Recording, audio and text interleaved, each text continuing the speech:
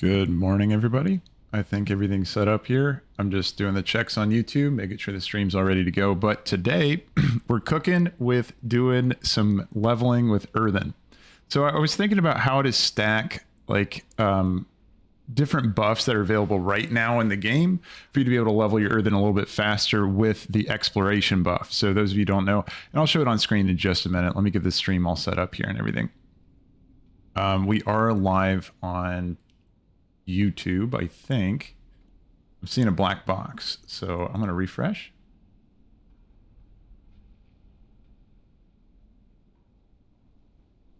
Should be streaming through.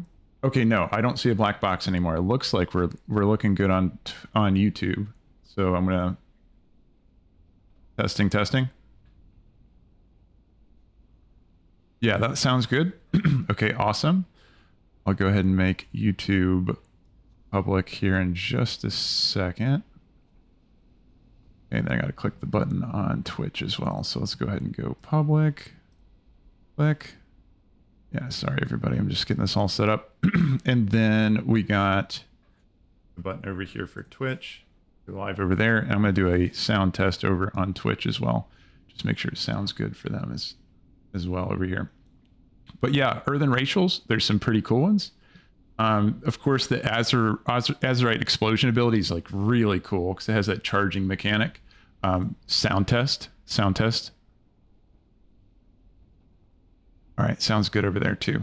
All right, awesome. So yeah, no, some really cool stuff. And the nice thing is too is that right now you can stack a couple of bonus experience things. So here, let's get into that really quick. Hold on, sorry, one more thing to check. Yes, that looks solid. All right, we're good. Okay, so let's talk about a couple things. First of all, you're going to notice on your vision over, this way. So way over on the other side of the screen over there, there's a list of items and things that we can stack together to be able to increase experience points just at a base level, right? And so, good morning, Jocko. Welcome in here, man. I'm just getting into talking about all the stuff we can stack together to level our Earthen a little bit faster. Finally figured out the draft actually this morning, right before going live as well. So, okay. So first of all, let's just look at Earthen's racials. They're nuts. I mean, you got the like, of course, the combat racials and all that kind of stuff, but the one we're focusing on today and getting the most out of it possible is Wide-Eyed Wonder. Yeah, Wide-Eyed Wonder. Yeah, you get 200% extra experience from just exploring locations. So what's really nice is that we can pair that with skywriting to be able to jet to a bunch of different places and get a ton of experience. That's super nice, right? But also remember, if you're here in last stream, we have access to the Wii buff right now, which is 10% increased experience also to just like just having 10% extra experience because we rode on the carousel around in a circle. So that's nice, just an extra 10%. And we'll go through that again because I got to refresh my buff. It does fall off if you die, by the way. But with this strategy that we're using today, there's not really the risk of death. Knock on wood. Next, the draft of the 10 lands. That one is going to be a 10% XP potion. I'll talk about that really quick for anyone that missed it yesterday. Hold on, let me just put my talents in so it's not going to yell at me. I do want AoE, but do they focus over here? Yeah, let's get AoE. And then I want to get... I mean, Mend Pet's pretty nice with leveling, but I mean, really, it doesn't matter what I'm putting on here because if this works the way I think it will, we won't really be fighting much things. We'll just be flying around and getting shit tons of experience. I'll go ahead and grab that for now. Let's let that go through. I hate little notifications in the corner. It's like, good morning, Larry. Welcome in here, Larry Cavera. Yeah, welcome, man. I was just getting into talking about all these weird things we can stack together to make our Earthen level faster. But yeah, so at the top, we got the Darkmoon Faire buff. Again, that's going to be extra 10% experience. Really easy to get. You can either use top hats or ride the carousel.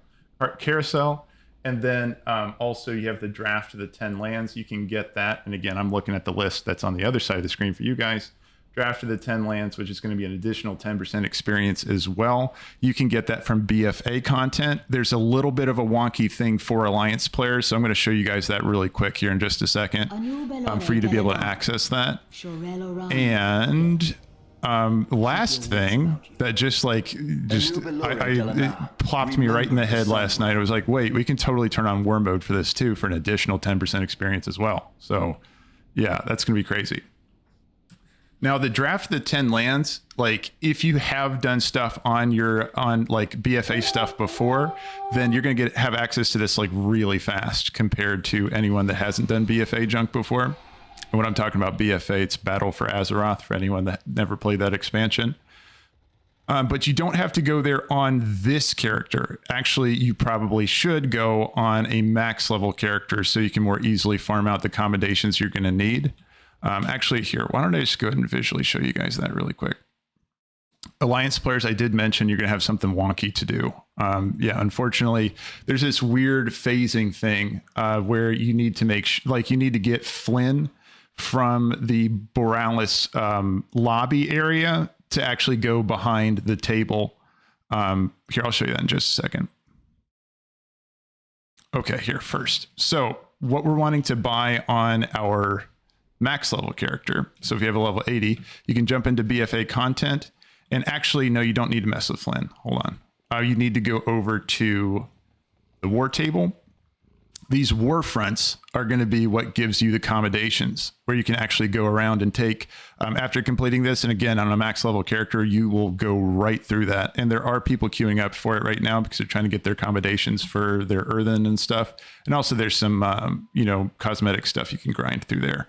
But you're going to take those accommodations you get from there and talk to the provisioner, Stoutforge. She's right behind you, and you're going to be buying these draft the 10 lands. Okay, so no, I was confusing a different thing with the Flynn phasing thing. I'll show you that too, just in case anyone wants to farm island expeditions. I'll show you that in just 2 seconds. But yeah, you want to take those accommodations right behind you, buy these drafts of the 10 lands, and notice that they are Warband. Like they bind to the Warband. So you can go ahead and stick that into your Warband by using your Warband Bank Distance Inhibitor if you have that spell, or you can just walk to a bank and shove it in there too. Either way, it's going to work. But yeah, just buy those. I bought a whole bunch of them on my character that actually did BFA content a while ago. But if you don't have any of these accommodations, this is available pretty immediately to you because, again, this character has done nothing in BFA. Again, just to repeat, go to this table, queue up for these. You can go through them pretty quickly. You'll get some accommodations, take those accommodations back over here, and then buy the potions. And it's going to last for an hour, increase your stats by 4, and then also is experience gained by 10%. Awesome, right? So that's the first piece of it. Next, let's jump back to our Earthen dude. Let's talk about that Wii buff before we get started.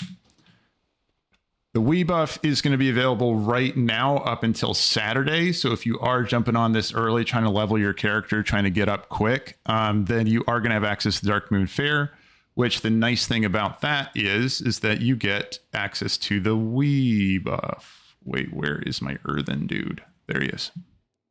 Actually, here. I'm going to sort this really quick. I'm going to put my Earthen dude here instead. He's now on my favorites list. All right. So you can jump on the Earthen here, and then I'll show you where the Wii buff is. And then also I'll show you about war mode. I mean, most of us are going to know about it, but I know there was somebody in the chat that said they haven't played in 8 years, and they came back and they were like, what the hell is war mode? So I'll go ahead and tell you about it anyway. So really quick, actually, let's go ahead and do war mode right now because we're in the right spot for it. You can go ahead and toggle on war mode, get an additional 10%. Again, this is going to flag you for PvP.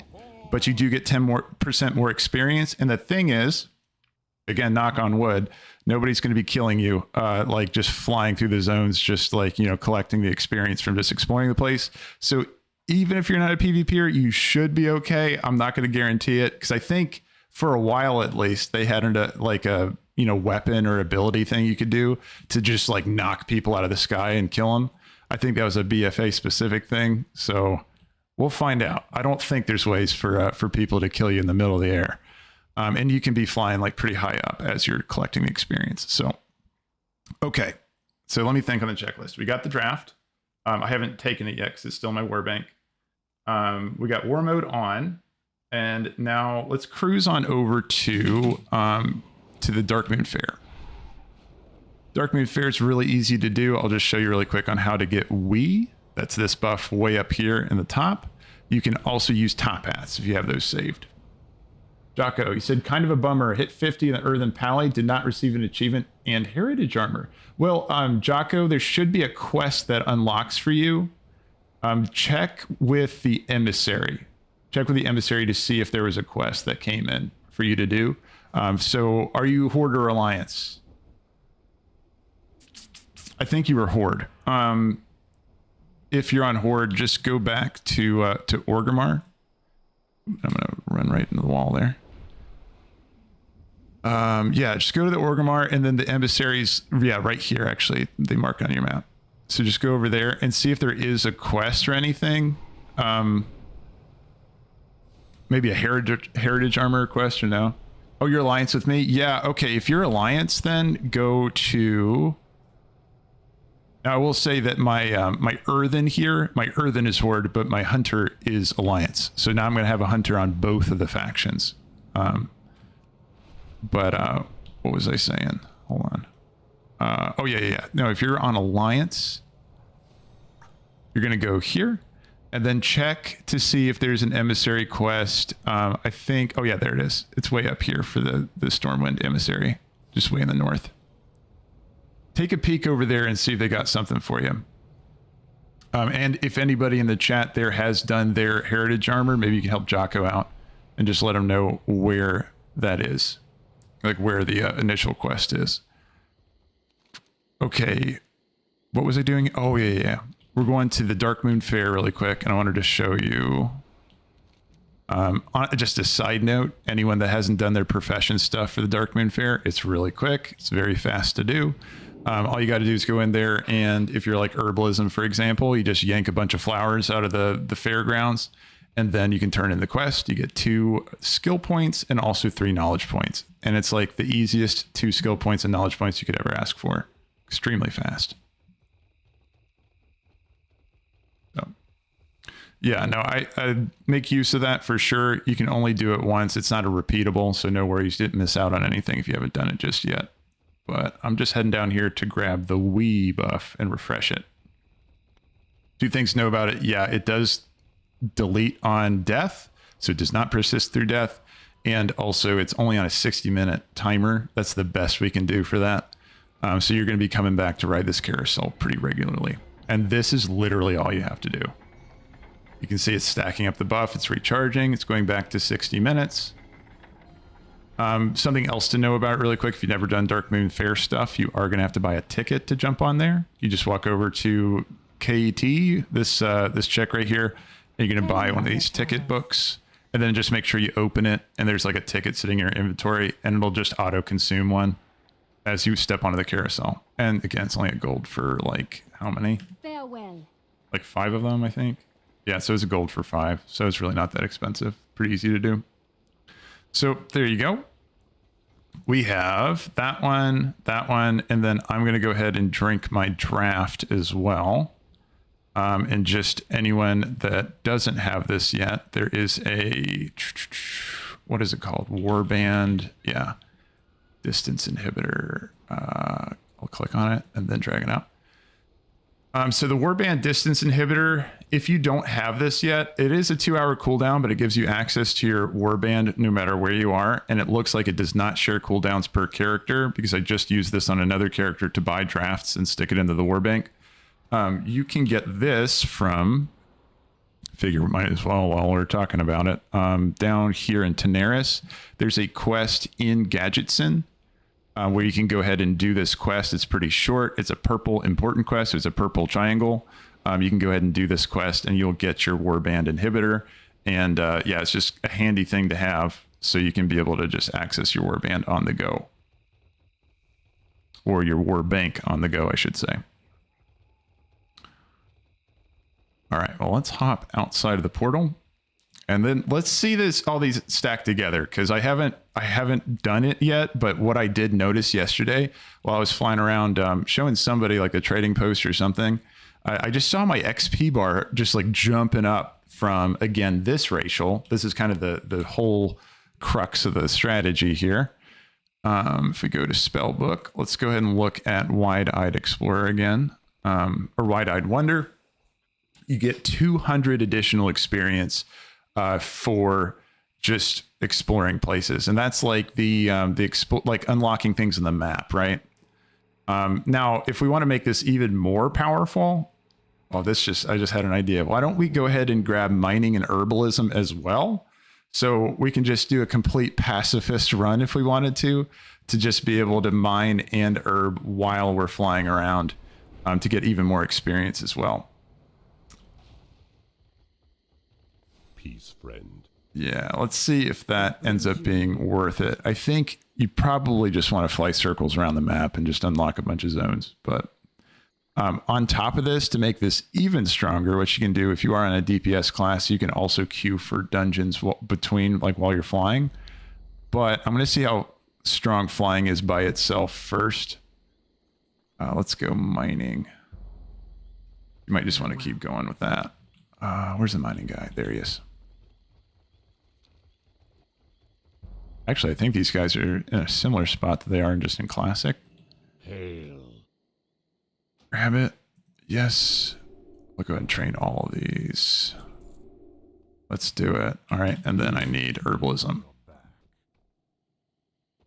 I'm pretty sure, at least the way it is in Khazalgar, is that you're getting experience through mining and herbing. So all gathering, actually all professions give you some degree of experience. So I think it's the same in the classic world, but we're going to find that out too.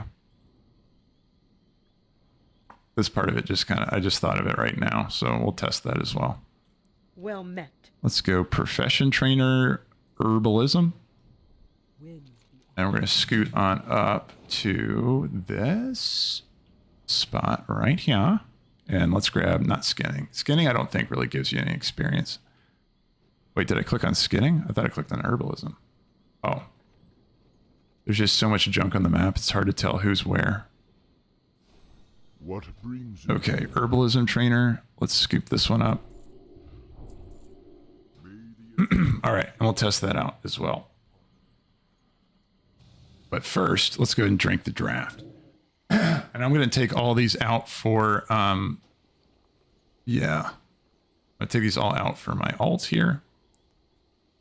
And it's 1 per hour, right? So I got a total of 9 hours of charges in these drafts, and it only goes up to level 49. So you want to use this earlier rather than later just to get that extra experience. Okay, so let's do it. Drink one of these.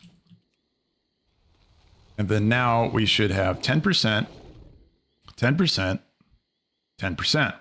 And if anyone else knows of another experience buff, you can let me know, because I want to stack them all and see how good it is. But let's go ahead and start flying just to see what kind of XP results we're getting. All of this map should be blank for me because I haven't really explored anything on the Earthen. Let's go to Desolus first. What I might do is just try to explore the outside of the map completely. And I've also noticed some zones do give you XP and some don't. I don't know really what the difference is here. But yeah, so that's a decent chunk for just flying over a place. Like that was like probably a few mobs worth of XP, right? I'm just watching my XP bars. I'm flying.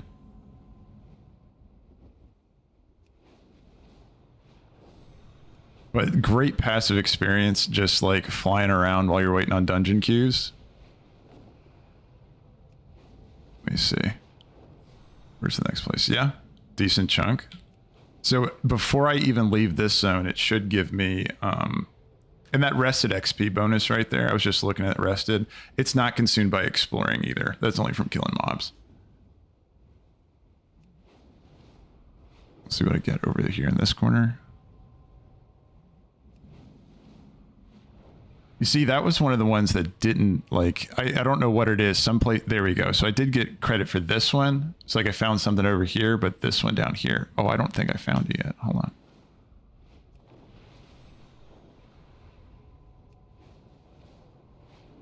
Yeah, so definitely a good thing just to do between your queues, just rolling around. And especially if you're DPS like I am, your queues take a while anyway. And then actually the next one I explore should just go ahead and ding me, which is hilarious for just doing nothing but flying around in circles. And you're benefiting from what is it called? War mode, without even like having to worry about fighting anybody too. So that's kind of nice. Let's grab this experience over. There's one over here. So yeah, there's probably a very optimal pathing way just to go. So you don't have to like a more, there you go. So yeah, I just dinged from just flying a circle around Desolus. I didn't even fully explore the zone yet, and it gave me enough experience to level up. So that's pretty badass. I'm also going to queue for dungeons at the same time though, because you can take advantage of this experience buff. And war mode will not count in a dungeon though. You will benefit from your draft and you will benefit from but yeah. That's okay because you're still just going to be benefiting from those two, just getting that last, end of dungeon experience boost. That's pretty badass too.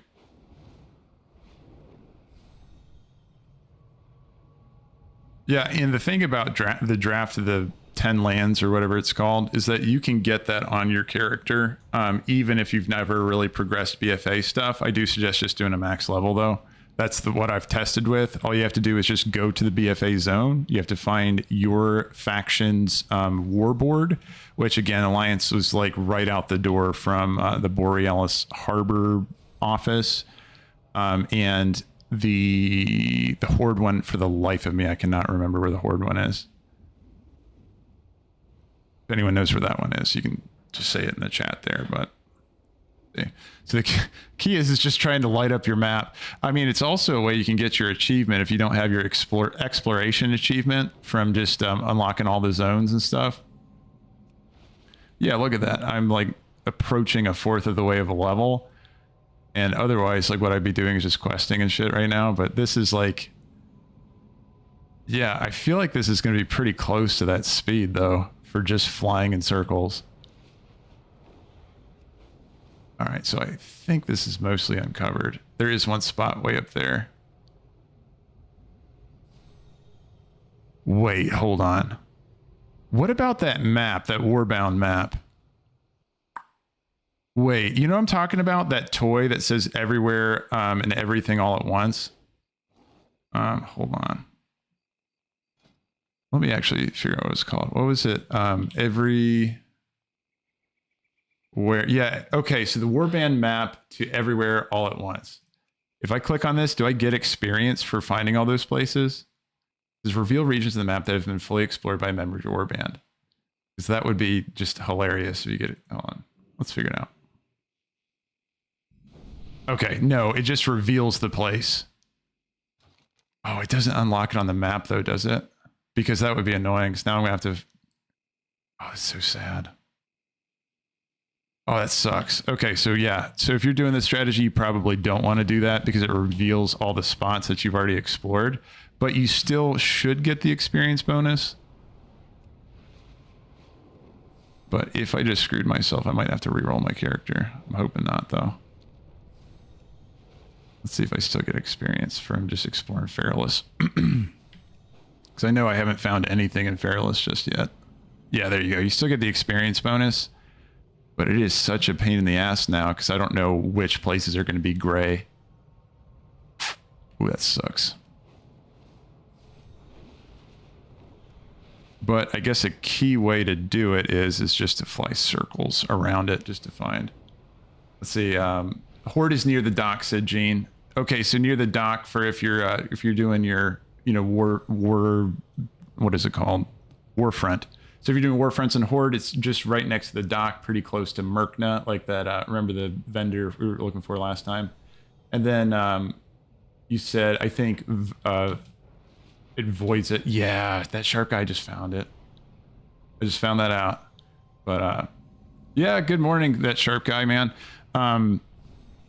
So it's a pretty decent XP, like, but the only problem is I'd say like you definitely don't want to use that map that I just did. So I just like fucked up for you guys just to give you a warning.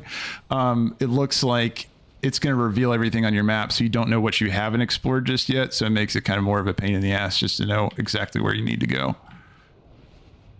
Because what that toy does for anyone that's never used it before, basically it's going to reveal the map to look like your main's map. So you can just see where everything is. And you could just get like an add-on to do that anyway, like Leatrix or something. But yeah, so now like the only part that makes that difficult is the fact that you can't see the gray areas to fly over them.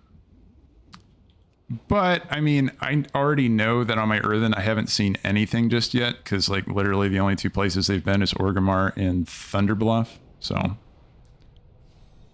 let's see, what did you say, that sharp guy? You said you can also use heirloom XP bonus that rings for 10% XP. So the heirlooms do give an XP bonus, because I thought they chucked those off. Hold on, I have a couple heirlooms on. Oh, you're right. So 30% XP is it's reduced how much rest XP you consume, and then rest XP consumed, okay, by an additional 30%. Sorry, I'm running into the wall. Okay, and I'm going to do dungeon queues between as well, just to help, because I don't think you're going to be able to level all the way to max just using all the you're just using flying. Though I kind of want to try out a character that does nothing but flying to see just how much experience you can get.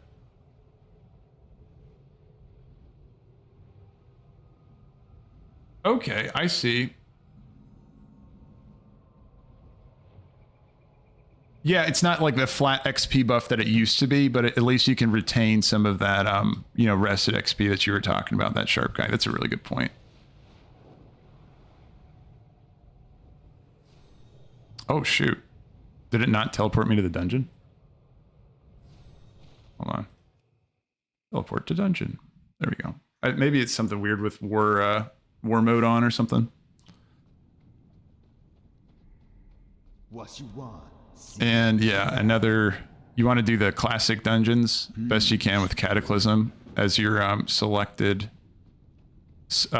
dungeon, because you get all of these ridiculous dungeon experience from like the all the quests at the start here.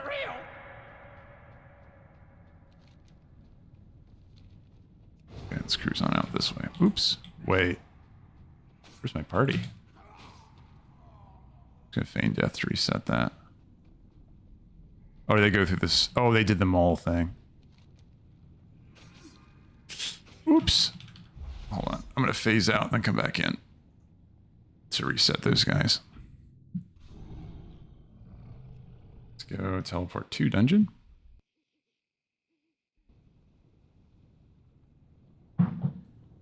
Okay, and then let's jump into this.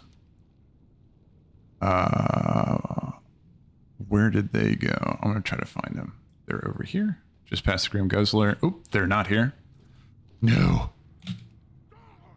Nice. Okay, and then domicile. Maybe this is, nope, they didn't do that one either.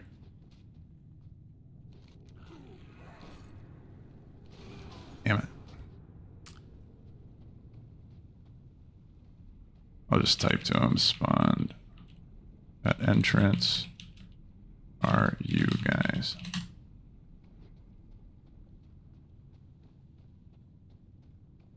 Maybe it's through this door?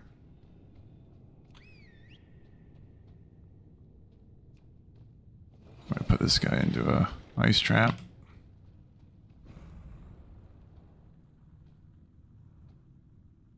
They probably went this way. I just gotta do some catching up. Just gotta hoof it. Right? How you do it, man? Used to need a key for these doors on the side here. Oops. Well, that guy's not. Okay, I'm getting experience from something. I guess I'll just solo the instance until I catch up to them. Oh, did they finish it? Okay, that works for me, I guess. Got my participation trophy, but I didn't really do anything. It spawned me in at the start of the instance, so I couldn't really get to him. Well, cool. Yeah, I do suggest like at least queuing for dungeons. And the nice thing is that as a DPS character, you get something to do between queues. Here. I'm also going to try and see if it's worth picking herbs as well. So with herbs, you're getting another 788 per herb patch. I don't really know if that's worth dismounting for, to be honest with you. Especially because it's not like these characters have the profession talents that make it so that you can get like 1 dragon energy recharge for mining or gathering. I actually feel like you're better off just staying mounted. And that way you can just fly circles and just keep getting that experience.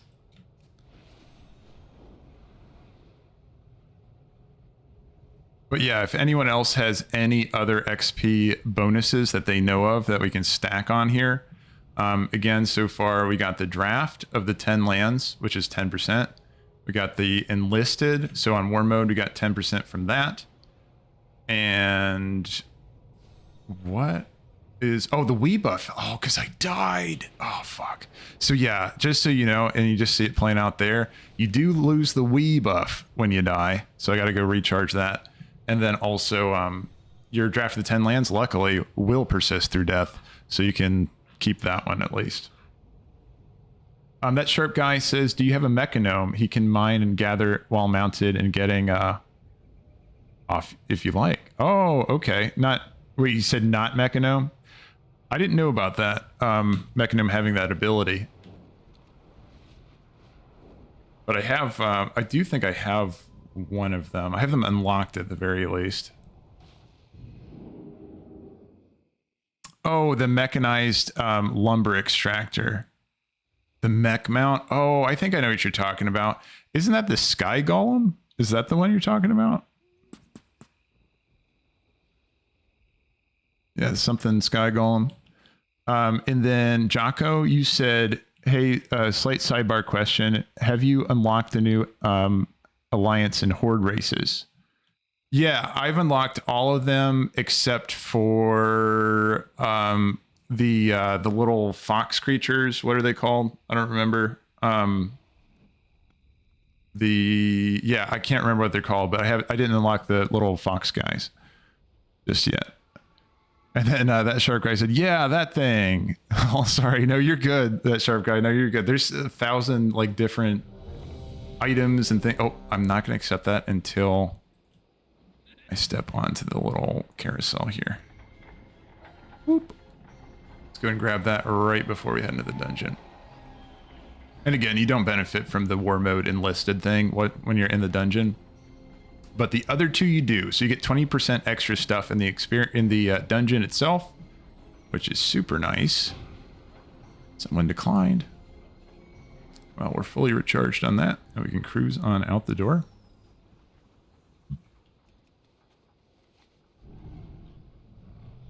But yeah, if you're looking for stuff to stack on your Earthen, yeah, I have the list over there on the side. The 10% bonus experience stuff that at least I know of. You do have heirlooms as well, but heirlooms don't really give you a flat percentage increase to experience like they used to.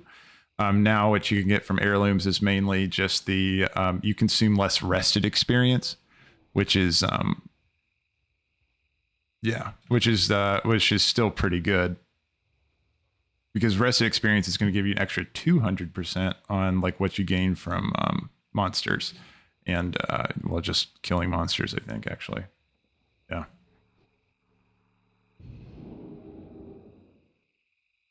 Jocko, you said, dude, the quest line for all of them to unlock individually is a grind. Yeah, Jocko, you're totally right.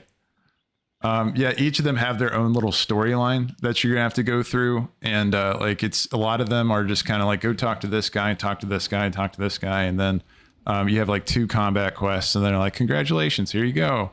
But there's a lot of RP I've noticed with those specifically. Oh, and let's okay. Wow, okay, dungeon queues are rolling. I think there's a lot of people leveling their Earthen up right now. But yeah, if anyone else wants to queue for dungeons, you're welcome to join in here. We're just rolling dungeons while we're exploring and slurping up the XP from the map. But yeah, if you want to invite me or whatever, it's GG- Black Dragon Flight. Ooh, nice. Let's get all of these things. Hey, how you doing? Be good. This one, this one.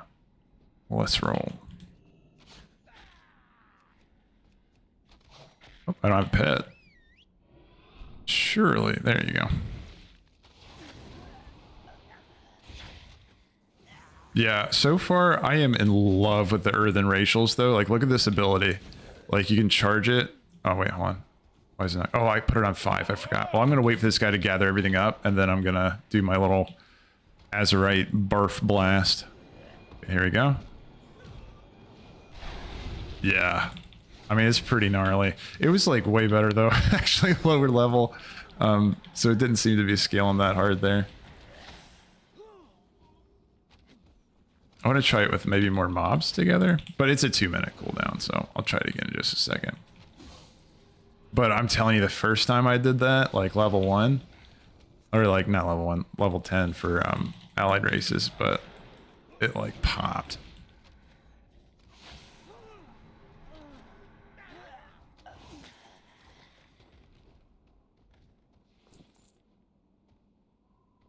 Which allied race are you working on, Jocko?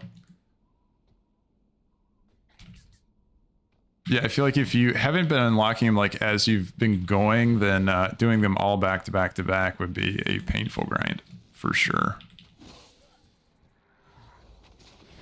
Oh, I don't have Beast Cleave unlocked just yet. So I'm gonna feign death, get that guy off me.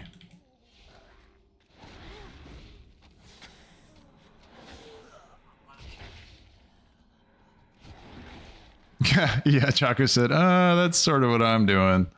Yeah, going through each one of those quest lines one after another.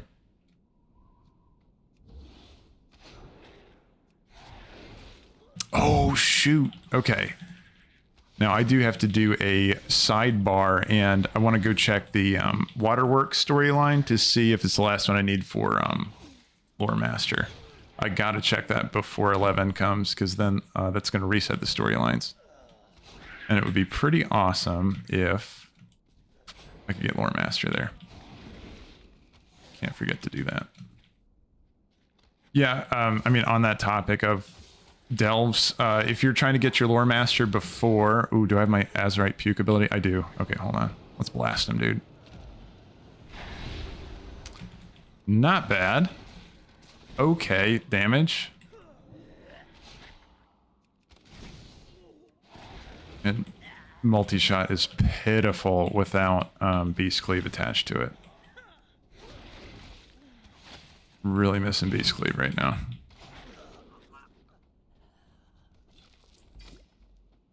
Ooh, what's that? Nice. I like finding the old plans and stuff, like just random loot from these guys. Is it on the... Can I sell that? Because sometimes they'll sell for a decent amount. Oh my god, like, yeah. I mean, that's a lot for me, right? But that's almost 8,000 gold that it's going for on the auction house. Not bad. Pretty nice for just a random find when you're just going through leveling in a dungeon. But yeah, anyone that is looking for an auction house add-on, though, I could not suggest Auctionator more. Auctionator's fantastic, and the reason why I like it a little bit better than TSM, because I know a lot of people like Trade Skill Master, is that it's just a little bit simpler to set up. You don't have as much fuss. And for me, like, I just kind of want to set it and forget it with my auction house add-on instead of having to manage, like, you know, scripts and, you know, like, what do they call them? I can't remember what they call them, but like, you have rule sets for, like, you know, when you post and what to post it at and all that kind of stuff. I'd rather just pull current price and then just judge that price based on what the current price is instead of that. Like, you can market average and yeah, all kinds of junk like that. Rather just keep it simple. Good morning, Thorform. Welcome in, man. So today we're leveling that Earthen. And there's a few things we can stack together to make like one of their racial bonuses, like just even way better than it already is. You get that 200% bonus experience for just exploring those new locations. And you can stack the Wii buff, the draft of the 10 lands, and then also war mode all together to be able to make you just get tons of experience while you're just zooming around Azeroth.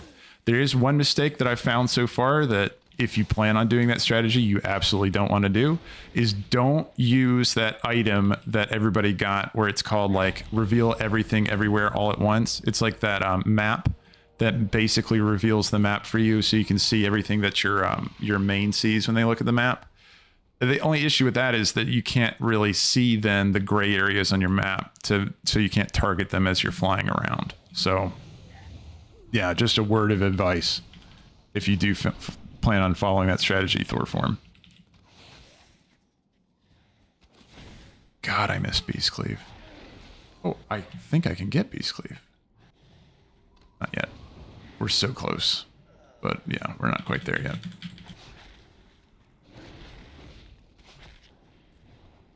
Yeah, the only AoE I have right now is just my little Azerite Blast.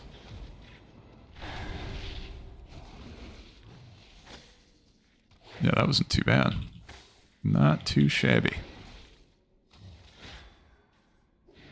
You're not healing waving in here. Not doing that one. My Earthen Monk is 73. Herb mining since 40. Nice, man. That's awesome. So make a little cash while you're leveling your dude. That's awesome.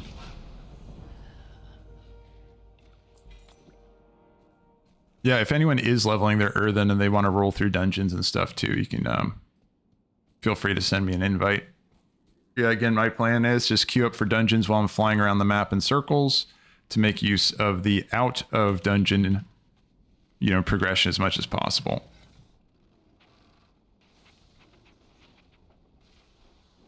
I do at some point though want to level a character all the way up by just like a pacifist run, where it's just you never touch a mob, you're just flying around, mining, herbing, and just taking advantage of the racial bonus. I think that'd be fun.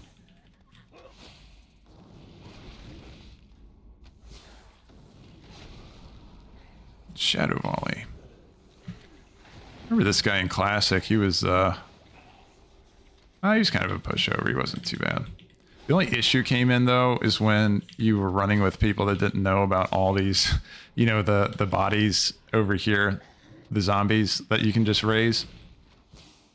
That was the only time that you really would die on this mob or on this boss. These are gonna be upgrades, but do I want them? When do my things? Okay, 1 to 34, and I am level what? I'm 23, so I got some time on my neck. That's interesting. It looks like the way that they're scaling. Oop, that guy just yanked me forward. Nice. The way that they're scaling the heirlooms looks like you still have. I'm gonna wait for him to stand still. All right, let's go ahead and do our Azerite Surge. Blast him. Yeah, you saw that? Like, it's decent chunky damage. Oops. I'm gonna go ahead and feign death. Make sure I don't get killed. Interrupt that flash heal. Yeah, the heirlooms, the nice thing is that you just don't have to put on new gear, especially if you're going like, dungeon spamming. But if you just want to be doing as much damage as possible, it looks like you probably want to shift in like the upgrades you find while you're leveling through these dungeons. 'Cause, for example, my neck is 84 item level, I think it was, right? 84 item level, but the item I just found was 100, right? So eventually my neck will out-level that as I, like level up, because it's an heirloom item and it levels all the way up to level 34. So, but at the same time, like you're going to be losing, speed if you just forget to switch it back once it out-levels it, and that just sounds like a pain in the ass, so. And ideally, you're going to have all your heirlooms upgraded. I just only have some of them like upgraded to level 60. So as I approach level 50, I'm just going to start subbing out everything as I find upgrades.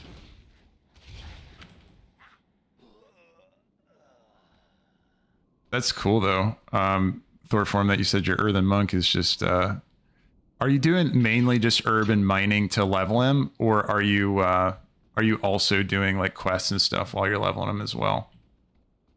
Because I could see that being pretty lucrative, at least, cash-wise, because you're just mining and gathering all through the levels. And the Earthen have that additional racial where they find extra items when they herb and mine. So, oh my god, this guy's going in. Well, I wish I had my Azerite ability right now. Oh man, that Prot Warrior and the DK are popping, though. They're loving this AoE. I wish I had Beast Cleave so I could join them. I got my Azerite ability, but I'm going to wait until we do the group boss.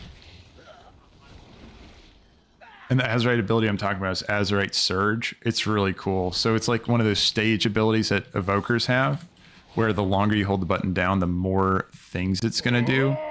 And if you charge it all the way to level 3, so you just hold the button down until you see like the cast bar go over the third one. Oops, well, I just used it by mistake. You can tap it, right? If you just wanted a quick AoE, you totally can.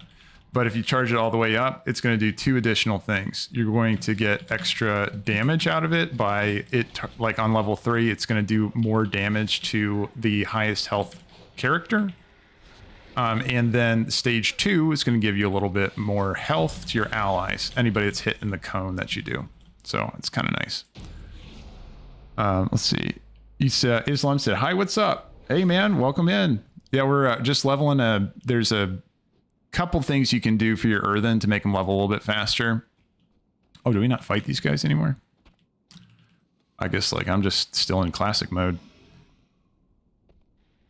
But there's yeah, a couple things you can do to make your Earthen just level a little bit faster. Especially right now with the Darkmoon Faire up, you can grab We, and you can also grab the draft of the 10 lands. If you do have a guy that's progressed or has done anything in BFA, you can get it immediately. But even if you haven't done anything in BFA, you can swing over there and get it pretty quick. Just got to do at least 1 or 2 war fronts. But Thorform said, at 40, I went to BFA, Herb Enchant, and let's see, strips mining. Oh, and you had that mining mount. Yeah, I know what you're talking about. And then 5 to 7 5 to 7 minutes per level.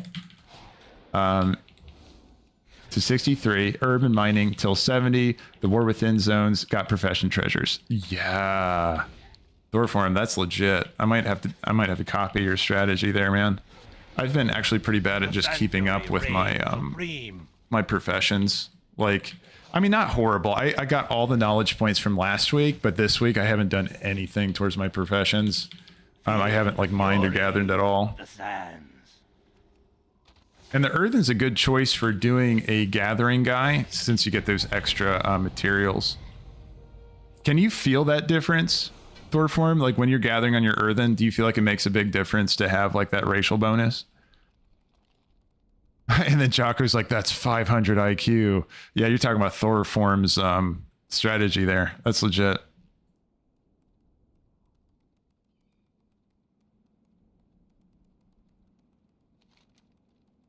So I gotta go kill this guy. I thought we killed this dude. Okay, so we gotta go collect the Tiara of the Deep. Or we have to get this storm. I can't remember if it's a storm charged. Yeah, okay, no. We have to do both of those. So they combine those 2 quests together. And I'm talking about the quest from Classic. You know, where you had the Tiara of the Deep, where you had to kill that random wandering dude through here, and then also this chick, I think, does she have it? Yeah, she has it right here. And then also you had the quest that you got in Shimmering Flats to get his scale, you know, the Gosredon, the Godzilla guy, you know, the Hydra. You had to grab his scale and then go get your carrot on a stick. Man, does that bring anybody else back? And then Thorform said, no, I typically only mine an herb on Druid. Gotcha. Yeah. Well, you can mine. Ooh, that's 450 gold. I'm gonna grab that thing. God, I need bags. Wait, why is that auction? Why is this junk item auctioning for 8 gold? That's weird. Let's see, what were you saying? Oh yeah. So you can gather while you're in bird form, right? But you can't mine while you're in bird form, right?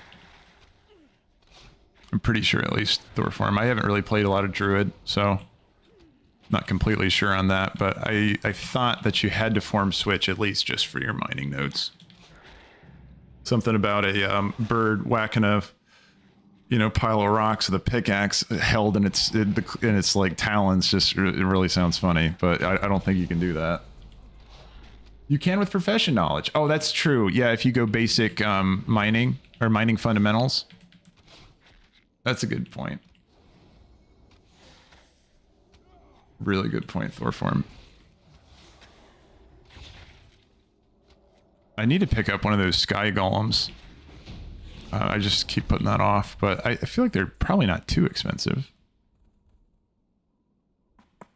Yeah, you can see, like, even by the end of the dungeon, my neck is almost outdoing what, you know, I picked up earlier in the dungeon, so it's just better just to keep the heirloom on. I mean, at least knowing myself, I would forget. Ooh, that back piece. Yeah. Okay, let's crack this. Grab that. And then don't forget to turn in your quests, which are all the way at the start. If you're smart, you'll do what that guy did, and you'll just teleport out of the dungeon. Right? And then, as long as the group doesn't just randomly disband, teleport into the dungeon, and then you can go ahead and just turn in all your stuff. Yeah, only thing that sucks though is if the group disbands, like while you're out in the front, or like out in the world. Complete? Ooh, inventor. Yeah. Hold on, let me get the mammoth out. Mammoth. Not the woolly. We want the traveler's tundra. I need to get that grand expedition yak. That is on my list eventually. Oh my god, look at all that junk sale. Ooh, that's so nice. And honestly, I can just sell all this shit. Let's get rid of all this. Oh my god, that feels so good. Nothing worse than just having a clogged up bag just full of garbage. I'll hang on to the cloth and stuff though, you never know. Yeah, and then that. Glad I could help. Okay, turn in, turn in. What's up? Turn Keep it in. real. Turn. No, I don't want you. I want you. I'm his money friend. I'm his money friend. All right, and then let's hop on out. Let's see. You said 60K on Tak-Rethan, but I would wait. Why did I not have a mount? Oh, because I was on my woolly mammoth when I hopped out there. Oh, that's funny. Okay. Well, let's go back and get that Wii buff again. That's so stupid. Well, luckily I'm still in Mulgore, so I mean that makes it nice. You said 60K on Tak-Rethan, but I would check Illidan. Is Illidan known for like cheaper prices? I'm curious about that, Thorform, and anyone that else that's like thinking about that. You can buy stuff on other auction houses, because just keep in mind you have that Warband bank now, so you can really make use of different auction houses than the one you usually use. Now, gold is not immediately... Well, now, can you mail yourself gold on other servers? Does that work? Yeah, because of horde. Oh, horde population. You're saying horde population on Illidan is a lot. And then Jocko said, yeah, you totally can mail yourself gold. Well, yeah, everybody play auction houses on other servers. Like, damn. You can use Warbank to move gold. Right? Okay, so you can you just put your gold in your Warbank? Because if that's the case, why don't they just combine all the auction houses together? Why don't they just like make a massive auction house? People are already doing that anyway. Nikki over there on YouTube said, yeah, you totally can. That's badass. Why don't... So, all right, let's consult the original question. Why don't you just combine all the auction houses together? Because people are going to transfer gold across servers anyway. So, damn. That's really, really interesting. Because you can combine Horde and Allied Gold now with it as well. Yeah, that's a really good idea. Hold on. Next time, actually, I kind of want to just peek at the Warbank really quick. I have not messed with it enough. Like, I should be playing around with this more, but that's a big deal. Being able to jump between, let's get that Wii buff too while we're going over there. Over here. And this is why you probably want to just carry top hats on you. And again, top hats, you can buy those from the souvenir guy. You just have to do a bunch of the little games and you get like the prize tickets. Go over to the souvenir dude who is just chilling next to the tent. You can buy some top hats. I'll see if I can show you that guy here in just a moment. Once I make my way downtown. And then I got to grab, I don't know if I have enough prize tickets to buy any, but yeah, I'm just going to keep riding the carousel. That's probably how I'm going to do it.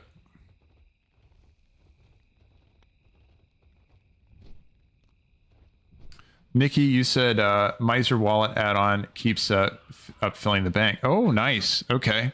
So Miser Wallet, that's a really good call out for an add-on. If anyone's looking for a good, you know, gold war bank organizer add-on, that sounds like a solid one.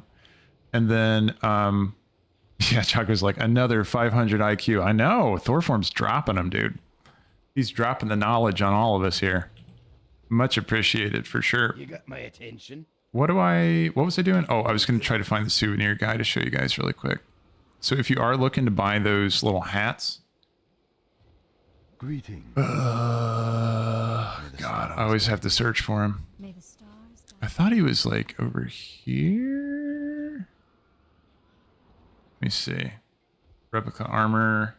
Souvenirs. Okay, here he is. I got the best deals anywhere. So this guy, he's going to sell you Darkmoon top hats, which are going to increase your reputation gains and also experience by 10%. So yeah, if you are also doing your renown grind right now, go ahead and use the Darkmoon Faire. It's here. It's easy to get. If you don't have any prize tickets, you're like, I do not want to go earn prize tickets.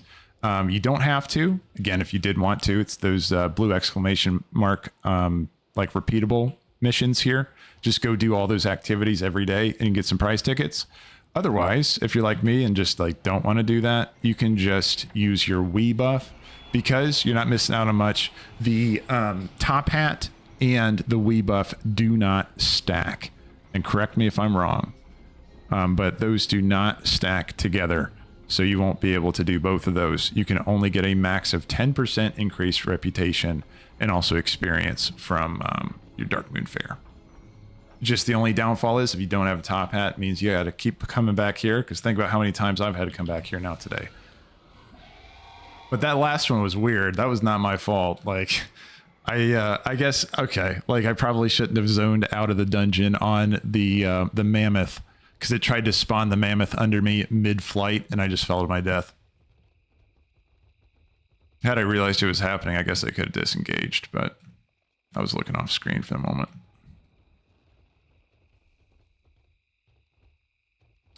Yeah. So anyway, the main rotation, if you're wanting to level your Earthen with a pretty passive method, just fly in circles.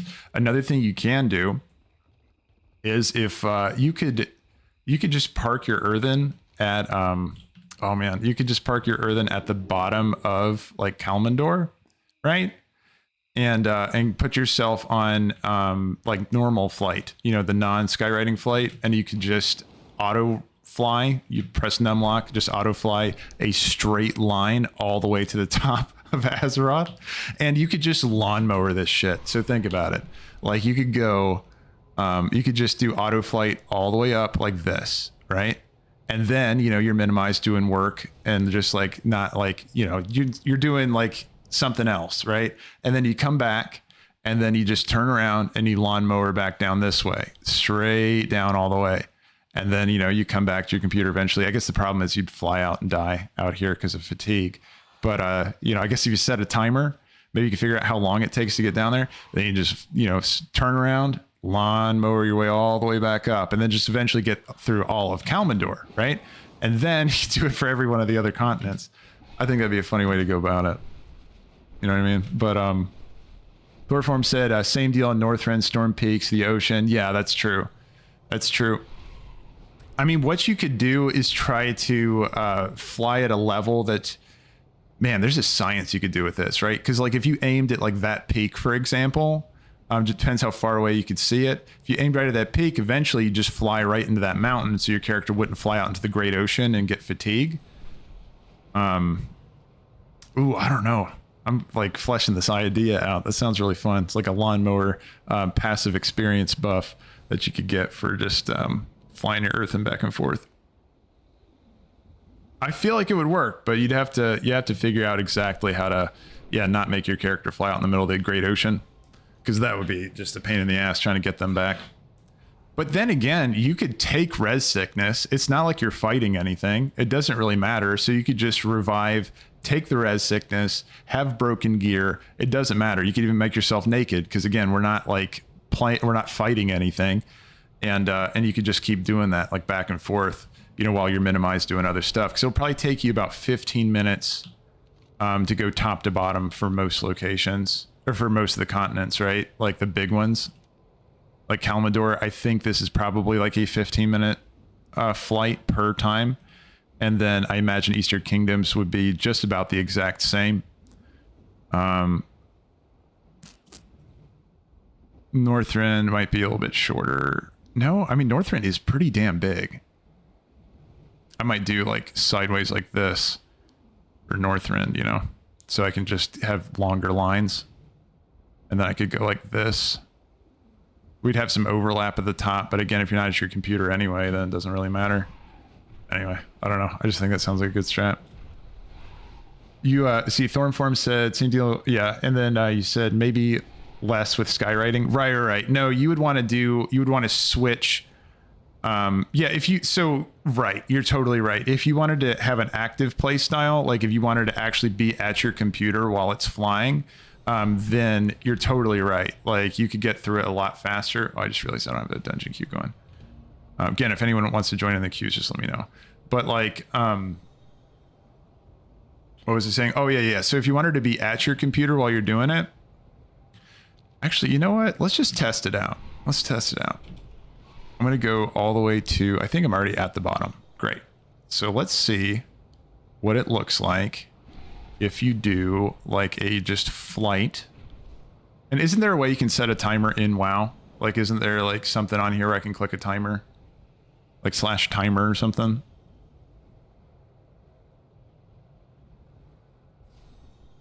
I don't know, but I'll just keep an eye on the time. I'll just like look at it when we start. So, bloop.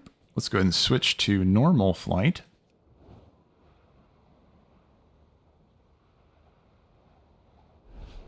And then Spirit of Ishiro. Okay. So now, just click on the clock in the upper right. Yeah, okay, I'll check that. And then I'll still queue for dungeons in the middle. We'll flesh this strategy out a little bit just to see. So I'm going to try going on the far right because I think this straight line, I don't think I found a whole lot through this line so far. So I'm going to go over to Tenaris, start there, and then just go whoop. And then I want to see how many levels I can get from that.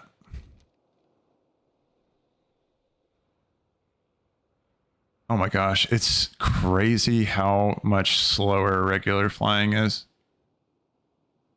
Yeah, that's a whole bunch of fuck that. I'm going to go ahead and switch it to skywriting. I want to get really high, and then I just want to aim it, like arc it down. So it's just a gradual decline all the way across the continent. I want to see if that works. Because you could still do that passively without even touching your computer.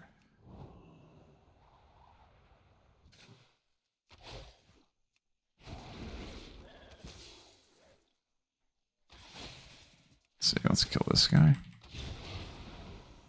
And then switch. Light style. I'm going to go back to the normal speed one. Okay, so let's go all the way up. And I'm going to go like way up to where this dungeon is. Like the top of the skybox, essentially.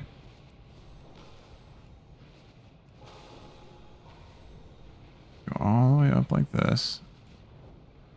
At least getting a proof of concept that this is something you could do.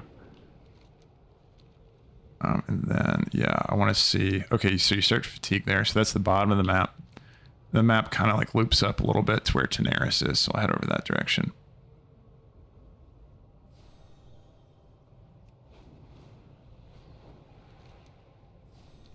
And then, yeah, with a 30% additional experience bonus while just speed, just going down the side of the map, I feel like it'll be pretty legit.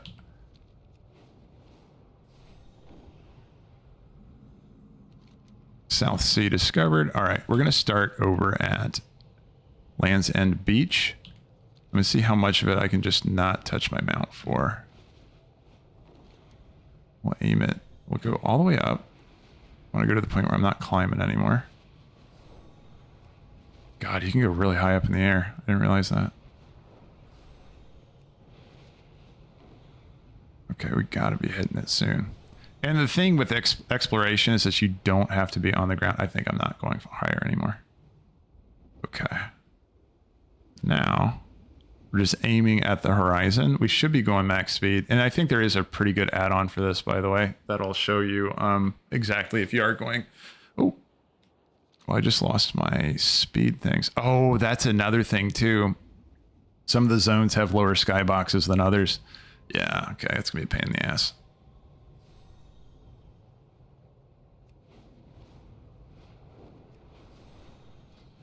Well, I can finally get a better barb shot and laceration. Survival of the fittest. Put that down. Oh, that's going to be on my skywriting bar. Hold on. I have to spend all points, so I have another point. Let's go. I don't want misdirection. What do we got here? Let's see. I don't use tar trap enough. I need to. I got to remember to move that down, but I can't access it while I have skywriting up.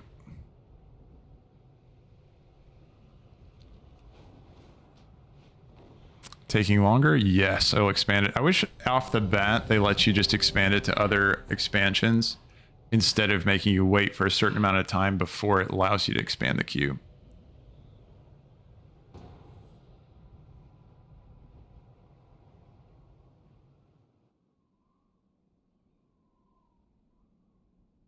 Hurry, friends. Neltharian's lair. Darkmoon kills more of our... My father's ancient lair. There is still power within these rocks that should not be disturbed.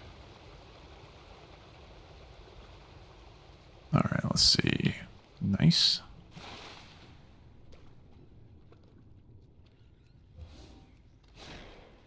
Oh my gosh, somebody's doing some damage in there.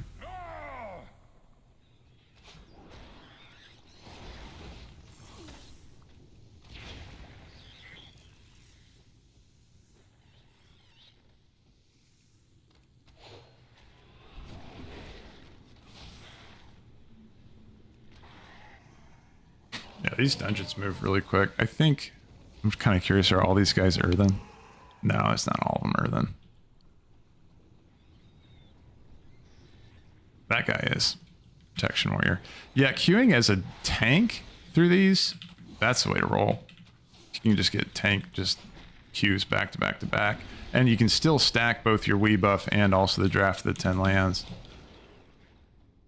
So an extra 20%. And also, if you have leveled a bunch of alts already too, so if you have that stacked 25% buff for like your having characters at level 80, oh my god, you're going to be zooming.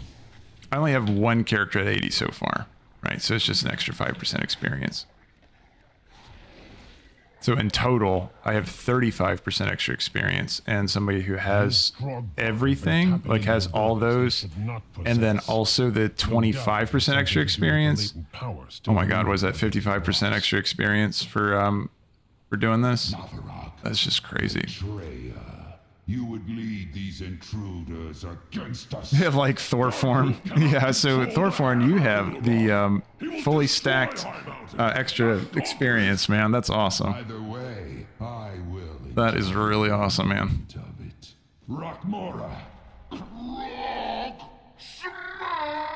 How did you get all of your characters up from, you know, like all of your 70 to 80 characters? Did you just dungeon spam for them? Oh no, the lust right as it dies. I'm gonna mine this guy. After killing the mobs that are mineable afterwards, I feel like you never get good stuff out of that. Our allies can keep their main forces occupied long enough for us to complete our mission. Quickly, into the barrels. I'll hold them here and join you downriver. Okay, am I just throwing fish? I don't remember what this does. Oh, it's to keep the trogs busy, I guess. And rejoin you on the other side.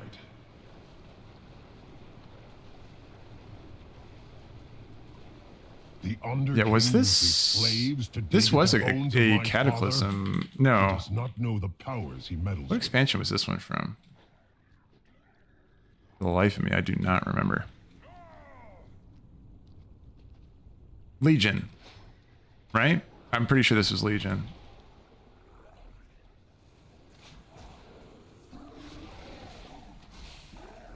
Yeah, the Trog guys I remember from fighting them like in High Mountain and stuff.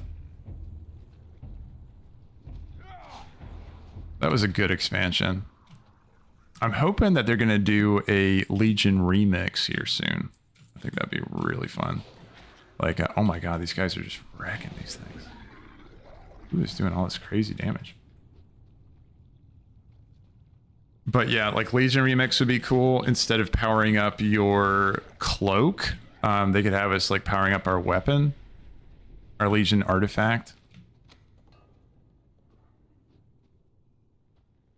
Although that the anniversary stuff they're doing, like when that comes out, just oh, that's crazy. Like the Black Rock Depths raid. That's gonna be fun.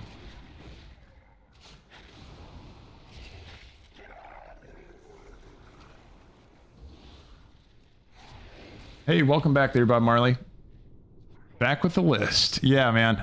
There is a list of things you can do to level up your Earthen a little bit faster. So over there, you can see there's 3 items in particular that give you 10% extra experience per item. It's the Draft of the 10 Lands, the Wii buff, it's the Darkmoon Faire, and then also if you're doing War Mode, so War Mode doesn't count in dungeons, by the way, it's just outside of it. But if you stack all 3 of those together and then you just ride around on your mount, you're going to get that extra 200% experience from Wide-Eyed Wander, this one right here for Earthen, so it's kind of Earthen specific. So you can just cruise on around, just collect that extra experience from just exploring new places on your Earthen. Now, yeah, that's kind of the gist of the whole strategy. It's pretty nice, easy, very relaxing experience. Mother of worms. And I was just experimenting with a way you can kind of turn that into a passive strategy by going with a lawnmower approach. So you have like Kalmandor. These guys are killing things so fast. It's like before I even reach it. You can just go like all the way up like this. Just lawnmower your way all the way through Kalmandor and just unlock everything. You know what I'm saying? Yeah, so that's kind of what another passive way you could do it too, because you could just do auto flight for that and just fly up and down all of Kalmandor and then every continent after it, and it's just pretty much just extra experience that you're getting passively. So No more time. Bob Marley said, I swear I swear you always list exactly what I need. Okay, nice. Just started in Earthen. Awesome, man. Well, there you go. I'm glad it's helping. You said, oh, it's no way. So old world XP counts. It does. It does, Bob Marley. You said great tip. Well, hey, man, I appreciate it. Yeah, no, you can just go up and down all the way through all the continents. Every continent's experience is going to count towards your Earthen. And you can make it a little bit more powerful, yeah, just with those extra buffs. And again, if anybody in the chat like is like, oh man, there's this random item that, you know, that I forgot about, like I don't know about, like please let me know in the chat too.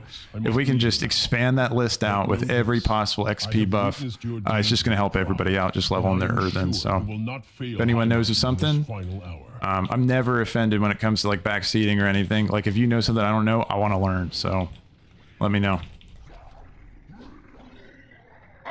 Let's kill this guy. Asunder. So to expand on that strategy too, Bob Marley, I'm also queuing for dungeons between while I'm exploring up and down all of the continent.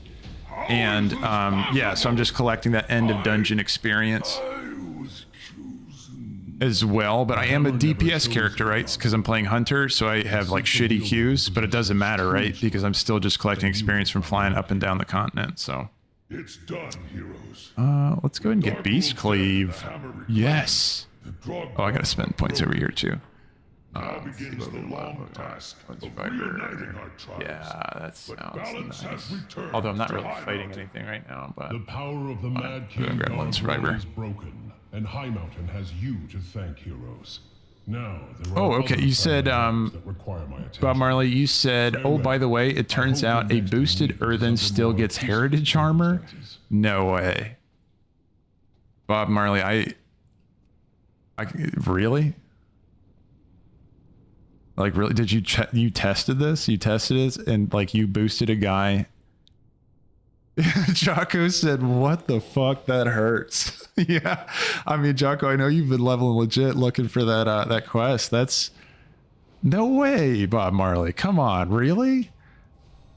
I need to see it. Like, I can't even, that is such an oversight. So yeah, it's a blue post and I got the quest myself. I can't even. Wow. Why? So now let's ask the question, why would they do that? That's well, I mean, we can go read between the lines and maybe figure that one out. I think it's a very green reason why they might be doing that, but that is an unfortunate choice of their choice. You know what I mean? Like, I wish Blizzard didn't do that. Let's see. And then Jocko said, might as well just put Invincible in the gear shop now. Yeah, I don't know about that. And then, see, they literally changed it for this race specifically. Oh my God. A race change also gives you the armor. Well, there you go, folks. I do think you should double check, just, you know, see that, that blue post yourself, because you're talking about a choice of money. But I guess, if you want to skip the grind and skip the leveling up, then you can go grab it on, you know, you can just buy your boost. But man, that's unfortunate. Come on, Blizzard. The whole point of heritage armor is to like level up the character all the way through. I'm disappointed, but I mean, for some people that helps out though, you know, I mean, if you wanted to get it faster, you can. But what the hell? Like, really? That's crazy. I just can't even fathom that. Like, I'm a little bit like just shell shocked, a little stunned. Okay. You said, I totally agree, to be honest. Wasn't expecting my armor for the boost. Right. No. And here's the thing, man. I don't blame you at all for taking advantage of that. That's like, that saves you a shit ton of time. You know what I mean? And like, you just get it instantly. Like, no foul on that. I think it's odd that, the design philosophy of when they brought heritage armor out, and that was a core pillar of that philosophy, was that we're going to bring out heritage armor and have a requirement of you leveling this character all the way up legit. And it's like, it shows dedication to that character's race for you to be able to get like the armor, you know what I mean? Cause like you level them all the way up, you do the storyline for them and you unlock it, you get like the achievement. And, yeah, I don't know. Like, it seems like a complete 180 on the whole reason why they created it in the first place. So I just like, I want to read that blue post, to be honest. I want to read that blue post because that just like blows my mind that they would make that decision. Like, that's just weird. Jocko said leveling the Earthen 250 and getting the armor was the specific reason why I did it. Yeah, that's true, Jocko. I think that's why a lot of people are doing it. That's why I'm doing it too. But yeah, I don't know. That's weird. I have to think about how I feel about that. It's kind of a little strange. Yeah, here's another thing you're going to run into too if you're doing this strategy. If you're doing the lawnmower strategy, this might help you a little bit, is that there's a giant mountain right here that leads up to Winter Spring. Right? So when you're cruising through here, you're going to hit your face like right on the wall right there. If you're doing like auto flight or whatever. All right, Pop, I'm gonna drop the blue post. Yeah, it's over there on here on Twitch. I'll move it over for YouTube guys. Give me just a second. Let me click find group. If anyone else wants to read the blue post. Oh yeah, sorry.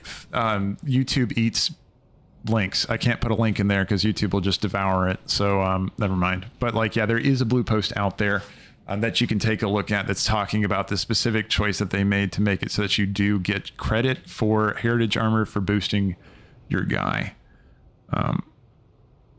Maybe I'll pull it on screen here in a second just to read it with everybody.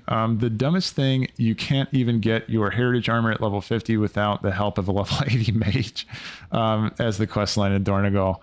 Oh, gotcha. So it's like hard to progress at level 50. Well, I'm going to find that out here soon because I'm going to be 50 before long, and then yeah, I'll see how clunky it is. But let's see. But I'm sure there is a blue post. Oh, so that's not a blue post. Gotcha. That's just the Wowhead article. Okay. Yeah, I'm going to find the blue post. I want to read that. Yeah, that's a weird one. I don't even get it. But so yeah, just a reminder though for anyone that is doing this strategy. You probably do want to not open your map that says reveals everything everywhere all at once. Like, because you're going to lose the ability to see which spots are gray on your map. I didn't reveal all this yet, but I am still getting the experience from finding it, right? So it just makes it harder on targeting the exact areas you don't have just yet. So on my next Earthen that I eventually level, I'm not going to use that toy item because that sucks. I wonder if there's a way somebody should make an add-on that reverses that button. You know what I mean? Like makes it so it like it's like a reverse Leatrix Plus, where it's like you can't see places until you walk over it. So Jocko said, "Dude, we should do the level 50 together." Yeah, I'm down, man. We'll figure it out together. See if we can. See, I don't have the full momentum on my mount just yet. Let's go this way. Yeah, I'm totally down. I'll be there before long. I just got to get to 50 and I'm at 27. So I've gotten what? Yeah, because I think I was 20 when I started, like 7 levels from flapping around. And I could be doing a better job of like using my speed abilities and just, you know, getting through it quicker. And again, if I didn't reveal my map, oh my God, that was the biggest mistake. That sucks. And there's no going back. You know, once you reveal that map, it's there. Yeah, you said like about 20 minutes to get to level 50. Yeah, we'll see. We'll see. I mean, hopefully. It'd be awesome.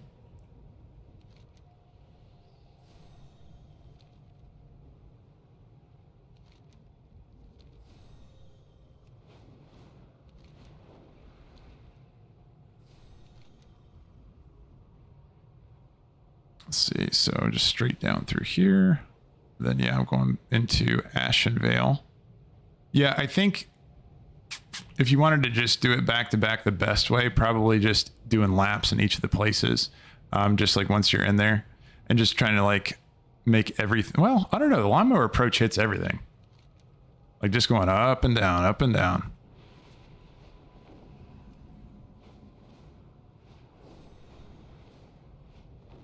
I still have my draft. No, I lost my draft. Hold on. I got to crack that.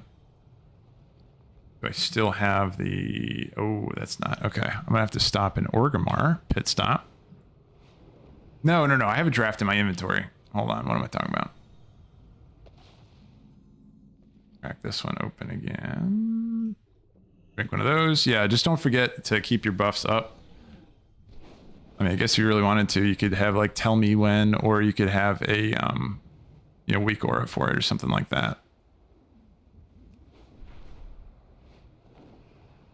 See, you said I'm just cranking out those race unlocks. Yeah, Jocko. Yeah, they removed the most of the requirements for unlocking each one of those. So now if you're just unlocking like side races for your characters, you should be able to just go to the embassies and just like unlock all those quests and just do them, just through all of them. There's gonna be a lot of dialogue, a lot of RP stuff, and there's gonna be a lot of that to get through, but you know, they eventually will have like some combat quests for you and stuff. But I mean, how many allied races do we have? I mean, what is there? Like Horde and Alliance combined, isn't there like maybe 10 of them or so? And Jocko, are you just doing one faction's worth, or are you going to do both factions? Yeah, whenever it gives me... I wish they would give this from the start, by the way. I wish you could just do like all expansions instead of having to wait for it to go for a while. So usually when that comes up, it's going to... Yeah, there you go. Dungeon pop happens almost immediately. And you said both. All right, man. That's legit. That is legit. You're just cranking all of them out. Yeah, I have most of them unlocked. I don't have, just the little squirrel guys or fox guys, whatever they are. You know, I can't remember what they're called off the top of my head. Didn't it begin with a V? Are they, Shoot, yeah, I can't remember what they are. But you know what I'm talking about, like the guys from BFA, the little squirrel dudes from BFA. Volpira, that's it, Jocko. That's it, Jocko. Yeah. I don't have those guys unlocked. They're the only ones I have left. And then Araxia, you said 12 allied races, 6 on each side. I really wish they'd add some more. Like, I want to see... Oops, I just disengaged instead of Hunter's Mark. I want to see some more, though. I'd be excited to see, like... I mean, for the longest time, I've been wanting to have ogres as a playable race. Like, I just think ogres are the coolest thing. Like, I want to play as a big dumb ogre. Come on. Oh, he vanishes. Come on, Rudolph. He's back. Who else? Oh, the snake, the Sethic. You know, like the snake dudes. Would have much rather had them than Volpira, man. That would have been awesome. Who else? Oh, the hulking troll guys would be cool. Like the Garabashi kind of berserker guys. You know what I'm talking about? Like there's so many races. There's so many races that I would like to see. Let's see. Thorform, you said I used Remix to fill out the ones that I was missing. Yeah, that was a really good use of Remix. Remix got crazy at the end there. Like if you're talking about like how fast you could level your dudes, insane. Like absolute insanity how fast you get characters up. And I think a lot of people took advantage of that and then just got an incredible amount of alts ready for the War Within. Really taking that alt army approach to profession seriously. That's still my theory on like what happened to like some of the market items that looked really hot going into the War Within. They just dropped in value so fast because of you know, like everybody has a bunch of alts that are just like sweatshop working like all these things out, all the you know, reagents out. But you said oh, Jocko, you said, so I created a rogue Volpira. Thought a fox was a good rogue race. It seemed to me like all the races that worked. Yeah. So you kind of selected which ones worked the best. That would be a good race for doing a rogue for sure. Like a sneaky fox guy. Sounds badass. I mean, also too, your Volpira, they get that extra little, you know, where you can like make a new home set in front of like a random area that you want to be able to port back to, basically a free Hearthstone that you get to like set basically. I've never played one, so I don't know exactly how it works, but I know people were talking about using those guys as their dungeon farmers, right? So you could go ahead and set a home or set a camp or make camp. I think it's something like that. You could put that in front of like a dungeon you're farming each week for like maybe a transmog item or something. So if you're going for Invincible, for example, you could just make your little camp point right in front of the gates of Icecrown, or right in front of Icecrown Citadel. And so each week or each day, or you know, each week, you could just like use that cooldown to go over there and just quickly farm it. Yeah, I've just heard people using that. That sounds nifty. Let's see. And then Jocko, you said, oh yeah, Jocko, I responded. You said, have you seen the Dark Crystal? Bob Marley said, and I swear Sethic reminds me of them. Oh, the Dark, Chris. Yeah, no, the Dark Crystal. I have not seen that. Is that a show?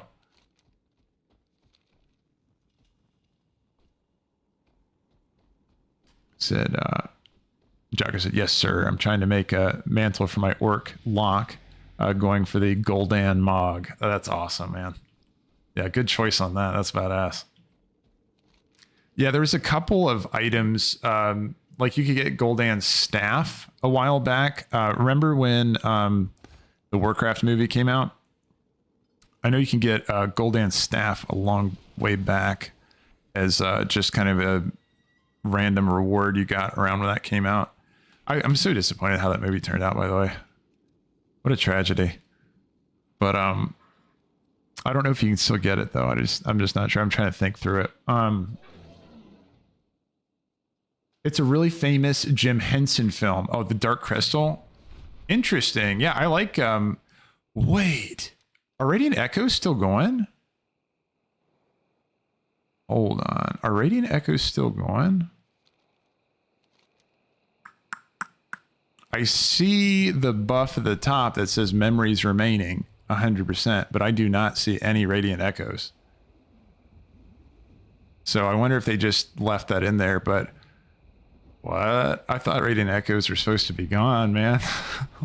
Why am I seeing memories remaining at the top of my screen? Hold on. Now I got to investigate. I got to know what's going on here.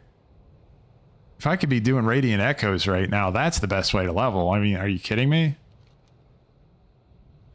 But I'm pretty sure they were supposed to remove that. Let's see. I think Direhorn Post was where, like somewhere around here. Yeah, I don't see anything. Maybe over here. Yeah, and it's just locked at 100%. It's not moving. It's just a bug. Pretty funny one though, because yeah, again, we're not supposed to have access to that right now. So maybe that'll be taken out like next patch or something. That's really funny. Yeah, I'll have to check that one out. Is it good? Is it a good one, Bob Marley? Because I mean, they just remind me of childhood, but like I like Jim Henson's like the Muppet guy, right? So yeah, like Muppets Christmas Carol and shit. It just reminds me of being a kid. I try to watch that like around Christmas time, just for nostalgia's sake.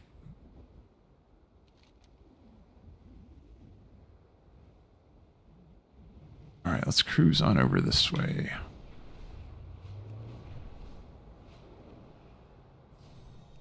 You said 1982 Thorform? Wow. That's like when it came out. It's from a while ago. And Bob Marley, you said, well, yeah, it's one of those childhood films for sure. May not hold up. Yeah, fair. It's really creepy and dark, though. Hey, man, I like creepy and dark. That's fun. Yeah, and you said 1982 for the Dark Crystal movie. That's like when it came out. That's what Thorform said. Interesting, man. Yeah, that's from a while back.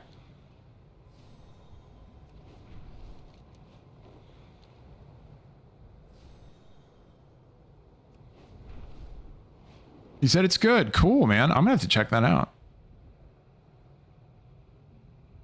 Yeah, I'm so bad about like keeping up with just like, I don't know. I mean, that's not a new movie, but I'm bad about like keeping up with new movies and stuff that come out. I'm trying to make a point of like actually like, you know, participating in like pop culture a little bit and seeing some of these things. Like I haven't seen any of the superhero movies. Like last superhero movie I saw was oh gosh. Oh man, this was the first Iron Man movie, I think, right? No, I saw Ant-Man. That was pretty funny because I liked what's his face? The actor in that, I can't remember. The guy who did like Zoolander. I can't remember his name. But yeah. Sadly, I saw it in theater. Yeah, Thorforn, yep. Yeah. It's kind of like when they're talking about, you know, like, oh, WoW's been out for, you know, like Warcraft has been out for 30 years. I'm like, oh, cool. And I'm like, oh, shit. You know, makes you remember. So if that's been out for 30 years, how long have I been out? Too long. You said, oh, I've not seen Deadpool yet. The like the Deadpool Wolverine movie. No, I've not seen that just yet. I heard it's really good though. A lot of people are loving it. Unless you're talking about the original Deadpool movie. Actually, you know what? I think I might have seen that one. Yeah, I was on an airplane. I remember that. Yes. And that was pretty good. I liked that. Because again, I liked, what's his name? Shoot, why can I not remember anybody's name today? The guy who plays Deadpool, Ryan Reynolds. Yeah, I like him. I think he's funny. Deadpool Wolverine was awesome, said Jocko. I got to check that one out. Yeah, no, that one's on my list for sure. Yeah,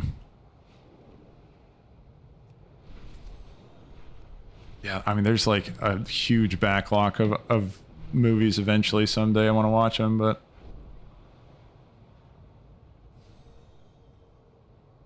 Bob Marley said he's totally hilarious. Also great in Van Wilder. Okay, so that's another Ryan Reynolds movie. I'll have to check that out too. Man, I'm getting a bunch of suggestions. This is awesome. I need to make notes of these.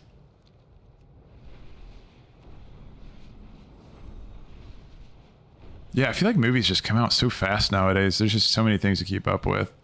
I get pretty sucked into series though too. Like once I start a series that I like and it like really gets me.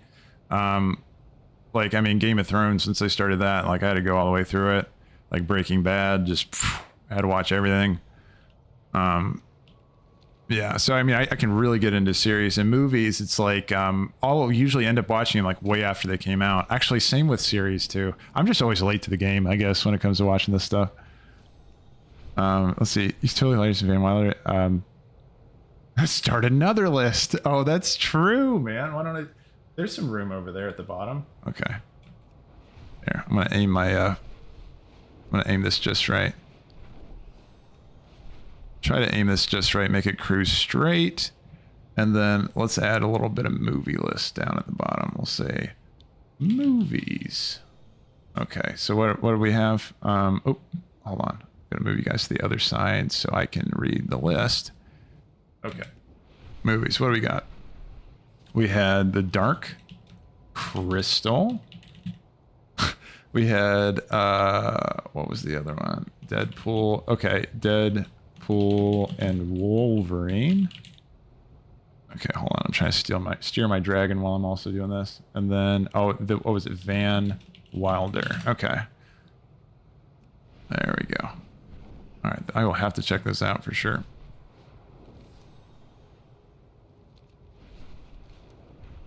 Yeah, lists are helpful. Just helps you keep track of, the things like suggestions people have. I feel like people are always hurling suggestions, and it's hard to keep track of just like what people recommended. Man, yeah, life with lists are the best. Also, too, why did my dungeon just unqueue me? I'm starting to wonder about follower dungeons, or if that'd be a legit way to do this too. But I feel like the bulk of your experience is coming from the end.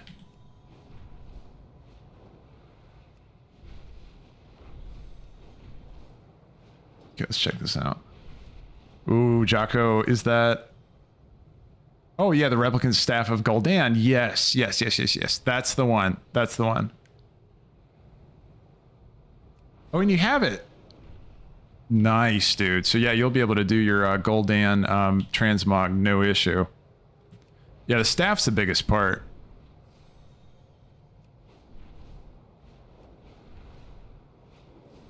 Yeah, no, the staff is like the best part of it. I bet you can find some good Gul'dan items from whatever the... I notice I'm not getting like a bunch of like exploration stuff when I'm flying too high. Do they put a like top... like a maximum height you can be above the stuff? There we go, I got a dungeon. Let's see, Thorform said, my favorite movie is the one that almost finished Bruce Willis's career, Hudson Hawk. It's pure trash. Nice. Yeah, I totally get that. I totally understand that. Like sometimes it's like a guilty pleasure kind of thing. Like I really enjoyed this. Everybody else, like it's critically determined that this is a piece of shit, but hey man, it's my kind of piece of shit. I can respect that. Here, I want to make sure I'm scooping up my points. Okay. Oh my god. Instant level. Love it. At this point, I pretty much ignore all of the things that you can herb after, because like, look at this. You just get more junk. You never get anything good. It's going to auction for 42 gold, but who knows why. Nobody's actually going to buy it. Let's see. Yeah, Thorforn. I can definitely relate to that. What's a good trashy movie that I like? I'll have to think on that one. But critics don't always get it right, man, I mean, I've known some people that swear by critic reviews. They'll not even go see a movie if it scores badly with the critics. Even if the audience scores good, they'll just be like... I'm talking about Rotten Tomato. It's, I think, like the most common thing that people look at for movie reviews. I think. I mean, I don't know if there's a better place or not, but yeah, sometimes you'll discover something that's actually pretty good. The critics are like, "Oh, this is the worst."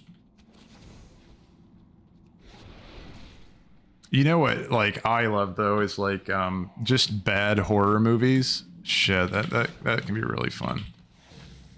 Pretty fast it turns into a comedy, even though it's not intentionally supposed to be.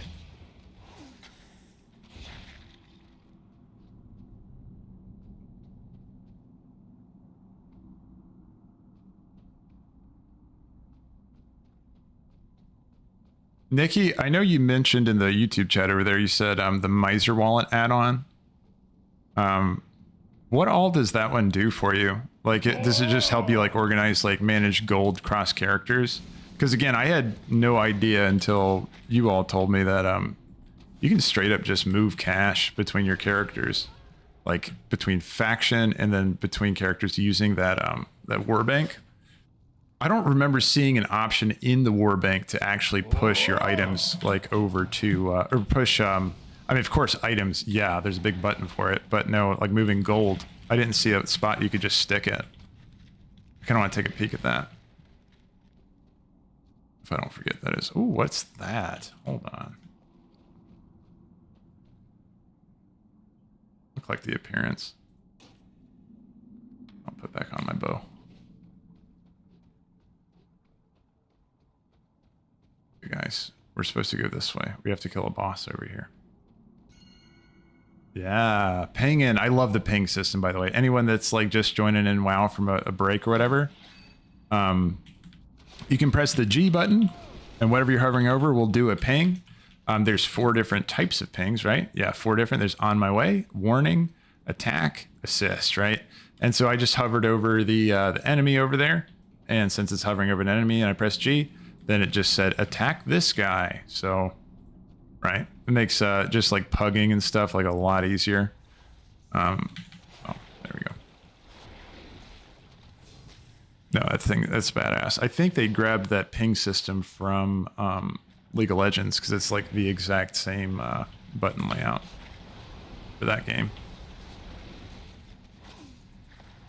And I mean, fun thing about League of Legends is that the game is so toxic that they introduced that ping system just so people can turn off chat and still be able to play the game without having a bunch of people yelling at them.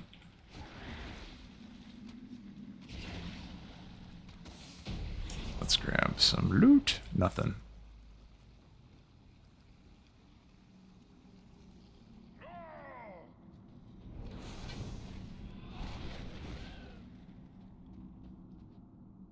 And it looks like my Wii buff is at 15 minutes. I gotta remember to stock that up right as soon, or soon after we leave the dungeon here.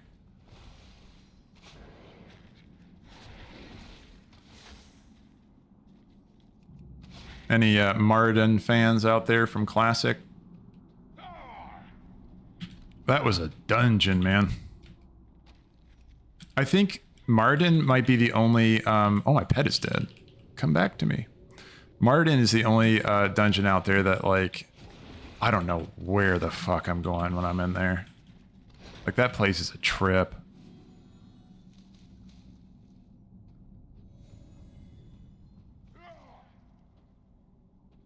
You have, like, the different wings and stuff, and, like, everything looks the same.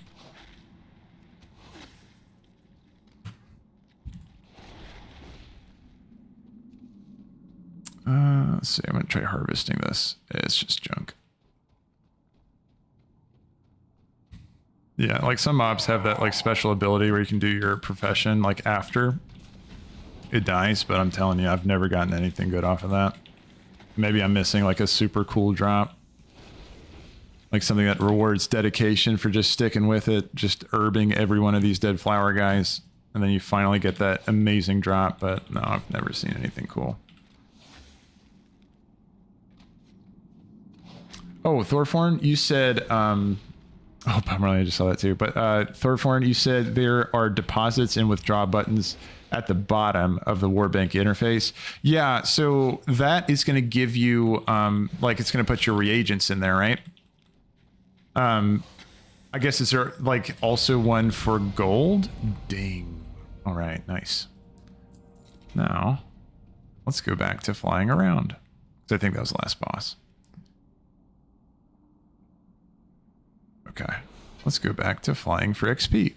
But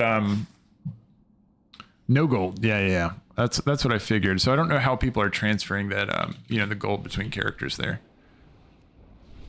All right, so 30 so far. I got to get 20 more levels and then we can do that little quest. Do the heritage armor. Bob Marley said oh, yes, and Shaun of the Dead. I love that show. That's a good one. That is a good one. I got another one for you to counter that, and the same kind of oh shoot. Oh, I always get the name of this movie wrong because it's like shoot, what is it? I'm gonna think of it and I'll tell you, but it's another like horror comedy where it's like about two like country guys that like there's like college kids that are going to like camp in the area and they like, you know, just assume that these two like country guys are like killers in the woods or whatever. And it's like all these accidental things happen to make these guys think that the college kids just think that the two like country guys are, you know, actually like murderers in the woods. And it's a horror comedy, right? I gotta remember what the hell that name of that show is, but it's the same kind of like energy that Shaun of the Dead has, where it's like it's kind of set in a horror theme, but it's like way more comedy about like the jokes and making fun of it than it is actually about like being a horror movie. Oh, Dale and Tucker versus Evil. That's it. Got it. I always want to call it Bill and Ted's Excellent Adventure, but no, that's a different movie. No, it's yeah, Tucker and Dale versus Evil. That's a pretty good one too. Yeah. Oh, yeah. Bob Tim 6. You had it over there on YouTube. Yeah, man. No, that's exactly the one I'm talking about. Tucker and Dale versus Evil. No, that's a good one. I like that. It's just good, just stupid movie. Like it's fantastic. I agree. He said, great movie. Yeah, no, that's a good one. Thorform said, be back in a bit, but another messed up movie is Gummo. It's free on YouTube, Midwest Shenanigans. Okay, I'll check that one out too, man. Good suggestion, Thorform. Yeah, and good luck with what you're doing there. See you when you get back.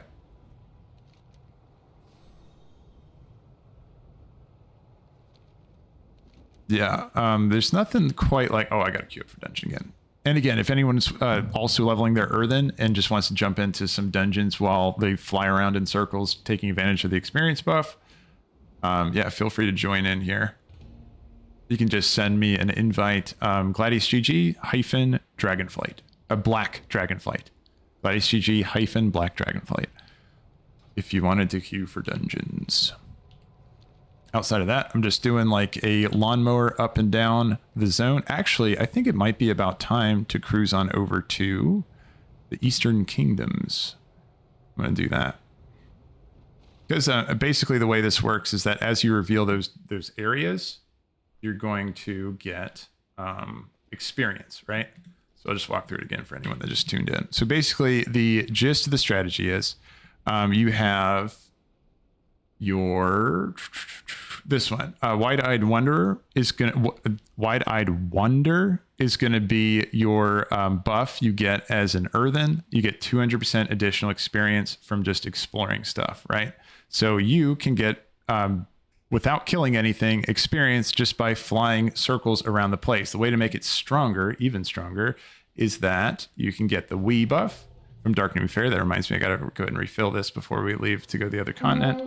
And also you can get the Draft of the 10 Lands. That's gonna be from BFA content. If you've never done BFA content, you can head on over. Hey, it's Tak the Leaper. Ooh, do I have him? Well, I don't have him on this guy. Hold on. This is awesome. I remember this guy from Classic. Dismiss my ram. Then I want to tame this guy.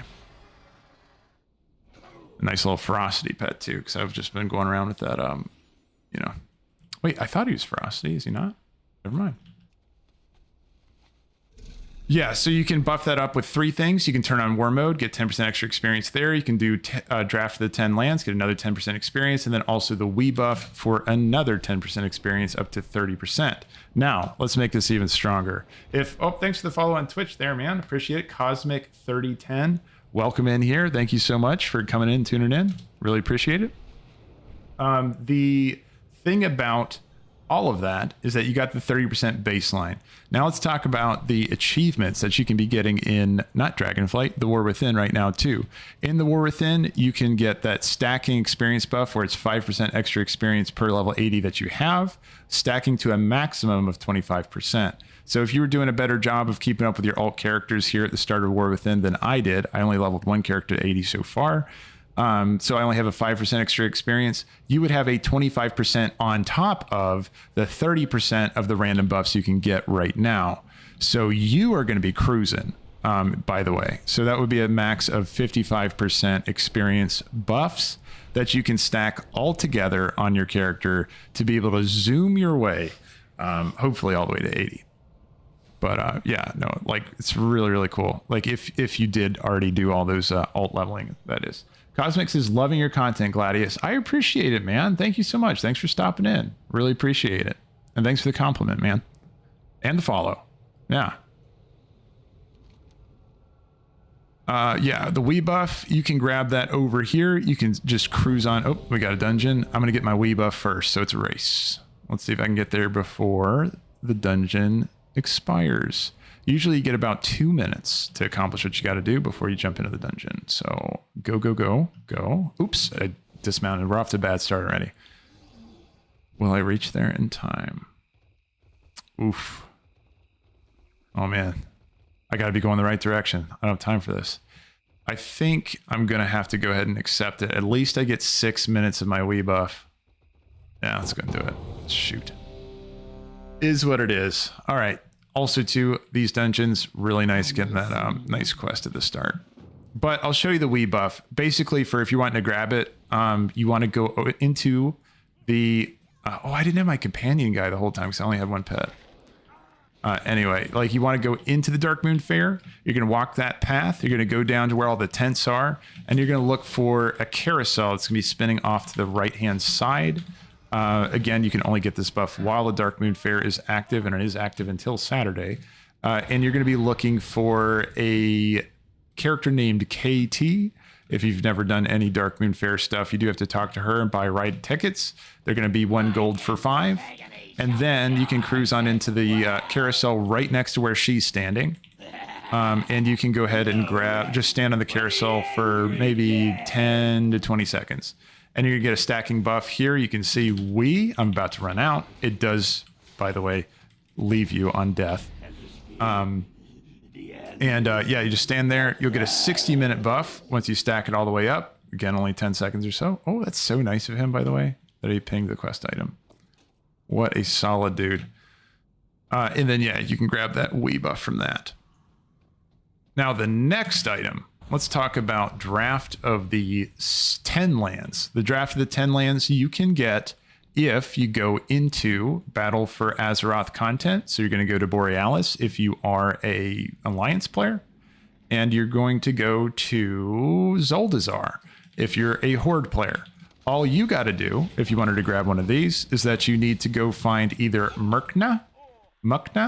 I think her name is Provisioner Mukna. On the Horde. She's going to be chilling on the dock right over in Zuldazar. You're going to want to buy your draft of the 10 lands from her, or you can go find Provisioner Storm Stout. It's going to be for the Alliance. And it's going to cost you 7th Legion accommodations, or it's going to cost you Honor accommodations. I think the Horde ones are called.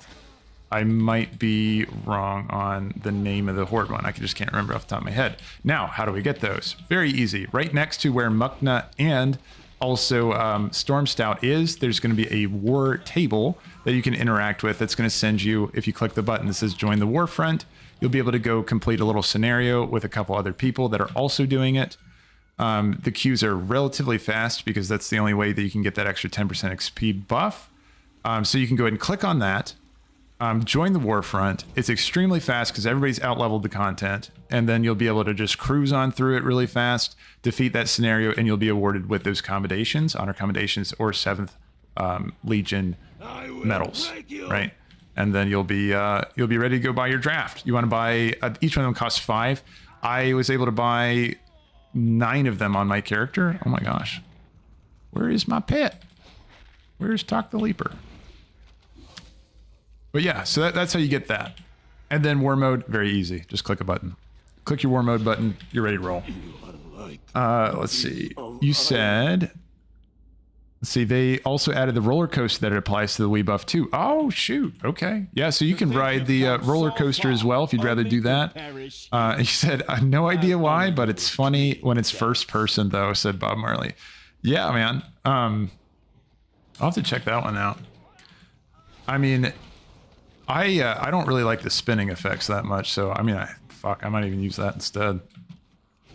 At least sometimes. Whoop. My legend begins now. Let's see. Oh, there's a bunch of Purifier. A bunch of these dudes casting. Nice thing is that, oh, he already did it. So if you do walk up and just fight this guy here, I think it pulls just this center area. Man, that charge ability that he does is so annoying as a melee. Like if you were playing a melee, luckily we're not doing that right now. Is this guy pinging the... Oh, okay. It's really nice of him to just to ping all the quests.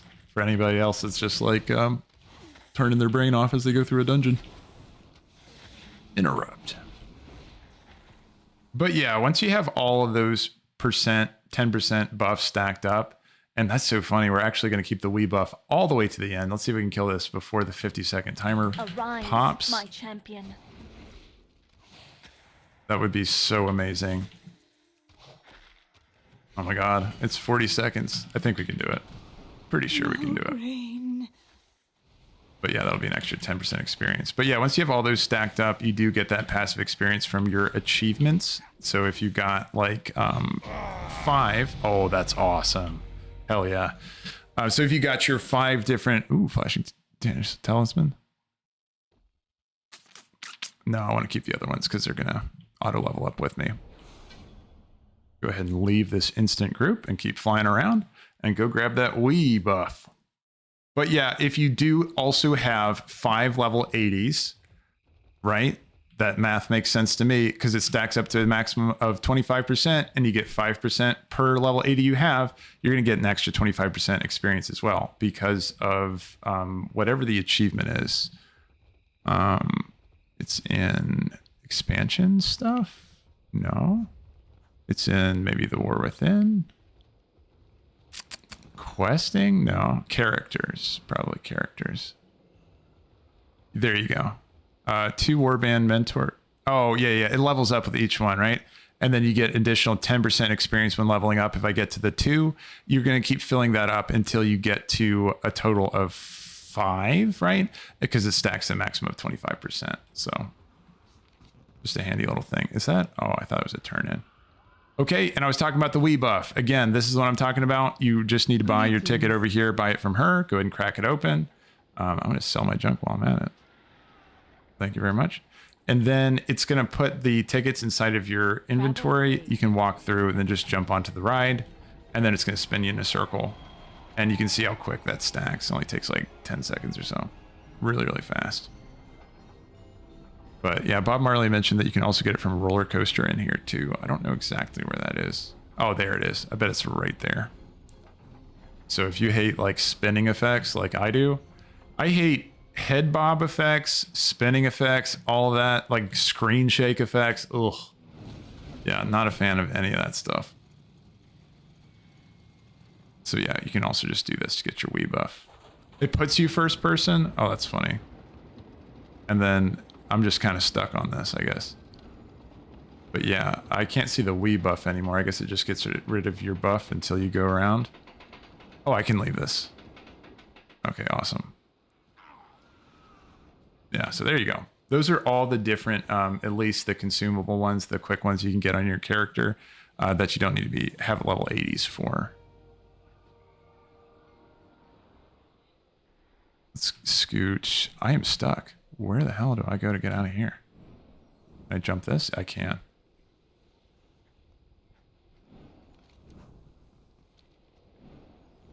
Yeah, and also too, anyone that is doing this, like you're leveling your Earthen, try to get the heritage armor.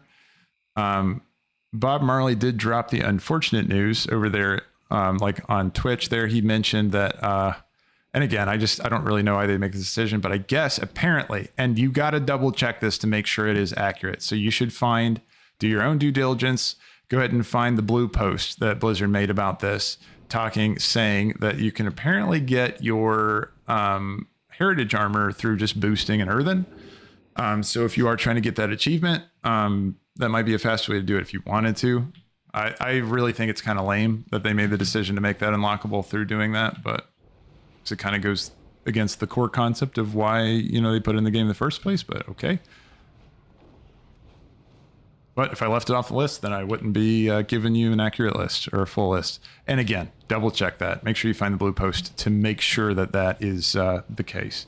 I totally believe you, Bob Marley, but it's one of those things that, like, I still want to see it. Like, what the fuck? Like, I can't even believe that would be something that they would choose to do. Jocko's like, I don't want to talk about it. Yeah, I know Jocko's been jamming levels on that Earthen, trying to get the heritage armor quest at level 50. Did you ever figure out where that is, by the way? Like, where you get that quest?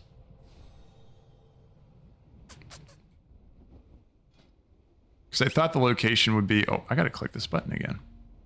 And also, sure, I'll be a dungeon guide. I don't know if that makes you find it faster or not, like find a group faster, but why not say yes? You didn't find where it... Okay. Oh, and then Bob Marley said, I don't blame you for the disclaimer. Yeah, got to verify this stuff. Yeah, it's always important just to double check. Especially when it's talking about making a choice to, like, if you wanted to pay for a boost, then... Oh, thanks for the subscription there. Thanks for subscribing on Twitch. Melodic629.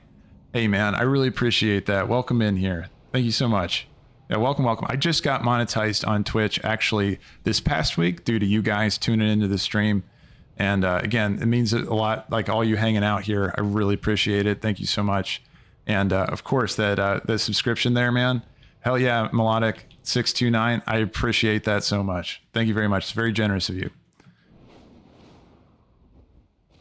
But yeah, I really appreciate you guys tuning in this week. And yeah, you monetized within a week of starting streaming. Like, I'm so thankful for you all just tuning in. I really appreciate it. Cosmic, you said, or Melodic, you said cheers. Hell yeah, man. Cheers to you too, man. I hope you have a great day. Cosmic, you said, pretty sure that you get the heritage level at level 50, and there's an achievement I read in the game. Now, Cosmic, do you also get the achievement as well as the heritage armor?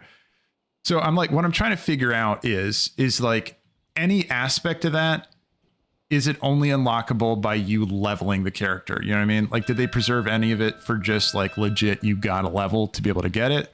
Or do you get it all when you just do like that boost strategy? But also too, Cosmic, I think you're saying, I'm pretty sure that you get the heritage at level 50 and there is an achievement I read in the game. Yeah, no, I think you're right, Cosmic, that you do get those two things when you are level 50. The question standing right now, if you do know, is like, where do you initiate that quest that you have to go to get it? And maybe this is what you're saying in your message there. Are you telling me that you don't need to do a quest, that you just get it? So you can just look at your armory and you already have it? So that would be something, Jocko, you could go ahead and check out to make sure. Yeah, there we go. I just want to make sure we're getting experience down there. Yeah, because like, again, you get that 200% extra experience for being in Earthen when exploring new places. And if you pair that with skywriting, you can really zoom. Again, don't make the mistake I did, by the way, where you use that map that reveals everything everywhere that you get on your warband. You don't want to crack into that, because that's going to reveal everything on your map, and then you have no fucking clue what you've already unlocked. So you're just going to be kind of you know, trying to figure out like where to go. That's the mistake I made, for the record. I need to get like now an add-on for this character that's going to like recover up all of those areas. So I have to discover them again. Cosmic said, let's see. Bob Marley said too. Oh, okay. And Jocko. Okay, hold on. Let's go through all these. So you said, Jocko, you said, I hit level 50 without a boost, did not receive the achievement or the heritage armor. Okay. So you just legit went to 50 and it did not work for you. And then Bob Marley said, you do get a quest upon login. So try that, Jocko. Log out, log in, see if that triggers it. I did mine yesterday, unfortunately. So I don't know how to get the feat of strength. Okay, gotcha. And then Cosmic, you said, that's my understanding, is once you hit level 50, you get your heritage armor. Okay. All right. Well, I mean, I'll know for sure once I'm able to hit 50 here. I'm just going to keep cruising, grabbing the experience and dungeon queuing. Dungeon queues are taking forever. To be expected, though. Whenever you play a DPS character, that is the way she rolls.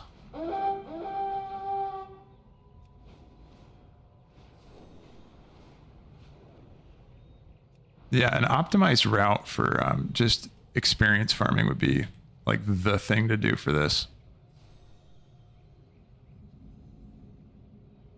Yeah, because like that, the lawnmower method definitely would work, though. Just going straight up, straight down, straight up, straight down, just in clean lines to be able to unlock absolutely everything. I'm going to try on Eastern Kingdoms, though, just doing laps in all of the zones. And again, I so wish I could just see on my map where I haven't been yet. That would make it so much easier.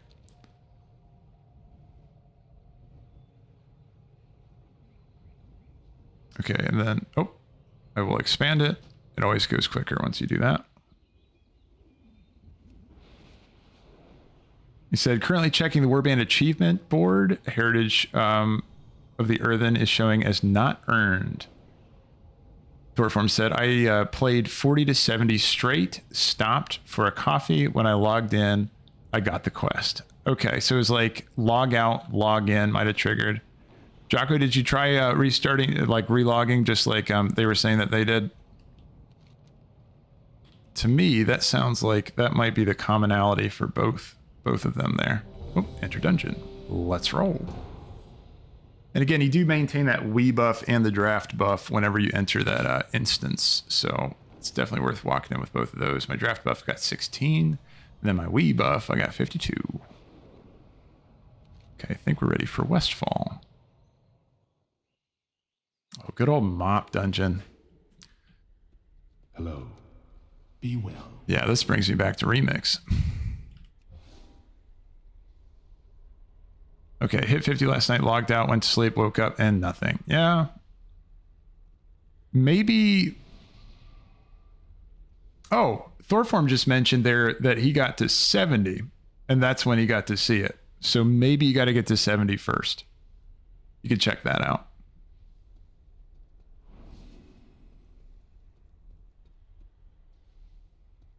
Yeah, maybe check on that one first to see if, like, if you hit 70, maybe that would trigger it. Oh, and then if you are leveling up, Jocko, you could join me in some dungeon queues if you wanted. Let's see, let's kill this. The Shadow Pan need no All right, let's try that. This is a good AoE pull. Okay, let's see how much damage the Azurite charge ability does. So again, charge it. Oh, I don't have it over there anymore. Where did I put it? Ah, it's right here. Well, we're gonna click it for now. Charge it all the way to max. Yeah, so pretty decent damage there. I feel like that's going to be actually in the Earthen rotation at max. The question is it worth going, holding it down for longer? Or is it more of a tap ability, right? Because you get your max AoE damage just from tapping the ability, and then you get the extra burst damage to the highest health minion or player. Not player. Mob. If you hold it all the way to tier 3. So it might be more effective just to tap. Because it's channeled, right? So you don't get to like do anything while you're Oh, thanks for subbing to the YouTube channel over there. Bob Tim 6. Welcome in, man. Really appreciate it. Charge me with your power. Let's see, and then Jocko, you said if you're talking to me and discussing the quest line of the Heritage Armor, stand by.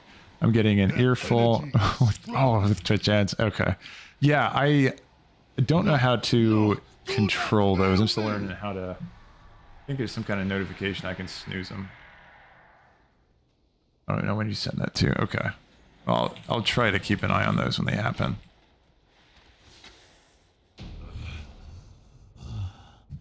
Even together, we failed. All right, and then... Oops, hold on. I gotta put in my points here. Oh boy. Let's see. Oh, shot critical. I do want some more barb shots. But I do want this critical over here too. Oh, I gotta spend more points over here too. We got trigger finger. Oh. Hey man, thanks for this sub, Thorform. I really appreciate it, man. Thanks for subbing the channel. Welcome in, welcome in. I really appreciate it. Yeah, you are yeah. You helped me so much get monetized this past week. Thanks for tuning in, hanging out. Really appreciate it. Welcome in, Thorform. Let's see. I'm going this way. I need to catch up to my dudes. I was like putting my talent points in. Oh, did I erase him? No, I got him. Cosmic, I saw you just said, for reaching 50 on the Earthen allied race, players receive heritage armor of the Earthen feat of strength and puts the heritage armor, which can only be transmogged by Earthen. Okay, so did you copy that maybe? Because like the way it read, was that copied from like Blizzard's, like a Blizzard post or Wowhead or something like that? So it does seem to imply that it's something that is granted. I know Thorforn, you mentioned that you actually did a quest for it and you didn't have it until that. I don't know. It just does seem like they're treating this one a little bit differently than they treated the other ones in the past. Like you might have to do... You must first prove it is expected that you would have to do that quest though, right? I would imagine. First, you will face our initiative. I'm really curious. You all got me wondering now. It said, yes, I had to do a small quest in Dornegal. So, okay, that's another thing to check out. Go to Dornegal to see if you can get that quest. And what makes it even more complicated is if you're level 50, you can't even go to Dornegal yet, right? You gotta be 70, maybe 68. Man, yeah, that is like so confusing. Like, what do they do with this? Like, it just sounds like a little bit messy on how they're doing the Dornegal or the Earthen allied race stuff. I saw your video where you made the tune. I was hoping if you're streaming today, my ass. Oh yeah, nice. Yeah, welcome in here. Morbid Dance. My eyes suck, so I had to lean forward. I saw the blue text. Yeah, Morbid Dancer. I think that was the name there. Welcome in, man. Yeah, absolutely. Thanks for tuning in. Flying snow, fragrant lotus, step forward.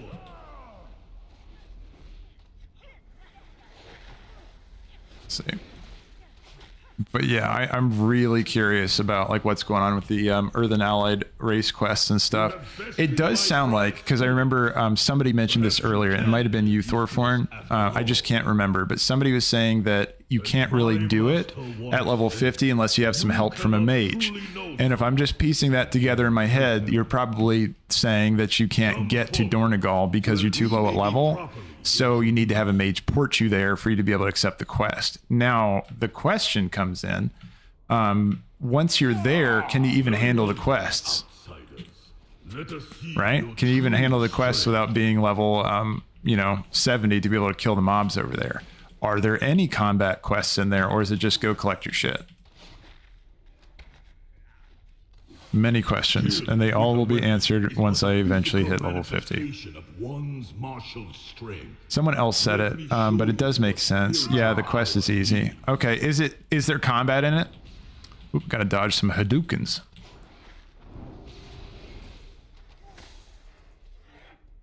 Yeah, that's a head nod to Street Fighter, I'm pretty sure. Like the Hadouken spell that Ryu and Ken can do. I think there's another guy who can do it too.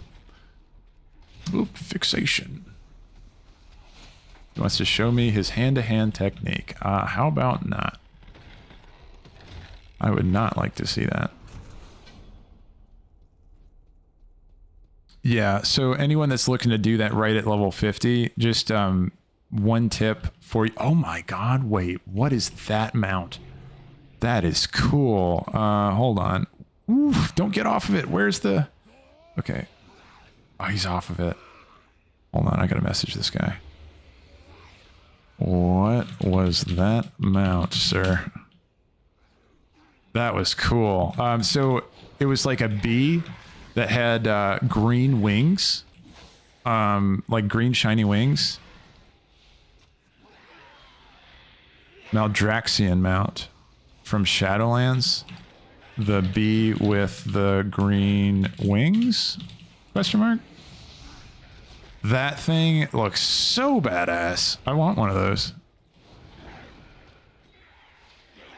Oh my god. Okay, well that is something I want to get into. Anybody know how to get that mount? So he said it's from Maldraxxus. In Shadowlands, you can get the bee with green wing. That guy. Yeah. Shit, that is so cool. Yeah, that thing's amazing. I love that.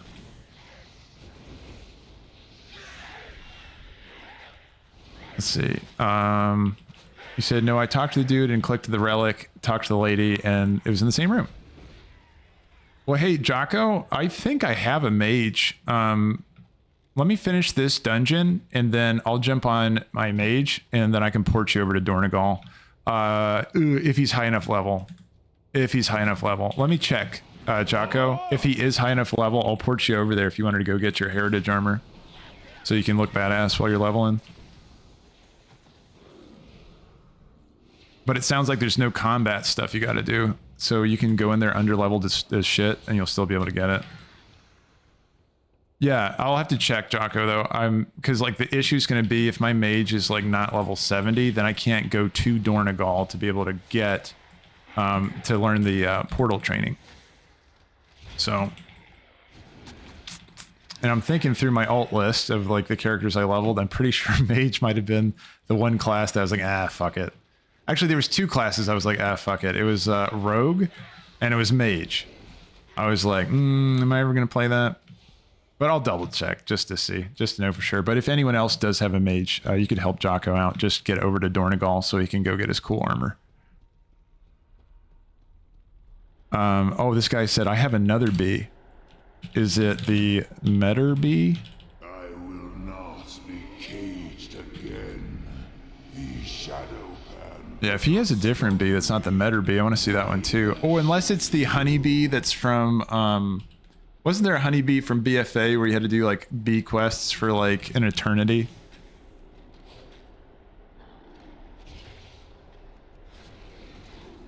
So long. Let's see. Oh, Thorform over there said I have an 80 mage ally that I can get the portal. Hey Jocko, did you want Thorform's help? Really appreciate that, Thorform. That's badass. Yeah, maybe you all can link up there and you know, get Jocko his cool looking armor. And I think you said you are Alliance too, right, Jocko?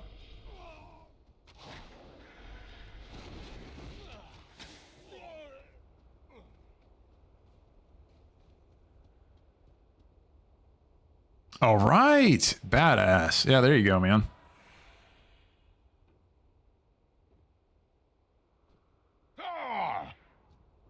Yeah, it's really interesting to me that they would make that quest unlock at level 50, but you can't do it. Like, there's no way to get to Dornegal. Unless, like, if you never set your Hearthstone to any new place, you might be able to hearth into Dornegal. You know, because, like, the allied race starting area... Oh, I think there's something we're supposed to do with this thing over here. Like an action button. Right? No? Oof. Dingin'. That's 32.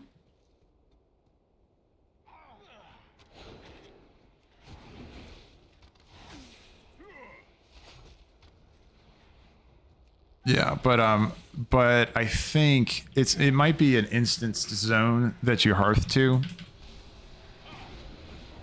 I don't know. I'd have to try it. Because, like, I think I set my hearth somewhere. Oh, no. Okay, I can still hearth back to Awakening the Machine.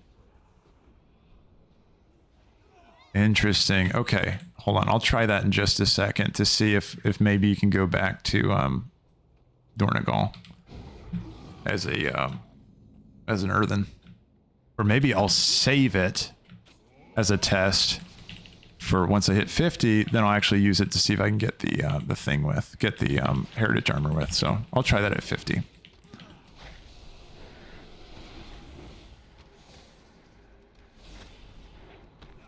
I feel like sometimes in WoW, it's like half the battle is just trying to find a clever way to work around like clunky design decisions, right? Yeah, I don't know, trying to find the right way through when it's like a bumpy path that Blizzard's created for us, but I don't know, it's part of the fun. I enjoy that. Oh, there you go, Jocko, in chat there. You can grab Thorforn's, you know, battling that thing.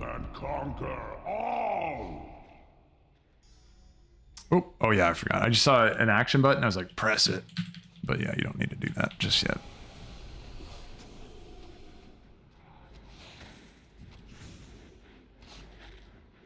Rising hate. My pet is dead. Oh yeah, okay. I got to do this right after this dungeon too. I got to check to see if I want to see what Waterworks story is available today, because there's one I need for Lore Master, and we're gonna get a reset at 11. So I have to do one delve before I lose out on that opportunity. So let's do this. I must thank you, strangers. I think I turned in the only quest I had here, right? Yeah. Now, there is much work. Let's go ahead and leave this. Exit. Oh my god, I have a full cup of coffee here I haven't even touched. Yeah, anyone that is also like obsessed with delves or excited about delves like I am, just letting you know there are two things you can do right now in delves, even though a lot of this stuff's locked off, right? Let me switch over to my hunter really quick. Well, I guess my other hunter.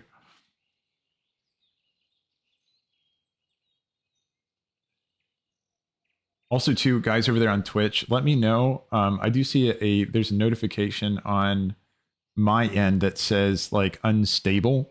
So just let me know if there's any issues going on over there on Twitch. I can see if I can figure it out.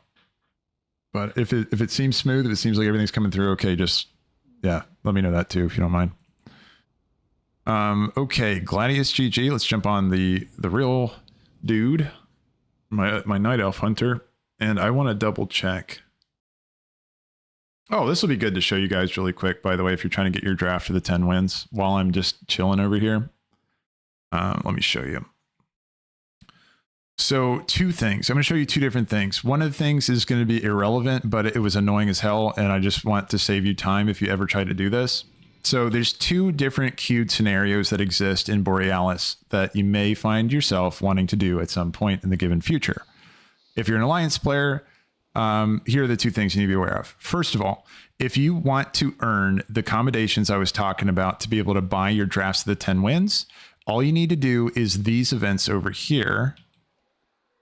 Oh my gosh. Okay. Wow. Server lagged really hard there. So you just need to do these events over here. Notice this is grayed out because I've already done it today, I guess, or you have to contribute to it. That's right. You have to give contributions to them. But if you stop on over here, people are doing these pretty regularly. Like this morning, I did one before I jumped on stream. There's going to be full contribution often. Just check back every so often. You can just jump into normal or heroic to be able to do this. You out-level the content, so you can do it super fast. Warfronts are going to award you those commendations I was talking about, the 7th Legion service medals. And you're going to be able to buy drafts to the 10 lands. And the reason why that's great is because you get 10% additional experience for your character. Awesome. Wonderful. Now let's talk about the one other thing. So if you're hunting cosmetics, there's a ton of cosmetics that are available to you over here, including a mount that's pretty cool. It's a parrot mount. You can do by doing these. These are called what are they called? They're called expeditions, island expeditions.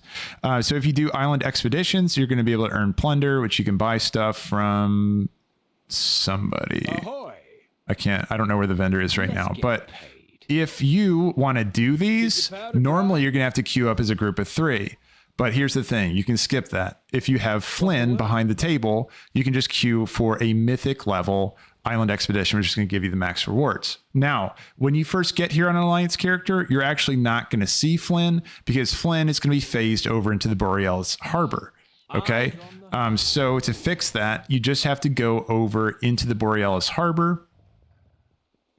This is like as if you're a fresh level 80 that's done no BFA stuff. You have to head on over and talk to the little map here. You're going to click on the Tiragar sound like intro quest, right? And it's going to interact with Flynn, who's leaning up against a pole like right here, right? And it's going to have you like shoot a random little gun, just do a couple random quests. After you shoot the random little gun, you'll see what I'm talking about when you get it. Then you got to talk over to Cyrus. You just got to accept his quest, and then you will unlock Flynn to be standing behind the table over there. The reason why I'm telling you all that is that it's annoying as fuck to try to figure out if you're ever trying to go back and get like any cosmetics from doing your by doing island expeditions. I'm just trying to save you time.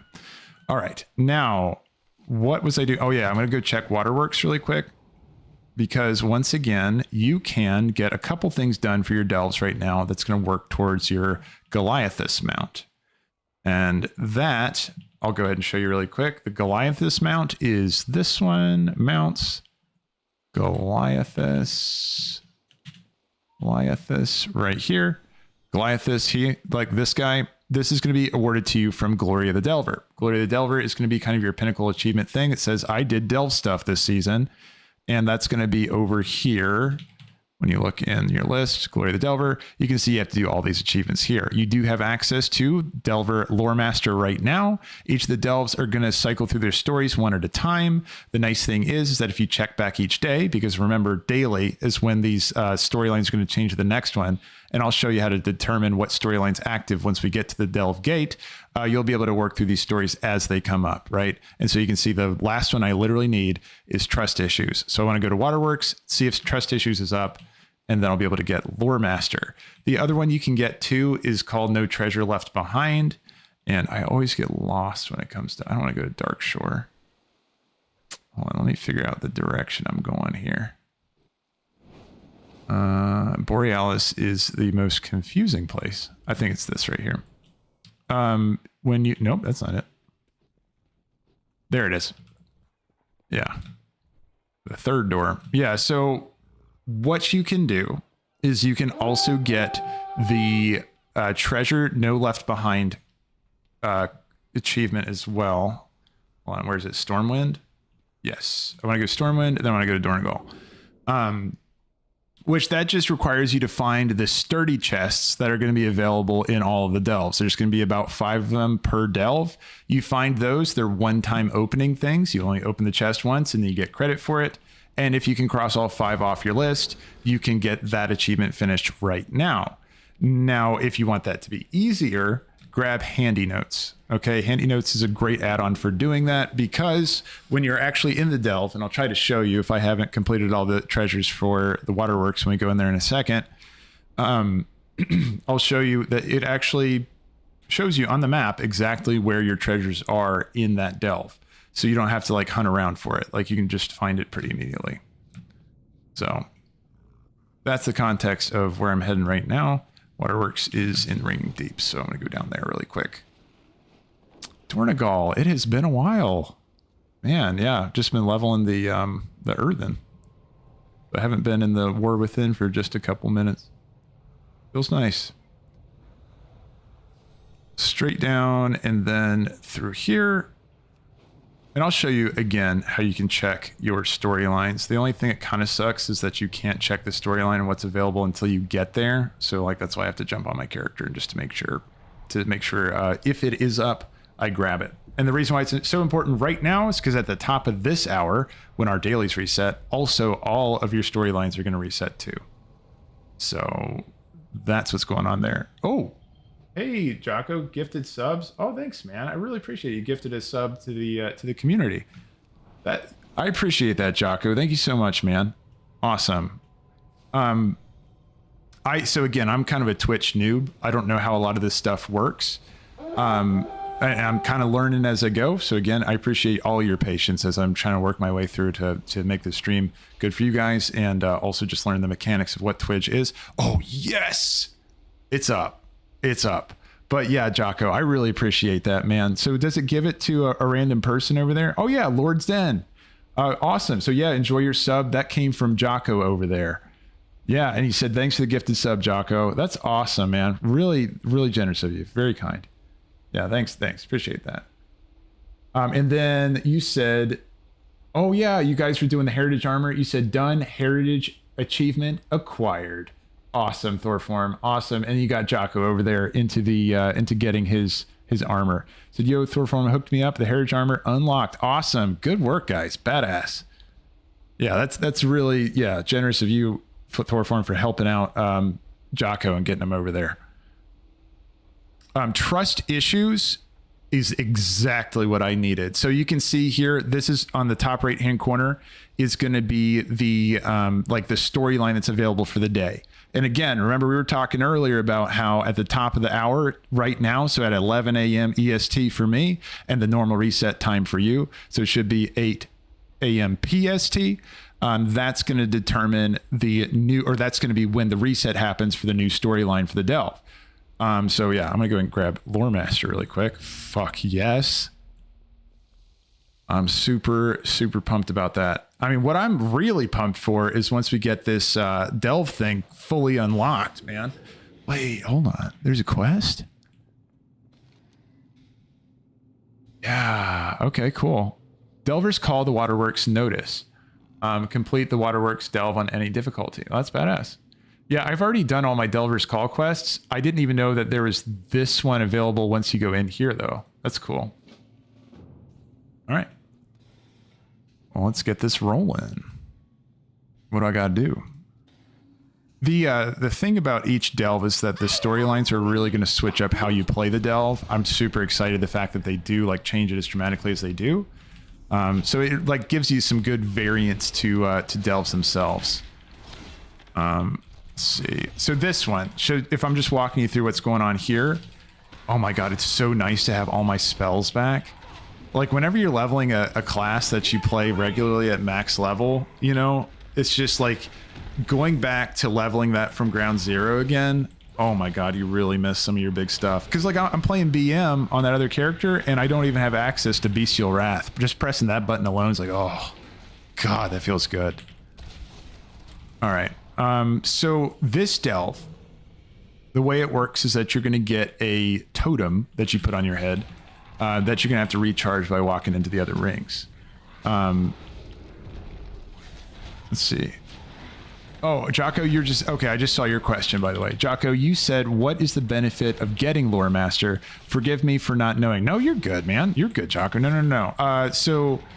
The Lore Master achievement is going to be one of your sub requirements for getting Glory of the Delver. And again, Glory of the Delver is going to be our pinnacle like thing we want to accomplish with Delvs, right? That's where it basically says, I did Delv stuff for that season, and therefore I got this little meta achievement mount for doing that stuff, right? So we're probably going to have one added for each different season, right? There's also a season difficulty mount that we can get. By getting to a high tier and getting like the shadow version of our little delving dirigible. But you get your Goliathus mount, the one I was showing here. This guy, he's pretty badass, little beetle guy with some armor on him. He is going to be awarded to you by completing the achievement Glory of the Delver. Now, if we look at Glory of the Delver over here, floop. I'm going to go and pull it up really quick just to show you. So you have to accomplish all these things to be able to get your Ivory Goliathus, and Lore Master is one of those. Okay, so there's only two things we can even progress right now. I'm just letting my mount do my pet do the heavy lifting over here. We can only do this one, Delve Lore Master, and we can do No Treasure Left Behind. This one's going to be collect all the treasures inside the Delve. And this one's going to be do all the storylines. Okay, so this one's going to be time gated just based on which ones happen to come up. You're at least going to need 4 resets to be able to do Delve Lore Master, because you have to have like up to 4 stories some of the delves have 4 stories, some of them have 3. Those need to come up for you to do them, be able to get that. And then no treasure left behind. Any delve is going to have all of the treasures. You just have to get handy notes, and then it'll be able to show you, like on your map, if you press M, where those treasures are. You can grab them. Just keep in mind sturdy chests, which are the ones that are for no delve left behind or no treasure left behind. Those are going to be awarded to you only once. And then the mislaid treasures, these guys are going to unlock. They're going to be placed every delve you ever go into. You'll have mislaid treasures. Now we're in kind of a unique, weird, what's the word? Like between time, where we can't really level our Brann up past level 15. So if you take a look over here, my Brann is level 15 of 60 at 0 experience.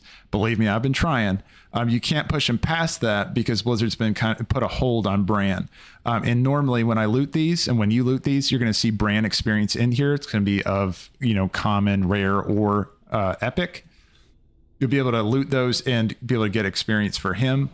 And they stop it though. Like you don't get any more of that once you reach level 50. Or sorry, 15. Sorry, you don't get to 50 right now.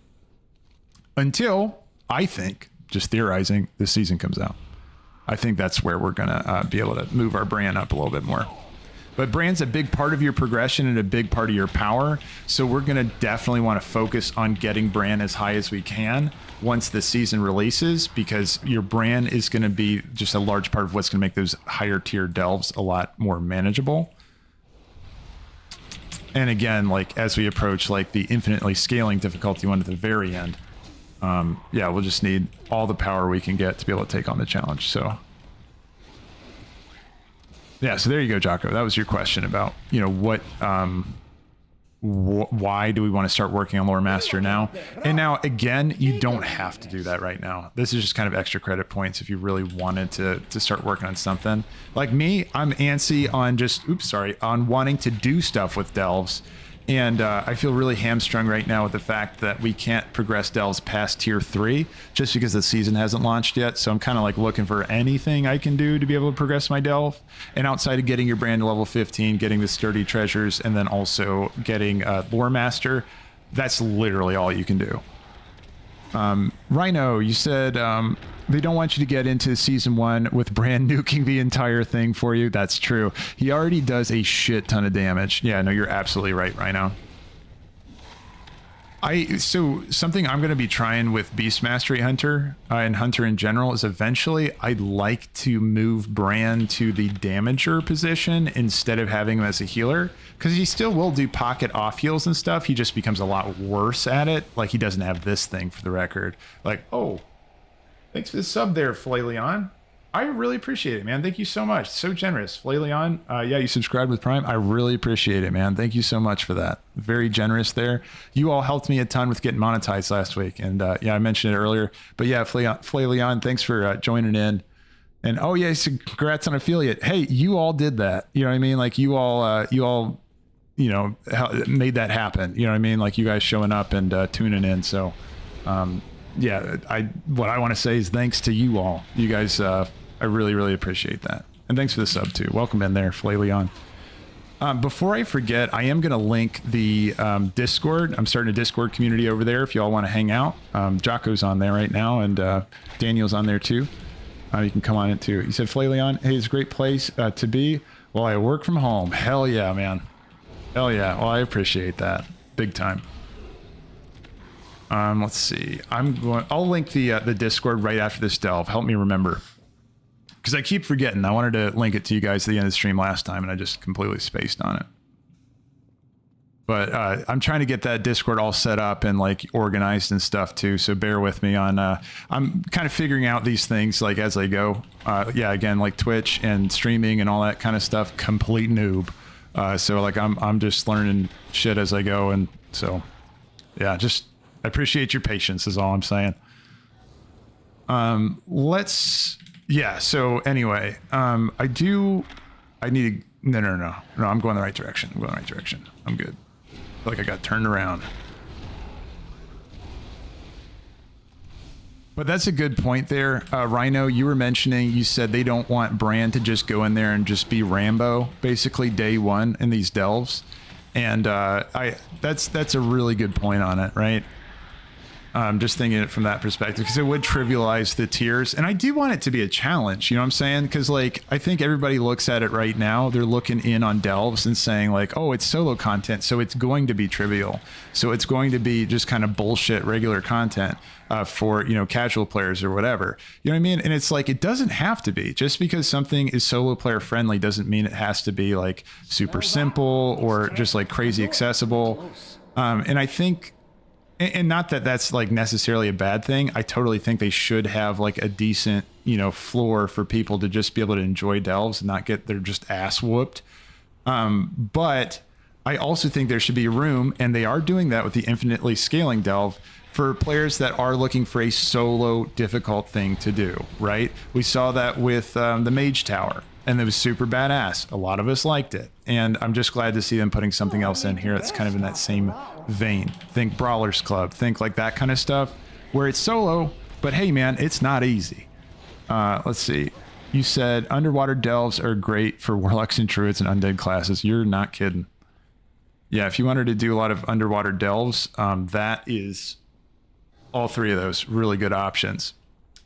A tip also on underwater delves is notice that after you finish the delve, you lose your breath meter. So you can go back. Actually, somebody else was saying it. I think it might have been you, Thorforn. You were mentioning it a couple days ago. You were talking about how after you finish the delve, that you can then just go back without a breath meter and grab all the treasures, do the puzzles. The only thing that does despawn when you finish a delve, though, is going to be the rares. So if you didn't grab your rare on the way out, then you're not going to be able to get them once you finish the delve. And I think it just because like he gives you a, you know, combat benefit. So just make sure you get your rare before the end. And there's no combat really happening at the end of the delve like that. Let's see, Lord Zahn, you said there's challenge and then there's large health bars that take that time. Yeah, Lord Zahn, that's exactly what I'm talking about. Like I'm hoping that what they're going to do with delves is not artificial difficulty, which is like what I would call, you know, like increased monster health by X%. Increased damage done by X%. Like that stuff, like it is difficulty in the sense that you have to increase the gear on your character and that kind of stuff. And like, you know, there's a place for that. But I also would like to see them add difficulty through throwing more mechanics at you. Like you got to do this thing to avoid, you know, certain damage, or you got to actually respect the boss's abilities, learn the boss fights, and not just, you know, roll them. You know, all that kind of stuff. I would like to see them, just, you know, not just tick up bars, not just take a slider and go, oh, it moved up, you know, like that's not interesting. I want to see a real challenge. And I think the Brawl Club, and I think the Mage Tower are perfect examples of them doing that perfectly right. And so I'm hoping that that's where they're heading with this too. You're saying, make me think about how to survive. Exactly, Lord Zahn, exactly. Like give you, you know, like variation that's going to change based on where you are. You know what I mean? Like based on what challenge you're doing, you have to vary up your strategy. That kind of stuff. Yeah, no, I'm with you on that. And you said, Fleeleon, do we know if delves are going to give different sets of gear and transmog than other content? That's a really good question. I know that you are going to be getting some transmoggable, like some items, like consumable cosmetic items that you can go ahead and slap into your transmog. So you can buy that with resonance crystals from, you know, Murglesworth in the like Delv headquarters. And so that's going to be like the fungus hat, the candle hat. I'm trying to think what else. I think there's like a skull head. Yeah, there's like a few different ones that you can get that are cosmetics. Oh yeah, Nerubian back piece. All that stuff is going to be purchasable from Murglesworth. I'm going to try to run to the next totem here so I don't run out of it. Nope, barely got it. Nice. Ooh, that's interesting. So it tried to consume and add it to mine, but it ran out when it was like mid jump. But yeah, no, let's see, do you know? Yeah, no, I'm not sure if there's going to be like a baseline transmog though that we can earn only through doing those. That's a really, really solid question. really solid question on that. I think as of now, there is one. Oh yeah, you can get Reno's hat and Brann's hat. So the Indiana Jones hat, you can get that too from the transmog vendor, which, I mean, come on, isn't that the best thing you could possibly ask for? I want a fucking Indiana Jones hat. Are you kidding me? But yeah, I'll have to wait and see if they're actually going to add like more transmoggable items just in the base set itself. And that'll probably be revealed like once we get into the seasonal content. We'll get to see more of that kind of stuff. Ooh, Rhino, you said you can still level them after tier 3s or as long... I mean, let's see. As long as you want. I mean, it only took me 10 delves to get him to 15. And leveling linear, figure that 30 or so. And 60 as you clear. So... And I don't think you're talking about right now, Rhino, because like right now we're firmly locked. Like there is no way to progress him past where he's at now. Because like it's just it's a hard lock on here, hold on. I'll pull it up again. Like this right here, watch. When I get to the end of the delve, even though it said I'm going to get epic level companion experience, I'm not actually going to get that. Because like my brand soft lock. So you saw it there. I'm level 15 right now. I'll show you what I am at the end of this delve. And then, Rhino, you also said, I'm also excited to see if they come up with more interesting mods for delves. I agree. Yeah. So at a base, just like from what we've been able to play, it's a solid foundation with a core, just like core pillar of content that's fleshed out. I could see them evolving this as time goes on, add more seasonal mechanics in the same way that Mythic Plus has it. You can toss that shit into delves too. Just don't make them annoying as fuck. That's all I ask. Because some of those things you get in Mythic Plus, I mean, it's enough to make me just not want to participate in Mythic Plus, period. Because I feel like it goes against... Now, to be fair, they did change Mythic Plus affixes a lot to be way better than they were in Dragonflight. So I might take a look at Mythic Plus again in the War Within. But as far as Dragonflight went, I mean, I avoided Mythic Plus like the plague because the bolstering, just a bunch of those, like, I just did not feel like were fun. So I just kind of was like, not for me. And then you're saying, Rhino, you said, yeah, once the season starts. And then my brand is 15 as well. Yeah. I think everybody's brand is just chilling at that point. Well, not everybody's. If you haven't touched Delves, then you're not really missing out on much, to be honest. There's no rush to do it, except for if you're just excited about it. You can just enjoy it. Like, enjoy what you can out of it. Here it is over here. So this one, you're just looking for the little glowy circles. I like the fact that they bar you off so you can't go forward without doing this yet, because that would suck to like walk past it.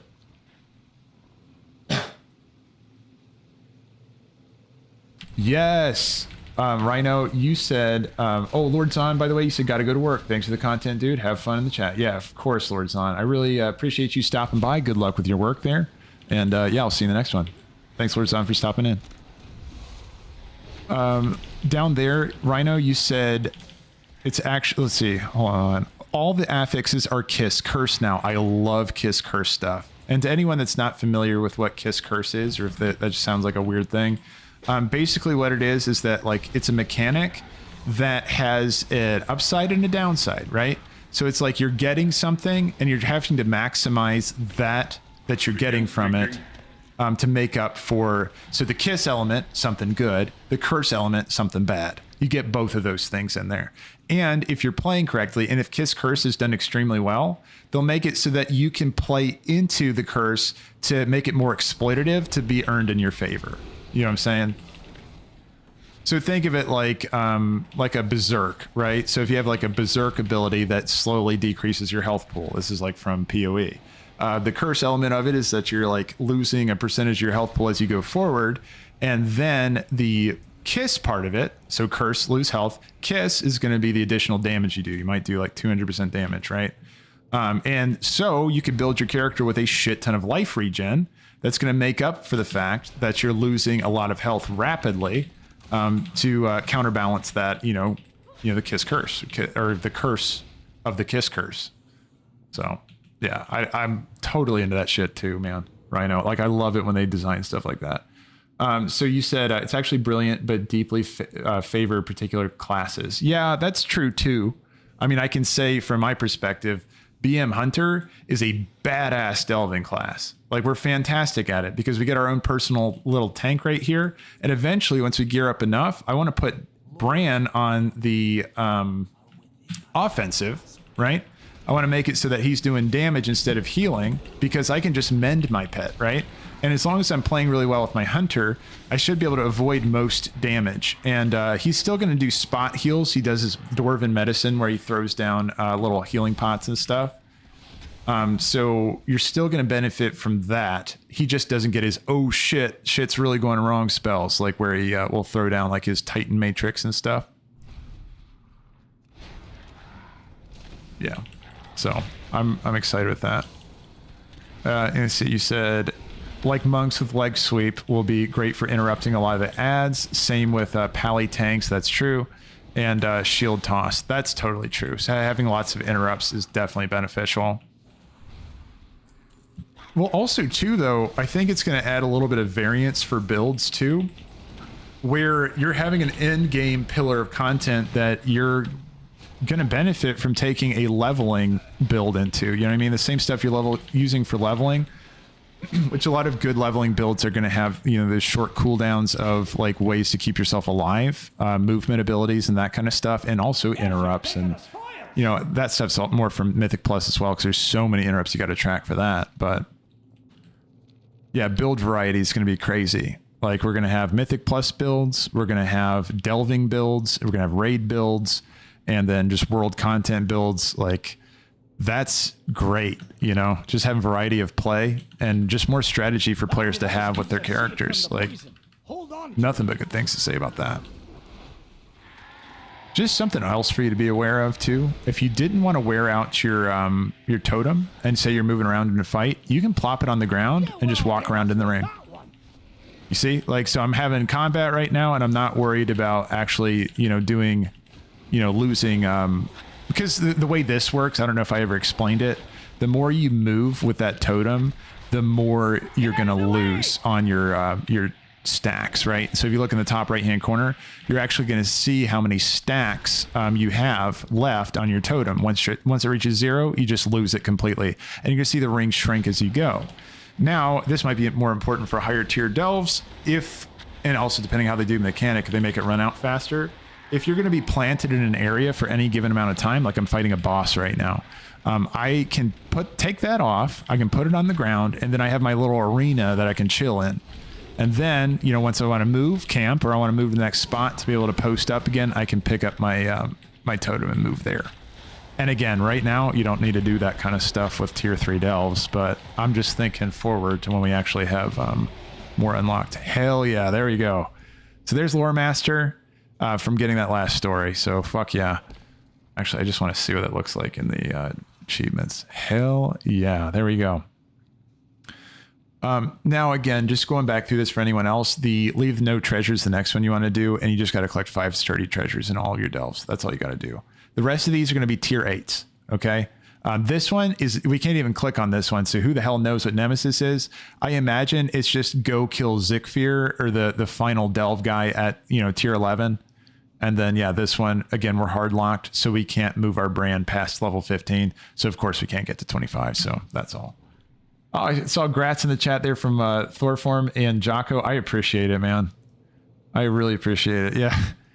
I don't know. Again, like, you don't have to do this stuff. It's just like, if you're a big Delv fan, you know, and you're just looking for something to do with Delves, then you can work through that. So I don't even know if it's something really worth celebrating. You don't get anything out of it, but hey, man, it's just fun to get any kind of progress on Delves right now. We're hard up for Delve content, so making use of what we can. Let's see. Ringing Deep Ingot. And then, yeah, you just get your Harbinger crests. Well, cool. I can jump back on my Earthen dude now. That's all I think I wanted to do on this guy. I don't think there's anything else. Oh, I did want to check one more thing. I did want to check. I'll let anyone know if I see him. You do want to keep in mind that you need to be collecting your key shards when they come up. Your key shards are going to be those random world quests. that pop up all around here. I'll tell you if I see any. By the way, there's a good item level 567 piece in Hollowfall right now for anybody that needs a 567 on their guy. If you're leveling your Earthen, might want to jump over and just grab that 567 piece from Recovery Job in Hollowfall. Over here, there is...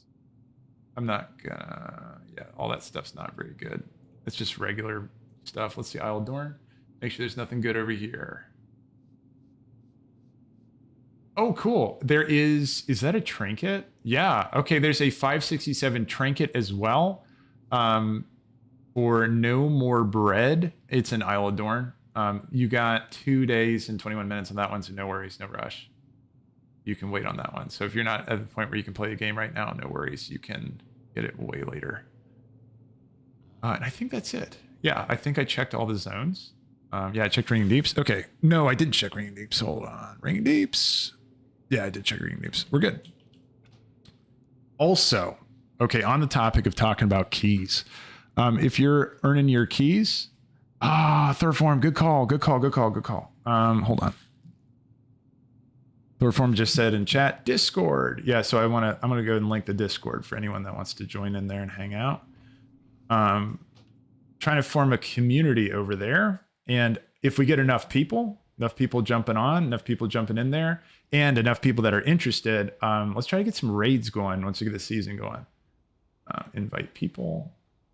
Sorry, I'm clicking stuff off screen. I'm just copying the link. And then here you go, YouTube. I think I can send this in there. I do know. Okay, it worked. Nice. If you want to jump in Discord, there's a Discord over there. And yeah, we can get raids going eventually if we get enough people popping in. And again, I'm still setting all that stuff up over there. So, but yeah, everybody's welcome. Like everybody's welcome hanging out here. Isle of Dorn bonus? Hold on, man. You're getting me back on my main character. Hold on, I'm checking this out. What are you talking about, Rhino? You said Isle of Dorn bonus. What does it mean? What does it mean? Isle of Dorn bonus. Okay. You'll find me wherever the action is. I'm scrolling out. I'm going Isle of Dorn. I'm looking. I'm peeking. Oh, you're saying that the special assignment? Yeah. So you got this special assignment that's available in the Cinderbeast Surge. So yeah, you can go do that one. Good call. Good call, Rhino. I think that's what you're talking to me about. I don't see anything else. Yeah, anything else in the Isle of Dorn bonus, unless I'm missing something. You got me worried. Like, did I miss something cool? Yeah, no, I think that's it. But yeah, you get your special assignment. It's just chilling over there in Isle of Dorn. If you want to go and take a peek at that. Again, all you got to do is just do 3 world quests. You have a cache you need to unlock. That's true. The only thing... Here, I'll show you really quick. Only thing about that is that... I'm going to double check. Well, here. You can see, like, I've already done all 4 of my caches to be able to get all my coffer keys, right?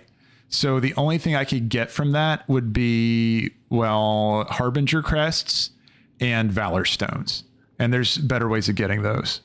You said that's gear in the first 2 caches and keys for the first 4. That's absolutely right. Yeah, and Rhino, I've already done 4 caches this week. I did the Ringing Deeps. I did the Thespian event. I did... yeah, I've already done all 4 of my caches, so I can't get anything else from my my characters for now. But good call out there. You're right. If anyone is wanting to do the special assignment is available right now in Isle of Dorn. You have another couple days to be able to do it. I don't think it said the reset was until for like 2 days and like 30 minutes or something. So yeah, you can always pick that up later. Sorry. Let's jump back over to Gladius GH. And again, if anybody wants to queue up for dungeons or anything, yeah, I'm happy to go with anybody. Gladius GH is my hunter here, my other hunter, my Earthen hunter, and I'm on Black Dragonflight. So Gladius GH - Black Dragonflight, if you want to jump in. Yeah, and so just fully explaining that mechanic that that Rhino's talking about there. Rhino, you're saying like anytime, any week, anytime we have a reset, mainly what you got to be concerned with is that you want to do 4 of your caches that week if you want to get all the goodies. You're going to get a coffer key in 4 of the caches. And again, when I'm talking cache, I'm talking pinnacle cache. I'm talking event caches. I'm talking special assignments, Nobbles bullshit, all that. It's going to award caches. Oh, the Ash Kahet weekly. You just got to do 4 of those. And, I got to click the Q button. That is going to be useful. And then, yeah, you'll be ready to roll at that point after you do all 4 of those, because you're going to get, for the first 2, you're going to get adventurer gear. Again, that's going to be upgraded to veteran once we eventually get... Oh, thanks for the... Oops, hold on. Where's OBS? There it is. Melodic629, thank you so much for the follow. Thanks for following over there on Twitch. I really appreciate it. Thank you so much. Welcome in here. Shoot, what was I saying? Oh, yeah. So the caches, again, just do 4. You're going to get your keys from all 4 of those. That's like an easy way of getting keys. Then you can also get your fragment keys from doing world quests. So you want to be Hawkeye in those as you do those as well. The first 2, you are going to get adventure gear pieces. I'm just doing loops inside of Westfall. I need to move on to the next place. Because I already explored all this, I'm pretty sure.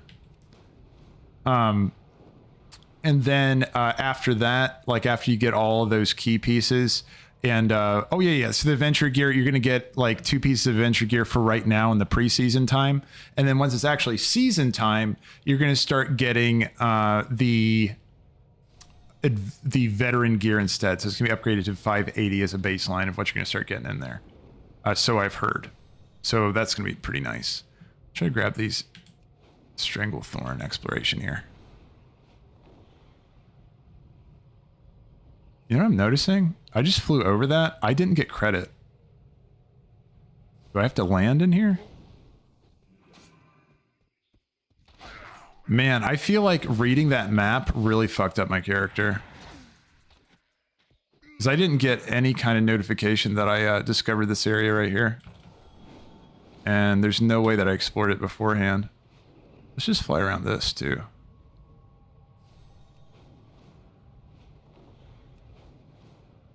I'm just going to go all... Okay, Savage Coast, and it didn't give me any experience points.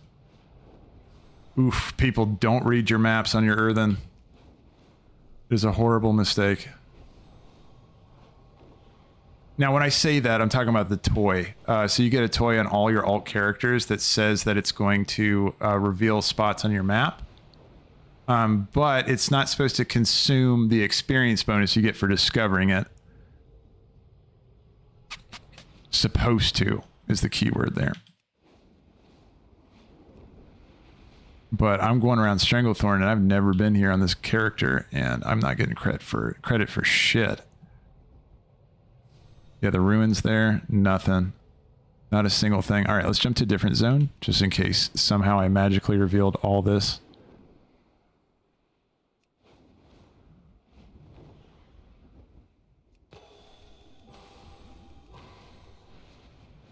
Let's see. Hop on over to what's up here? Northern Stranglethorn. I mean, I'll try it. Sure, why not?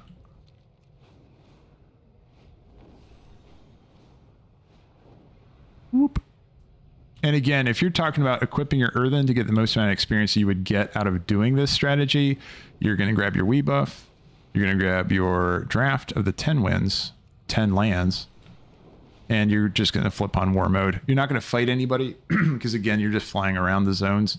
So there's not really any combat of any kind that happens while you're in this point, like while you're just flying around. Skywriting's way better, too. Oh my god, it's so much better because you can go so much faster. Yeah, Stranglethorn is like bricked for me. I'm going to move over to Blasted Lands. Okay, Tainted Scar. There's no way I've ever been here on this character.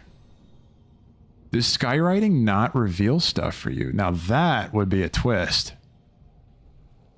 That would be a crazy twist. If skywriting's just bugged. Ooh, I am very interested in this now. We got to figure out what the problem is.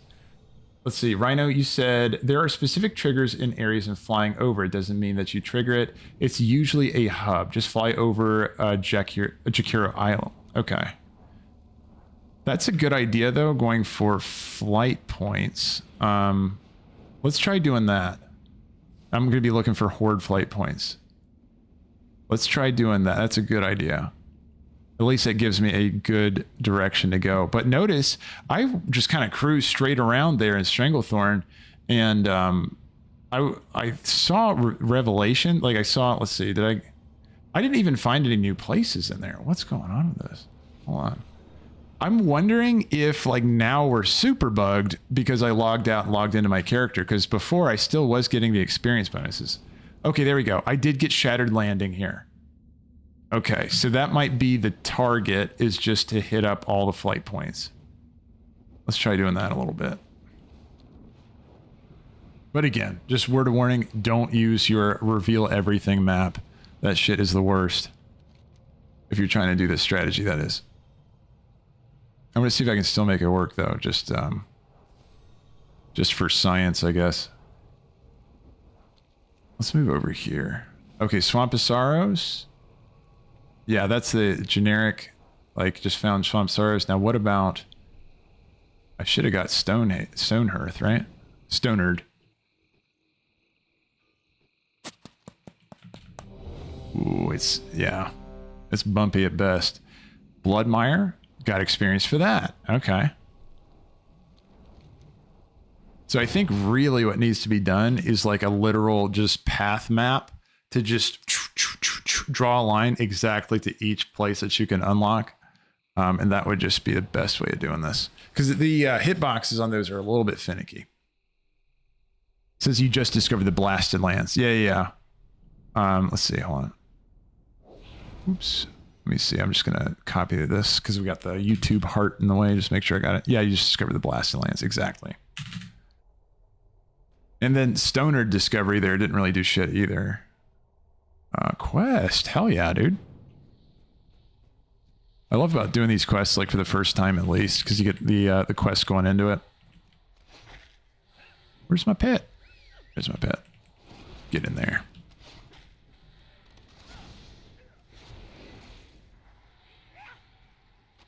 Yeah, good point, Jocko. I'm gonna do that too. Yeah, that's a really good point.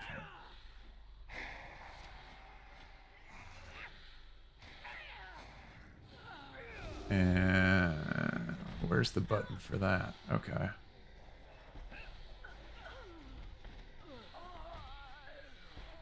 Got it. There has been a murder. Got him. Thank you for that, Jocko. Good reminder. And then skywriting makes the old content feel so small. I'm totally with you there, Flailion. It's like zooming over those zones. You're just like, oh my god, wait, it's been this small all this time. Actually, the first time we unlocked flying in those old zones, that really made things feel pretty small way back then. And remember, they had to do like a redesign on the whole like the way that it would look as you flew through the zones. And it took a lot. Like I remember they were talking about the patch for when they were gonna release like flying in old zones. They had a lot of work to do, like just leading up to that specifically, because old zones like looked really wonky if you looked at like any kind of data mining like site that like you could see things from other angles you weren't supposed to be able to see. Like the spots you'd never run into, like you just had gaps and like unclosed textures and all that kind of stuff. Let's see, you said it might be time spent in each area. Oh, I know. Yeah, no, I need to get a Frosty Pet for sure. Actually, I want to just get a Cleft Hoof. I should just go get a Cleft Hoof. I think, actually, I can just go to Dragonflight and pick up one of those dudes. Because Dragonflight's a leveling expansion now. That's a good reminder. Yeah, I'm going to do that for sure right now.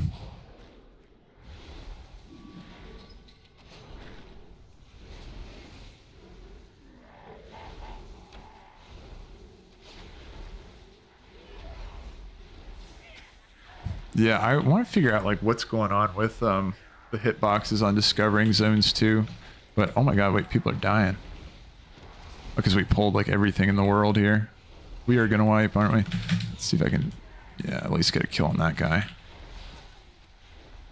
Here, I'm gonna start scooting back towards where my tank's gonna be. If he's resin. No, he's just staying. Okay, okay. Well, the tank's fine, actually. There we go. We'll res the DPS guy, I guess. Not me, because I don't have a res spell.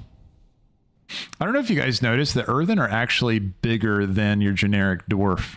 Like if you look at them right next to each other, like alternate between clicking on a dwarf and an Earthen in your character creation screen, like they are a little bit bigger. Actually, is this a dwarf? No, it's an Earthen. Yeah, a lot of people are leveling the Earthens right now. I was going to stand next to him so you could see it. Same size as a dark iron. Oh, our dark iron's a little bit bigger too? I didn't know that.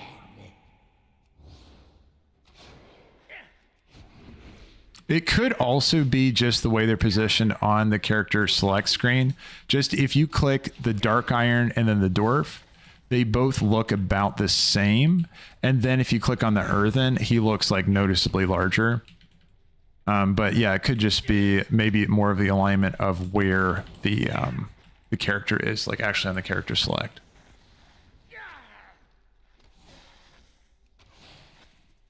All right, we are lighting this guy up. Give me your best shot. I can take it. I like this guy's voice acting. It's good.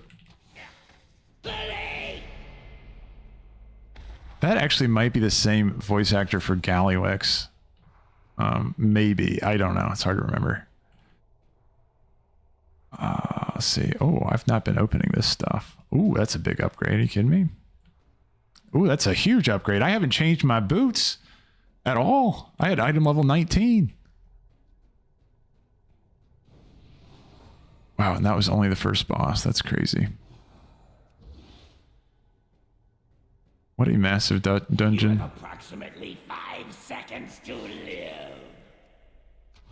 Yeah, exactly. Rhino, you're saying still can't fly in the Blood Elf area. Yeah, that's kind of strange.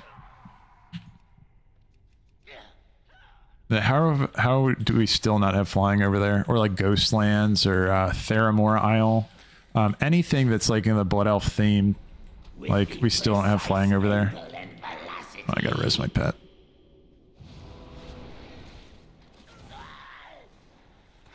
See, in Thor form, you said the normal dwarf is a bit smaller in game. Gotcha. So he's the smaller one, and then Dark Iron's a little bit bigger, and then Earthen is the same size as the Dark Iron.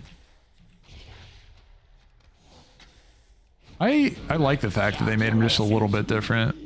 Feels like it makes sense. Maybe from a lore perspective. Because wasn't it like originally the dwarves were all Earthen, and then they kind of like, you know, like evolved different ways? And then the Dark Iron, you know, were kind of a separate society that was like underground. And so that's why they're like kind of, you know, a little different too. I don't know. Yeah, all the different dwarf types is kind of interesting. Well, it's like the different orc types too. You know, like you got the different clans, of course, but you also have like the orcs who drank the demon blood. Oh, he's pinging over here. Why is he pinging? What is it? Okay, let's follow this guy. Again, G to ping, guys. That I really like that.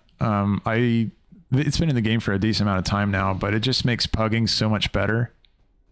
And who doesn't love the dwarf sprint animation? It's fantastic. Guys hustling.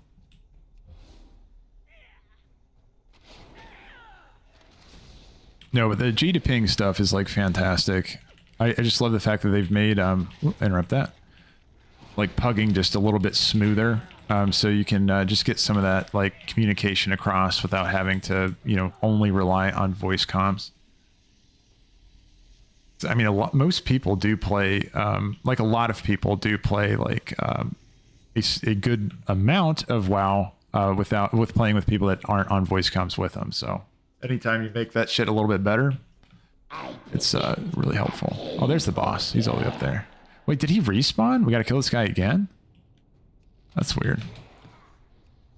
Let's see, Rhino, you said I'm not sure how I feel about females with beards. Yeah, well, wasn't that like a thing with original Warcraft, like the Warcraft comics and stuff? Remember way back, like Chris Metzen stuff, and the original art for the game. I thought all dwarf women had beards, and then it wasn't until World of Warcraft like actually got in its later stages, or they came to World of Warcraft, past Warcraft, that they actually removed the beards from the women, for the female dwarves. I'm not sure about that. Dwarves came to from the earth via the gift of flesh from the old gods, for your info. Oh, cool, Demon 2787. I always love learning little tidbits more about the lore. The lore of the game's actually really interesting. And I mean, again, a lot of that's attributed to like Chris Metzen's just world building from the beginning has been like consistently like super deep. Like that guy has thought so much through like all of the characters, their backstories, but also the civilizations coming up and the birth of the planet and shit. Like, holy shit, man. That guy's just like really creative.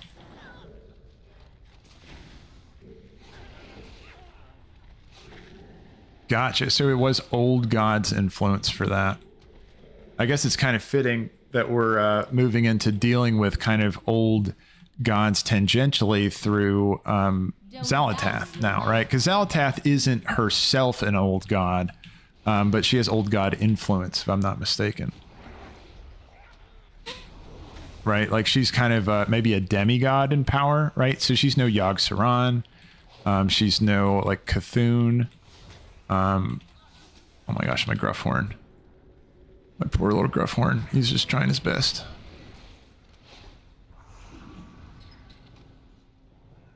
Here, can I just go ahead and trap this guy? He's immune. I mean, that makes sense. He's a fire elemental, and I try to put him in an ice trap. What am I thinking? My pet is dead. Come back to me.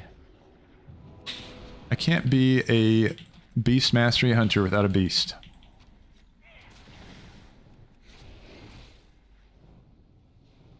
I feel like these guys just don't have an aggro table or something, because they're just like walking the fuck around.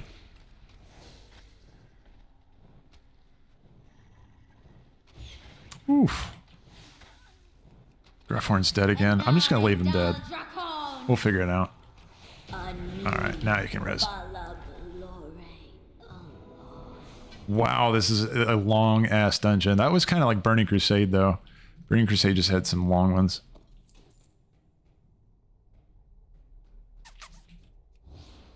If you want to go fast dungeons, Classic is the way to go. Tar Trap, you're right, dude. I never use that as much as I should. Hold on, where's my Tar Trap? I don't even have it on my bar. No, I do. I'm right now going to figure out a good keybind for that. I usually use this for Implosion Trap, but we'll use it for Tar Trap for now. Yeah, I got to think on Tar Trap where I want to put that. This should not be there. This should be up here. Yeah, no, Tar Trap would be fantastic for kiting those guys around. Anything just to keep them slow.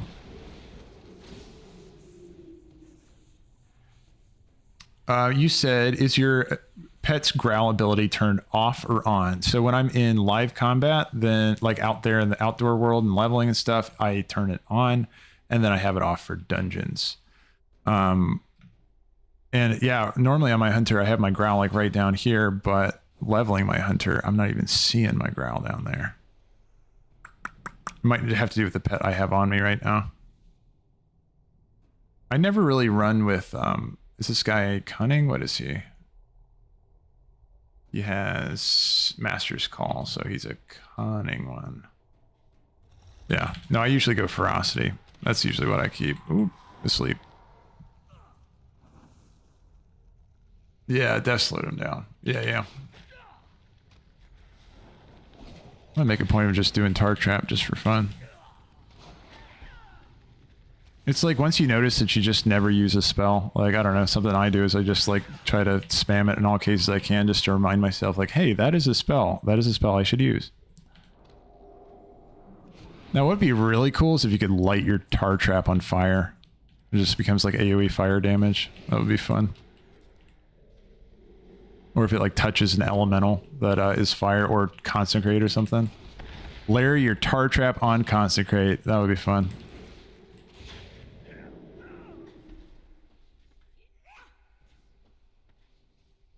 Oh, good point. Solid point. Yeah, you said click to complete. Yeah, that's a really good idea. I need to be doing that so I get credit for the other quests coming through. Solid point.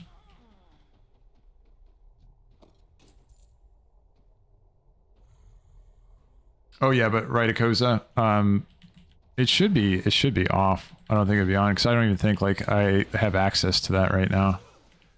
I don't know. Do pets have like a?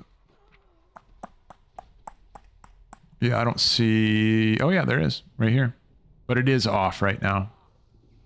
It's not on my my normal bar. Here we go. Let's slap it down there. But yeah, it turns off automatically when you go into dungeons. And then it turns on once you go out into world content. Which is just kind of a nice quality of life. You don't have that in Classic. Classic, you got to manually do that.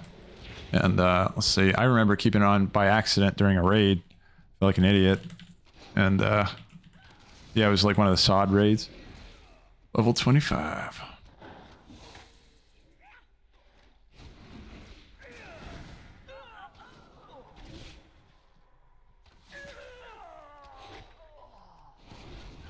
And we got one more. Pathalon, the calculator. We are on a strict time. And there he is. You will not interfere. I just don't have a firm memory of this dungeon from back in Burning Crusade. Mechanar. I think this is a level 80 dungeon, right? Like you couldn't do this leveling up, I don't think. Let's see, and you said, I remember that you could set it on fire for extra damage. Oh, really? Okay, it really used to be a thing. I didn't know that. I didn't know that. That's cool. I wish it was still a thing. Unless, here, let me look at the tooltip. Yeah, no, it's not a thing anymore. You were just wondering why I was dying, that's all. So they did have like the elemental AoE damage that was coming out from the elementals, and they're just like walking through the trail. But a lot of times pets are supposed to live through that kind of stuff. Like they don't take as much damage from like those kind of raid mechanics and stuff, just to not, you know, have hunters like just having their pets die every 2 seconds. Now again, in Classic, it's not the case. Your pets just get annihilated by shit. I'm just checking my. I really need to just start putting these on. I'm gonna do it. Yeah, at some point soon, my what do they call it? My heirlooms are gonna start falling off anyway because I don't have them fully leveled up. But ooh, that's cool looking helm. All right, next one we go. Anyone else want to jump into the dungeon queues? Just come on over. We can get these rolling. Oh, you said that dude has a really nice trinket? Yeah, it's a nice trinket back from Burning Crusade. Mechanar. That sounds familiar. Sounds like something people are using. Or it sounds like a dungeon that people are like really wanting to run. But I just don't remember myself going into Mechanar. Or Botanica, I remember, oh, what's the first one you run into in Hellfire? That one was fun. You got the like really badass polearm item. Not ramparts. Yeah, I can't remember it.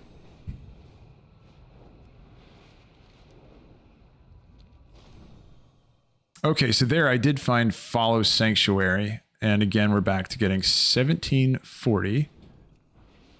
Oof, oh, the tree boss. Pretty solid amount of experience there for that. And again, the buffs you can grab for doing your flying and getting experience through flying. You can grab, yeah, the Wii buff, which Darkmoon I need to refresh here in 13 minutes. Oh, which, how convenient. I am right next to Stormwind. Not that one. I want this one. I'm right next to Stormwind over here. Over here. There we go. And yeah, all you got to do for that, it's really easy and quick. Oh, got to click this. Let's go ahead and turn that in. Very nice. Another 5,000 XP. All you got to do is just hop into the Darkmoon Faire portal. And then you can stand on the carousel for just about 30 seconds. Less than that, 10 seconds. And you'll grab that buff. You know, speaking of trinkets that were amazing, and I'm going there now. I'll show you exactly what that carousel is. But, ooh, looking spider. But in Wrath of the Lich King, remember the trinket from, oh man, what was his name? He's the Blood DK you fought just before you got all the different corridors. That one was crazy because the armor penetration, it like changed you into a Tonka character. That one was huge. Deathbringer's Toll, right? Deathbringer's Toll was crazy. Everybody wanted that shit. Let me go back up here. That might be the most iconic trinket I can think of, like just for me personally. Deathbringer's Will, that was it. Yeah, no, you're right. Christopher, totally, man. Yeah. That thing was crazy.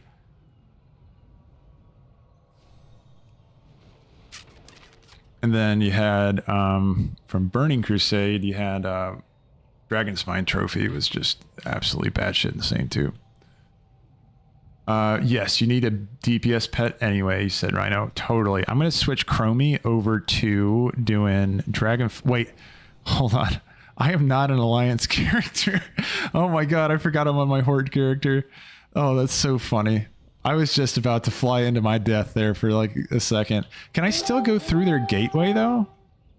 Hold on, I want to check to see if I can still go through the... That's so funny. I totally spaced. I am not on a Horde character. Or I am on a Horde character.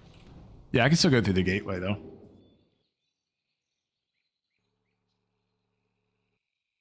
And when I come back out, I wonder if it's going to teleport me. It should put me back in Goldshire, I imagine. Go get a spider. Yeah, that's a good point. I could go to Dark... yeah, Red Ridge. Grab one of those. I do want to get a Cleft Hoof, though. Take advantage of my, you know, exotic. I'm already queued.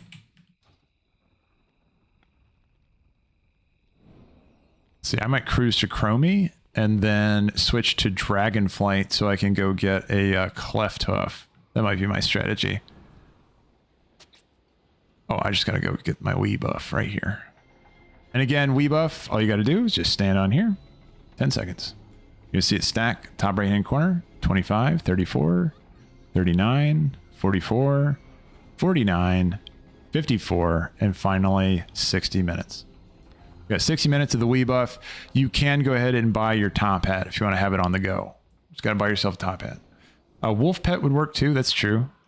I wish they would combine your stables with your other hunters. So that way I could just use like, yeah, I could just grab Fenrir right now if I wanted to. Or, oh yeah, Sue was saying the other day in chat that there's a Hattie quest. Like there's a quest where you can actually tame Hattie or a wolf that looks exactly like Hattie.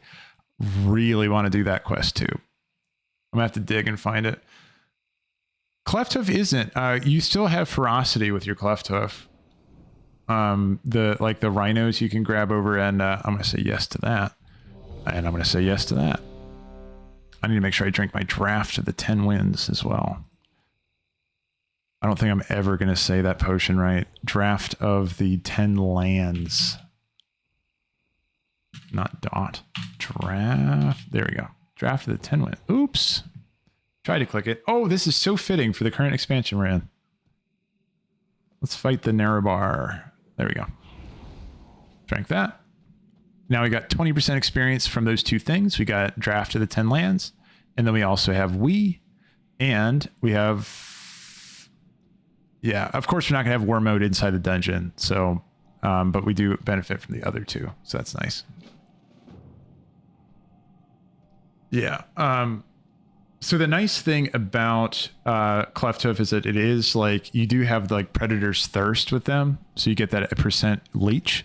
They also have that extra armor from their thick hide passive, and then they also have that automatic shield wall that pops whenever it gets low on health. So they are just like monsters at soloing content. My absolute favorite type of pet.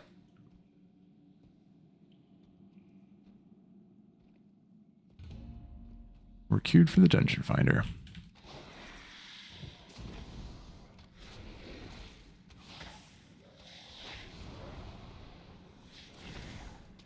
We have some AoE damage with Beast Cleave.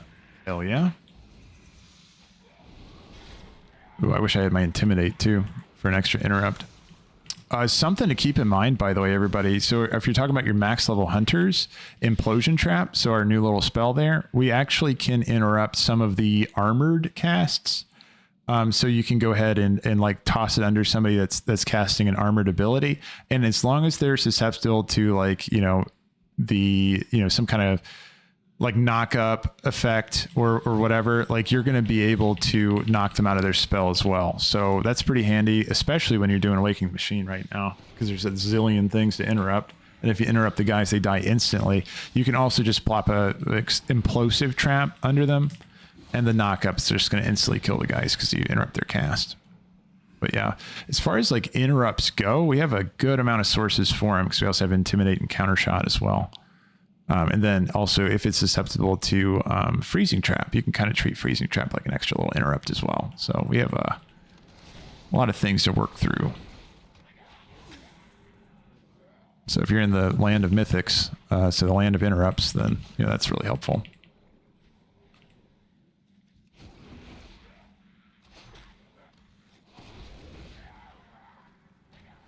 Oop, I am rooted, but I have Master's Call.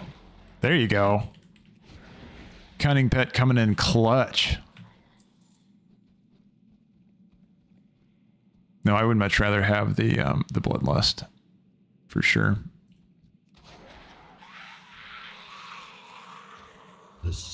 The damage coming out though from everybody leveling is just insane though. I don't even know if the Bloodlust is necessary for any fight. But nice to have just in case. It's kind of cool to see their old style of Nerubians here, like Elder Nadox here. He looks quite a bit different than like the Nerubians now. You can tell like they put some work into them for this expansion. Like they look fucking awesome now. Not that this guy looks bad. He looks pretty good for his time. I'm gonna eat this haunch of meat. I just need room in my bags. That's meta slot 163. I'm gonna go ahead and put that on.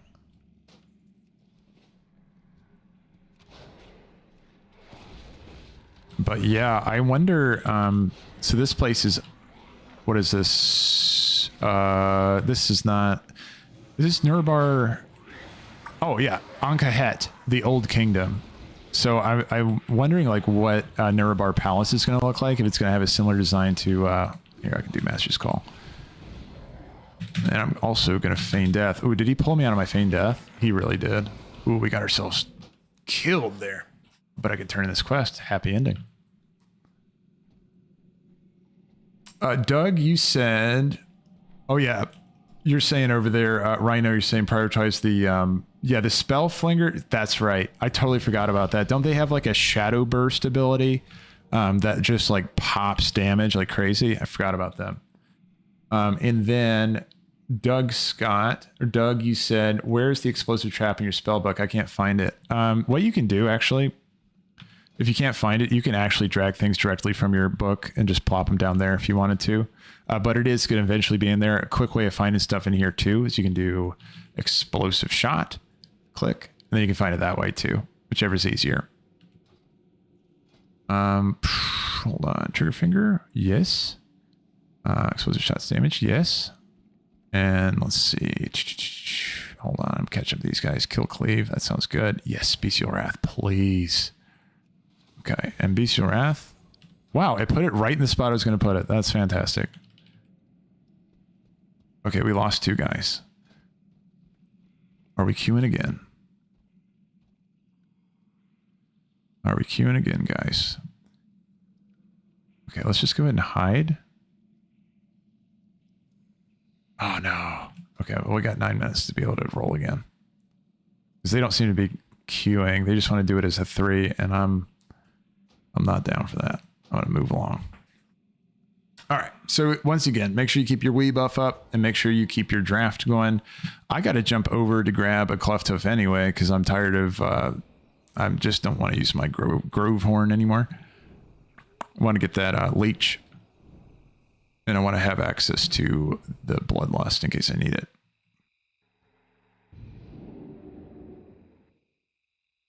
You said, have you tried crab mode yet? No, I haven't tried that just yet. So that's arachnophobia, right?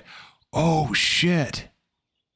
Did you see that? So this is a quick tip for anybody that's wanting to just travel across continents quickly. I mean, I don't know when you would want to use this specifically besides what I just did, but on a horde character, if you go into the Alliance Darkmoon portal, and then you go out of the Alliance Darkmoon portal, it'll take you out and put you in Thunderbluff, like right next to Thunderbluff. So it saved me a shit ton of time. I don't know when that would come up usually, but if you're ever trying to go back to, if you're on a horde character trying to go back from Eastern Kingdoms to get back to Kalimdor, you can just hop in and out of the Darkmoon portal. That's fun. I just didn't know that would happen. That's really funny. But yeah, crab mode. Yeah, I think. Oh, they were in queue. Oh shit. Okay, I'm just reading that right now. Oh, that's fine. I just wanted to move on anyway. Lost treasure. I couldn't take that. Oh, that's for that. Yeah, that's fine. That was for a previous dungeon.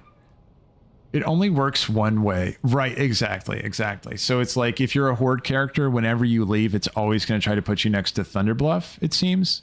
And then if you're an Alliance character, I'm just assuming, unless this is what you're telling me right now, when you're leaving on an Alliance character, do you get put back in front of Stormwind, or do you does it not work for Alliance players? I'd have to try it to know for sure. Let's see, Bob Marley, you said that's really handy. Also, there is a Darkmoon NPC in Orgrimmar who will teleport you over. Cool. That's awesome. So it'll send you over to the Darkmoon on the other side. Probably one in Stormwind too. Yeah, I think with a lot of that stuff, they do tend to mirror it. So they do tend to put stuff on both sides for both factions just to keep it even. But that's a really good tip. I didn't know about that, Bob Marley. Great tip on that.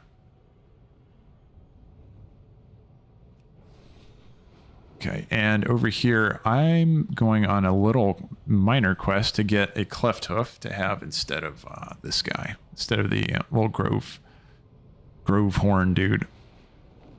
Again, I could not sell cleft hoofs enough. They are the best tanky guys, like the passive healing, the defensive, shield wall that automatically procs. Just a good little package for just a very solid all-around pet, and the bloodlust. You get everything. Rhino, you said if you're Alliance, you can go from Thunderbluff to Goldshire. Gotcha. Nice. Yeah, I'm glad it works both ways.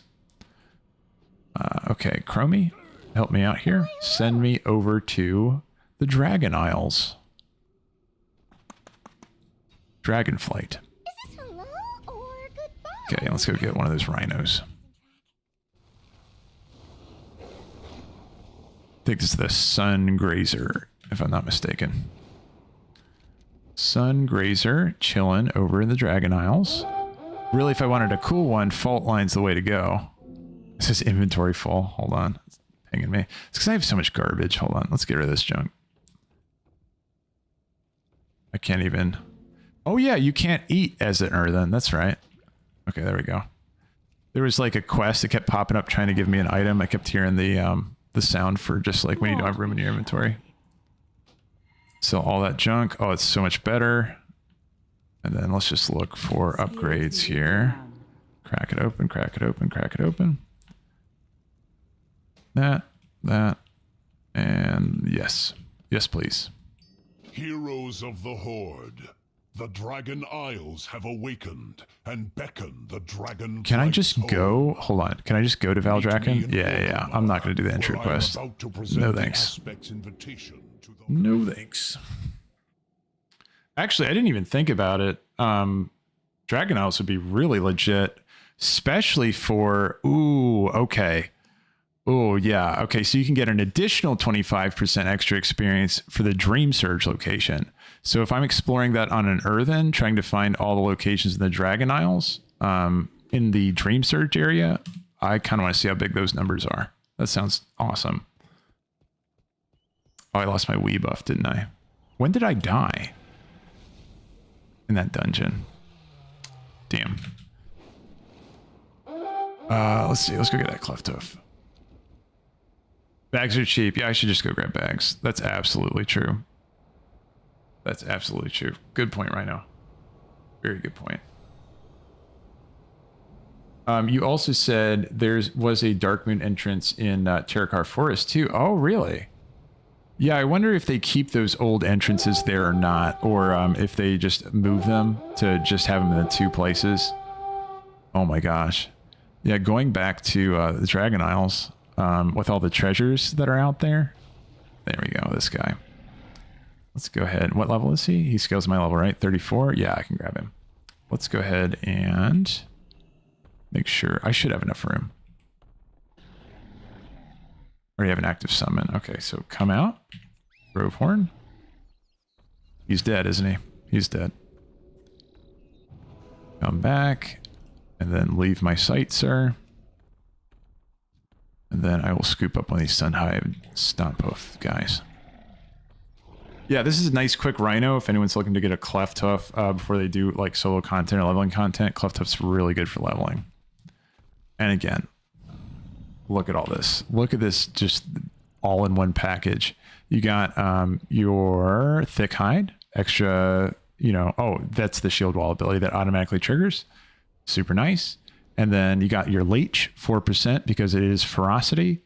And then where's his passive abilities? There's also one that he gets 10% extra armor. Blood of the Rhino is what I'm looking for. Let me just type it in here. Blood of the Rhino. Hide passes. That's what it was. No, I don't want hide passes. Well, he's supposed to have it. I don't know where it is right now. Maybe it's something that's unlocked as you level up. I don't know, but he's always had the Blood of the Rhino ability. What it is, he gets actual additional 20% healing from all sources. So that's going to count towards Men Pet, and that's also going to count towards his Leech as well. So it just makes him a nice, tanky little dude.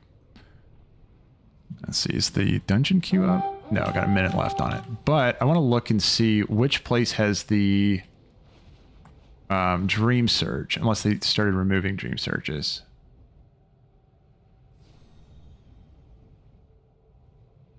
Looking to see. It's so hard to see now with them changing the icons for literally everything.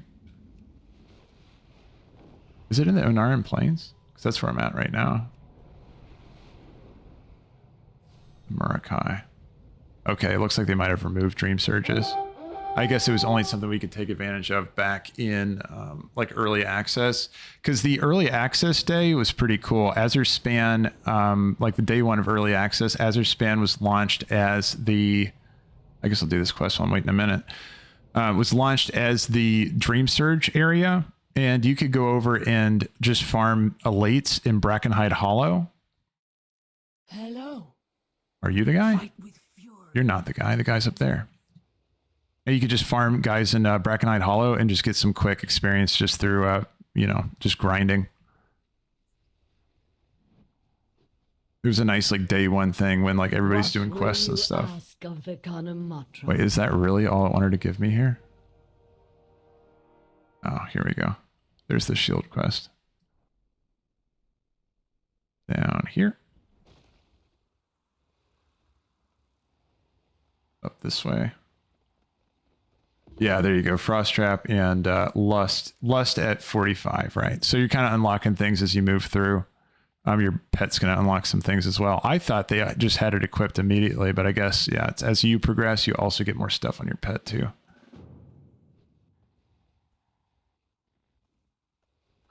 Okay, what's it have me do? And it should have dungeon queues up now too. Let's see if queues are a little bit better than the Dragon Isle stuff. They're just trying to get into queues faster. And then take advantage of the experience from just flying around too.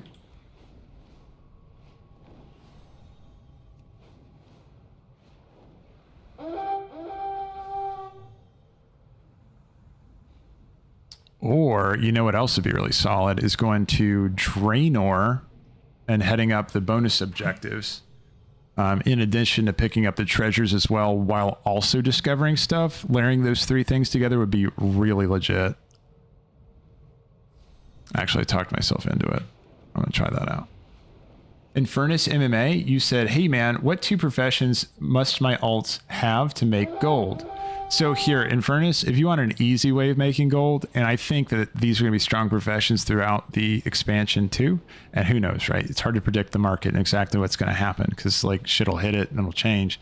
But Blizzard did say, just based on their design philosophy, what they wanted to make happen this expansion with professions is that they wanted to make the high quality stuff actually feel like high quality. So when I'm talking about like the max legendary quality, or no, the gold quality reagents that you're gathering, those are really hard to hit and hard to find, because the issue they found in Dragonflight is that everybody was finding the highest level stuff instead of finding the lower quality stuff. So we ended up with a situation where the higher valued items, in quotes, right, the gold items, were just like more plentiful than even the bronze items. So they flipped the whole thing on its head, and they're making it so that now it's really hard to find this high quality stuff.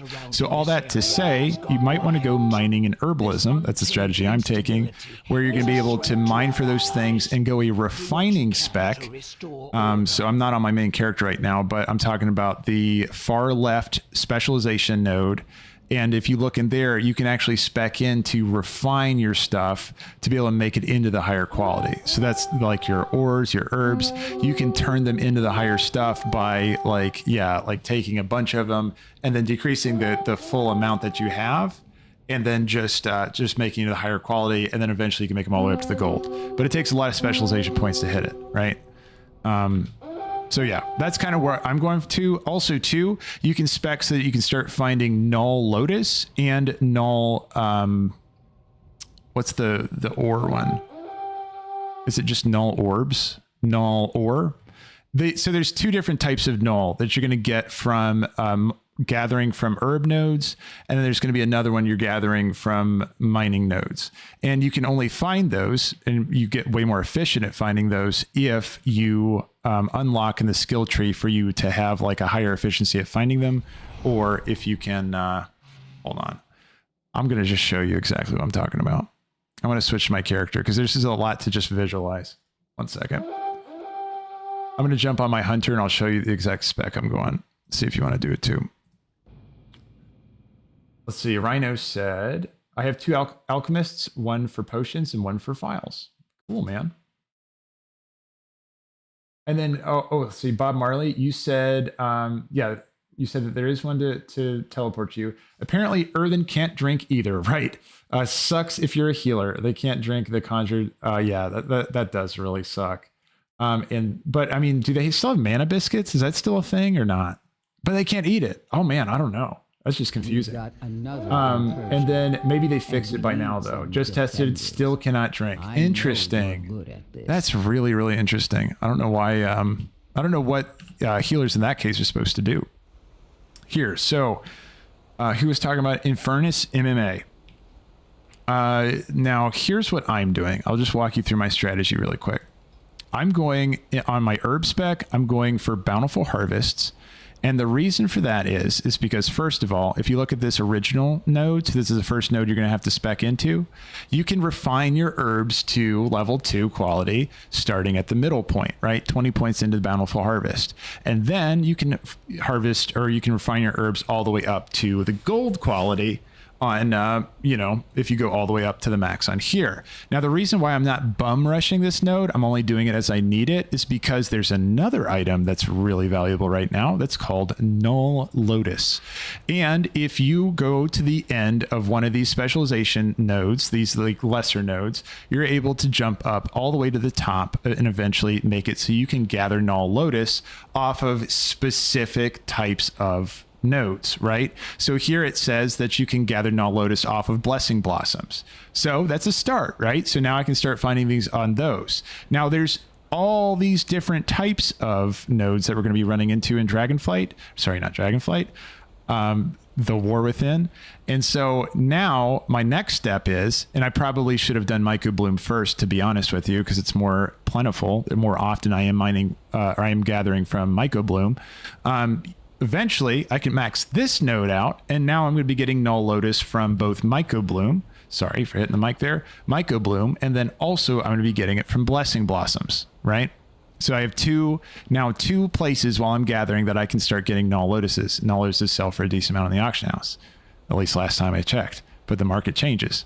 So just go with the strategy and stick to it is basically what you need to do with this. If you do any kind of half-baked strategy and change in the middle, you end up just wasting points. But here's where I'm going though. So basically, I always jump back to the original node when I need to scale up to be able to get another sub-specialization, right? So I started here. Actually, I started right here. I leveled this all the way up to here, right? And then I went to this one and maxed out that node so I could open up the ability for finding Null Lotus, which is a good power spike for that, right? And then I went back to this original node and I bumped it all the way up to the second time where I can now learn my second sub-specialization. And now I'm starting to work towards Myco Bloom, and I want to max it out here so I can start finding Nullos over there. So also too, don't forget though, unlock these two trees when you gain access to it, because it's still going to give you the benefit of the original node here. So you can see I can now overload Empower Herbs, which I need to make way more use of. That's just going to be a spell that you have in your book. Yeah, just here, I'll show you. Empower Herbs. Yeah, right. Overload. Yeah, I have both of them, right? So you can see them too, both of those up there. What if I just... Okay, I wanted to show you both next to each other, but I have one for deposit and then also one for the herbs as well. Okay, they're both going to be the same. We're just going to make that node that you're standing next to when you cast this spell just give you more shit, right? And so you want to do that. You want to be able to spec into this just to get that empowerment. But before you do that, at level 50, once you're skill 50, I'm talking, when I talk skill, I'm talking this bar right here. You're going to unlock your first specialization at 25, second one at 50, third one at 75. On those marks, the 25 mark, start with Bountiful Harvest, okay? And then fill out your knowledge points as I just laid out. Once you hit level 50, go into Botany. You're not going to regret it, because every time you mine something or every time you gather, you're going to get 1 vigor back. You're going to get 1 dragon energy. So it makes it easier to go from node to node. Then at 75, go ahead and make sure you put your point in here. All you got to do is just click the button that to unlock this tree. Don't need any points in there. And you do also get that overload ability. So that's important kind of things to keep in mind while you're leveling. In Furnace MMA, you said you are doing first in Blessing Blossom and Myco Bloom because they are most common herbs, right? So in Furnace, if you want to do this better than I did it, go for Myco Bloom first, because I've been seeing way more Myco Bloom than I have been Blessing Blossom. And that might just be my gathering routes. It might just be a me thing, but I'm pretty sure Myco Bloom is more common, right? So go ahead and go Myco Bloom first to 40, and then you can do these in any, because I think the other ones are pretty similar, like rarities, right? Like I think you're going to see them about the same like amount as often, if that makes sense. So these I wouldn't prioritize one over the other. This one I would do first. That's my opinion. So if you want to make it better, that's what I would do. Next, if you wanted to know about mining, if we jumped into the mining tree, this is what I'm doing, just a strategy you could go with. I am sticking with a similar strategy going into Plethora of Ore. And again, we're talking about going up to the point where I can unlock my first sub-specialization. And in this one, it's a little bit different than the others, which actually is kind of convenient for this strategy.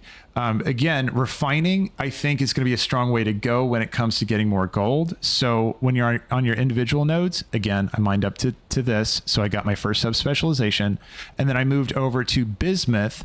And now I'm trying to max this node out because look down here. You no longer uncover null stones when gathering Bismuth. Because as a root, as a core, mining can find null stones, right? But you find them in a damaged quality. So you have to combine 5 damaged ones together for you to be able to get 1 null stone, right? To have 1 null stone. Now, what makes this super nice is that once you do spec into this, you're going to skip the part where you have to go find 5 small epic things. You just get the epic thing itself when it finally does trigger. So it's going to essentially, you can think of it as a 5 times multiplier, because you basically find 5 fragments just in 1 trigger of getting lucky.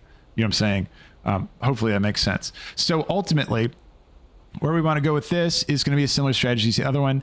find your first sub specialization. Just pick one. I don't think I find one more than others. Right now it feels like Iron Claw I find more often. I've been seeing a lot of bismuth too. Just pick one and go all the way to the top, 45.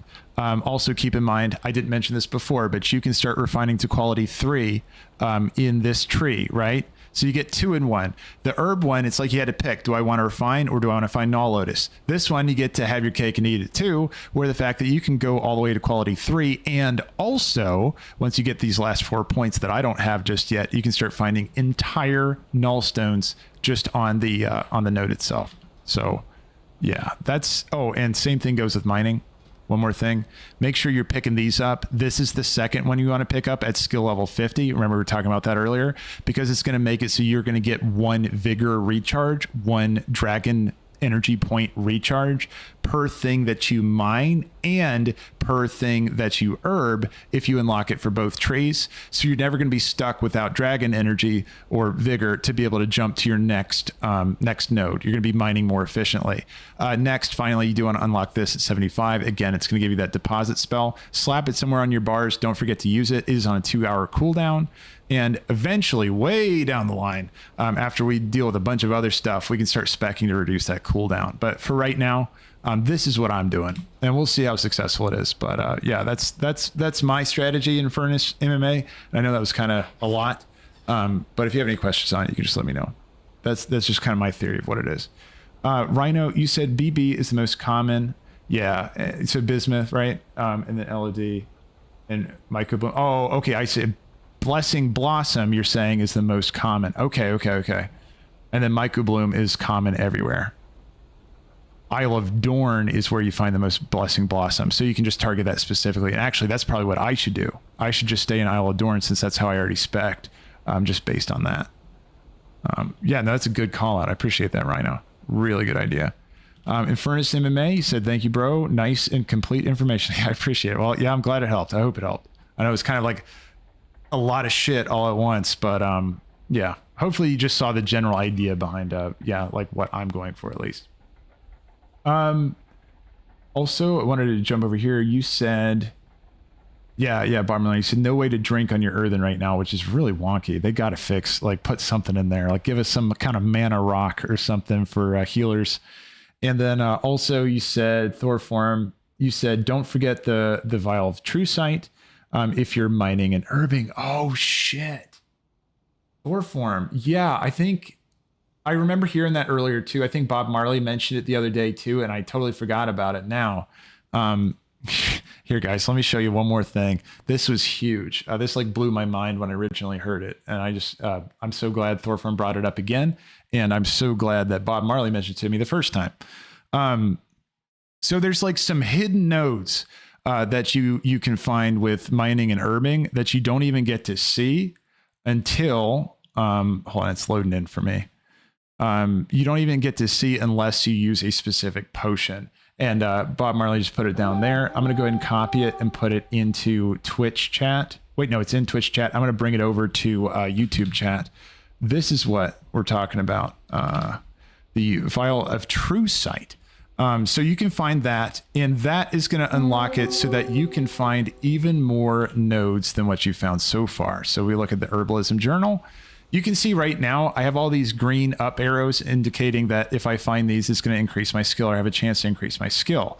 When I found each of these the first time, when you find each of these for the first time, when anybody finds these for the first time, you will get knowledge points and also Artisan's Acuity for each single one of those. Now, there are more on here.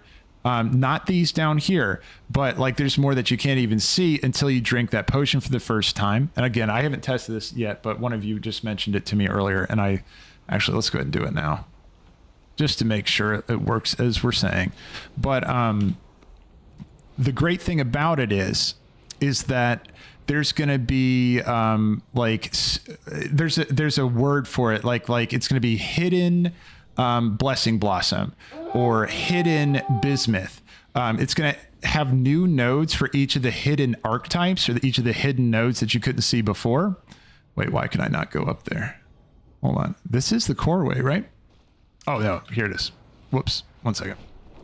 So all of those are going to have their hidden types as well, which again, you're going to get a new node type that you get to take advantage of for giving you knowledge points in Artisan's Acuity. Whoops, run into walls. I'm going to go check how expensive these vials are. Let's just make sure it works the way that we think it does, just so we're dealing with accurate information here. Hold on. So I'm looking for the auction house. Where is the auction house, my dude? Let's see. So auction house over here, and you're just going to buy vials of True Sight. Which, by the way, if you are an alchemist, you should make a shit ton of those and post them up in the auction house because they are... That's a really solid thing I think a lot of people are going to be using, especially for when they're doing like a focused mining session. So here. Let's go here and let's look up vial of True Sight. Okay, so you see here where it says drink to increase your perception. Also, perception is great for finding more rare things by 75. And you can see camouflage mining and herbalism nodes. It lasts for 30 minutes and through death, right? So this is great. The benefits of going higher is you get more perception, and yeah, you can stack 2 of these together to get a full hour, by the way, because notice they're down at the bottom. It says last 30 minutes through death. Consuming an identical vial will add another 30 minutes. So I'm going to go ahead and buy 2 of these. Thank you for subbing to the channel there in Furnace MMA. Welcome in, man. Welcome in. We're going to do, let's see, I got 2 of those. Let's go ahead and hop over here. We're going to pick up one of these. Now, let's, oh, inventory full. Of course it is, dude. My inventory is always full. Okay, let's go ahead and dump all this junk. Got at least a couple. Oh my god, I'm gonna have to organize my shit later. Okay, so let's go ahead and pick up both of these, and we're just gonna give it a test, give it a whirl. I'm gonna drink one of these now because I'm gonna be leveling my Earthen. I'm not really doing mining right now, but now if it works the way we're thinking it does. While we're going out here, and I want to make sure that I'm tracking both herbing and mining. Hold on. Find minerals, find herbs. Yeah, we're good. Okay, so cruising around here. We're looking for the camouflage packs. It may take us a second or 2 to find them.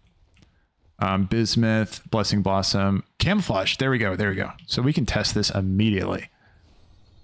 So here...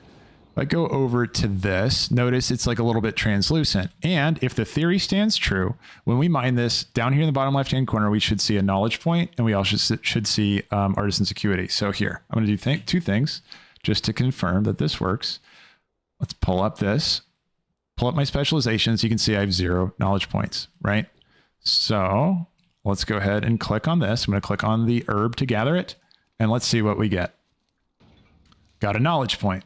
And then I also got Artisan's, let's see, or see, I just got a knowledge point. I did not get Artisan's Acuity. Okay, so that might have been an adjustment because you used to get Artisan's Acuity from mining each one of these, unless I didn't look at my Artisan's Acuity amount before I mined that. So yeah, so there you go. There's knowledge points on the table, and there's a camouflage version of each one of those nodes out there for both mining and also herbing.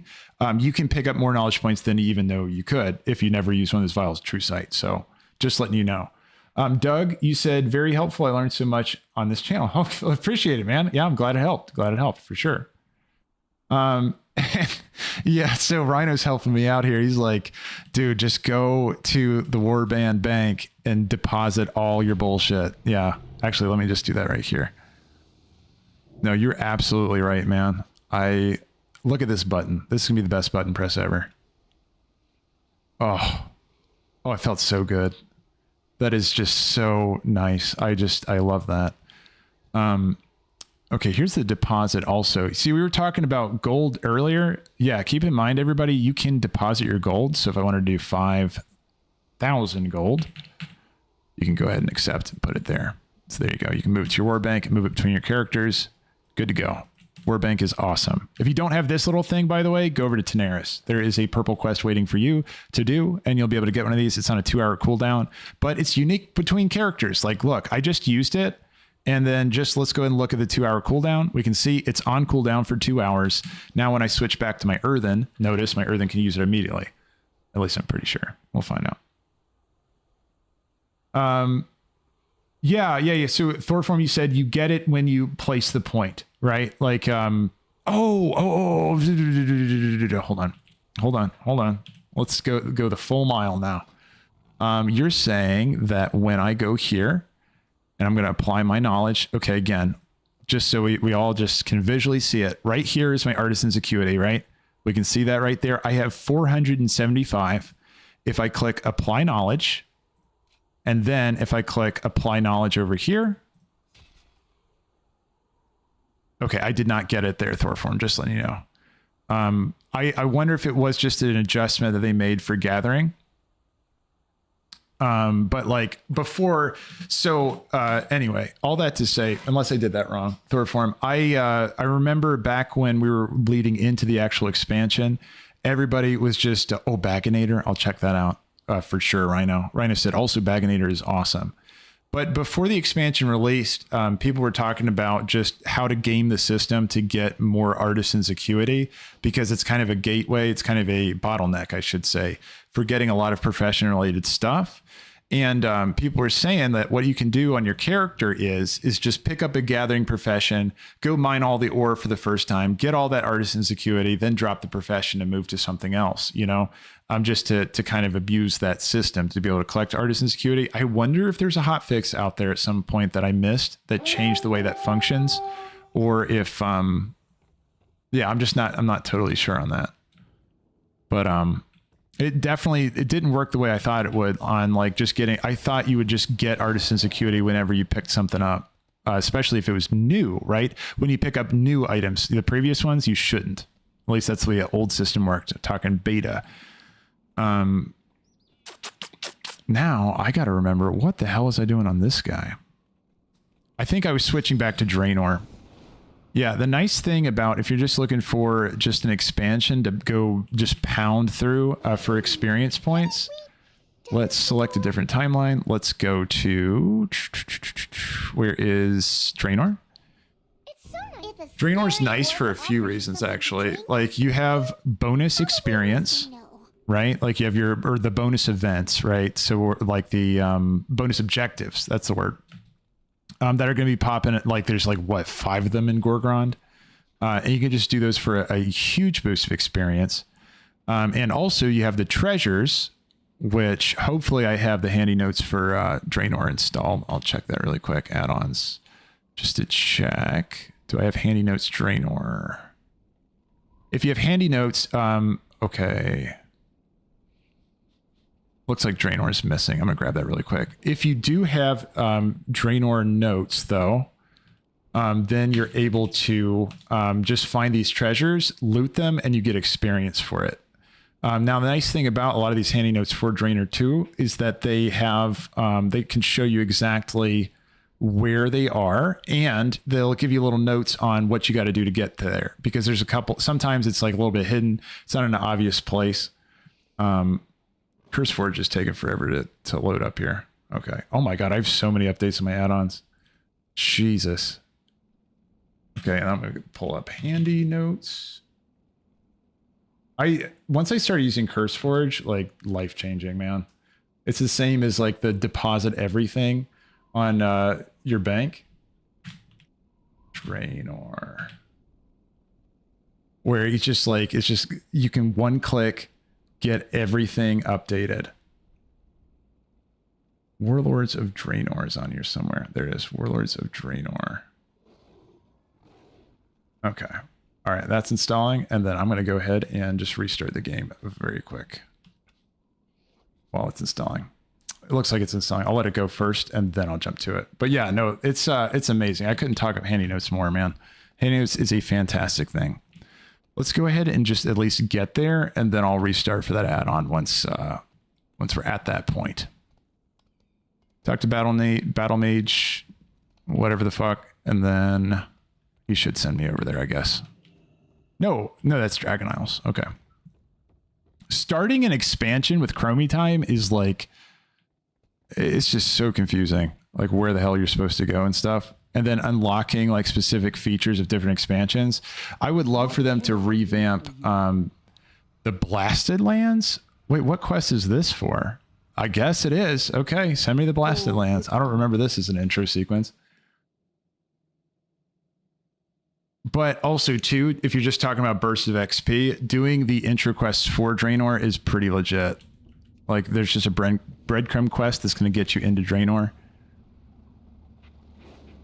And the scenarios and the way it plays out is, like, really quick. Okay, it's over here. That's right. I remember this now, because we're going through the Dark Portal again. Yeah, it's all coming back. Let's see. And Rhino said, if you want a free 34 slot bag, yes, both of those are fantastic. So there's 2 of them. Handy Notes is going to help you find them, but also I'll just read this all out from Rhino. We've all seen this 1,000 times. You said, and if you want a 34 slot bag, there's a Kaja Cola machine in the Ringing Deeps. And if you press the order button of 3412 and click the dispenser, that you get a Goblin mini fridge. Yeah, and that one is going to be, I'll show you on the map exactly where that is. So if you wanted the Goblin mini fridge, just for anyone that hasn't gotten it yet, if you go Khazalgar, Ringing Deeps, let's go in the way leading up to Talek. It's going to be this town right here. You're going to find a machine, like a Kaja machine. So it's like a cola machine that is going to have your, it's going to, like, if you press that sequence that he just said there. So basically, if you look at the name of each one of the things, like each one of the colas that are on there, spell boom with the first letter of each of those, and then you'll get your reward. It's an easy way to remember it. Just spell boom with the different colas you purchase in the town leading up to Talek. Okay, I just have to kill these guys. I'm pretty sure I do. I'm finding a missive, so it's probably going to be, yeah, there you go. Yeah, these zoom on by. It's a great burst of experience if you haven't done this yet on your Earthen. Make sure you have your Wii buff. I totally forgot to grab mine, but I can always grab it later.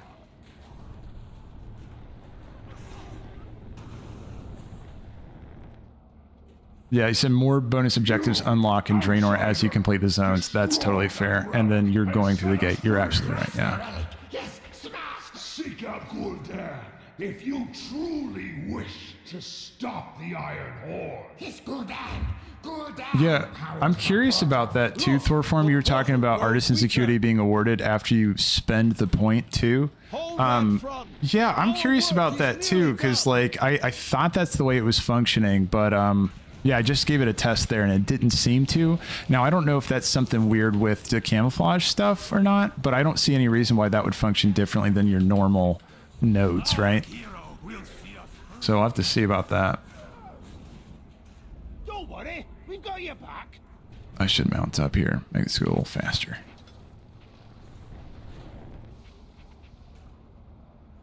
You strange invaders and giant cowards. Fellspire. Okay, then go turn this in. You see, these quests are nice and fast. They will regret that. But really the big payout is just like getting to the continent and unlocking all that shit, and you're able to just do the bonus objectives. If you just jam each one of those bonus objectives all the way up and down those zones, that alone is an insane amount of experience. But also, if you're just going around and collecting treasures and also getting the 200% extra experience for being a Dark Iron, or not Dark Iron, a Earthen, that shit's going to be massive.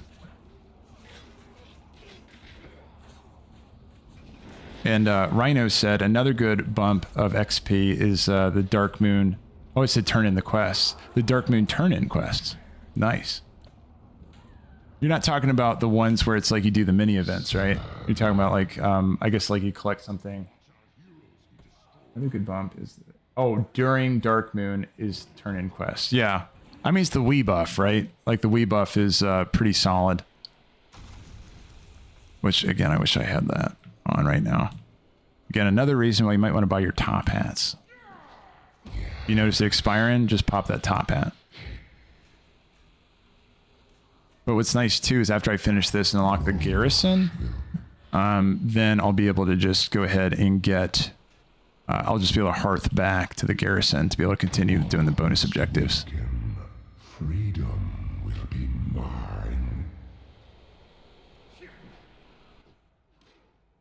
All right, Gul'dan.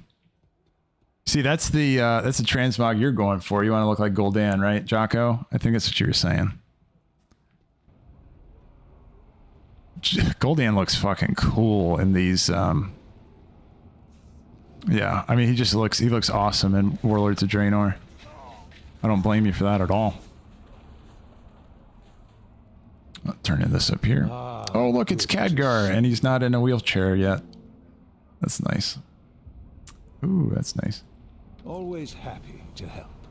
And you said before you hit 49, make sure you pick up the eggs and the rested buff. That's a good point. Sacrifice be in vain. Yeah, that's a good point. The rested buffs. I'm trying to remember where that is. In here. What's that one there, Rhino? I want to make sure I don't miss it before I hit 49.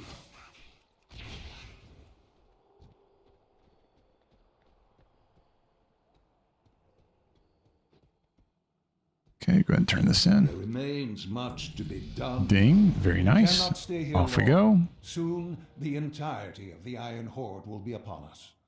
Our champion will stay back and disrupt the enemy camp. Might as well The do rest of these us will quests while we're seek working through these passage too. through the Nice thing jungle. also, I don't know if y'all noticed, but even though we're in an instance, I'm still getting the enlisted bonus. So just turn on war mode. I don't even know if you can do PvP in this scenario here. I guess we'll find out. But everybody looks friendly right now. So it's like I'm benefiting from the war mode and also I'm, you know, not at risk of fighting. Oh, I need to do this action button. Light everybody's house on fire.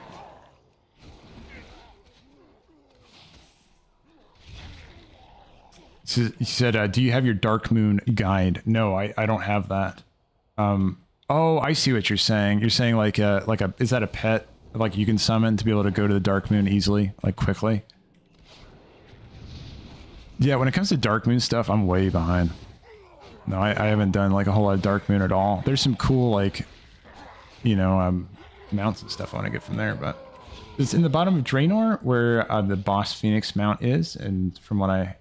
Okay, cool. I'll check that one out. That'll be one of the first treasures I go peek at. Is it marked in handy notes?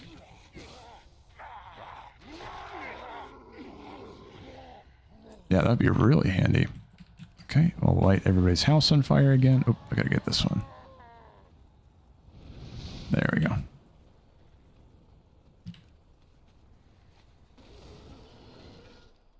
Just one more bleeding. Help us!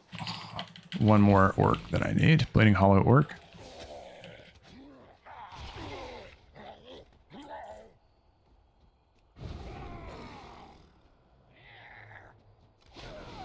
Yeah, I'll take a look for him. As long as he's marked in handy notes, I should be able to see him right now.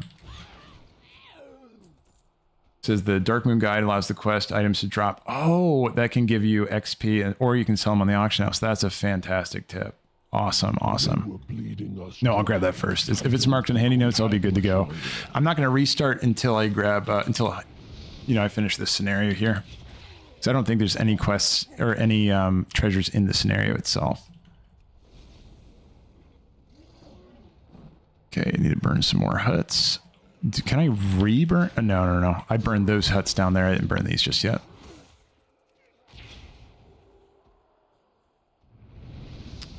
All right. And burn. Got it. Also, I need to remember to use that Azerite Surge button more. And again, I feel like the strength of that is going to be mainly just a tap damage. We'll see how the peak damage scales as we level up and all that kind of stuff. But right now, it feels like just a good AoE blast just with a quick tap of the button. JD, you said, so do you have to go on Darkmoon handy notes to find that? And who do you get the hats from in the Darkmoon Faire? So the Darkmoon Faire, there's going to be a souvenir vendor. It's going to be a goblin. He's in a tent. I don't remember his name off the top of my head, but if you keep walking down the center point, like the center aisleway, you're going to see a goblin that's in a tent, like off to the right in like a little vendor stand. And he's going to say souvenirs or exotics and souvenirs. I think it's like his subtitle he has. If you just go over to him, You can buy your Darkmoon hat for 10 Darkmoon points, 10 Darkmoon tickets. And those are prize tickets, not your ride tickets, right? Those are two different things, even though they have the same icon. And you just get those from doing your dailies. So you should be able to afford... I mean, is there about... Yeah, you should be able to get one of them if you do like all the missions over there. But just keep in mind that you can get the exact same buff, the Wii buff, just by jumping on the carousel. It does not stack. You can't do the top hats and the Wii buff, unfortunately. So yeah, the top hat is mainly just like an on-the-go kind of spell. Also keep in mind if you do hoard those and then you save them for when the Darkmoon's not here, you can't use them until Darkmoon Faire's back. So just so you know, if you are going out there and doing that grind. Yeah, so that's where that is. And then Spires of Rock, or Rhino is saying, Spires of Rock, there are 5 or more eggs. 5 or 6 eggs. Cool, man. I'll check that out. Definitely. Yeah, I'm hoping Handy Notes just lights all these up for me. And where's the quest giver? Is that Khadgar I got to turn this into? Yeah, there you go. Let's get to work. Or Khadgar, man. Be mindful. He's in a mystical wheelchair now. Run our enemies into the ground. Okay, let's see. It is a world of wonder. What do we got to do? We got to speak with Ariok. Okay, let's go, man. Let's do it. Forth to victory. You and I against an entire clan. Yeah, no Sounds problem, like a JD. fight. You got it. No worries. The bleeding hollow ore. See, if you have the Darkmoon guide in your bag, it allows for the items like ornate weapon to drop, and then from dungeon bosses or in PvP. That's a really, really solid tip, man. Here we stand. And he said it gives experience points as well, right? They seem focused on their ritual. That's solid. Maybe destroying those blood orbs will get their attention. It looks like Khadgar and the rest are on the move. Our work is nearly done, champion. There are 9 items that give you quests, and they can each be bought on the auction house. So, I mean, depending on how much they are, I thought those were stairs for a moment. I was like, why can't I walk up this? Coming for you, intruders. Oh my gosh, that Eye of Gul'dan, that's so badass. Look at that. Just chilling. Or Eye of Kilrog. I think he's glitched out right there. I don't think he's supposed to be sitting there. Oh, well, thanks for the sub there, Benson. Welcome in, man. Thank you so much. I really appreciate that, man. That you all helped me get monetized last week, tuning in for the stream and joining. And yeah, I can't appreciate that enough. It's super generous, Bamson. Welcome in, welcome in. What I must do. Yeah, thanks for stopping in here, Bamson. I really appreciate the subscription there.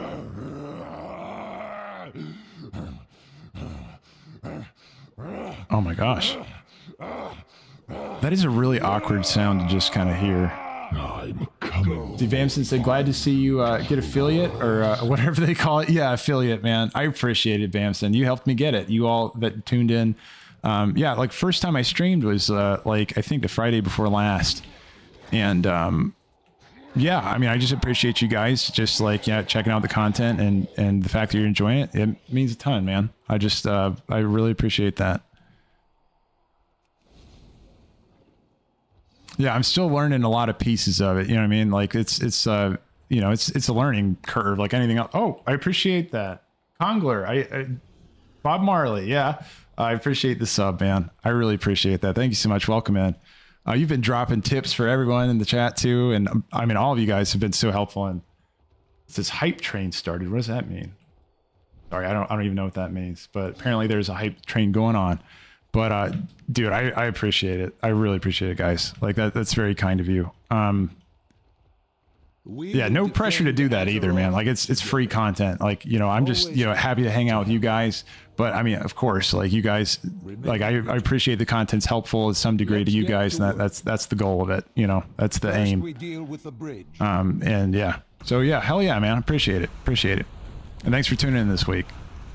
And I'll keep learning more about streaming, how it works, and all that kind of shit. So it's just you know, step-by-step process. But thank you so much. Really appreciate it. Jocko, you said, Flayleon, you said, we're all in it learning together, man. You know, that's life, right? You know, just always learn stuff and just trying to get better step by step, you know, try to improve on things, you know. And Bob Marley said, hype. Cool, man. And Jocko, you said, dude, I think I messed up. Somewhere in the midst of unlocking the allied races, I lost my way, and I lost with the last one Mechagons. Okay, so you can't find your way through the Mechagon one? Oh, like the Mechanomes, is that what you're saying? Yeah, you said Mechanomes. I gotcha. What are you stuck on in particular there? Oh, hey, JD. I appreciate that, man. He said in YouTube, he said, I really enjoy your channel and how easygoing you are and informative. I appreciate that, man. And oh my gosh, gifted subs. What is that? It's sorry, my old man eyes. Spamson sent 5 subscriptions to the community. Wow, man, that's super generous, Spamson. I really appreciate it. Oh my gosh, what is that sound? You guys probably can't hear these sounds, but they're echoing in my ears. Let's see, new subs goal of 10. Thanks, man. Yeah, I appreciate it. Yeah, so we're at 10 subs now on the channel from what that little sticker thing just showed me on the screen there. But yeah, I totally appreciate it. Thanks, guys. Really, really appreciate it. And that's super generous, Spamson. 10 gifted subs. So it looks like Fig Leaf, you got one. Rita Koza, D-Note, ZS5 got it. So D-Note got one. Jocko got one. And Larry Kavara got one as well. Awesome. Well, cool, man. Yeah, congrats all you all on your, your gifted subs there. That you can thank Bamson. Good shit, man. Really appreciate it. Let's see. I gotta sell my junk again, and I gotta get some damn bags. Yeah, but I appreciate that too, JD. You said enjoy the channel and appreciate how easygoing and informative it is. I appreciate that a lot. But I mean, hey, there's a lot of people in the chat too. I can't take full credit for that because there's a lot of people that have taught me some stuff in the game too. There's a lot of knowledgeable people out there, especially hanging around the channel, and sharing your knowledge with all of us. That's a gift on its own. So I appreciate you all stopping by and doing that for the group. And I will say too, guys, I want to, this is a good time to link if you want to hang out Discord. I'm trying to put a community together of, all you cool guys. And I'm wanting to, we can get into some raids and stuff too at some point in the future. So if y'all are interested in that, I'll put it in both. That's the link to the Discord in Twitch and then also on YouTube. So you're welcome to join. All are welcome. I don't really care about your experience level. I don't care about all that kind of stuff. It doesn't matter. We'll get through it. We'll do some fun stuff. So yeah, anybody and everybody's welcome. Even people that don't normally join groups and stuff like that. Hey man, I'm usually the same way, but hey, let's have fun together. It's always fun to play MMOs with people, so if you're looking for a group, looking for people to hang out with, hey, this is a chance. You can jump in that community. It might be messy over there too, by the way. Discord, I'm still figuring that out too. I'm learning, piece by piece, like we were saying, it's just a process. So I'll clean up the Discord too, make sure it's good for you guys. Yeah. I feel the flames dying down. What is happening, Exarch? Let's see. So we're squirting some water out there. Perhaps a savior. The Jocko said. We are freed. Follow me, shaman. Yeah, triple exclamation marks from Bamson there. Yeah, awesome, man. Jocko, you said, I would love to raid with a chill group that's not full of Giga Chad min-maxing. Yeah. No, that's the whole goal of it, man. I don't know if you notice, my content in general, what I'm aiming at is not exclusionary. It's not I'm not that's not me. I don't play the game that way as a min-maxing Giga Chad gamer, that kind of stuff. No, it's just helpful tips, and I want to help out, especially new players too when they come to the game, because hey man, we all play this game, and the more people playing it, the better it is, right? Have a full, vibrant, lively, MMO. And I just don't get into the exclusionary content. It's more about just bringing people together and learning about the game. The game's fucking huge. There's so many things to learn about at any given time. So yeah. No, that's not what this community is, So if you just want to come try out the raids and stuff, you're welcome to come on over. You have entered Kargath. my arena, This guy's a badass too. I love this guy. You will either leave it as victors. Jocko, disclaimer. I was nervous seeing you on camera with the Roman chisel. What are you talking about, man? There's no way. I appreciate it. Good compliment, but that you were a Giga Chad. No, dude, not at all. No. That's not me.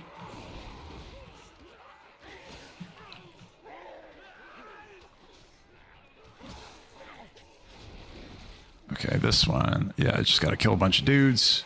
work through this. And this should be the last quest that leads to getting to the world content too.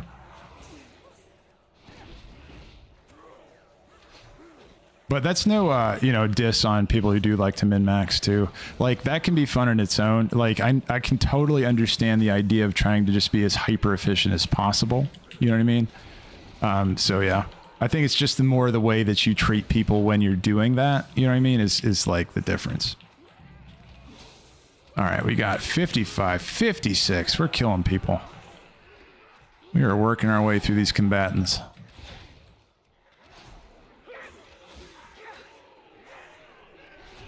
Oh, I don't know if it showed up yet, but those of you who just got the gifted sub over from Bamson, you can try out the emote. I mean, I don't know what I'm doing. I tried making an emote for you guys to use. It's of my cat. It's like it slowly zooms up on his face. I don't know if it showed up or not, or if I have to click something on the back end. So you're welcome to test it, see if it works. But yeah, I'll try to get some more emotes out there for y'all. Jocko said, holy crap, was working on the quest line and wasn't sure, just unlocked that last Alliance Allied race. Nice, dude. Yeah, the mechanomes are legit. Sorry, but we don't have that Okay, here, I'm going to exit out of this quest. Oh, I can't. They want me to watch this. Everyone, with me. It was a short run anyway. I only counted 99 kills. Then I guess we... But, I mean, beyond the game, too, if y'all ever have tips for me on, like, you know, how to set up things behind the scenes with, like, Twitch and stuff. I don't know if you guys know about that kind of stuff, but, I mean, I sure don't. I'm just learning as I go. I'm always happy to get, like, information on it, too. I don't see it as, like, backseating. I just see it as you guys just trying to be informative. And learning new stuff is kind of, like, what I like to do, so... There you go. I mean, there's at least that one. So you found the GG one. The animated... There was an animated one that I custom made yesterday. I don't know if it showed up. There's like an approval process. It looked like I was able to submit it. Yeah, those are the two you found so far. I'll get some more on there for you too. But there is an animated one that I think they have to approve on the back end. And then it's like open to you guys to use. But yeah, I'll try to flesh that out for you all though. Make sure you guys get yeah, get some stuff. Critical Strike. I love Critical Strike. That's my favorite.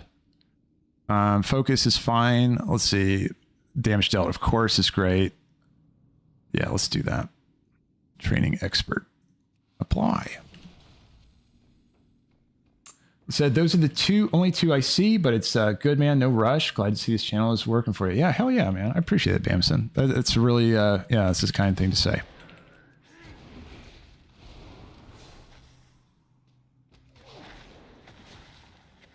Let's see. And let's blow this up. Love the after explosion of explosive shot. Like, it's the best.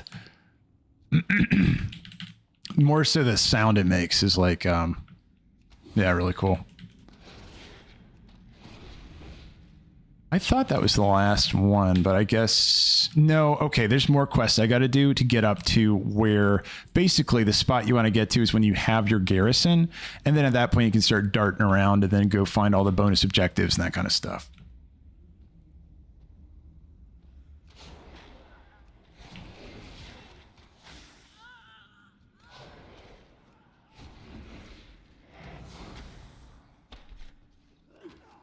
Okay, bomb this guy. Explosion. I need to just group these guys up. Again, we're dealing with cleft hoof power now, man. That is unlimited power. No, actually, hold on. Let's see if I can pass. Ooh, I tried to feign death and he auto-canceled it right there. That could get nasty. All these little wolves. Let's see. Grab these guys. And you know what I need to do is my damn tar trap. I don't know what Tar Trap ever did to me, but I never fucking use it, even in the best cases to use it. I just forget about its existence. Just really fucked me over in a past life or something. I have no idea. All right, let's scoot up on here. Got one more boss guy to grab. And then I think it's like 2-3 garrison missions, and then it should unlock that garrison. And then it also gives you that Garrison Hearthstone, which is just, again, like super nice for just maneuvering the map.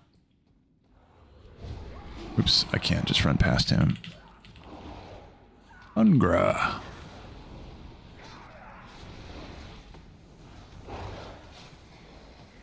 Let's see. Oh, yeah. Yeah, it looks like maybe there's only 2 showing up for now. And then maybe after the approval process goes through, and I can check in a moment just to see the back end. But Ungra, take this guy out.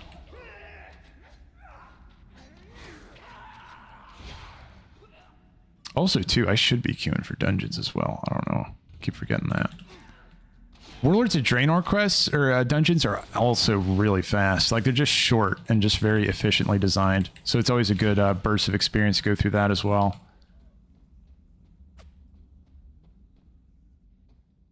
Bloop. Go ahead and turn this one in while I'm at it, just to see.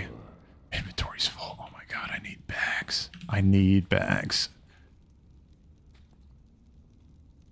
I wonder if... Okay, hold on. I'm going to gunk up my war bank with just junk. I'll make this my junk tab. Can I just deposit shit in there? Okay, it puts it on the first page. That sucks. Okay, well, that's fine. Still, got some room out of that.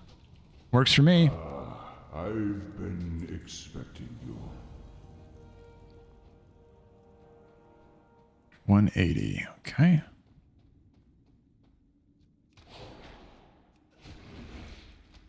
Yeah, at this point, I should be getting to the maximum of where my heirlooms are at. You can always upgrade your heirlooms. Like, you guys, you can upgrade them all the way up to level 70, I'm pretty sure, right? And then the last 10 levels, your heirlooms aren't going to be very useful, but... It's just, it's a decent amount of gold, or like somebody was mentioning in the chat earlier, might have been you, Thorform, mentioning about, like, you can get... the time badges to upgrade it too. Is that right? Time badges? I think you can do that. Oh, really? Okay, Bamson just said you can control what goes where. Oh, is it? Let's see if I still have the warbank over here. I think I know what you're talking about. Where it's like you can... Yeah, you can set it for a certain type. So I can say, this is my equipment tab. This is my consumable tab. And then when I organize things, or when I just press that button to have everything chuck in there, then it'll be organized based on the type. That is true, man. I really need to organize that. And then Thorform said time walking badges to upgrade heirlooms during those event weeks. Yeah. And just so you all know, guys, we're going to have a time walking week coming up in, I think, a few weeks. I think it's, let's see, it should say on the calendar. Let's see. Yeah, time walking dungeon event from 9/17 to 9/24, right? So that's actually gonna be the first week of the season. We're gonna have a time walking event. So that's kind of nice. And time walking events are always good times to level characters. Like, it's ridiculous how fast you can move through time walking. If your goal is just to get to the max level as fast as possible, which often is what you're trying to do.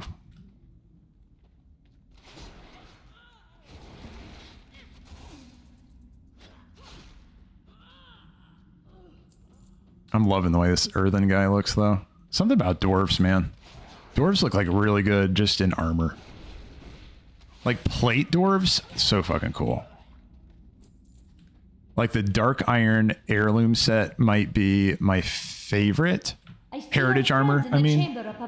Oh my god, it's so cool. It's just, it's iconic. Actually, my first warlock that I made a dark iron dwarf because I thought it was like really cool to play like a you know, battle caster, you know, like to wear, you know, very obviously looking like plate armor. Yeah, I'll do this, and then I'll turn those in too. If I have time, I'll turn them in now. I had no idea. Remain vigilant. I'll take this Draenei back. But you know what it reminded me of is like, I don't know if you guys ever played, and again, I'm showing my age on this, but the original Baldur's Gate. You know what I mean? I'm not talking about the new Baldur's Gate 3, and I'm not talking Dark Alliance. I'm talking the old one. Let's see. Handy notes were within has been blocked for this action. I'll ignore it for now. I'll just... It's not letting me attack at all. Oh, that's crazy. Reload. Hold on. I'm going to reload really quick. See if that helps. But yeah, no, the big bad of the original Baldur's Gate, and I'm not talking the expansion, but yeah, like the really old CRPG. Yeah, the big bad guy was like this huge, like brooding guy with like the armored to the teeth, and he was kind of like a warlock dude. Yeah, that's what it kind of reminded me of. So I really wanted to make a warlock like that dude. It'd be cool. No, but I mean, if anybody like likes old school games, I'm talking like old stuff, like 1990s kind of stuff. Check out Baldur's Gate 1, like the very original one. And now it does not have the convenience things that Baldur's Gate 3 has, but it's just kind of a fun trip back in time. Storytelling on it's really good too, like legit. You feel like you're playing a D&D campaign.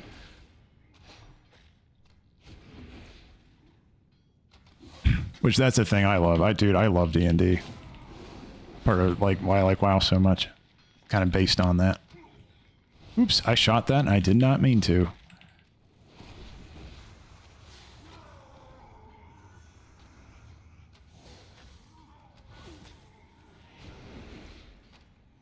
Yeah, these things though, these dungeons in Dire Maul, or not Dire Maul, in Draenor, super fast. Like, especially if you get a good group going, like you can just go all the way to the end. Like, just do this. Maybe this would be like one pull, you know, like a couple pulls leading up to a boss and just get rolling.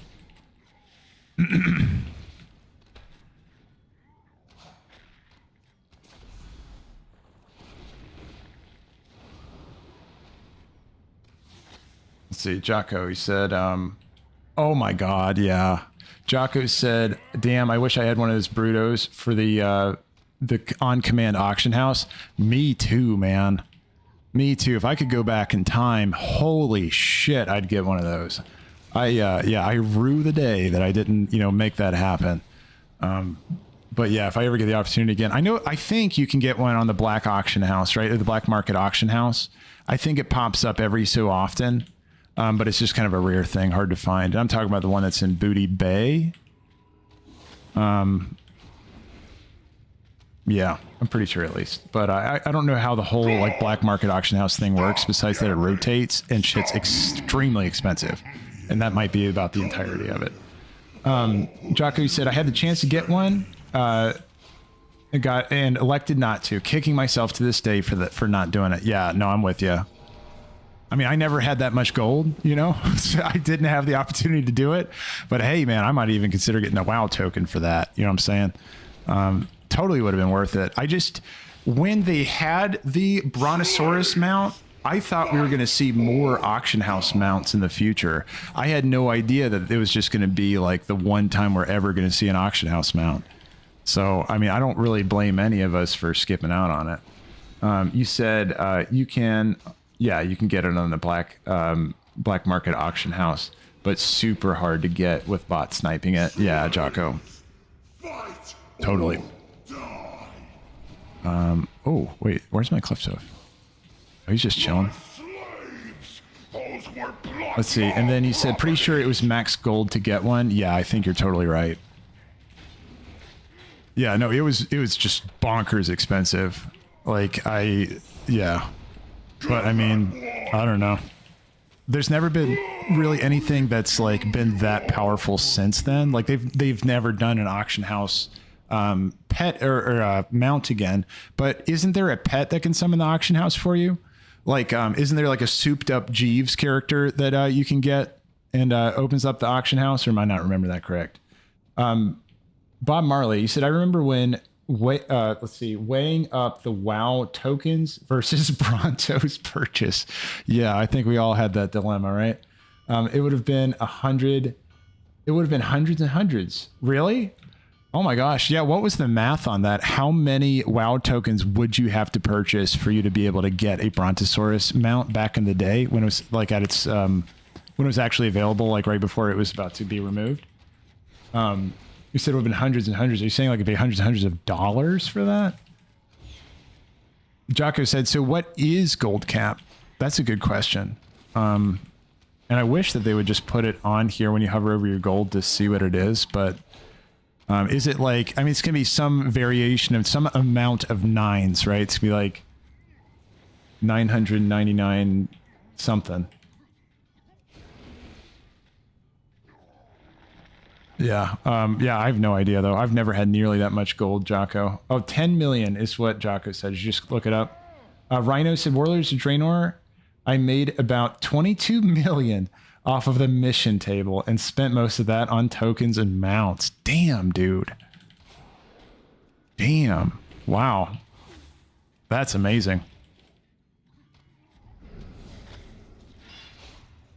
That's amazing. 22 million. Hell yeah. So missions, what was your tactic with that? And I'm guessing it doesn't work anymore. I think at some point they did say they were going to nerf mission tables.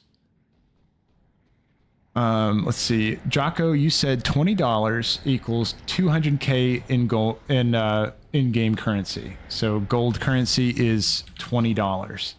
Oh my gosh. Like for buying WoW tokens. Oh my god. So yeah. Oof. Yeah, if somebody wants to do the math on that, I mean, I'm not great at mental math, but I can say that's a hell of a lot. That's expensive. That is quite expensive. And then it's about $500 to hit the 5 million gold is what Rhino said. $500. Wow. That's amazing. That is amazing. Holy shit. Oh, I just remembered I have Bestial Wrath. I haven't used that in so long. Jesus. It's like I got used to not having it on this hunter, and then I just like stopped using it completely. That's incredible though. I mean, good for you. Rhino said, and WoW gold's still worth more than Venezuela money. Yeah, that's that's really interesting whenever you have like like in-game currency that is like technically worth more. Like that's mind-blowing. Like totally mind-blowing. Let's see. Chaco said, let's see. Oh, okay. Bob Marley, you said you can still store 100 million now, apparently. So you can store 100 million. Okay. Wow. Okay, so it looks like gold cap was raised then? And this is the noisiest boss I've ever heard in my life. Holy shit. He is screaming his little head off. But oops, rip mistype. You said 10 million. Okay, 10 million is for 200k, which equals 50. You would need to buy 50 WoW tokens. Oh my god. 50 WoW tokens? Yeah. So $20 equals $1,000 spent on WoW tokens to reach gold cap at 10 million. Oh my god. Wait, is that 1,000 or 10,000? No, it's 1,000. Okay. I don't know if maybe it's just an old man thing, but like whenever I see zeros next to each other, it's like my brain does not process all the zeros. It's like, yeah, so 10,000 can easily look like 1,000 to me. I always have to double check it. Now, do we have to... Yeah, we have to go back and... One thing about this dungeon, though, is that you do have that kind of like backtracking component to it. So there is like an efficient route if you want to make one. Kind of. But no matter what, you're going to be doing some level, some amount of backtracking. Because it opens up doors in the earlier part of the dungeon. Yeah, no, that's crazy, though. Oh, yeah. So, I mean, then again, I don't think, and this is just a me thing, I don't think I would have spent $1,000 on a Brontosaurus mount. That's just not my thing, you know? Like, that's a lot, you know? So I probably wouldn't have done it. So that makes me regret it less not buying wild tokens to get it, because I definitely would not have done that. Still would be nice to get at some point, though, if they do. Oh my god, can you imagine? Can you imagine if they put that on the traders, on the trading post? I don't know if there'd be more people happy about it or more people upset about it because they paid all that, you know, gold for it, to be able to get it. Like, would they ever? I mean, don't count anything out, you know, anything's game. They even said that like some of these like rare mounts are just going to come back and be on the trading post. Would they ever do the Brontosaurus? Make your predictions now. I don't know. I'm feeling like they probably wouldn't. I feel like that is the line. I don't think they would. But who knows? Let's see. And you said, Rhino, you said, and you can click the shop button and look at the current token price. Oh, that's true too. Yeah. So you can always check it just to see what the current price is, and do the math on it. Feels like a math word problem, just trying to calculate this out. Yeah, Thor form. You said, you mad, bro. Yeah, so you're saying as the group of people that haven't, paid the price to get it. But I mean, yeah, I mean, it's the way it goes, right? Like you never know if it's now. It doesn't take away the fact that they've had it for so long before other people had access to it. So you still had that. This is a cool boss with the boulders. Feels a little bit like Indiana Jones, a bit with the boulders here. But oops! Oh, I looked away for a second. I got stunned.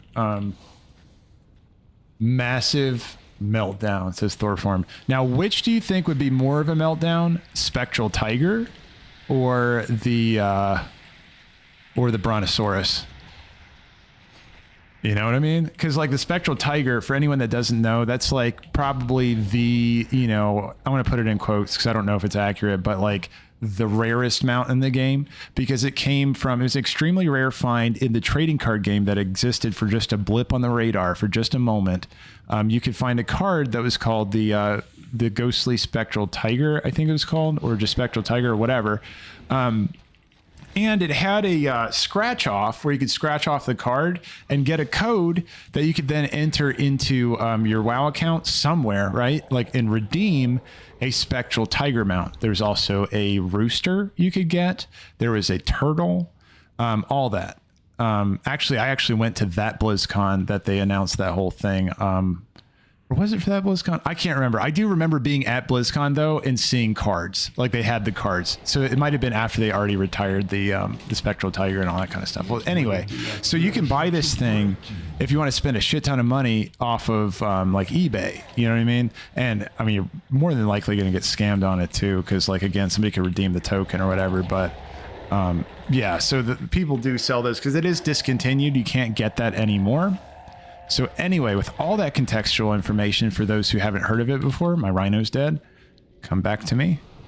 Do you think there would be more outrage about them bringing back the Brontosaurus to the trading post? And again, trading post items are things anybody can get just by doing just a couple activities in the game. Or would there be more rage about the Spectral Tiger? That's kind of, I'm curious about that right now. Rhino said, let's see. Yeah, trading post, Sparkle Pony.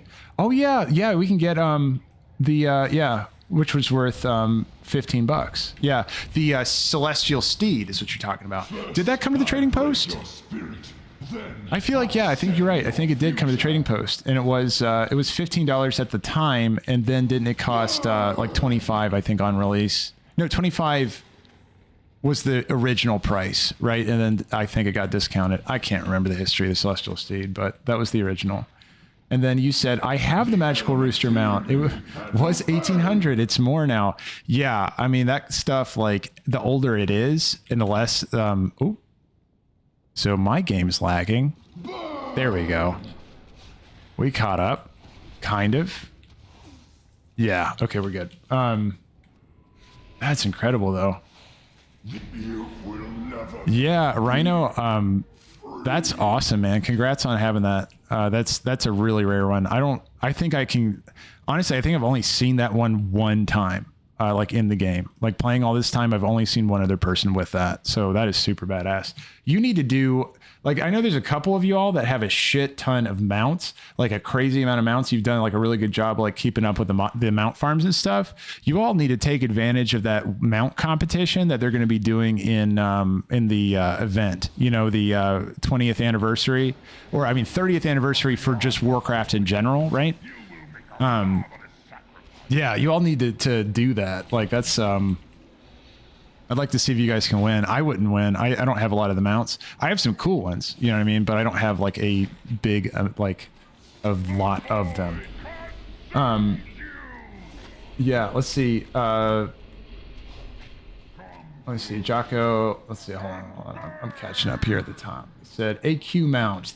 Oh yes, the AQ mount. You're talking about the Scarab Lord mount. That shit's crazy. So yeah, only one person can get one of those. That's true. That would probably be the rarest just because of the volume. Only one person per server could get Scarab Lord, right? Was that right? Or could more than one person get it? In any case, it was a very small amount of people on the server could get it per server when you opened up the gates to AQ. Which is a massive event way back in the day. Loktar, Commander. Now let's see. Let's look at...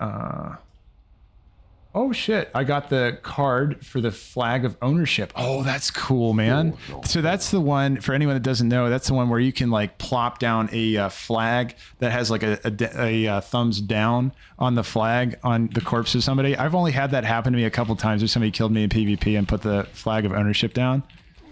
Super cool. Yeah, hell yeah, dude. That's an old one. Used to be the Flag of Pwned on it, but they changed the thumbs down. Yeah, that's true. So like back when it originally came out, it was the Flag of Pwned.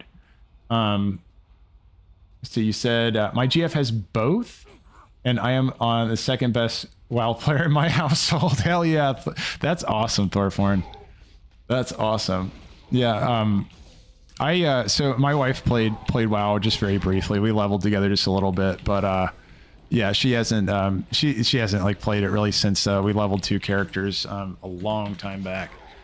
But yeah, that's cool. It's cool your GF plays too. That's fun. Let's see. And then Jocko, you said, bro, put up a poll. Oh, can I do that? Can I do that? Hold on. I think you're right. I think there is a button on there that says poll. Hold on. Yeah, I'll do that. That sounds good. And then I remember when there's a spectral tiger rumor going around for April Fools, and people are so mad. Yeah, I'll start that poll. Fortunately, I don't think I can do one on YouTube. I'll look over there too. I'll try to figure it out. Again, this is like newbie streamer things. I'm just trying to figure out. Can I do...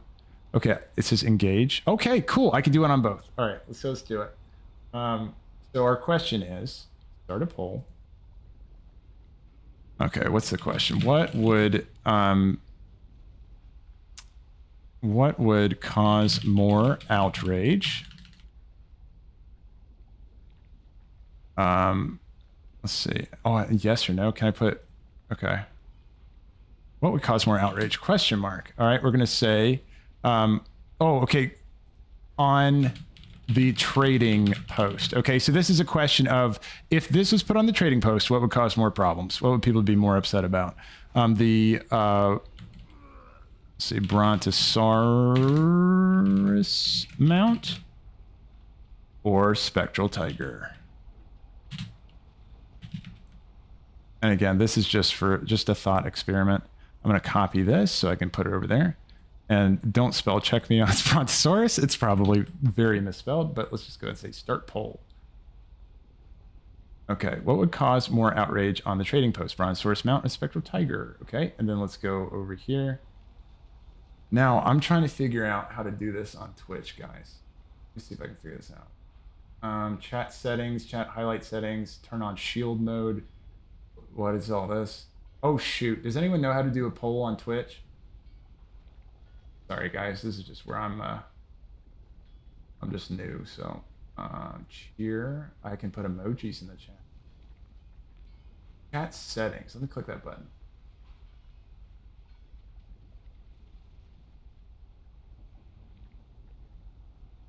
Yeah, sorry, I don't know how to do it. Okay, what we can do on Twitch is just, I guess, like just do, you know, I guess let's do one for Brontosaurus and two for one for Brontosaurus and then two for the Spectral Tiger. I guess is what we'll do for Twitch. I'll figure out how to do polls on there.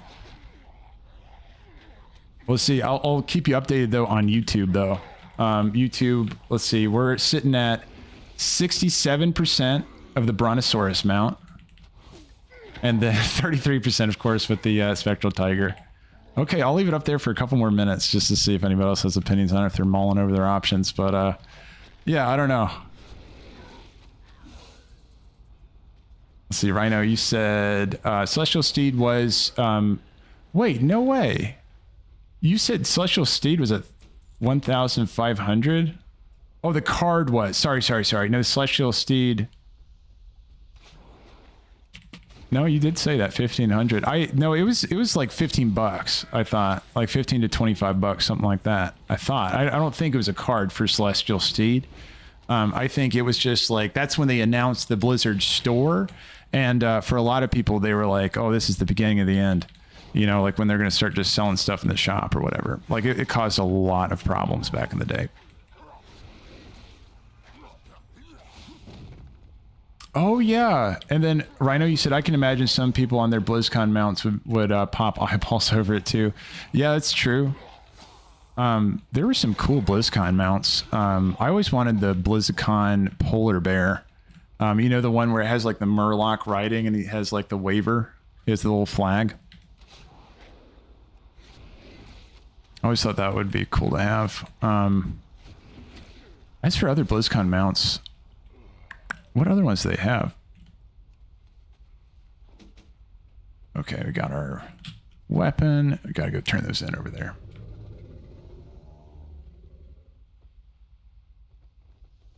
Okay, and then let me see. So Bob Marley said, right, people paid so much for that. The thing is that they kind of gave away the AQ mount because they opened new servers. And for the price of a simple realm transfer, you could open it and get it years later. Oh, wow. Damn, I didn't know about that. I had no idea. So people cleaned up on that. That's awesome. Yeah, $15 to the first mount I bought out of the game. Oh, okay. So it was $15. It was $15. You're totally right then. I think that's what you're trying to say there, Rhino, is you're saying $15 and it came through as 1,500. But yeah. $15 is probably the amount it was. The BlizzCon Zeppelin. Oh shit, I remember that. That one looks cool too. Land is nothing like Rise up, Frostwolves. Ooh. Avenge the murder of your chief 196 and pauldrons. I'll take it. honor of our clan. And cinematics, no thanks. We don't need cinematics. Follow our champion onto the battlefield. I know the and story listen of for Warlords my of call. Draenor. Nothing really happened. Nothing really too interesting. The thing was, though, I think Warlords of Draenor might have been story-wise the one, like one of the expansions I got like the most hyped up about, because like I just loved all the introductions of the characters and how they did like the storylines for each, like learning about Durotan beforehand and learning about like Gromosh. Just those, I remember those cinematics just being so cool. And yeah, it was just like, it was more about those characters. And then seeing them, they did a good job of introducing those characters through the quest line. As you're questing, it's like you'd run into, oh God, what's the Kargath, you know what I mean? Like we just saw him at the start in the arena where he's got like the blade hand and all that shit. Head of the Blade Fist ogre, or not ogres, but you know what I mean? But like, yeah, no. I remember really getting into the story pre-expansion for Warlords of Draenor. Things just moved slowly on that expansion. I think that was just really the issue. Like that expansion just moved at a snail's pace. There wasn't a whole lot of content to get into. The Orgrimmar Interceptor was the other. Oh, Orgrimmar Interceptor, cool. I don't even remember what that looks like. Can I see these in my mount journal? Are they all in there, or is it like you don't see it unless you have? Hold on, let's look up. So if I type in mounts, Interceptor. Okay, Am I just spelling like a horrible person? Let me see. Zeppelin. Yeah, there's no. Let me make sure that I'm just not horrible at the big blizzard bear. No big blizzard bears in there. This guy. Hell yeah. Oh yeah, I'd love to have this one. He even looks old. Like you could tell he's like the old textures for the bears. Let me see. Yeah, no, that's awesome. I love that guy. Oh man, okay, I can't close the poll yet. We're neck and neck. We're at 57% for Brontosaurus, and we're at 43% for Spectral Tiger. So I'll give it just a minute longer just to see if give Spectral Tiger a chance to catch up. But yeah, it looks like I agree with this poll totally. I mean, honestly, I would vote for Brontosaurus. I think that just there is so much. It's mechanically such a huge game changer. So I can both see a good reason for why it would be put on the trading post, but I can also understand why people would be so sore about it. right? Because it's not like just, it cost a lot of gold, or if people did buy WoW tokens back then, it cost a lot of cash to be able to get it. And the Spectral Tiger, I mean, I guess in the same regard though, like people who bought it off of like third-party websites and stuff, like, you know, they shelled out some money to be able to get it off of the card, you know what I mean? So yeah, either way, you're screwing some people over. All right, well, we'll end the poll there. Looks like that's our winner. Brontosaurus mount is what they said. We don't have much more time. And then Bamson, Everyone, I'm just looking over here. It looks like Bamson, you the only vote for there. You also said Brontosaurus for that too. BlizzCon Zeppelin? Okay, let me try that out. Actually, if all these have BlizzCon at the front of it, why don't I just type in BlizzCon? Or Blizz, right? Yeah, no. BlizzCon. So it looks like you cannot see anything besides the big blizzard bear. It's the only one that shows up. The other ones might be like kind of feat of strength where unless you have it, you can't see it. That's my understanding. Let's see. The Orgrimmar. Oh, it's called Orgrimmar Interceptor. Okay. Hold on. This will be the last one we look up. Orgrimmar. Yeah. Yeah, I can't really find it. But yeah. You must listen to the... You must listen. That guy's got a deep ass voice. Holy shit. I don't know why that cinematic's silent. That's a cool one though. Look at Khadgar. How goes the fight? Spirits walk with you. Oh yeah, it's Drekthar. That's cool. So he's the guy from the Horde side of Alterac Valley. Let's see. Also turns on auto accept quests and turn in auto loot and accept summons. Oh, that's true with Leatrix Plus. That's a good add-on, by the way, everybody. If you ever wanted Leatrix Plus, it's just kind of does a lot of things for you. That's a good add-on. Also, another good one is if you do like handy notes, of course. We've already talked about handy notes. That's such a solid add-on for especially this expansion too. Rare Scanner. That's the one that kind of sounds like Warsong Gulch. Look at this guy with Imran's head there. Badass. Just get me free. Yeah, that's a good one for like if you're just hunting rares in the outdoor world. I think I just gotta kill those, right? And I gotta go kill this guy too. Let's see if I can also get credit. No! Go, go, go, go! Kill shot! Alright, nice. Barely got it. That was really close. Okay, it looks like the poll completed. We got to see, yeah. So 57%, yeah, was what we got on Brontosaurus, and then 42% of Spectral Tiger. I really think either one. Honestly, I feel like Blizzard probably should just stray away from either one of them. But yeah, those two I would not expect to see on the auction house, or not the auction house, but the trading post. But hey, man, it is what it is. Like, yeah, if they put it on there, like, I'm gonna get it. I'll spend my tender on that. That sounds great. But I also understand that I kind of like, I understand if it's something being kept special for those of the people that did get it.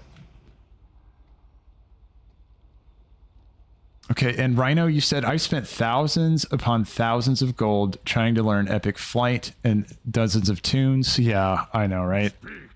And then I have 2 million gold in Spider Mount. I wouldn't be upset if they put it on the AH. Oh, gotcha. Yeah.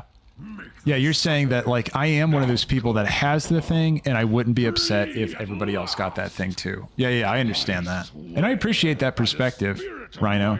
I mean, I'm the same way. It's like, just because something was tough for me, you know, I wouldn't want it to be hard for someone else. You know what I mean? If there was a more efficient way to do it, it's like, yeah, like, absolutely. It doesn't bug me at all. But that being said, I can understand where people would be different in that aspect and might have different feelings about it than I do. So I can understand where they're coming from. Let's see. But now the dirigible, everyone gets a Zeppelin. Yes, exactly. But I don't mind since they are different kinds of models. Absolutely, Bob Marley. Yeah, absolutely.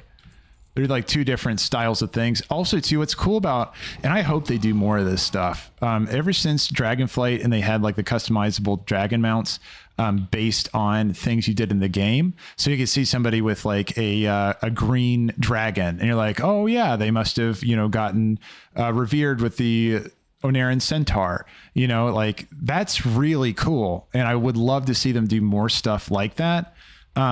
Same with the dirigible, right? So like if you see somebody riding around on that dirigible shadow mount, you're like, oh, so they got to tier 11 and they fought Zikfir, you know, the final boss guy. Tell me. Like that shit's cool. Like giving visual progression to people. I mean, it's the same thing as like, you know, your heroic versions of gear and stuff like that. I always mess this one up. Okay. This is the most ass backwards fuse line ever, because don't I have to take it over to here and connect it to this? Yes, that looks a little weird. Oh, that's funny. I want to see, does it light go all the way that way? Oh, that's so funny, man. I want to just draw pictures of that. That's really funny. I love that. That's a cool quest, by the way. Okay, I need this machinist here. Yeah, exactly, Rhino. You said like that now they just kind of give away flight, and even though that a lot of us have been playing it for a while, that we did spend a lot on alt characters with flight over the years. It's the same thing as like them even decreasing the amount that flying would cost like later in the expansion. You know what I mean? Or if you know, people who just start Dragonflight or start War Within just instantly get Pathfinder in the future. You know, it's just kind of one of those things that you gifted memberships here, Mac. I appreciate it, man. Thank you so much. Memberships over there on YouTube. It says you gifted 10. That's an error that, oh, okay. It's counting them one by one. So it's going to go 0 through 10. But yeah, you gifted 10 memberships. Looks like, appreciate that, man. Very generous there. I really appreciate it. I want to see who all gave it to. Rhino, you got one. Rip, you got one. Peter, Lockdown, Lewis, Nathan, Roxanne, Robbie, Bonks, and Camdog. You all got your, yeah, Tom said, nice. Yeah, that's very kind of you, Mac. Very kind of you for sure. Appreciate it big time. Thanks for tuning in and joining in and, you know, being here on YouTube here. Rhino said, yeah, you can see Rhino, you got your new little icon over there. You can thank Mac for that. Super generous there, Mac. All right, there you go. Rhino's like, and thank you for the membership. Yeah, really appreciate it, man. Let's get and thanks for tuning in and joining the group here. And again, I guess this is a good reminder. I'll go ahead and put out the Discord again to anyone that's wanting to jump in there and join in. If you're looking for a community to play with, a community to do some dungeons, eventually raid someday when the season drops, and if we get enough people, all that kind of stuff, anyone's welcome in there. You got a buddy, you can send it to him too. I think he can just send him the link and he can jump in there too. And yeah, if you're looking to jump into a community. But again, really appreciate it there, Mac. That's very generous of you, man. I got to get all my windows set up again. Hold on. What did I have on this? Oh, this is the OBS window. Okay, got it. Sorry. All right. Yeah, I should just remember I have that in my clipboard now so I can just link it to you guys. But thanks again, Mac. Have a good one. And I'm going to sell this old stuff that doesn't belong. Yeah, sell. Ooh, no. I don't want to sell that. That is a decent recipe to sell in the auction house. It's like one of the outdated recipes, like from old content. Ooh, what's this? Oh, that's just a heirloom piece. Sell. Okay. Oh, that feels so much better. Look at my dinky little bag, man. I need to just go get bags. Like, you've been telling me that, Rhino, for like how long now? You're like, just go get a bag, man. Damn. I just keep forgetting. I'll remember eventually. Let's see. We're going to go speak with Thalen.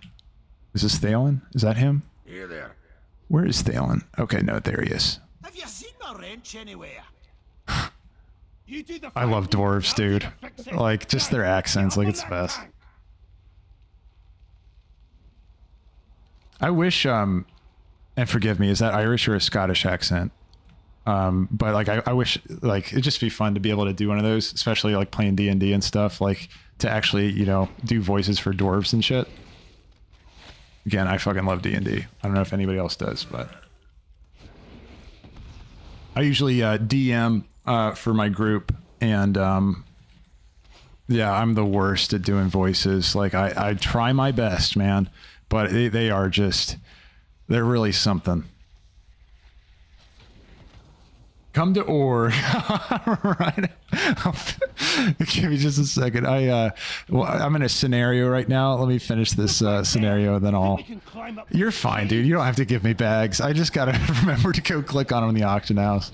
Like, don't worry about it. You're good. You're good. Oh, that's funny. You said Scott. Yeah. Yeah, I'll... Oh, it's Scottish. It's got, yeah, that's what you're saying. Scottish. Okay, gotcha. Dwarves and trolls. Yeah. And trolls have like, it's like a Jamaican accent, right? Is that kind of like what it's based on? What do I have to do up here? Oh, I have to talk to the guy down there. Whoops. Or I have to kill this guy.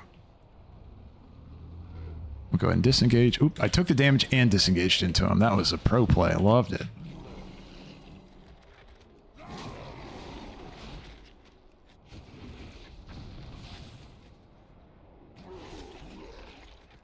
Yeah, so Scottish accent, gotcha. For dwarves there. Actually, I didn't even listen to what does my Earthen guy sound like? After I do this, I'm gonna do a /hello or something just to hear what Earthen's. So if I do /hello, It is good to see you. why is his voice so quiet? What? His voice is so quiet. Hold on. I can't do that. Hold on. Let's see. Let's go voice volume. All right, just to hear it, I'm gonna bring him up to 80 just to hear what Earthen sound like. So /hello. Well met. Why is his voice so quiet? That was voice, right? Audio. Oh, here. You know what? I might have done a different voice. That was probably okay. No, hold on. Dialogue. He's at 100%. Okay, here's what we're gonna do. We're gonna crank it up to 95 for just a second. Oh, that's really loud. Hold on, 70. All right, now we're just gonna say hello. Glad you're safe. What kind of joke you have? /silly, I think it was. That's when I thought, maybe I'm just meant to hit things. Okay, fair enough. All right, I don't know if I love his voice. I mean, I'm just being straight. I don't know if I love his voice, but cool. What did I have it at? 20%. I'll keep it there. Yeah, I don't want to blow anybody's eardrums out with that, but auto loot is off. It is. And the reason why that was off is because I was leveling in Remix, right? And part of that was that if you just didn't pick up the XP off of the bosses, then yeah, you had to turn off auto loot, and there was actually another add-on you could get, plugin you could get to make it so that you could just not loot the XP, and then you could just collect it from your mailbox and instantly level yourself up in Remix. So yeah, I just never turned it back on apparently. All right, what am I supposed to do here? Climb the rear chains. I can just climb these, and then I think we got to go do a. We got to do something at the top here. There we go. Now their voices are louder. Now their voices are a little too loud. Hold on, we're not doing that. Hold on, I gotta fix that now. What did I change? It was audio. There was a voice. Okay, dialogue. We're gonna go down back to that. Okay, that'll be better. Now I really love their voices, but that's better. All right. Yeah, so that's why I turned auto loot off, just to keep it there. I can't lie, the Earthen dance is top tier. Oh, Bob Marley? Okay, hold on. Let's see that. Let's see that. Let's get a little dance going.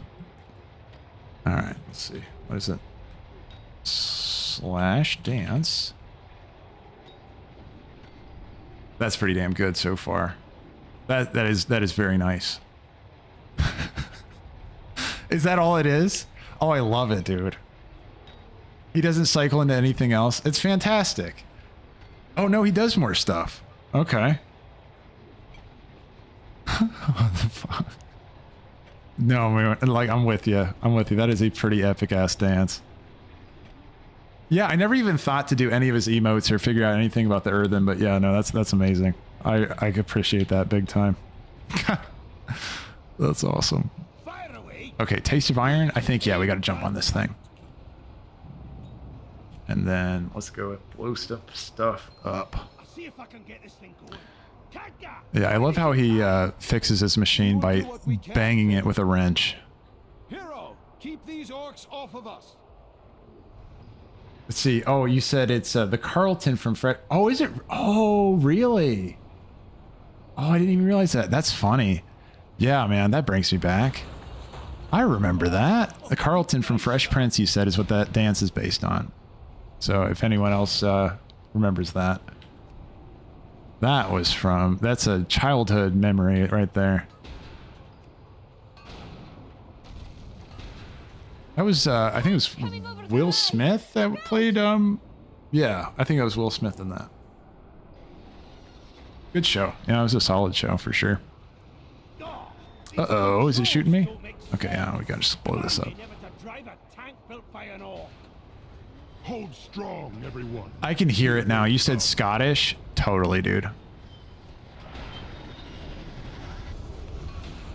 Which just made me think of, and forgive me, it is Scottish, they're Guinness, right? Like they make Guinness? Or is it Irish that makes Guinness? Shit, I feel like I'm gonna piss some people off of that. I don't if anybody's Irish or Scottish, sorry, yeah, whoops. But is that Irish or is that Scottish? People who make Guinness. I think it's Irish. But anyway, you all got me thinking about, yeah, that's my favorite beer. I love Guinness. Let's blow this up. Just gotta kill a bunch of horde. Scottish is whiskey. Yeah, there you go, man. Yep, that's the way to remember it. Yeah, I'm not a whiskey person. I really don't drink too often, but yeah, when I do, that's Dos Equis. But the times that I do like to drink, like have a beer or whatever, Guinness is kind of my choice.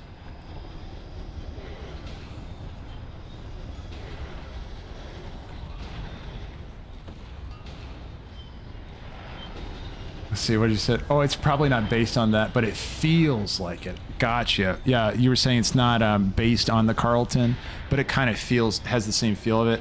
Yeah, the Carlton is like where he's like swinging his arms back and forth and stuff, kind of the sway to it. I can totally see where it's got that same kind of feel. Man, I wish I could dance, but I cannot. And that is not something I can do. What do I have to do here? Just press the main... Okay, just this thing back here. Rhino said Irish, so that answers that. Oh my god. Sorry for the volume check there. Oh my god. Cinematics came out with a blast there. That was loud. All right. Home stretch. Get to the docks. Said Scottish is Scotch, Irish is whiskey. Gotcha. Oh, okay, okay. Well, that makes a lot of sense. That totally makes a lot of sense. So Scotch was made, yeah, as a Scottish thing. Maybe that's how it got its name. Really interesting.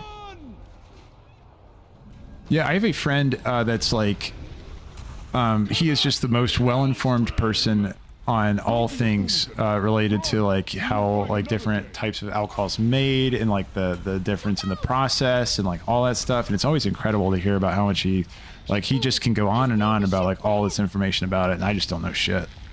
So it's like I'm always just kind of mesmerized when he's just talking about this stuff. I'm like, wow, really? Like shit, I had no idea. Where now?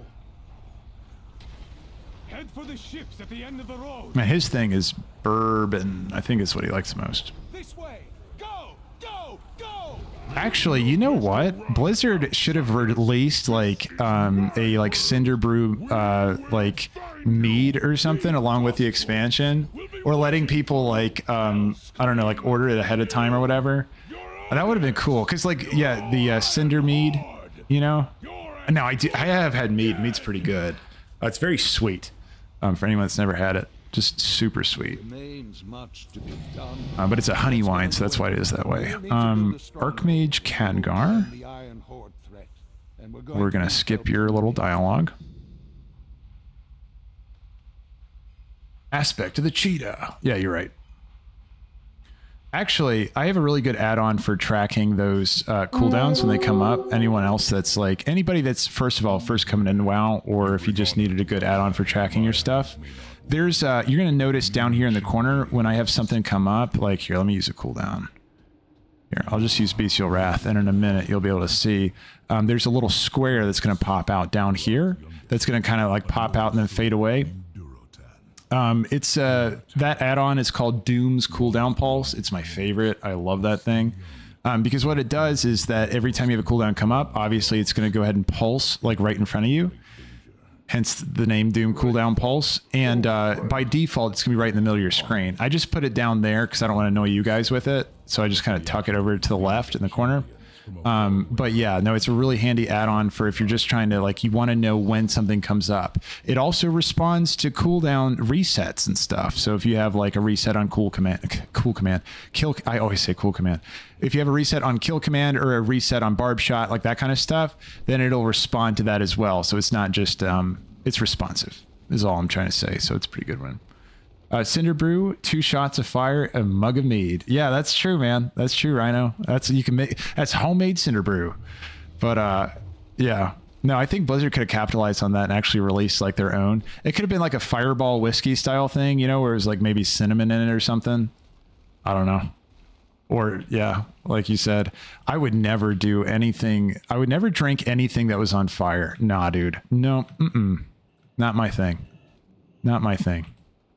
The Horde has important work here. Let's see. Okay, I gotta place this down. And then we're really close to getting to the point where the garrison unlocks. And then at that point, we can start cruising around and grabbing bonus objectives. Bonus objectives are great for leveling. Yeah, Bob Marley, he said, yeah, Scots is whiskey. Gotcha, gotcha. Scotch is scotch, right? And then, okay, and then I think you were saying over here, Rhino, that Irish is whiskey, right? Or, I don't know. I can't keep track of all of them.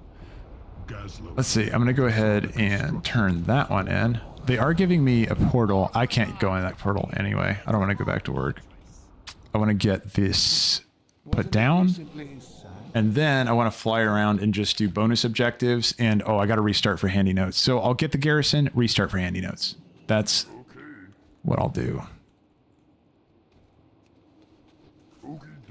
This will be a nice burst of experience for sure. Do I have to kill Grondlings? Yeah, I do. I like the Grondling mount too. I don't remember how you got that one. That might have been a PvP one. I can't remember.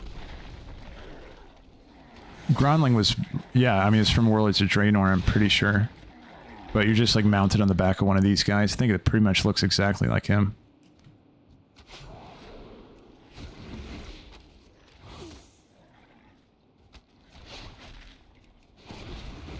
Okay, let's see.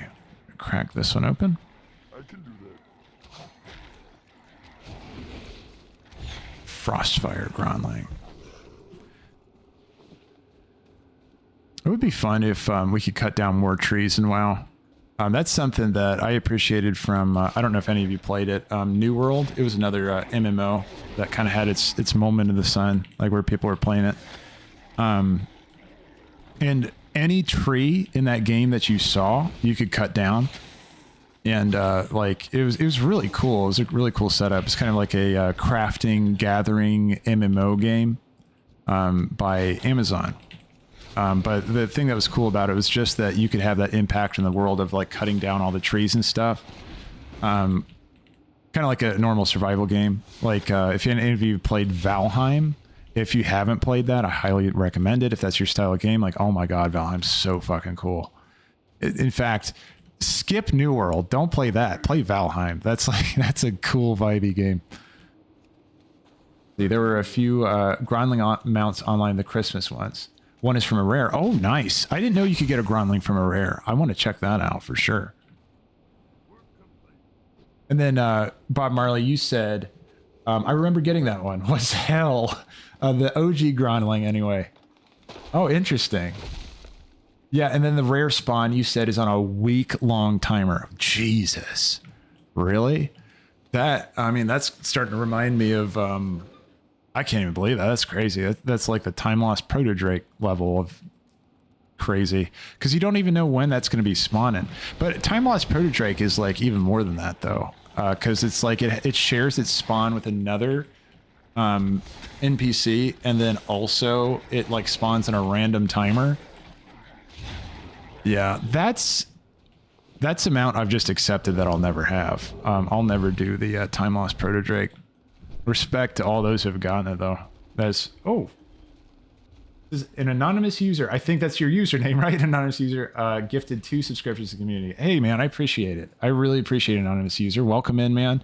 That's super generous. I really appreciate that, and welcome in here, man. You said you gave it to, it looks like an anonymous gifter gave that guy called Joe. You got your tier 1, and then also Koshi123. You got 1 2. Super generous, man. Yeah, I appreciate it. Thank you so much. Thanks for coming in here and hanging out on Twitch. Really appreciate it, man.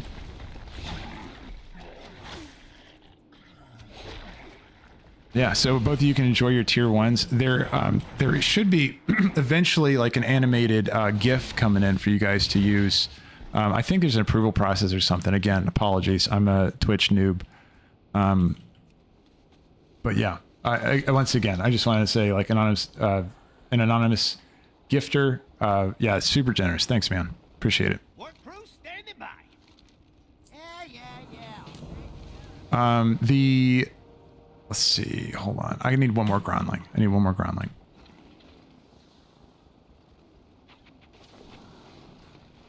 Let's see. Just one more of you guys, and then I can move past it.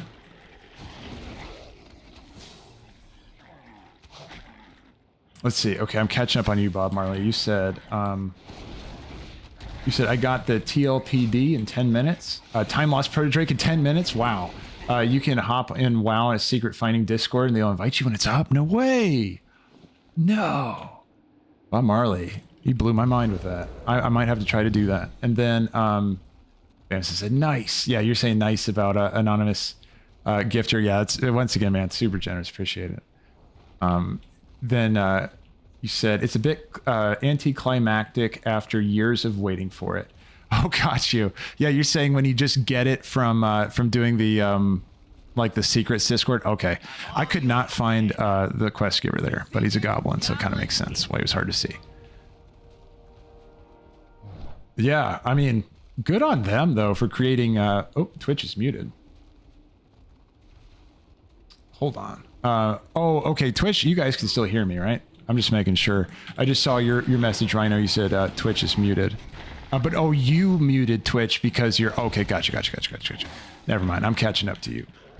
So you guys all should still hear me on Twitch. Again, if audio goes out or anything like that, feel free to let me know. And again, I still see that little badge over there on Twitch. It says unstable. It's like a little red badge. Let me know if just the quality is keeping up over there on Twitch. If there's something I can change to make it better for you guys. But he said, yeah, that Discord's amazing. All sorts of rares and even probably some new ones. I'll have to check it out, man. That's super nice. I'm glad there's a community out there helping people get their getting their stuff, you know, getting their mounts and things, and getting time lost proto Drake for people is like mass respect. All right, I'm catching up on you, Rhino, over here. You said, oh, you're double dipping. I understand. Okay, on what? Oh, I appreciate it, Rhino. You don't have to do that, but hey, man, I appreciate that. That's nice of you. Appreciate it. Let's see, and I'm catching up on the other ones. The other ones are the rare. Cut down all the Elwyn forest to troll the Alliance. Yeah, you're saying if we had like cut it like kind of like New World and Valheim, if we were able to cut down trees. Yeah, just Horde players could go over there and deforest all of Elwyn Forest. It'd be like Warsong Gulch, like that whole storyline with Ashenvale playing out real world in the game. That'd be funny. That'd be really funny. Hey, Michael, you said, sup, man. Welcome in, Michael. Welcome in. I see you got your icon next to your name. There's some, you know, some generous folks out there putting out some memberships on the YouTube side over there. So thanks to them. Once again, it was Mac. Mac, thanks again for the gifted memberships over there on YouTube. Really appreciate that. Oh, turn that in. Got a ding. And then now the Garrison Hearthstone should be ready to roll, and it should be able to Yeah, he said, Def, appreciate it, Mac. Yeah, shout outs to Mac, man.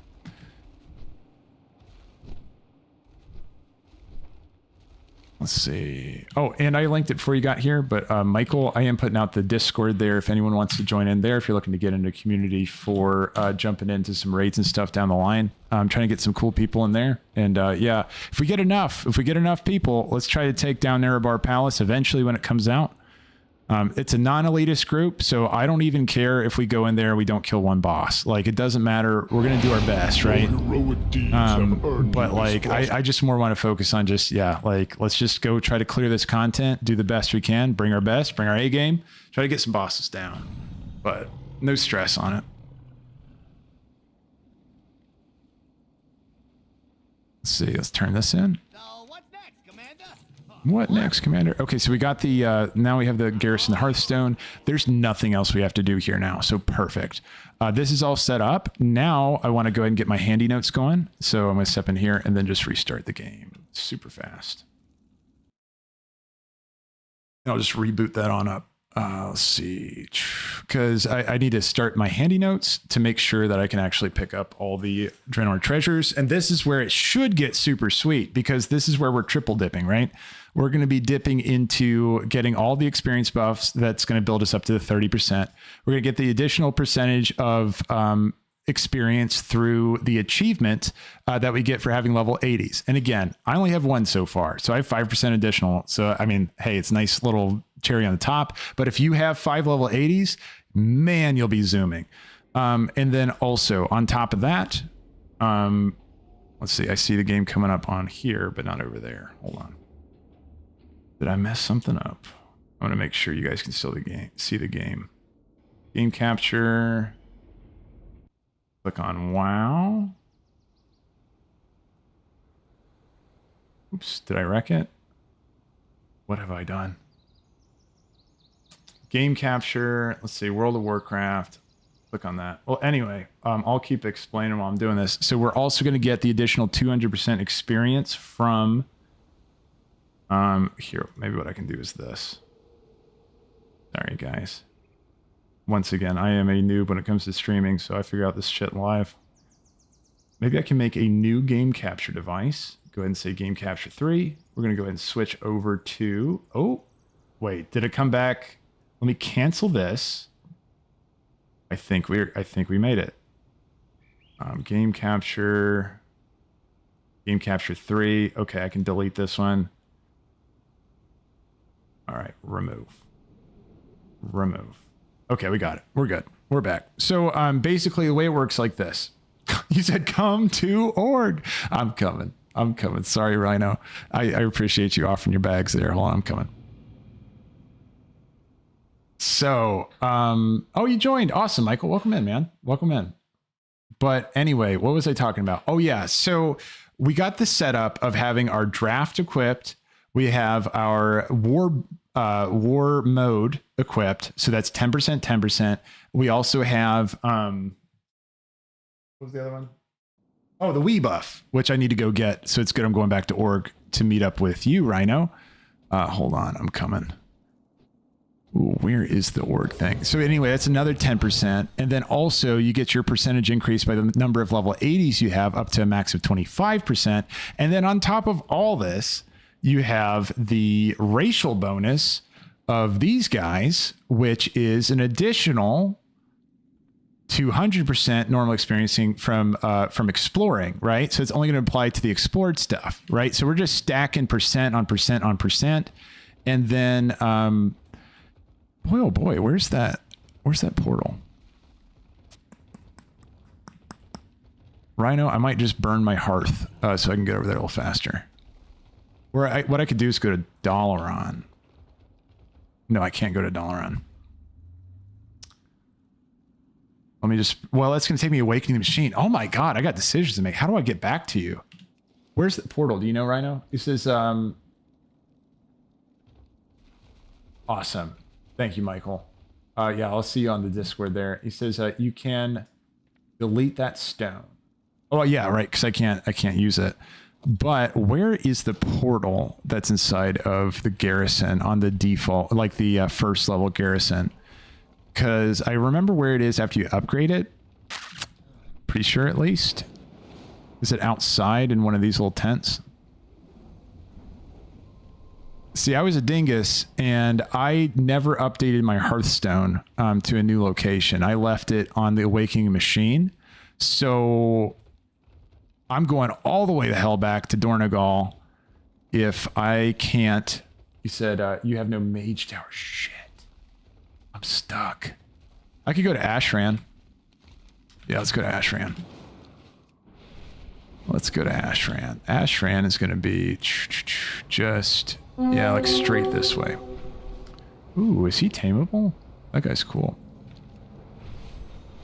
Yeah, you're totally right. And also put out your name on YouTube there. I'll see if I can invite you to group, and then I'll work my way over to actually, you might be able to invite me to your garrison, but I'll come to you wherever you're at.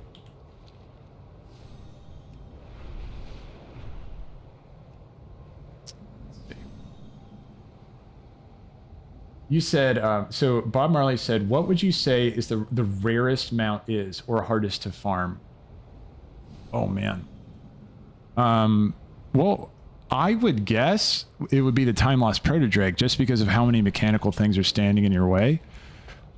I think it gets easier with... Does it get easier with time? Wait, no. What about the Violet Proto-Drake? You know what I mean? The one that's like, what on a strange journey we've been or whatever, where you have to... These are the bonus objectives I'm talking about, by the way, right? They changed the icon, I think.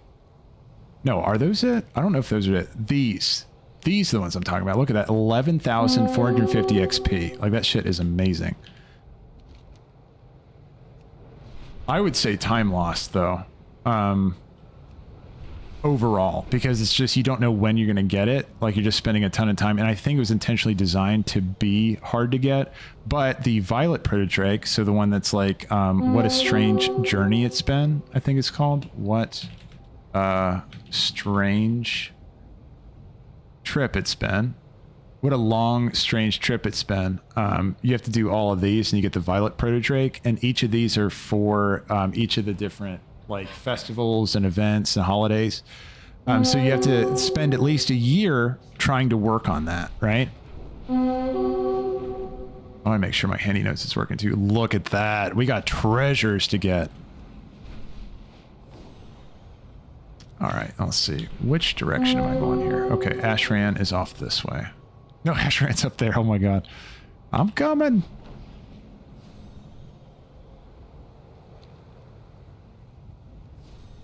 Yeah, if I had to put my name... Ooh, Kilmaw? I'm trying not to get distracted with any of these, Rhino. I know you're waiting on me over there, but there's some cool looking mounts, or not mounts, but cool looking rares to go out there and grab on my my new hunter here. Okay, let's keep going.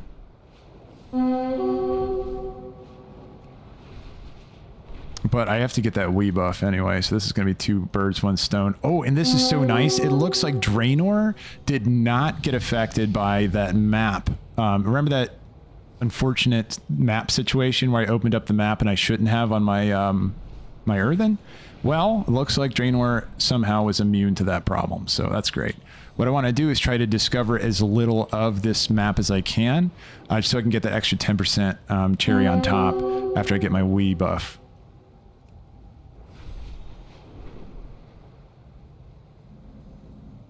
But Bob Marley, I'm curious, what do you think would be the hardest farm?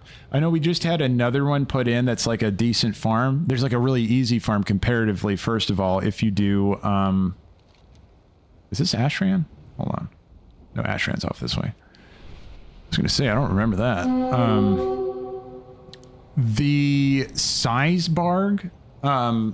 Sizebarg has, like, you have to get 1,500 Nerubian parts, and then it unlocks the rare for you to be able to kill. And it's just like one hell of a farm. I mean, of course, nothing compared to like Time Lost Proto-Drake and some of those others. But yeah, that's kind of a new long farm you can do. The mount looks so fucking cool if you haven't seen Sizebarg yet. I think that's his name. Let's see. Orgrimmar. Let's see. Doug, you said, where was that cola machine for the free bag. Oh yeah, Doug, it's here. I'll show you. It's so there's a 34 slot bag you can get for free. If you go over to this location, okay? So the map, it's called Camp Maroc. You walk inside the inn and there's going to be a cola machine. What you want to do is you want to type in it's like a cola machine, so you can buy each different type of cola, and each cola has a different name. You get to see the name when you hover your cursor over the cola machine button. And what you want to do is with the first letter of each of those cola names, you want to spell out boom, okay? BOOM.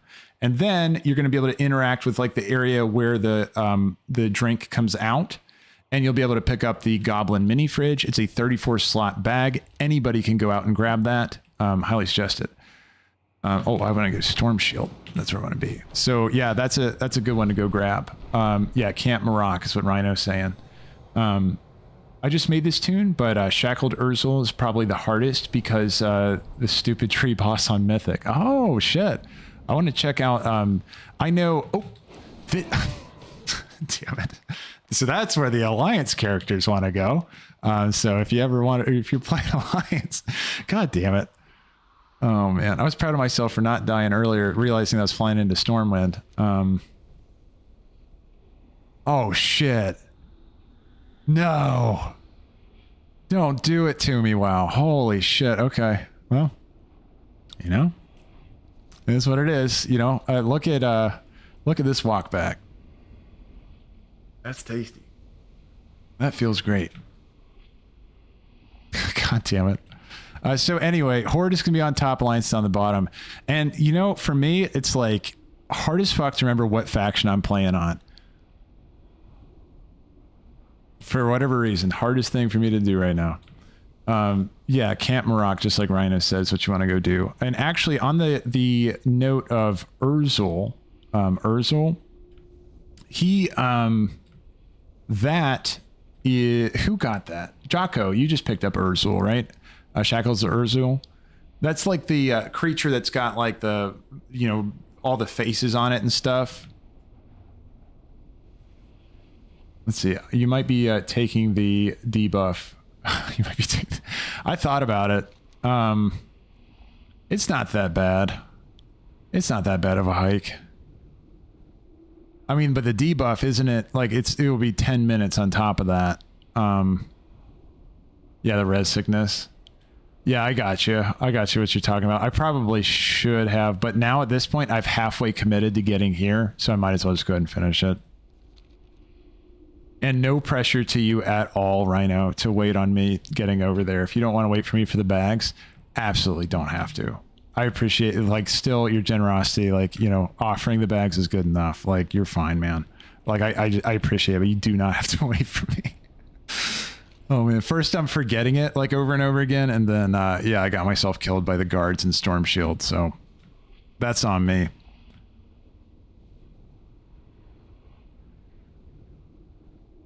Yeah, Shackled Urzel though, I think Jocko, you just picked that up recently, if I'm not mistaken. You're showing that yesterday.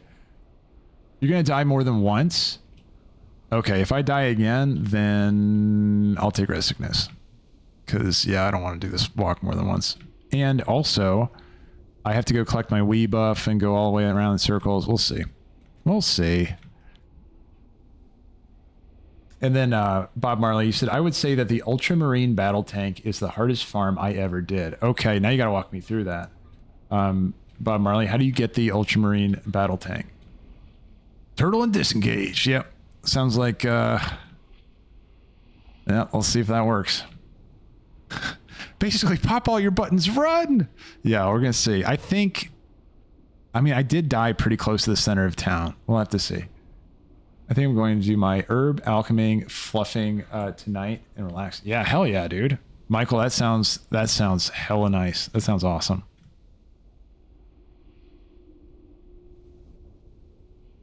Yeah, there's nothing like just, you know, doing an herbing session and just like chilling, like listening to like, you know, music, watching a show or whatever, and podcasts, like all that kind of stuff is just such a solid way to just enjoy it. I'm gonna go, what am I doing here? So Bob Marley, or Rhino. You have a good idea. Okay, let's see if I can, how far I can go. Like this? Now there's going to be another little guy down there. Oof, yeah, this is going to be nasty. Okay, let's res. Let's cheetah. And then let's... Yep. We're chilling. We're just going... Oh my god. I have created a problem. Tar trap! No! Please? Okay. Do I have anything else? I don't have anything else. Okay. Well... Oh, feign... Oh my god. Feign death. Fucking feign death. I'm an idiot. Now I gotta walk back as punishment. I had feign death. No, I had feign... I could have got out there scot-free. Would have been badass.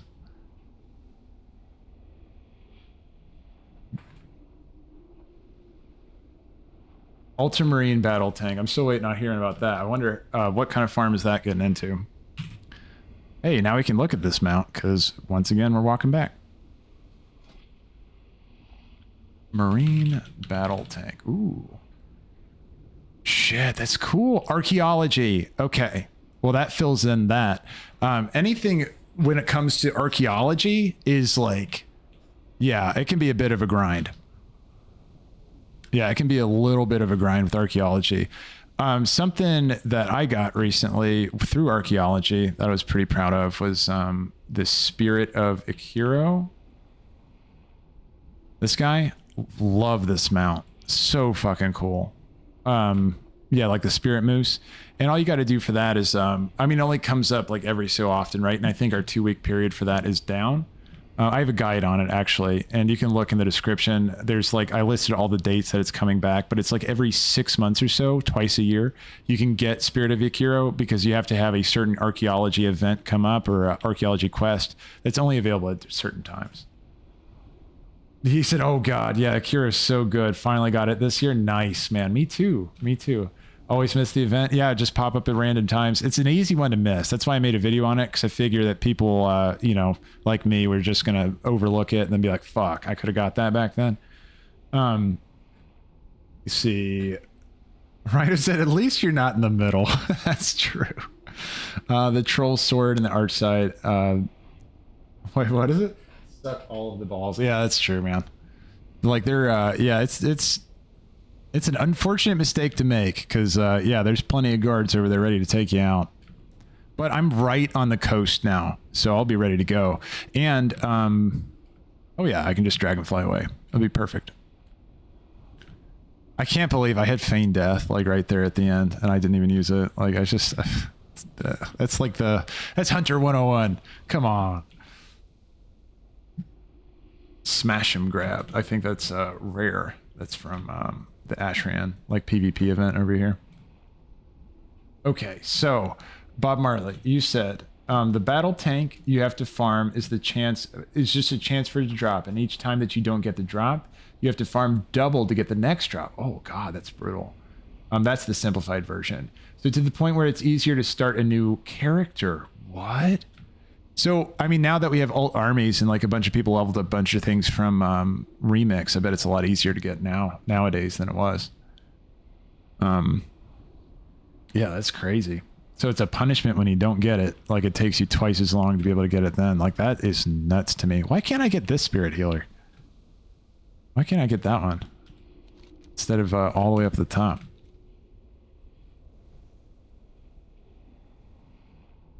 Okay, you said that, oh, the troll sword in archaeology sucks. I understand now. Yeah, we had the YouTube heart in the way, so I didn't hear the last part of what you said. The sword is trash because it's impossible. Yeah, so did you recently, Rhino, go back and play Cataclysm Classic? Because a lot of people got to relive the nightmare. You know, you got to relive that grind all over again. Because it was like right before Cataclysm Classic came out and that loot dropped, or that was available for people to kind of pre-farm. I just want to make sure there's nothing over here. Okay. We're going to mount up. And we're out of here. Yes. But no, people got to relive that nightmare a little bit with the release of Cataclysm Classic. But yeah, like if you want to collect that transmog though, you're gonna have to, yeah, you just have to mine a bunch of things, or I mean, do archaeology on a bunch of surveys. Let's see. Scoot over here, and then somewhere over here, right? War Spear, yeah. And then the town. There's going to be a portal. And again, I'm more used to Alliance stuff right now, so I know there's a portal in here. There we go. And again, Rhino, I'm not going to be offended at all if you've already moved on. You're just like, fuck this. If you don't want to trade those bags, no problem. Also, I need your character's name so I can invite you. Or you can invite me. I am Gladius GH hyphen Black Dragonflight. Gladius GH hyphen Black Dragonflight. Where am I going? Oh yeah, because it's on the bottom.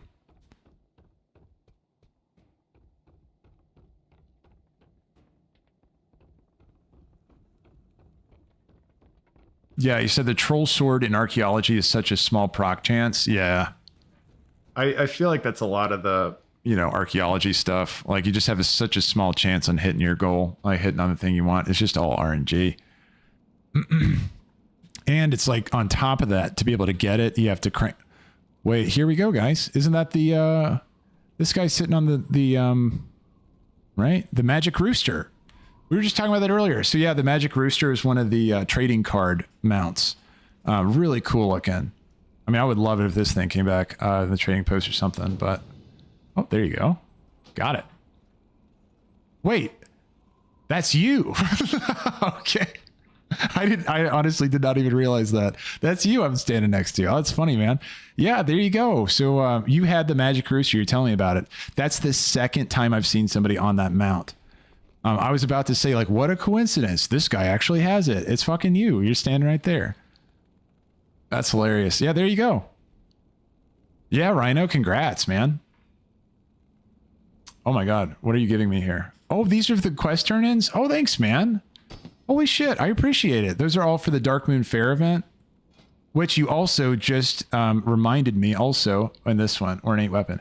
I really appreciate that. That is super generous. Thanks, man. Thanks, man. And enjoy your rooster, dude. That is such a badass mount. Like, good for you. Oh, and listen to that. Do it again. Oh, okay, you're showing me another one. Let's see it. Oh, man, the spider mount. How do you get this one? Bloodfang Widow. Is that... That's badass.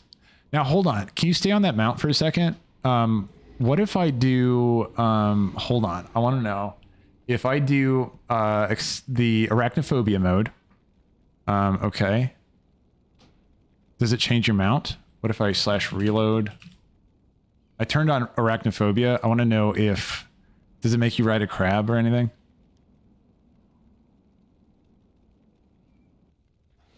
No, you're still on the spider mount, right? I did turn it on. Options. For anyone that doesn't know, there is arachnophobia mode. Where you can go at the bottom and turn on arachnophobia, and it turns spiders into crabs. But if somebody's riding this spider mount here, it looks like it does not trigger and make them into a crab. So that's interesting. Fascinating. Cool, man. That's badass. Yeah, congrats on your mounts, man. You have some cool ones. You said 2 million gold from a rare spawn in Dalaran, right? Or DAL. Yeah. Badass, dude. No, that's a really cool one. Yeah, really cool, dude. That's awesome. That's awesome. You all, like, I know there's several of you out there that, like, in the chat that have just shit tons of mounts. Like, you guys got to compete in that event coming up. You know what I'm talking about? Did you see the anniversary event? Where you're going to have, like, mount competitions where you get to mount up on your mount and compete with other people, and whoever has the most mounts, like, tends to win or whatever.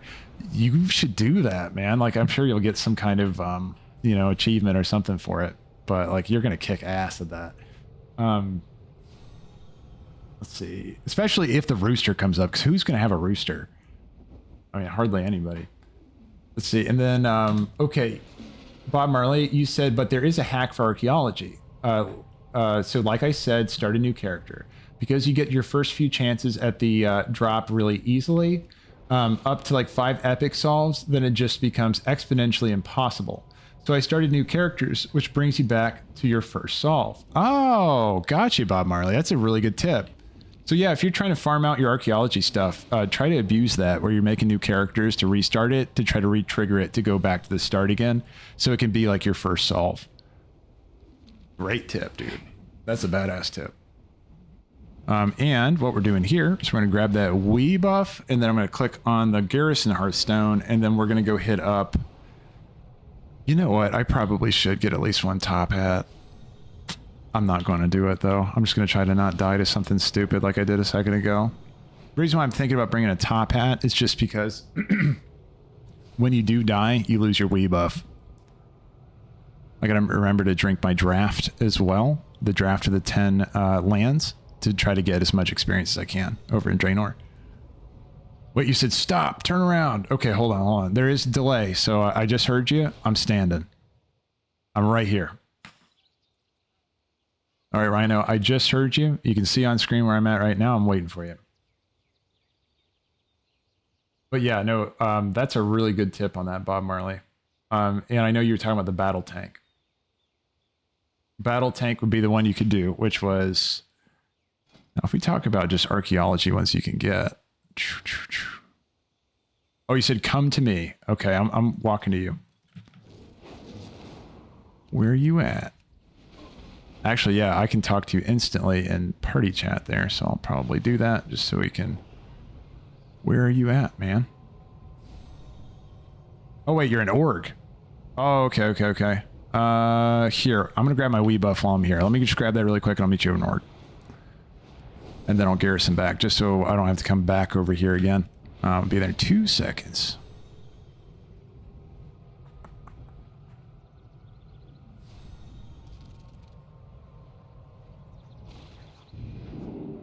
Here, I'll type to him too, just let him know.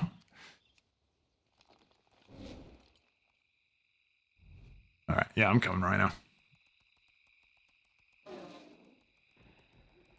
Yeah, let's see, hold on.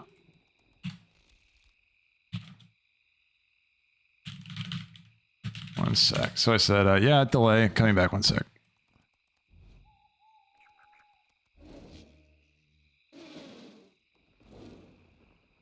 So I should bring a top hat from here, but we're going to risk it. We're just going to go ahead and take just the Wii buff and then cruise on over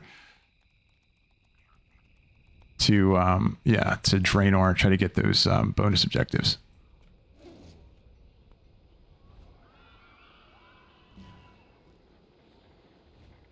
See, on my way getting a Wii.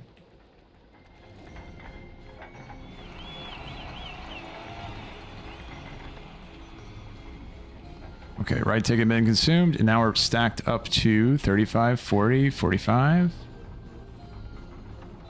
Max stack, and off we go. Set your hearth to org, get your Wii. Yeah, okay. And turn in your quests. Oh, that's true. There's quests over here too. Oh my gosh, there's so many things to do. That's a good idea. I gotta set my hearth over in org as well. Gotcha, Rhino. That's a good tip. I saw that in there. So you said come back to org and set your hearth. Yeah, it's gonna be way faster.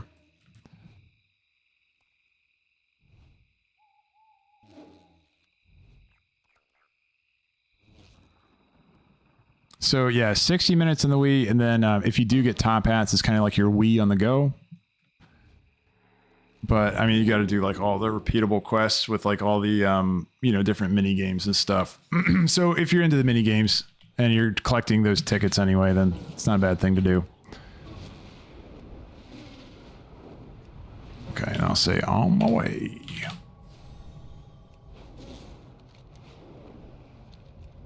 Yeah, this will be great though. So with these buffs combined, you got 30% from all those different sources, and then also the 200% additional exploring experience.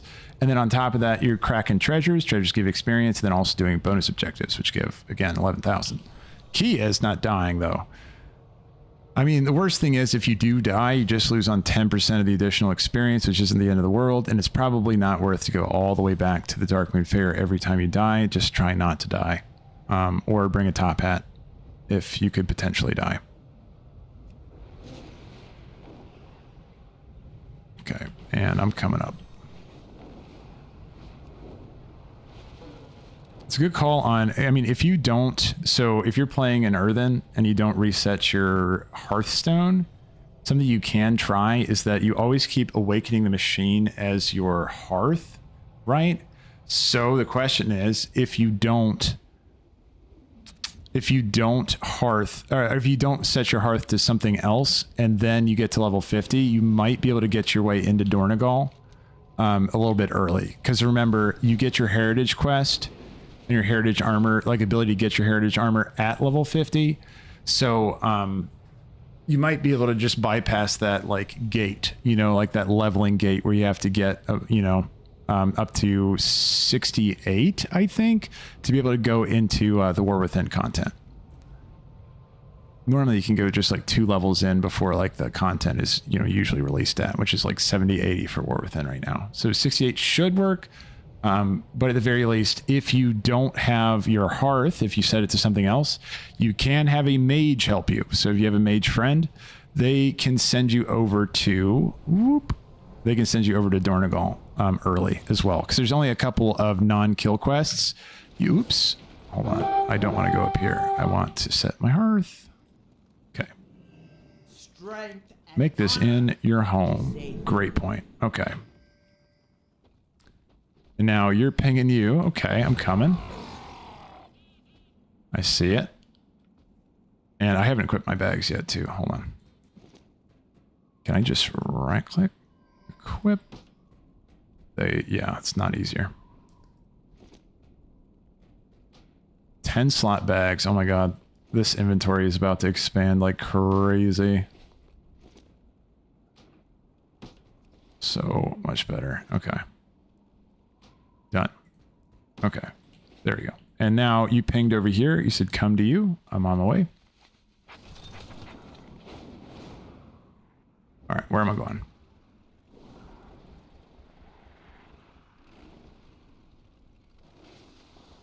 To...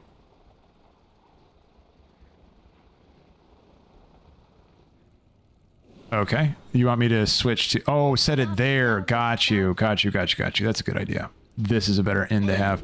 That's true. I actually didn't realize there's an inn right here. That's handy for anyone that's like jumping to different Chromie times. You can actually set an inn right next to Chromie, which is badass for when you want to switch over. That's a cool looking mount too, sitting next to me.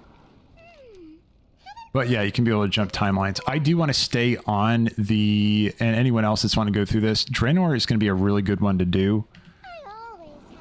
Okay, and he said now follow. Okay, I'm coming. All right, I'm coming.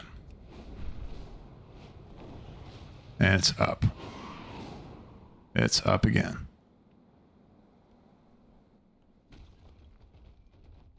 And what is this? Oh, the Darkmoon quests. Okay, so you accept this.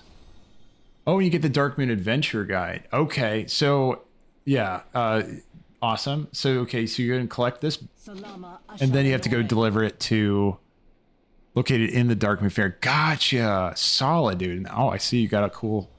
What's this one? Depleted Carparian rocket. That's badass. Very nice. Okay, so now I'm ready to go back to the Darkmoon Faire and turn this in, is what you're saying. That's going to unlock all the treasures that I can then turn in as well, and then see where that gets me for turning in all those quests, right? Right, so I think I'm solid to go head back to work. Man, yeah, I appreciate it. That's good intel for when Darkmoon Faire is available. Come to me. Okay, there's another piece of information. Okay. Coming back. What do you got? What do you got for me?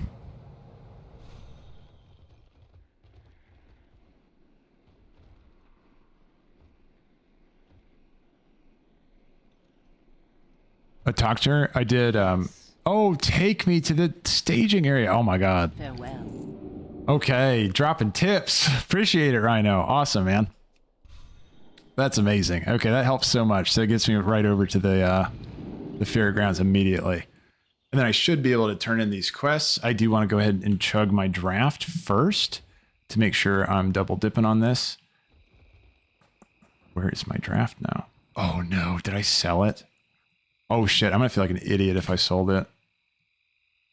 Let me see if it's, oh my god, that sucks. I'm gonna check to see if it's like, I sold it recently. Okay. Oh man, that fucking sucks. Okay, well, whoops. Thing that sucks about that is that I have to go back and get more accommodations to get more drafts. And I'm not doing that right now. So I'm just going to go ahead and just take the Wii buff. Good to meet ya. Oh, that fucking sucks. Yeah, that's the key reason why my bags are always just chock full of shit.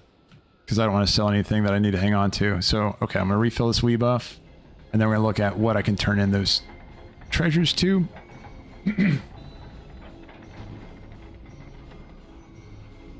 All right, we're at 60. There's a hero. Fuck yeah. Love that spirit moose guy.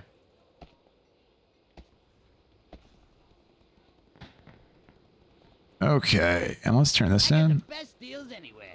Darkmoon Faire free ticket voucher. Okay, let's turn that in. Have a good one. And then, let's see. So now I should be able to accept these quests that you showed me, right? So the Soothsayer runes.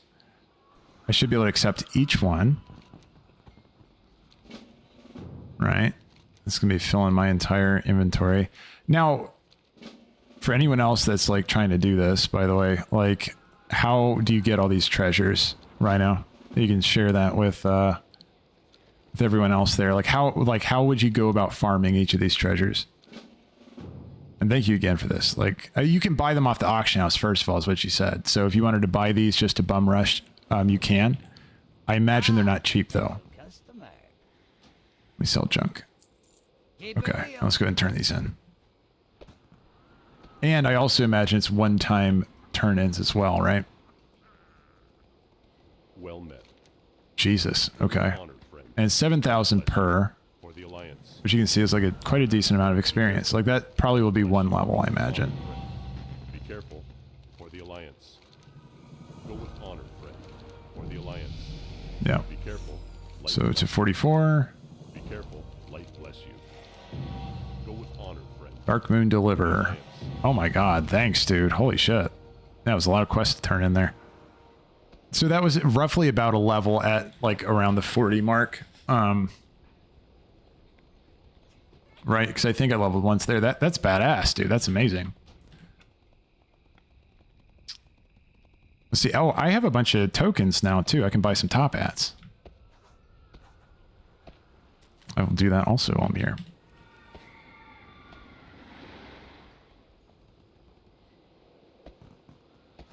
So yeah, treasures, I guess that's another little burst of XP if you wanted to. If you have a lot of gold, you can go buy your treasures off the auction house. And then you can turn those in like I just did, like Rhino just handed. He said, do you need the Adventurer's Guide to drop? Yeah, you need that Adventurer's Guide, though, for them to drop. So you can talk to the first lady that you saw, the one in Orgrimmar. And again, I'm going to hearth back here in just a second so I can show you. I'm just going to go ahead and buy top hats. Because there's nothing really, anything else that I'm like really wanting there. Okay, I'm gonna buy some top hats. Now let's go ahead and hearth back. Okay, I'm gonna go ahead and hearth. Let's head on back. Solid tip there, yeah. You still have more. Okay, hold on. Oh, there's more down here too. Jesus. Okay, never mind.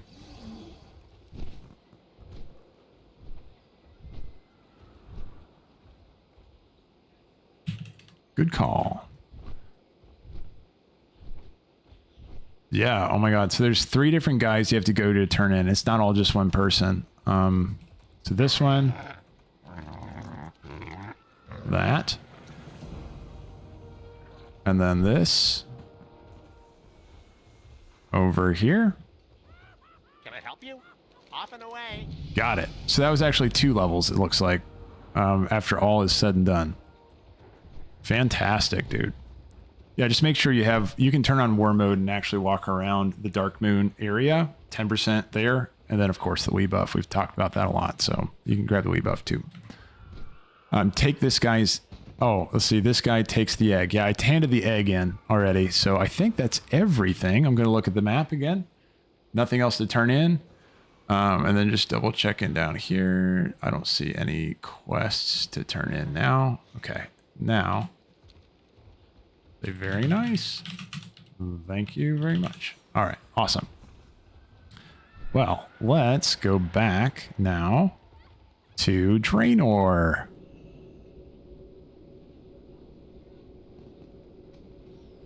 That's not going to do it. I need my toy first.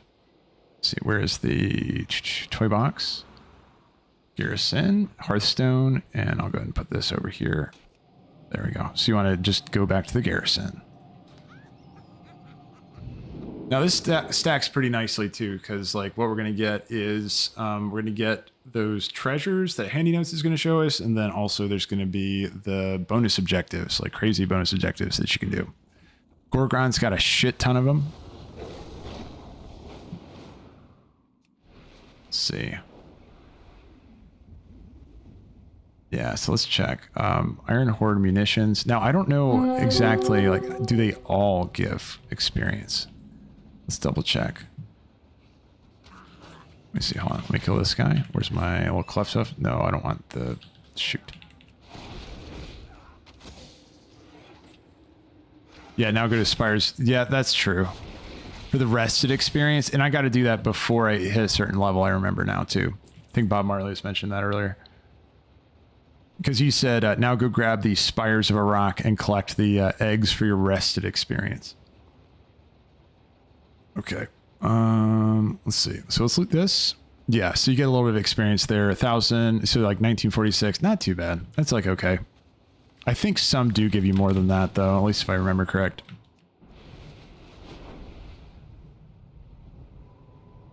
And I have one of my action bars that keeps just like disappearing here. There we go. Trade this guy out. There we go. Spires of Iraq. Down there.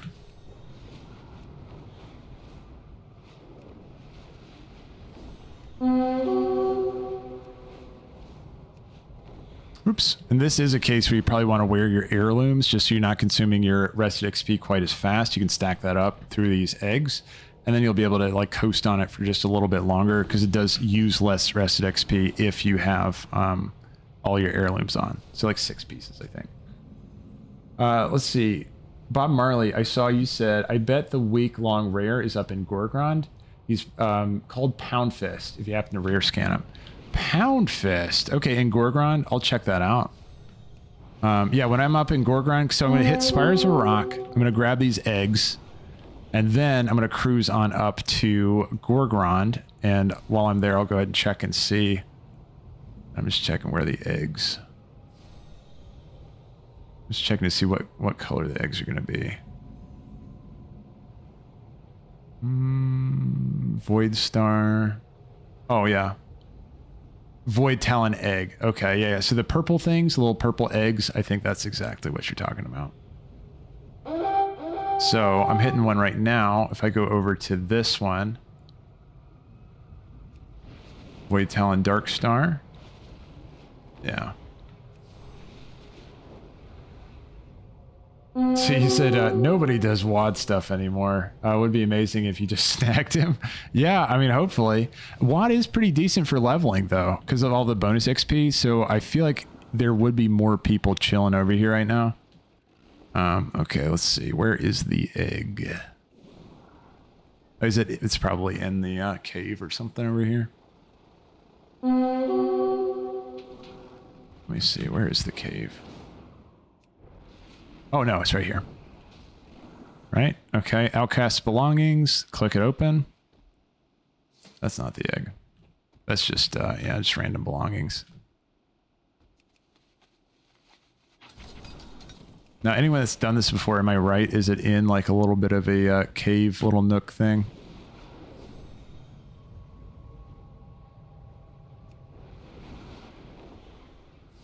Let's cruise around in a circle, see if I can find it. This looks like it might be an opening of some sort. No, I don't see it. Is it down here?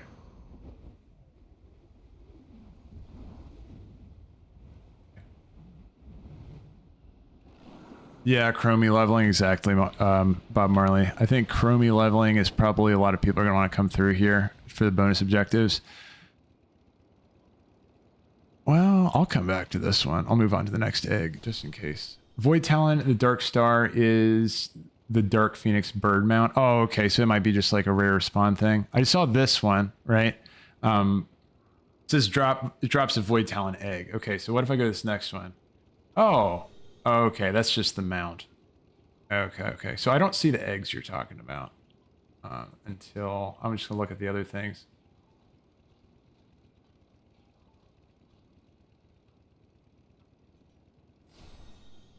Unless it's the plus? No. That's just a follower, I guess, that you can get over there.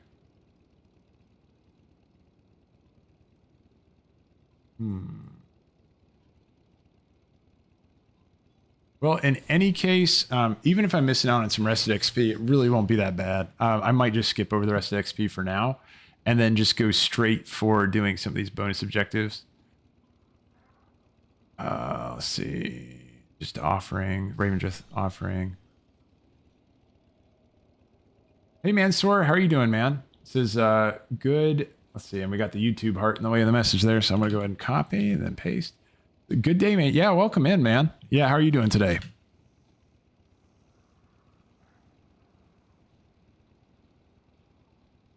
Okay. And yeah, I don't see... Mysterious mushrooms. Yeah, I'm just seeing like generic treasures and stuff. I'll come back for those. I'll come back for those because I just don't see them right now. I think maybe my handy notes, I might need a different one that actually will track the eggs. But for now, let's do this. Let's just go up to Gorgrond, all the way up there, and then let's just make our way through all of those bonus objectives.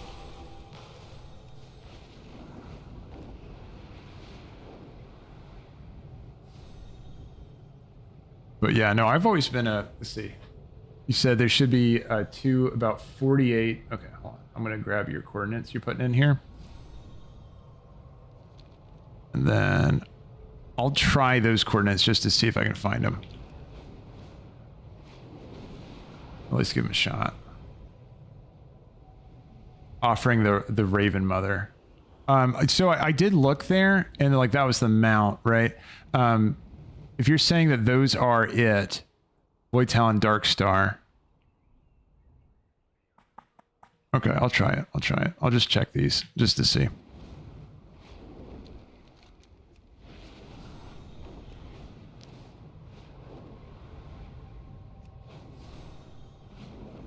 Yeah, you said offering to the Raven Mother is what it's called there. And that is exactly what I'm seeing when I'm looking over here.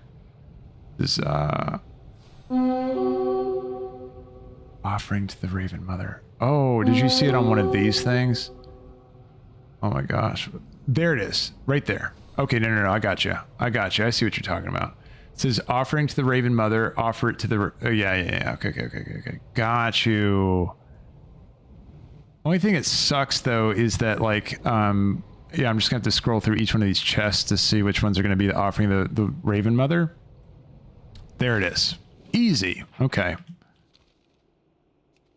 No, good call. We'll say good. Oh, he's on the party. Okay. Good call on that. So I'll go ahead and try it. See if I can loot this guy. And then, yeah. Okay, gave me a little bit of rested experience. Badass. And it says you can only use it up to level 49, right? So you got to use that ahead of time. So it's probably best to do it now. Great call, dude. Let's go ahead and see if I can spot the next one. Oh, another Raven. Oh, I just did that one. Let's do... Can I check it off the list? No. Okay, Shadow Sight. Offer in. Okay, another offering over here. Yeah, so anyone that's... Oh, hey, man, sorry, I appreciate the super chat there, man. I just saw it. I didn't hear a sound notification on it over here. But yeah, I appreciate that, man, Sor. Really generous there, man.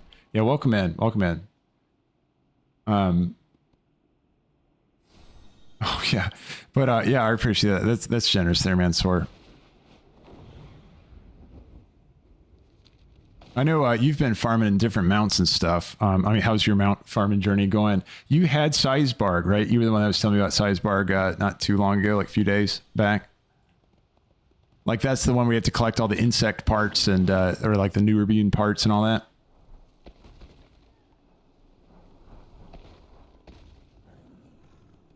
Shoot, where is this thing? Is it in that?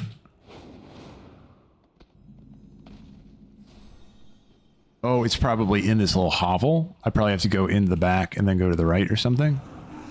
Oops, no. There are some angry dudes in there.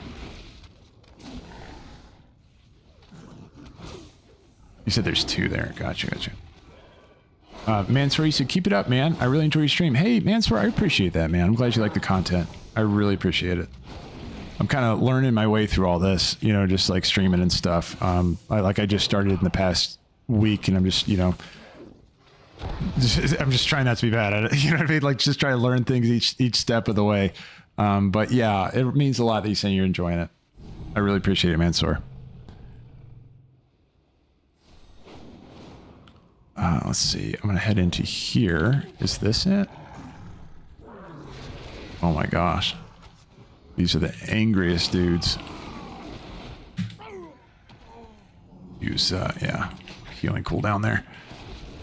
Now, I know, I mean, it could be on top of this mountain here, because it's supposed to be like a little egg that I'm clicking on, so it wouldn't really make sense that it was like tucked in the back of a hovel, I guess.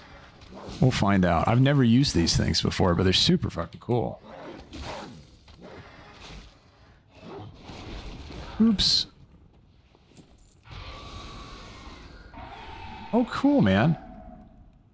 Yeah, try it out. Mansour, you said I'm streaming too. I'm not doing it on YouTube, but you should try it out. Yeah, for sure, dude. Like, what I suggest, I'm doing it in 2 places right now, right? I'm doing YouTube and Twitch. Oh, I think I found it. Yes. Okay. There we go. So you get the treasure and you also get the experience as well. Very nice. So it's usually near the tree. Yeah, Rhino, you're going to catch up and be proud of it. Finally, me finally finding it. Got it. Yeah, very nice. Yeah, you should, Mansour, actually here. And again, anyone that's looking for a group to join in, if you're looking for people to play WoW with, all that kind of stuff, I'm trying to start a, oh, I have your, hold on.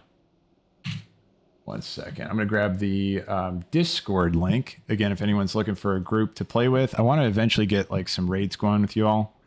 If you all want to do that, if that sounds interesting, or just hang out, like that's totally cool too. Here you go. This is a link to the Discord right there and YouTube, and then I'll just put it in the in Twitch chat as well. So if anyone's looking to join in there, come on in. It's like still grassroots trying to get it going. Did I send you all the right one? Yeah, I sent you the right one. There you go.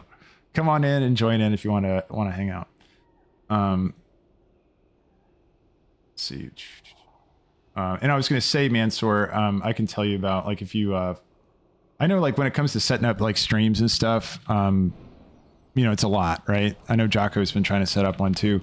I'm happy to help with just setting all that kind of stuff up. Because I mean, I just went through trying to figure it out myself. So it's fresh in my mind. I know how to help if you need it. Let's see. Let's kill some stuff in this bonus objective after I find my little egg. Not that one. Okay, is there one up here?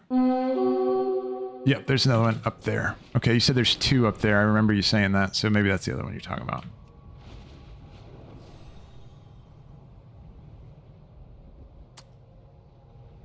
Yeah, so everybody, anyone else that's never heard of this before, like I've literally never in my life heard of all this right now, but this is pretty cool. So you can collect these little Raven Mother offerings, and they can give you rested experience. So take a look at this.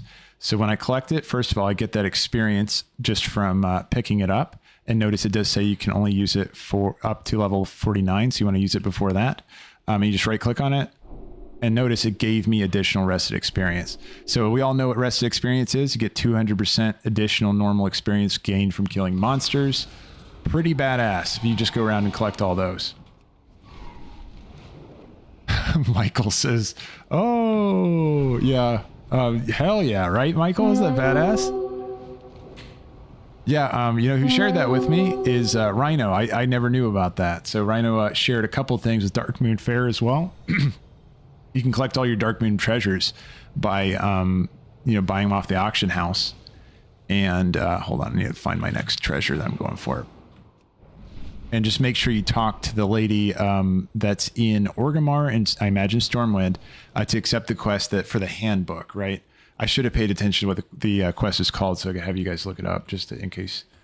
See, there should be 5 in total. Got you. And I've gotten 3 so far, so I'll keep looking. 5 in total. Yeah, good call on this. Let's see, I'm just peeking.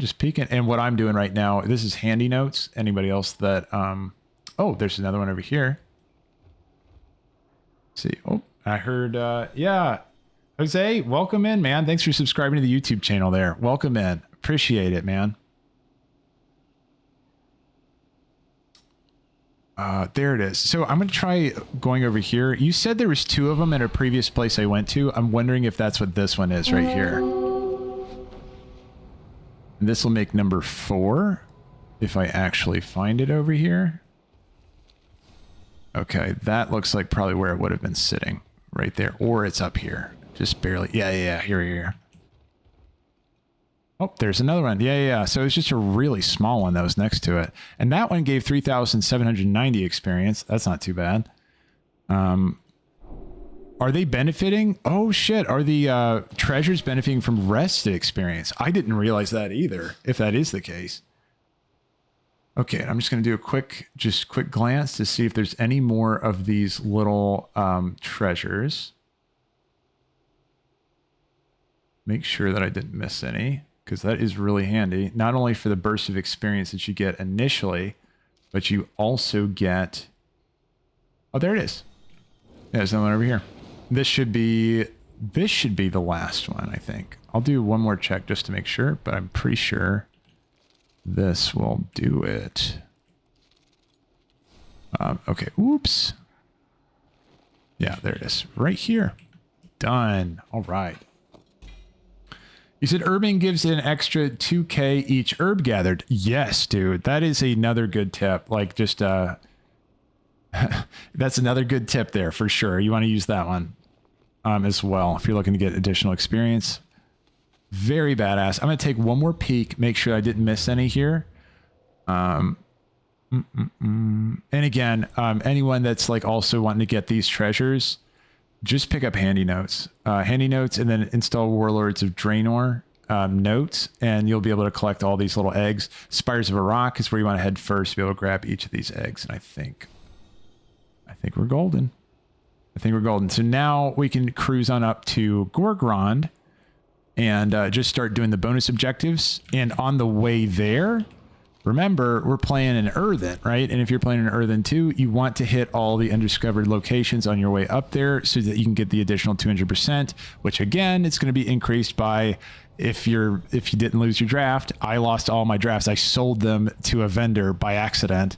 But if you still have your drafts, just chug those and make sure that you have your Wii buff on, and then also you're enlisted on War mode, because like there's not going to be a whole lot of people out here leveling with War mode on. You're probably okay. Michael said, getting handy notes now. Yeah, that's not only going to help you in doing this kind of stuff, but it's really helpful in general. Also, while you're at it, download the War Within version of it too, so you can get your War Within treasures. Because like I think Doug, you were asking about the Coca-Cola, or not the Coca-Cola, the you know, basically, right, the cola the Goblin mini fridge. That's on handy notes, right? Yeah. So like you'll be able to see that on handy notes, that you can go get that. One other thing, Doug, make sure I remember you're asking about bags. Make sure you get your other one. That's going to be Khazalgar, Hollowfall. Make sure you get your other treasure. It's a bag. It's right here at the end. Yeah, it's right here. It's a satchel, and you can go loot it and get your bag. Actually, it's showing up right there, I think. Yeah, the career satchel. So you can go pick that one up and be able to, yeah, you'll be all set. Like you'll have 2 34 slot bags. You do the cola one, and then you also do the, you know, the career satchel. Yeah, absolutely, man. So now at this point, it's just scooping up all the XP from Warcraft. Gonna hit this one first.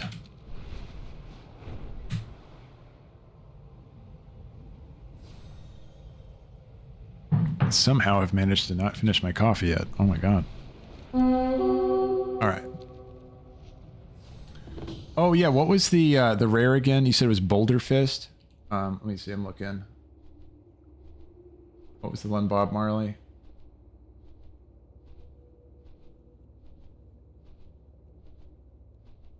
I'm just looking. He said something fist, I thought. Yeah, week-long Gorgon. Let's see. Pound Fist. There you go. Saw it. All right, gotcha. Pound Fist is what I'm looking for up here, if I do see him. He's a rare spawn. Oh, Andrew over there said Pound Fist as well on YouTube. Appreciate it. Thank you.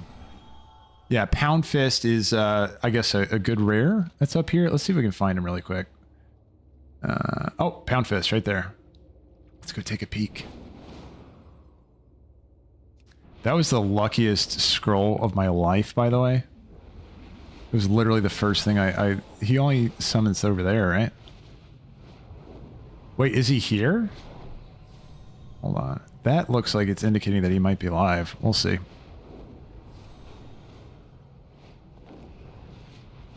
Drops him out 100% if he's there. If he's there. He has like 4 spawns. Okay, gotcha. I'll just hit up his spawns really quick, because why not? Let's see. This guy. He's not here. And he might be over here. Yeah, here's his other spawn right here. And again, this is rare scanner. That's not a Pound Fist, right? That is a big dude. Oh, Pound Fist is way up here too. You know, I don't mind this at all because again, I'm playing an Earthen, so the more places I explore, the better. Oh man, I heard that sound. I was like, yeah. No, that's not it. Okay, let's go over here. Great shout out on the mount over here. Let's see. Just in case he's here. Oh shit. That's lucky. Okay, is he like hard to kill? Ooh, okay, he hurts a little bit. I never put this in the right spot, for the record. There we go. It's on my A. Oh my god. Wait, this guy like pounds butt. This guy hurts. I wasn't ready for that. Okay, let's heal a little bit.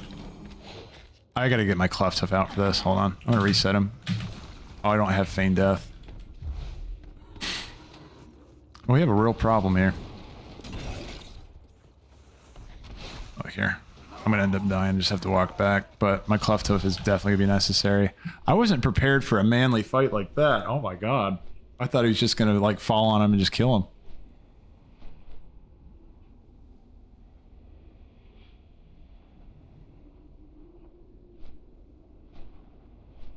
That's the luckiest thing. Is he actually like hard to find?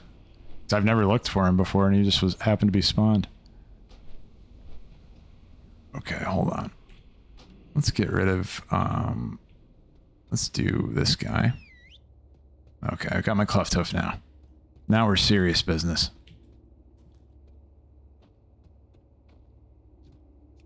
He's 45, but god, he fucking hurt.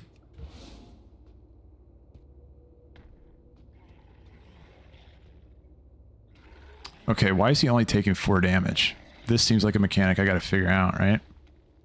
And he's like pounding the shit out of my cleft hoof. What's the secret here? I guess he's just tanky as fuck. Okay. Just got incredible armor values. But my cleft hoof was doing like 4 damage to him, so I don't know. Alright, fair enough. This is just going to be a long fight.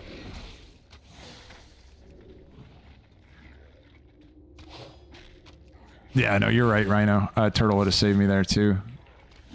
Honestly, I just wanted to change out my pet anyway.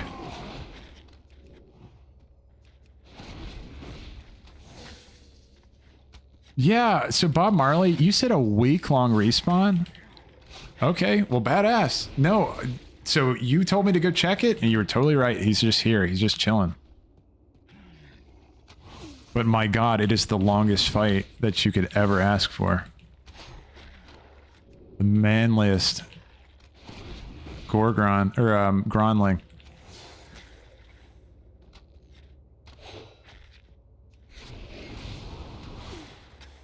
You said you can join in? Sure, Mansour, if you want to come on over. Yeah, you can invite me. I'm Gladius GH - Black Dragonflight. Until you get here, I'll just be, you know, beating on the rock.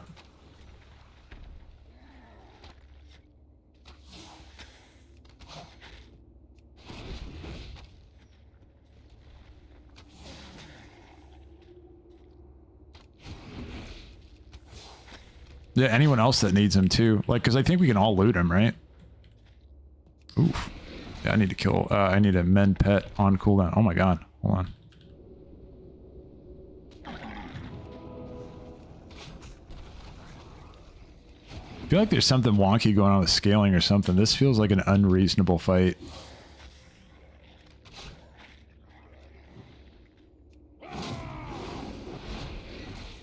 Like, I feel like we're playing Dark Souls right now. This is unusual.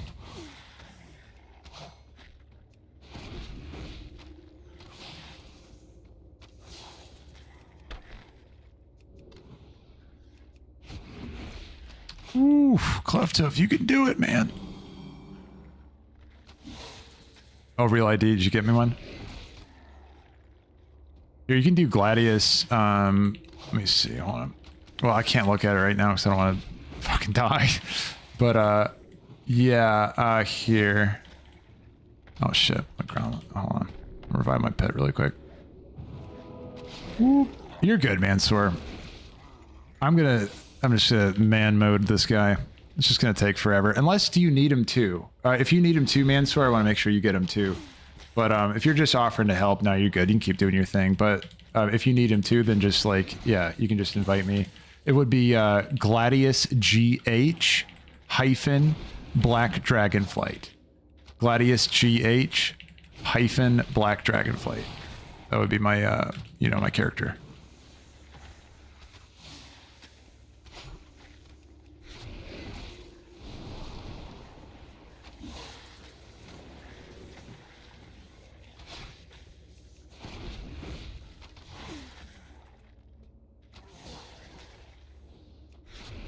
Oh my gosh.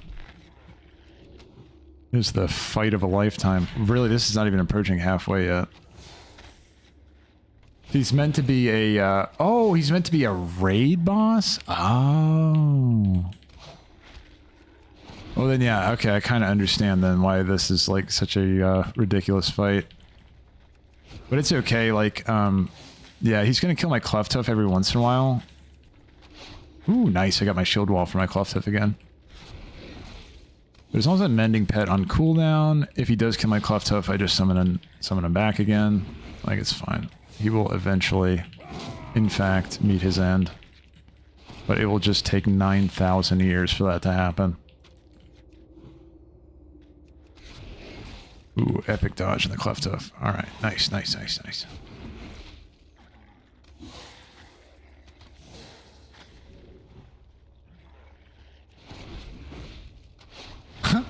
It's so long. I know. Dude, yeah. Yeah, when I landed, I was just expecting to just like two-shot this guy and then just like pick up the mount and just be on my merry way. But then he just clocked me.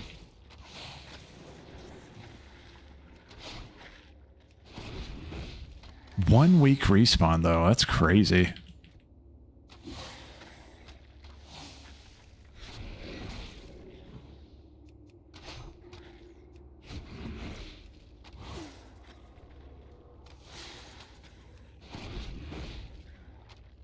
I mean, it's at least gone through 2, going on the 3rd rotation of shield wall. So. And if my Cleft Hoof does eventually meet his bitter end, oh, there you go. Come on over. Get your. Oh, I am on war mode, by the way, Mansoor. Just letting you know. I have yeah, I have war mode on, so you might need to toggle that on.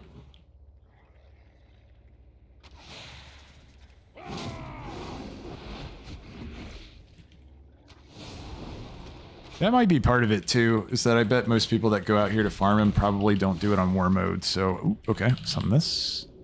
Come on back. When he punches me, how much damage did he do? Ooh, nice dodge. Didn't even feel it.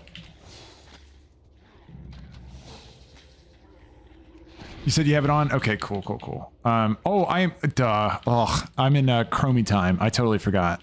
So I am in Chromie time. So if you're on a level 80, yeah, there's no way for you to get to me because it's Chromie time.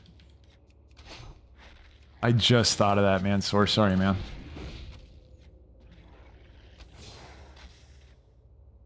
Yeah, so Mansoor, there's I'm just trying to think, like, if there's any way... Shoot, pet died. I don't think there's any way you could possibly get to me, because they block... Unless you have a character...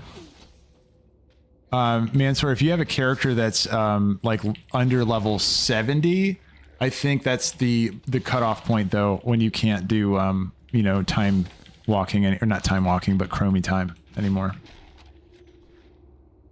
So if you want, you can try that out. But I want to make sure that, you said no worries? Okay, man. I was going to say, like, if you wanted to, if you needed this guy, like, I'm happy to abandon the fight and just wait for you to get over here. Because, I mean, I'd rather you have it too than me just kill it for myself over here.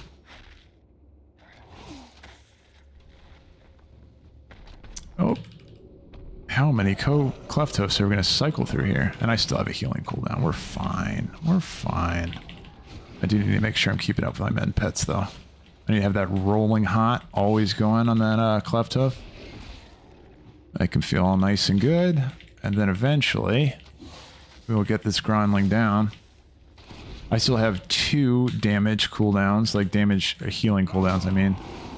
Damage mitigation cooldowns. And then also a feign death, if it comes to that.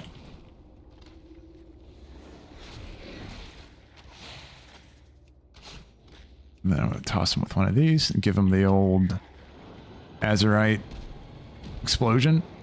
All right. I need to make more use of that thing. That's a cool, really cool spell. That's the Azurite. It heals, what is it called? Azurite Implosion? Where did I put it? Azurite Surge. Yeah. It heals your allies as well as does extra damage to, you know, it does an AoE damage and also does extra damage to the highest health target as well. Ooh, hang on, Cleft Hoof. You can do it. Oh, you don't have it, Mansoor, but you said you're going to find it later? I mean, you're fine, man. If you invite me, like, I'll kite this guy around. I don't care. Like, I'll sit over here and wait for you. I really don't mind. Just want to make sure you get it if you want it. But yeah, if you're going to get him later, no issue. No worries. But it's totally your call. Just make sure you let me know before I put the final arrow in him.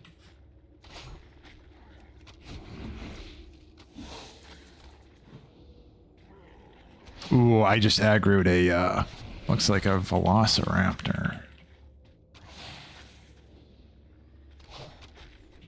Yeah, it looks like Cleft. Again, Cleft Hoof MVP, man. Okay, you are going to sit in timeout. Thanks.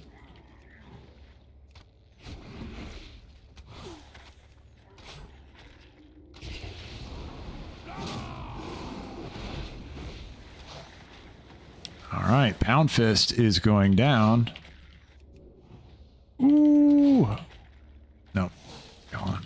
Gotta summon my dude. Okay. Boy, oh boy. This was quite a fight. He said, get him down, man. Sorry. All right, cool, man. Sounds good. All right, and boom. Ooh, he gave 5,000 XP, and then he said, guaranteed drop. You're totally right. Badass. All right, GG. Very nice. Good call. You know, I wouldn't have done it. I'm glad you let me know about that, Bob Marley. I didn't even know about this guy. But yeah, week-long respawn on him. And it seems like a good way of getting him, just like to repeat this for other people, because there's no way that I was just like that fucking lucky. I feel like the way to go about it is go on Chromie Time, War Mode, Draenor, and those three things together are possibly going to get you a spawn, just because you have like a lot of exclusionaries there, right? War Mode means that, you know, people who don't have War Mode are going to have different spawns than you. And then also Chromie Time kind of puts you in your own little phase as well. So something to consider. All right. Well, let's do it, man. You know what? Let's ride him really quick. Let's ride him. What was he called? Sunhide Gronling. All right. Hell yeah. Look at that guy. That's a nice looking dude. Very, very nice. Actually, it fits really well with my character. Holy shit. They match like to a T, like skin tone wise. That's really funny. Hell yeah, dude. I love that thing. Gronlings are badass. Just such a cool little mount there. What's his mount special? Yeah, nice. Cool shit. Okay, you said, yeah, you said, so Rhino said it's kind of like a perfect storm. You got War Mode, Chromie Time, in a dead zone, and then new trap. Yeah. Definitely. Yeah, for sure. Good way to go about it. Oh my god, all the rares are available right now. Hell yeah, man, Sword, that's a cool one. Yeah. I hope you get yours too, and that's how I would do it, is just try to layer as many of those things on as you can, and that sounds like the way to do it, is time walking, and also time walking and Chromie Time. War Mode. All that. Oh my gosh, it's so nice to see the health bars actually move. That guy was thick. Oh my god.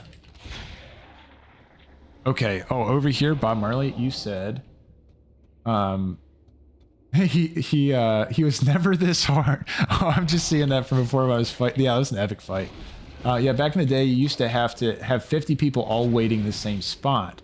That's like a top tip, farm rare mounts in Chromie Time. For sure, man. I mean, we saw it play out there. I didn't realize it'd be that strong, but there you go.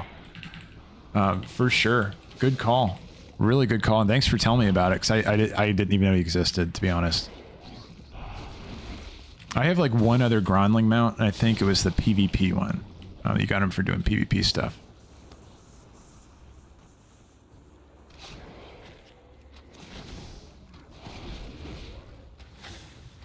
So yeah, let's get all these guys.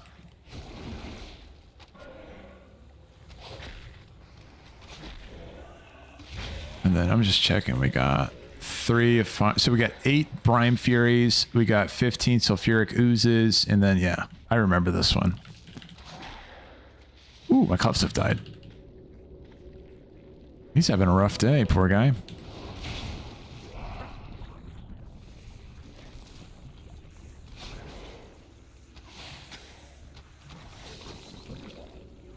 What I really want to get is, I want to get Fault Line. I have Fault Line on one of my hunters, but not my Night Elf.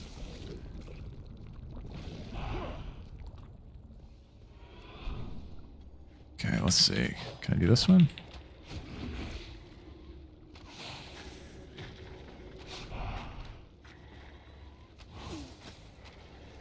Bore hole. So I'm going to heal up a little bit. Go ahead and feign death. I love the dwarf like feign death animation. That's awesome. Just fall backwards.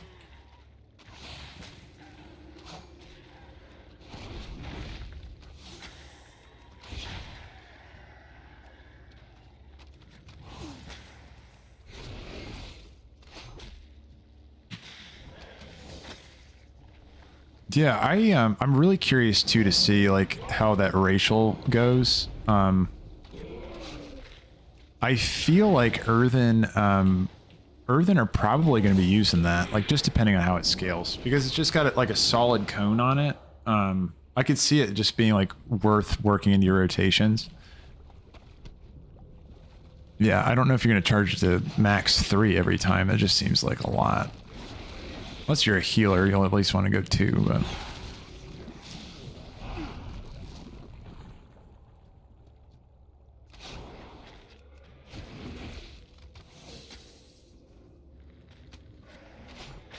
Okay, funeral. Yeah, I want to see the payout also from... Oh, did I lose my Wii buff? Hold on. I got top hats now. That's right. That looks like a different buff. It's called Darkmoon Top Hat. It does not stack with Wii, right? I really don't think it does, but... Maybe I'll try it just to make absolute sure. Nope, not stackable. Okay, I believe you. I totally believe you about Marley.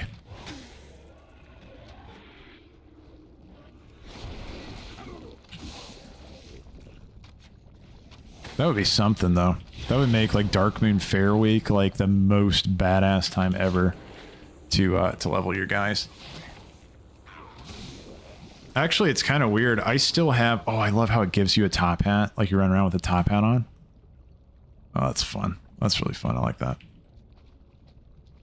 But a couple of my characters that I leveled up during, I don't know if y'all remember if you're playing during Dragonflight, there was like a time walking like series of events that came out where it's like every week they would do a new time walking, you know, like dungeon, like you'd move to a new time walking, like you Burning Crusade one week, and then you would do Wrath of the Lich King for the next week, and they worked through all the expansions, right? And what was really cool is that they had this buff you could stack on your character.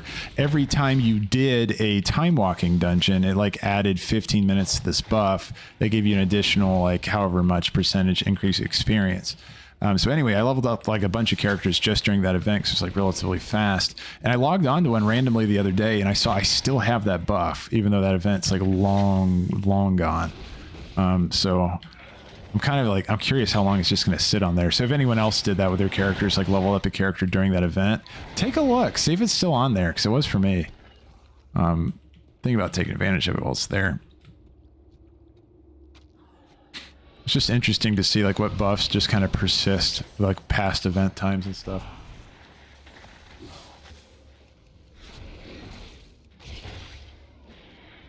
Okay, 7 of 8. Not bad.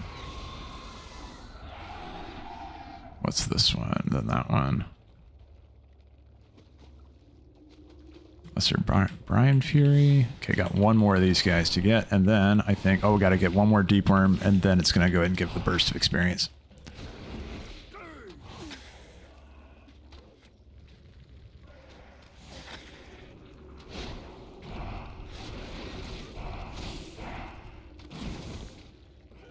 See.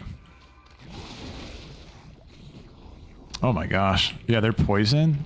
Do I have the, no. Okay, I don't have the enhanced feign death where it's like, ooh, that hurts. There is a feign death talent you can get that will remove those poisons and stuff. Like, it's going to be really good for Delvs.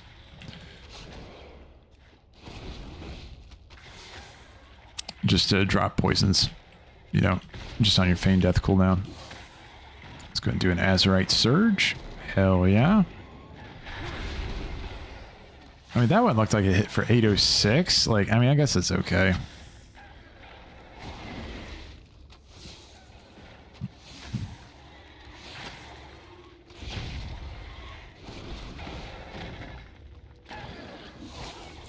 All right, Grievous Deep Worm, done. And that should be it. Yeah, so that should have been 11,000 experience. I did not even watch my bar, but yeah, each one of these I think is 11,000, right? No, 12,800. Like, that's super badass. Now, what I'm curious about is if you also gain, like, is that before or after the Darkmoon Faire buff and enlisted bonus? That's what I was wanting to pay attention to, but I spaced and I didn't watch. So I'll see on this one. I'll remember to watch it. Oh, let's see. Rhino, you said there's a potion you could get during Christmas event that would give you like 200% extra experience. Holy shit, I don't remember that one. What was that potion called? Rhino? Oh my god, dude. You know, it's like you know all the techniques, man. The hidden techniques. That's badass. I've never even heard of that 200% bonus potion. That's incredible.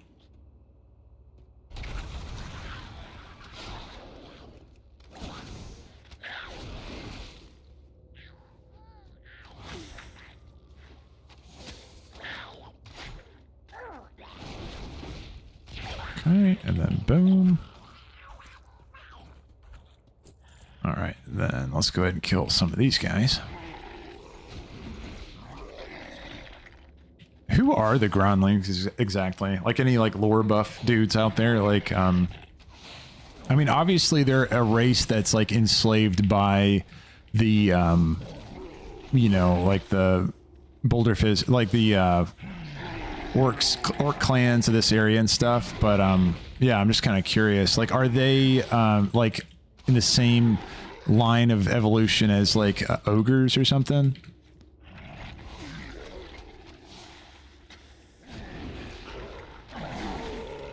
Oh, I could totally trank shot his berserk off. I just saw you had one.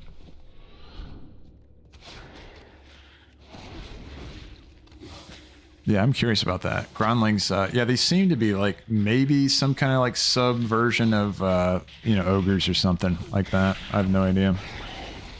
Oh, Rhino, you said you could buy them on the, oh my god, so you can buy them on the AH, and last one I saw was selling for 2 million gold.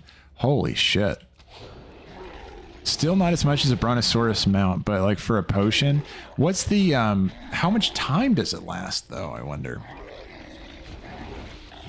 You know what I mean? It's like an hour, and I also imagine like probably people would want to use that for getting a world first, like unlock, right? Like go world first, like drink it during like an expansion launch and try to get world first. I still don't know what the guy who got world first level 80 did. Remember he got to 80 in like an hour or something? I don't remember what his strategy was, but I meant to look that up just because I'm curious. I don't know. It's always fascinating to see what exploits and stuff people come out with or figure out, like to level their characters. And the fact that they do such a good job keeping it under wraps and not spoiling their strategy to everybody, you know? Because, like, you can't talk about your strategy if you're doing something like that, because then, you know, if it gets out, then Blizzard might nerf it. And some of these things take months of setup, like crazy setup.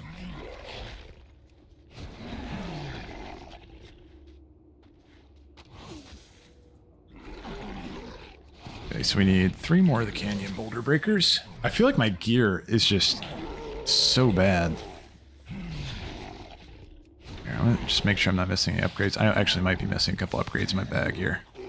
So, yeah, I got upgrade on pants. A huge upgrade on pants. Let's see, 169. Nothing really too wild. Let's crack that one open. We got, oh my god, 236. Yeah, okay. What it is that my gear sucks. That's probably why that fight was so hard earlier with that you know, Boulder Fist. Still, it was an epic fight. I enjoyed it, but like, yeah, that's probably why it was so long. Let's see. Elixir of Ancient Knowledge, you said, Rhino. So that's the one that comes around at Christmas. That's just like crazy. Elixir of Rapid Mind was 15 minutes. Wow, 15 minutes? Now, was that one also a similar price? Is that also like 2 million gold? That's incredible, though. Oh my god. All right, let's crush all these things.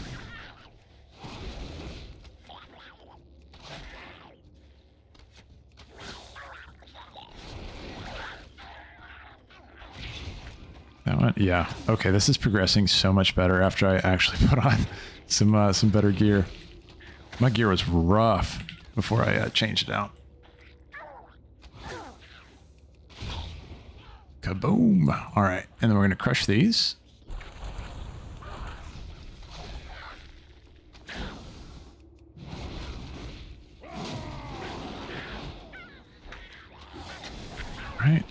off we go. We got 20.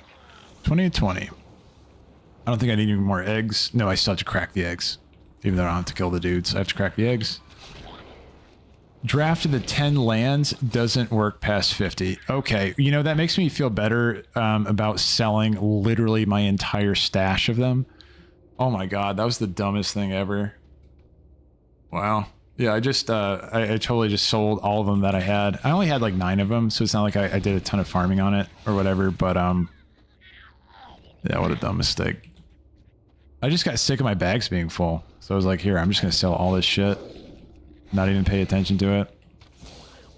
That's what I get. Yeah, so you said 300% extra XP for the Ancient Knowledge was a rare in Pandaria. Damn. Damn, that's cool.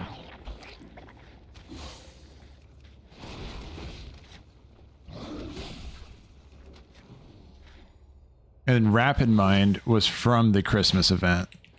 Yeah, do you remember what year that was? Like, what year did they have the Rapid Mind event?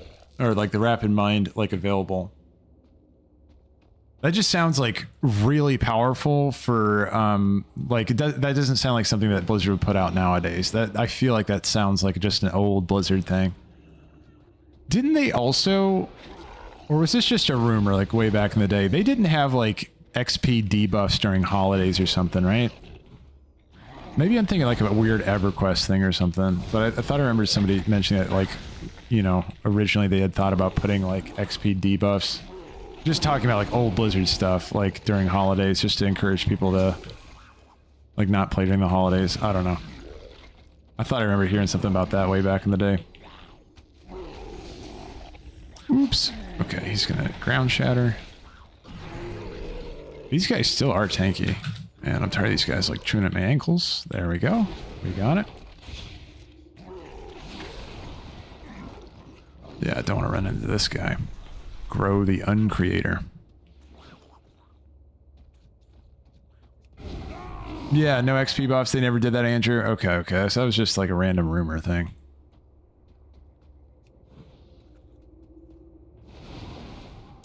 It was in Draenor. Oh, shit. Okay. Yeah, so that was like when, yeah, when Draenor... I mean, what year was that? Hard to believe that it was, that was actually like a while ago now.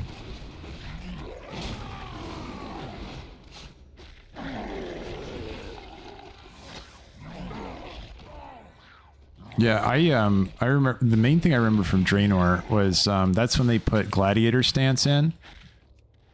For warriors, and I was playing warrior at the time. It was like my favorite thing ever. I love the sword and board play style. Dang, nice. 16,375 experience. So if I compare it to the others, yeah. So that's what it is before you add the extra experience that you get for you know, the consumables. So that's amazing. 16,000 is wild.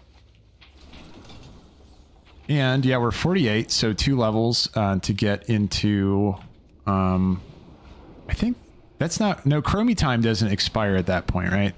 Yeah, no, I think I can Chromie time all the way up to 70, I thought. So yeah, I can keep chilling with that. So all these bonus events, I can just grab each one of them, and who knows where that's going to put me. Should put me like relatively close.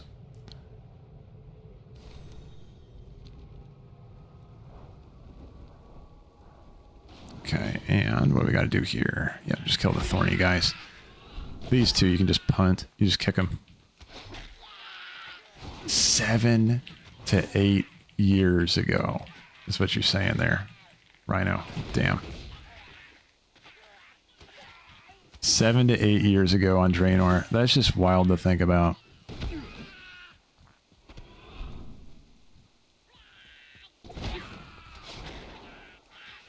Yeah, that's wild. Just, yeah, I don't know. Like, hearing, like, how long stuff ago was just makes me feel like an old man. Nothing hit harder, though, than hearing, like, it's the 30-year anniversary of Warcraft. Like, what? No, it's not. Stop.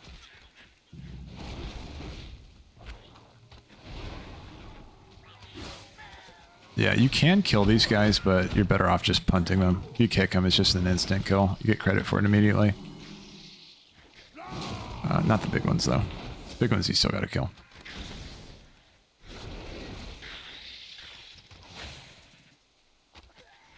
Thorny Stabbers.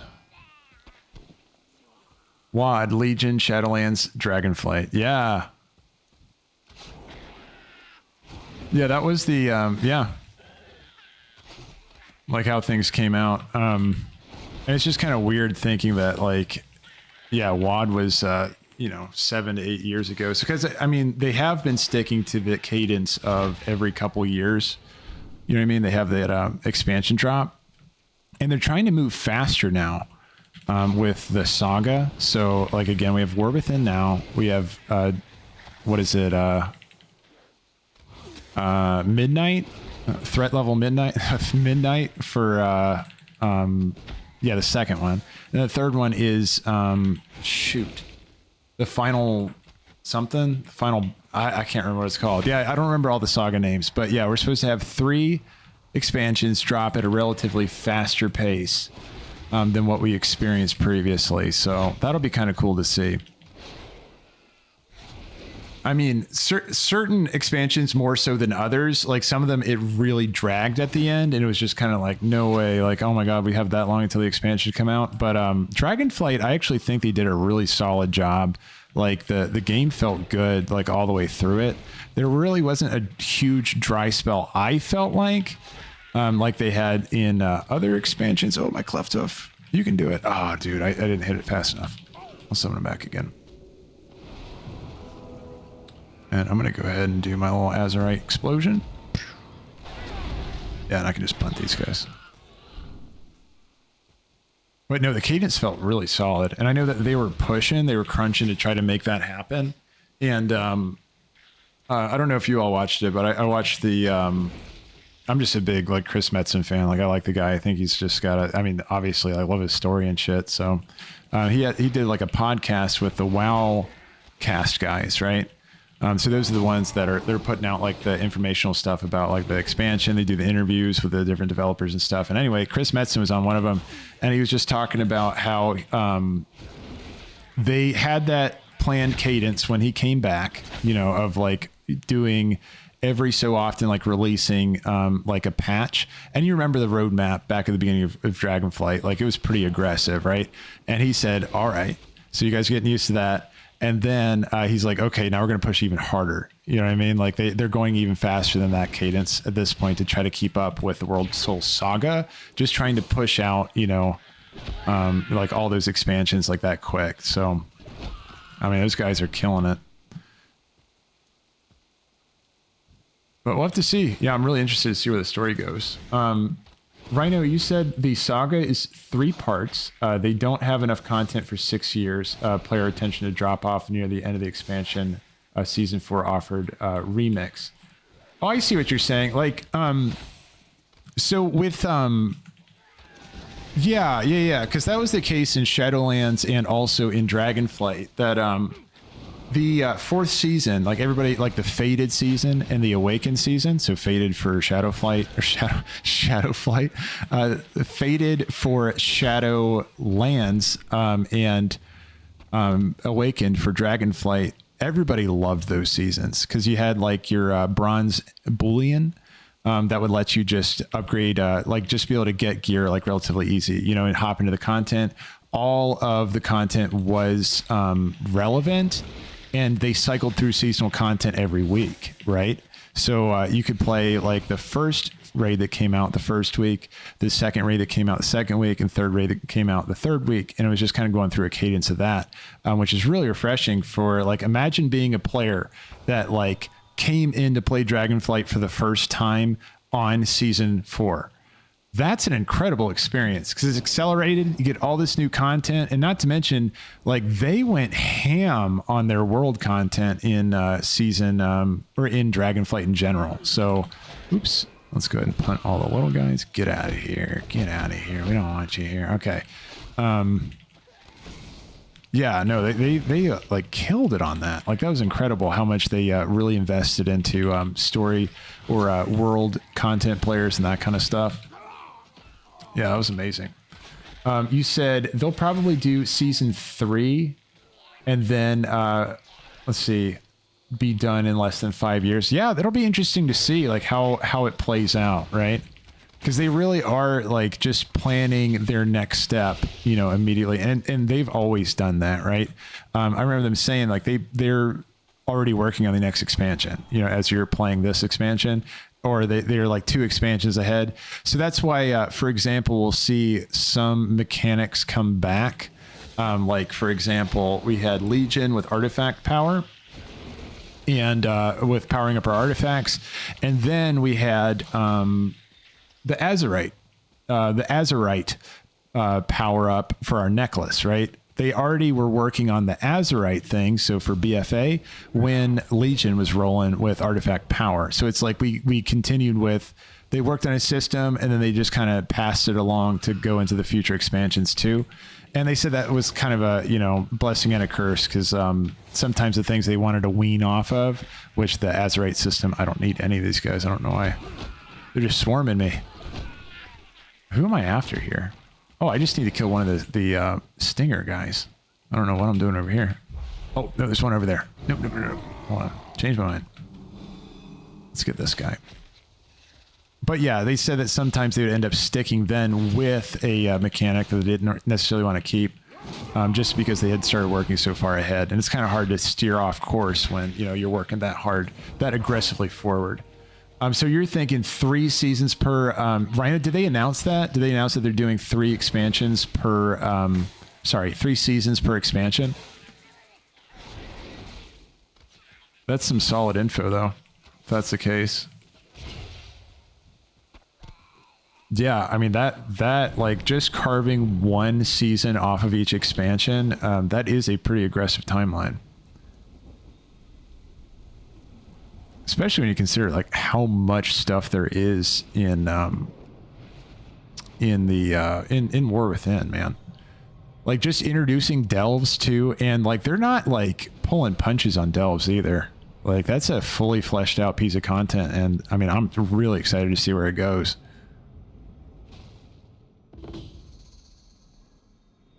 What we got here? We got learn a vile scale, and then Hydra, kill the Hydra eggs. All right, so let's kill these guys. No, but I'm pumped. I'm really excited to see what's going on with Delvs. It's felt a little weird just being stuck with 1 through 3 for so long. Well, it feels like so long because I mean I jumped into the early access for better or for worse, and yeah, so like I'm kind of itching to go, but I totally understand that. Yeah, I mean it's just gotta wait it out for when the season drops, because I mean yeah, you want to give it time, and everybody started at the same time too. So, but coming up at this point, we should be. I mean, we're getting closer and closer to the season release. So before long, we'll be able to move higher in the Delvs, and I can finally level Brann up again. I just can't wait for that. That'll be awesome. You said player attention in Season 4 always drops off. You think player attention in Season 4 always drops off? I don't know. I feel like what people did in Dragonflight, this is just what I think. I could totally be wrong, though, Rhino. But I feel like a lot of people came back for Season 4, and they actually had a retention spike. Maybe people that kind of got burned out were like, okay, I'm finished with this. But a lot of the guys that like maybe fell off earlier, like Season 1 guys, Season 2 guys, came back for Season 4 because it was kind of like an abbreviated peak of like all the content that came before it. So people that missed out on that content just like jumped back into it and, you know, experienced the stuff that they might have missed since they like unsubscribed from the game for a certain period of time. So I felt like, yeah, maybe you did lose some of the people that had been playing the whole time, but I think you gained back some of the people that remembered the Fated season, and remember Fated season from Shadowlands was very well received. They were like, oh, okay, well, let's see the Dragonflight version of that. Yeah, I mean, it's just, you know, my thoughts on it. Of course, like, they don't release player numbers or anything anymore, so there's no way to really tell besides just, you know, maybe raid logs and that kind of stuff just to figure out like how many raids were done. And so I don't know. I haven't seen the research, but that was just the impression I got.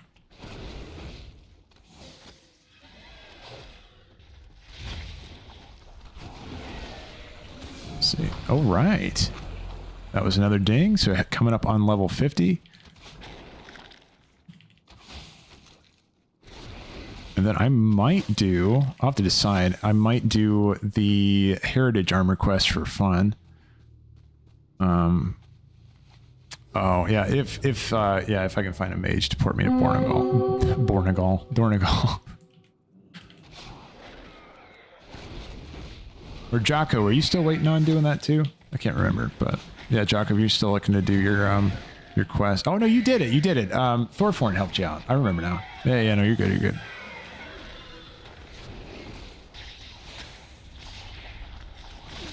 Hive Queen Skirka. Where's that one? Okay, so she's straight across over there. Rares can be worth it too, man. Like, you do get extra experience from rares, and also I need to be picking up treasures when they're close like this, because that's just an extra, you know. I mean, let's see how much this is. How much experience am I gonna get for this odd skull? Look at that. That's 2,000 gold right there. And if I'm also mining and herbing, like, I could take advantage. Ooh, almost ran into that guy. So Rhino, you said with Brann level 60 and Delvs, it would be repeatable, except maybe for vault rewards. Here, let me, because we got the lovely YouTube heart. I can't see all of it. Let's see. Oops. Oh no, did I copy all that? Okay, maybe, except maybe for vault rewards. Okay. They won't be repeatable. I think I see what you're saying. You're saying that because you can't get the level, like, you can't get mythic level gear out of that like maybe it does kind of a cap out point. You know what I mean? Like, to the point where people won't be doing it in the long term. If that's what you're saying right now, you can let me know. But my understanding is that, like, it's just kind of a good solid piece of content for people that aren't doing like the reach content. Like, they're not, I mean, first of all, it's a nice way for you to get gear to go into that stuff, right? You know, but you won't be able to get your max quality gear, like your highest quality gear from Delvs. But let's think about it. Hero gear that you can get solo, and it's like mid-level hero gear, which is one tier below mythic. Like, that is really good gear. Very solid. But yeah, also on the note of just talking about Brann at level 60, he is a big part of our player power. So he's going to be kind of our big grind for trying to push our way into higher and higher delves. And actually, on that note, I've picked up a couple strategies we can use once Brann, you know, is uncapped again.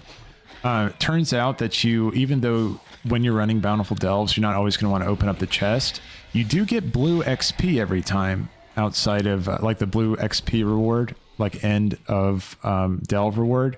Blue XP out of Bountiful Delves, and this, of course, is after you've done your first daily delve, which every daily delve, like the first one you do, is going to give you the epic level experience, right?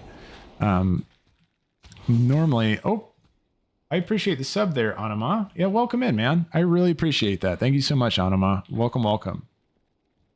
Yeah, thanks for jumping in here. That's super generous. You all, once again, Anima, I remember you jumped in last week and helped with getting, you know, get me monetized on Twitch, and I really appreciate it. Thanks for jumping in here. Appreciate the sub, and yeah, glad you like the content, man. Super generous, super generous there. Shoot, I don't remember what I was saying there. Yeah. No. Oh yeah. The Delvs. So Brann. Oh my gosh.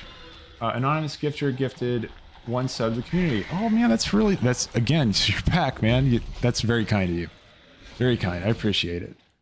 Who got the gifted sub? Oh, this hype train started again. I'm new to Twitch, so I don't know what that means. Hype train started. Who got your practically adequate? You just got your tier 1 sub from a gifted, an anonymous gifter. So now is that so? Again, sorry, I'm so sorry. I don't know anything about Twitch. I'm just figuring out as I go. Is anonymous gifter, is that your name? Is that like your Twitch name, or is that like you want to be like you opted not to put the name attached to the thing? I don't know which, yeah. So in any case, whoever it was, I really appreciate it, man. That's super generous. And you know, practically adequate. Enjoy your tier 1 sub there. Hey, Anima. Yeah, I see you over there on Twitch there. Yeah, welcome in, man. Welcome in. I really appreciate it. Thanks for tuning in. Oh, actually, on that note here, I do want to mention there is a Discord, and Anima, of course, and anyone else that wants to join in. Let me go ahead and grab the link to that while I'm getting killed by something. If you're looking for some people to play with, I'm trying to start a community over here on Discord, where maybe we can get some raids going eventually. Just depends if we get enough people, all that kind of stuff. But yeah, aim for the community is just chill group of people. Again, we're not being elitist. We're doing what we can and just trying to get some bosses down with raids and, you know, whatever else. But yeah, we're chilling. So if you wanted to come over and join in, anyone's welcome. You got friends you want to put in there too, that's fine too. We can all join in. And yeah, hopefully we can move into getting some bosses down and some raids, and you know, maybe even when the season launches. Just depends how many we get, but how many people want to jump in. But and all that, you know, all that to say, welcome in, Anima. Welcome in. I really appreciate it. Hold on, I'm getting my windows all set up again. There we go. Got it. Okay. Okay, so I just have to crack some eggs. That's all. And I see you over there. You said, yeah, like once you went through Torghast, no one cared. Yeah, Torghast, like, oh my God, when they announced Torghast, I was hyped, man. I was like, that's so cool. It feels like a, oh, what's that game called? Like a, shoot. What's it called where like you get power-ups? Oh, like a roguelite game, right? A roguelike, or I'm not up on the terminology, but like the games where it's like you go through on a run and you get power-ups, make your character like ridiculous. It's exactly what Torghast is. I was like, this is the coolest thing. I'd love to see that kind of stuff in WoW. You know? Yeah, just I think where it kind of fell off, and I'm going to go get that guy in just a second after I crack these eggs. Where it kind of fell off, and maybe just the player base didn't really jive with it, it's just that it was so mandatory. Like, you had to do it. You know what I mean? And a lot of people are like, you know, I'm kind of over it. I don't really feel like doing it anymore. But you had to. It's like your chore for the week. And that, I think, rubbed people the wrong way. Jocko, welcome back in, man. So just finishing up leveling well, not finishing up, but in the process of leveling the Earthen here. So it's just been kind of it's been a journey. I've learned, actually, there's some very knowledgeable people in the chat there. Rhino has been dropping tips. And then also Bob Marley, you dropped tips about like some cool mounts over there too. Mansoor, everybody. You know, I don't want to miss anybody, but yeah, there's been just tips flying about good ways to make this more efficient. And yeah, it's been really awesome. I appreciate it, guys. This was pretty cool. You know, speaking of tips, Bob Marley told me about this guy. I'm going to jump over to mounts. The Sunhide Gronling. He was like, you know, you're in Gorgrond. There is this rare that has a week-long respawn time. He's like, go check to see if he's there. And then what do you know? There he was, dude. Yeah, Bob Marley to thank for getting me to go over there for that. Thanks again. So now that's pretty cool. It's a you know, spawns once a week. And oh yeah, as a group, you know, we kind of determined that if you wanted to farm something like that, if you're looking for rare mobs or rare spawn like mounts and stuff, put yourself on war mode.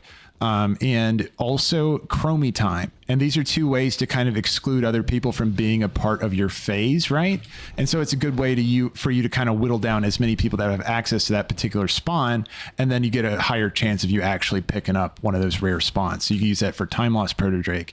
You could use that for, you know, that Gronling guy, Pound Fist, anything like that. And then, oh yeah, also too, why don't I share what Rhino was talking about? Rhino taught me a lot of things here today too. Rhino was talking about grabbing these eggs down here in the spires of a rock. Again, pick up handy notes. That's great for just picking up treasures. And you can scoop up all these eggs to be able to give you rested XP for as you're working through your, you know, leveling through Gorgrond. So yeah, I'm just trying to pass all that shit on to you, Jocko. There's been a lot of good help from our, you know, everybody here. Yeah, absolutely. Yeah, man, that said thank you. Yeah, absolutely, man. Absolutely. Yeah. I think that like that's the cool thing about these communities. Like you, who was mentioning it? it was, yeah, Bob Marley, you were talking about the secrets Discord, like just getting time lost protodrake for people by inviting them when they find it and then just like getting them their kill. Like that kind of shit's awesome. Like, I mean, I think that that's using social media channels right. You know what I mean? Just helping people out. So yeah, I just think it's just such a cool experience that you guys can share that, you know, your knowledge. Because there's a lot of people that know a shit ton about the game in here. You know what I mean? I'm not even going to pretend like I know everything. I absolutely do not. I mean, as to see that you guys are teaching me things, that, you know, one by one. But that's what's cool about it, I think. It's just, these guys are kicking my ass. Are you kidding? But that's what's cool about it, you know, is that we get to share the things that we do know, and then we get to build each other's knowledge as a result. Woo! Ouch! Yeah, these guys hurt. I remember that, though. That's just like, this area just fucking hurts. How far are you on leveling? I am 49. I'm 49 right now. 49. So, progress. And unfortunately, after 49, I think, isn't that... Well, no, I think the top hat still lasts, so I can still use my Darkmoon Faire buff, but the draft of the 10 wins, not that I have any anymore, because I sold that to a random vendor. But yeah, that one would expire now at this point. Woo! What is the damage coming on these guys? Crazy.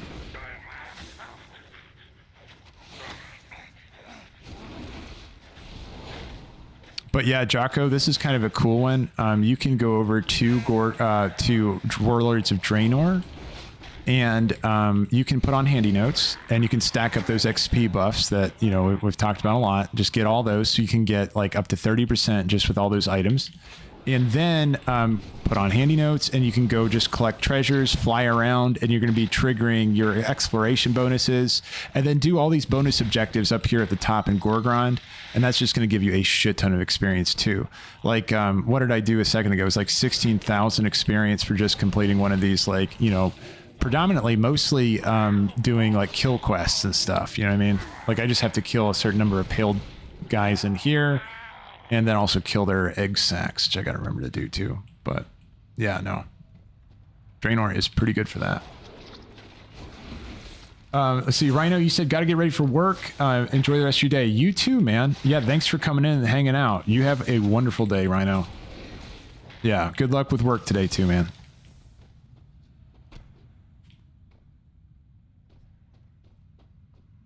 Let's see, we'll kill this pale flinger.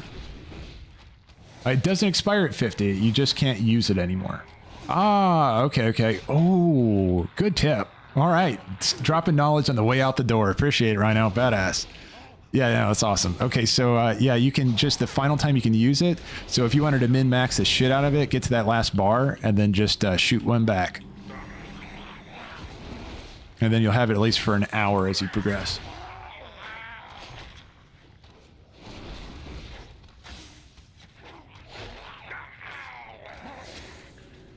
Oh my gosh. There we go.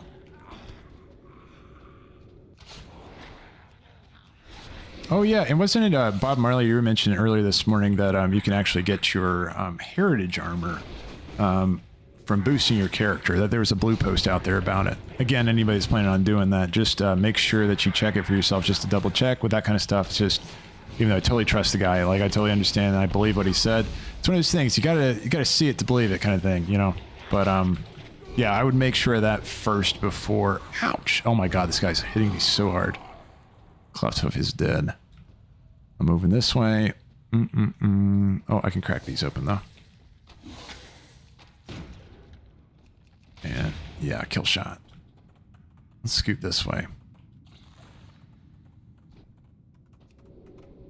I like the fact that I keep my companion pet even when my main one's dead. It's nice.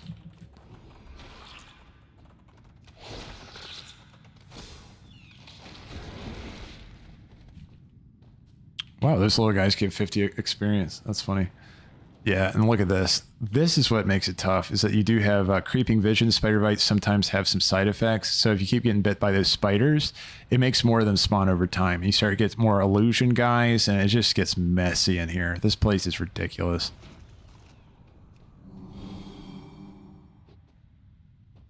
But yeah, best you can do just to have those guys not hit you in general is probably just the best.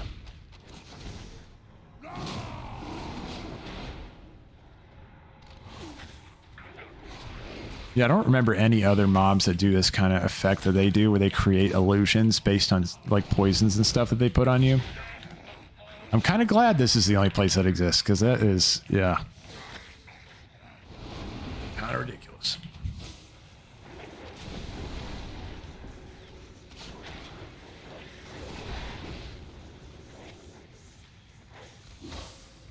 Okay, blow this up.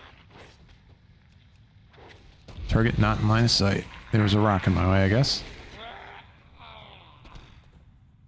Let's see, where are we at? Okay, I only have 2 egg sacs that I've destroyed so far. I have killed all of the little dudes. Whoop. Yeah, and there's just a bunch more spiders. Oh, you know what I should use? Is my Azurite Surge.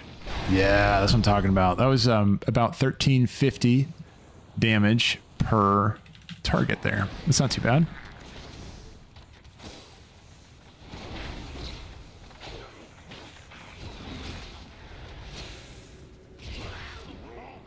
Got it. Off we go. Oh my god. What did he say? Slithering behind my eyes, says Gorg the host. Jesus. Who said Warcraft can't be dark sometimes?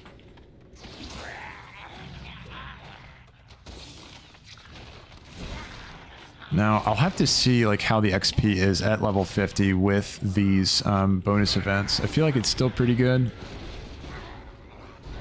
But we'll have to see, just to make sure that I want to stay here in Draenor. Oh my gosh, that poison effect. Yeah, and I have 10 creeping visions. At that point it says, you've gone completely insane. So now it's just going to spawn these guys on cooldown until that wears off. Just for anyone else that's never been in this area before, this zone, like, oh my god, this sucks. Ooh, treasure. Little knife. All right, let's get Grong the host. Or Gorg the host. Oh, and Cleft of Stead. Get him up too. This guy's cool. Like his like tattoos and shit. Like, yeah, like war paint maybe. And this is what I'm talking about, like those like hulking troll dudes. Like these guys would be cool to have as like allied races. They don't have to be quite as big, but they're like that kind of Girabashi berserker, like hulking, like troll character.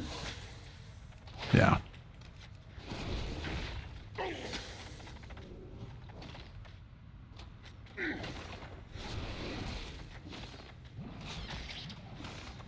Wrong the host. Oh, and I just realized too, I forgot I had arachnophobia mode on. Yeah, so that's why all these are appearing as crabs. They're not normally crabs. Yeah, actually, for anyone else that doesn't know about that, so it's under accessibility settings all the way at the bottom. Even Miexna, so like remember back in oh my god, Noxramas. Yeah, Noxramas. If you walk over to Miexna, she's a crab, right? Like, I'm pretty sure, I'm fairly certain. I think I remember seeing somebody post that on Reddit. It's just so fucking cool. Yeah, I'm pretty sure. I'm pretty sure they're, Bob Marley, double check me, but I'm like 90% sure she's just turned into a massive crab on her web. Yeah, no, it's just like, that's such a cool idea. I actually had a buddy that I played WoW with that he big time arachnophobe, you know, like he just absolutely hated spiders, couldn't really do it. And even playing games that had spiders, it was just a little bit much for him. Actually, I just saw on my other monitor, it says ads in progress. So I'm going to hold for the Twitch guys. I'll finish that story in just a second. But yeah, Yeah, we'll come back to that. Just because I want to miss out on it. I don't know how I can stop that from happening, but so yeah. Working your way through here, I still have 10 more egg sacs. 10 more egg sacs. Boom, boom.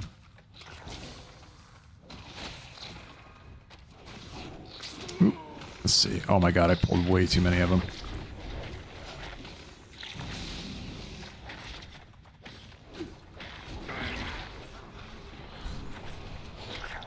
Oh my lord.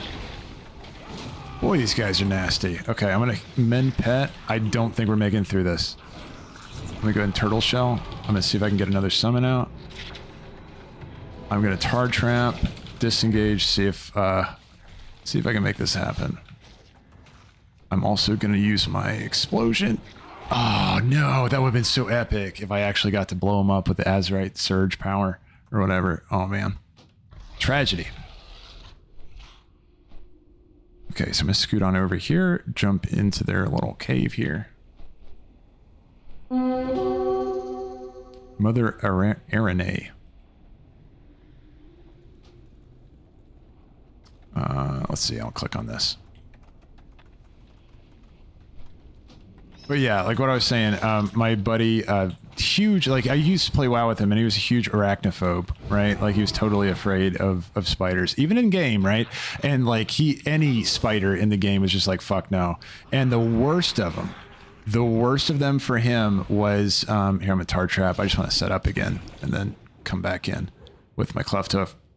Was, I don't know if how many of you played Burning Crusade, but do you remember in Dragonspire, off to the right-hand side, there was the stealth spiders, right? That had like the thorny legs and shit.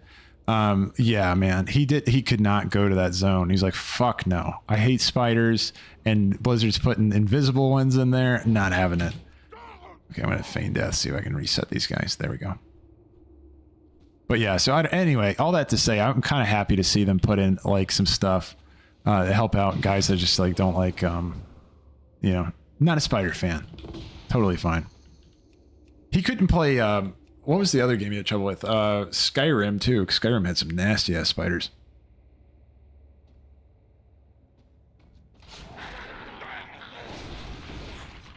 I just tried that earlier.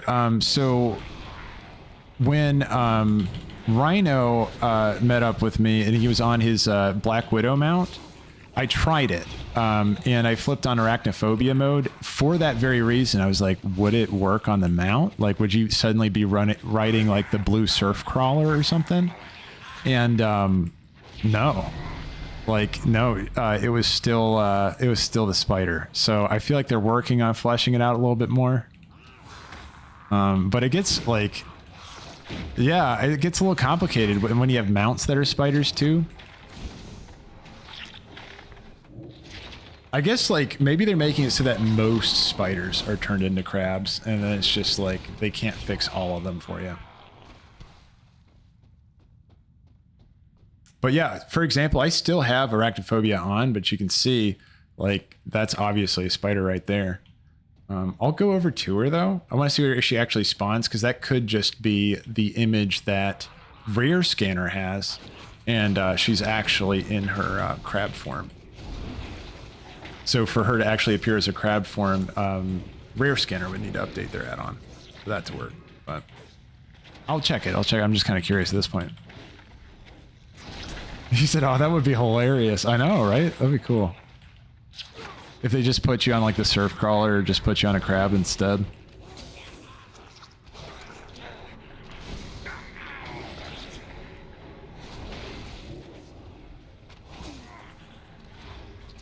Alright, let's see. Kill this Venomancer. Oh my god, Venom Fang guy. I actually kind of like fighting the crabs instead of the spiders. I'm not gonna lie. I'm thinking about just keeping it on. There's some cool looking spiders though, but I mean, yeah, can't say that I'm a massive spider fan either. God, this is my least favorite zone in all of Warlords of Draenor. I think it's just that illusionary effect is just so annoying. I dislike most screen effects. I don't like shake effects. Oh my god, there's so many of these dudes. Head bob effects, all of that can just fuck right off. Not my thing.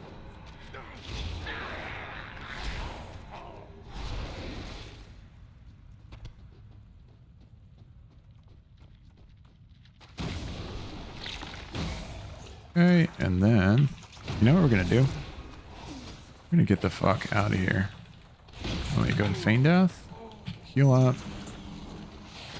and then get the fuck out. Oh, one more. Let's go. We can do it.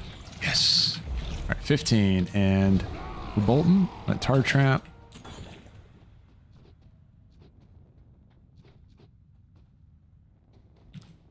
Yeah, it's that kind of effect. Like I hate that like hazy effect. God, not my thing.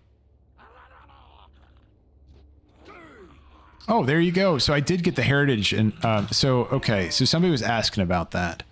Let me see if I can reset these guys. Did I reset them? What are they doing? Okay. So somebody, oh my gosh, I'm gonna wait for that effect to go off too. But somebody was asking about how the heritage of the Earthen works, and it looks like as soon as you hit 50, no matter where you were, I think Jaku, you were asking about it, but you finished it now. But anyone else that's curious, I'll go ahead and just let you know. Looks like once you are 50, you do get that quest just sent to you. Oh, can I see what the Earthen? I still haven't seen like what their heritage armor looks like. Yeah, it says upload experiences to archives in Dornegal. I'm gonna accept this, and actually, I'm kind of curious. Why can't you just go through the portal in Stormwind and Orgrimmar to get to Dornegal to go do that quest? Right? Why would you need a mage to port you? Because I remember that's what we were talking about earlier. Somebody said the only way you can do it is if you have a mage. I'll try that here shortly. Let me go ahead and just bash out a couple more of these bonus XP quests. And I want to see if you can just walk through the portal, because I feel like that should work instead of having to use a mage. Because again, it's warbound. Like all that progress is warbound, where you unlock it for everyone when you do it for the first time on your first character, right? And that includes the portal too. Ah, these guys. Oh my god. Wait, hold on. These guys are badass. I just realized too, oh my god, I'm 7 points behind on my talents. No wonder. No wonder I'm getting my ass kicked. Let's see, I'm trying to go... Oh, okay. Oh, here. Let's finish these guys. Go ahead and tar trap. And then get their attention with this.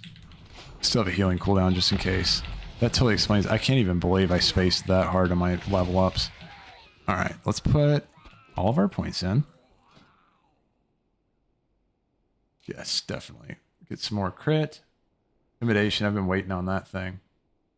And I can put that over... Let's see, where is it? There it is.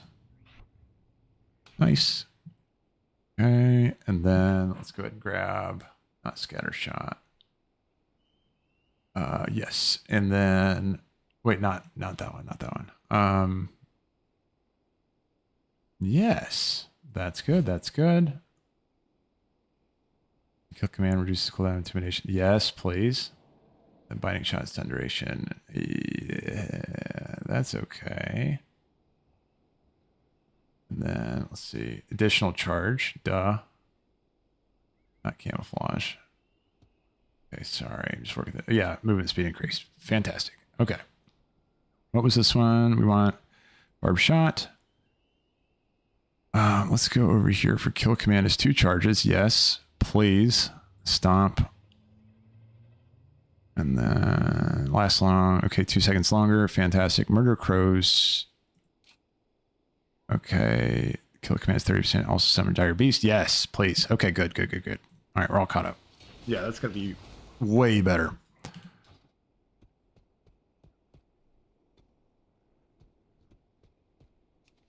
Yeah, I got to check. I do want to check at some point to see if Maexna actually turns into a crab. Because I think I saw it on Reddit. But again, it's one of those things you want to double check just to make sure it actually happens. I'm just super curious.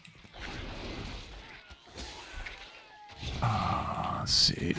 Okay, 10 of 20. Not bad. Moving through it.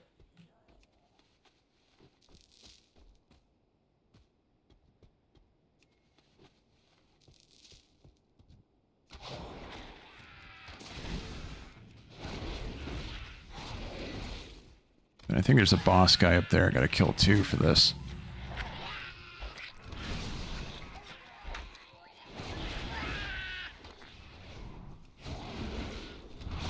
Yeah, oh my god.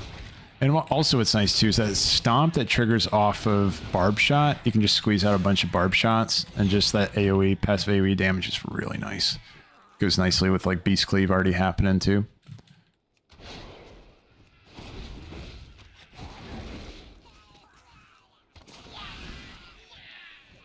Yeah, they added a lot of defensive stuff for Hunter. Like with the 2 charges of our... Oops, let's see if I can heal this guy. 2 charges of like our defensives, like our survival of the fittest. So nice. Oh my god. Because before, like those changes, like kind of the revamp they did to Hunters a little bit, just... I don't know, we would just run out of defensive and just die. Like when it came to some of the crazy stuff coming out, Mythic Plus and stuff. Definitely what we needed.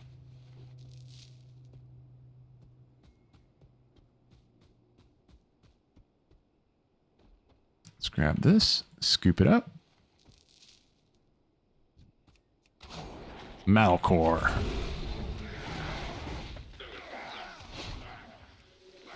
Jocko said, you really, so you ready for the Earthen Ret Pally to join you? Oh, hell yeah, man. Absolutely. What level were you, Jocko? I'm 50 right now. I just got 50.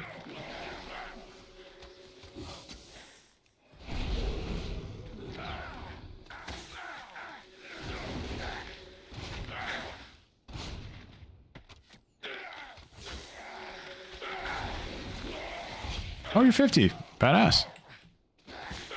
Badass. Now I'm my Earthen guy is on Horde. So I still think we can do cross faction grouping. Just yeah, it won't be able to do like the quests, like the queued content. So that's just the one caveat.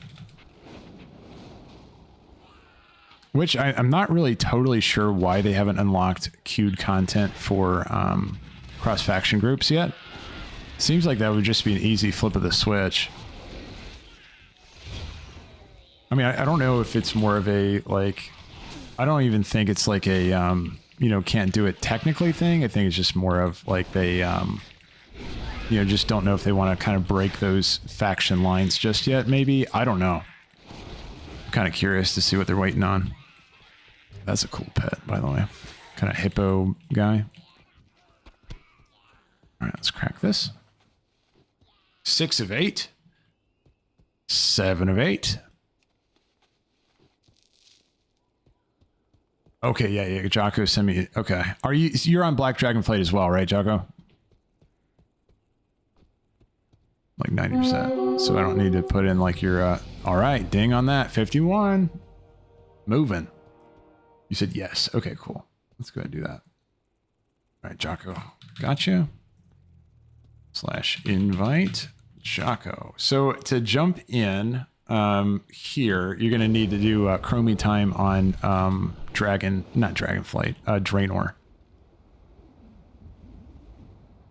And I have one more bonus event over here. I'll wait for you to come over here to jump in it. But yeah, just Chromie time into... Oh, did you get that invite? Hold on. Invite Jocko. It says dungeon difficulty scaling to normal 1 to 5. Man, I feel like their invite system has just been wonky lately. Let me know if you received that invite, Jocko. I sent you 2 of them, but it's like, it's weird. It's like telling me that the dungeon difficulty is set to normal scaling 1 to 5. It's not saying anything about sending the invite. You can try sending it my way too. Gladius GH hyphen Black Dragonflight. Oh, you're on my server. So it's just Gladius GH.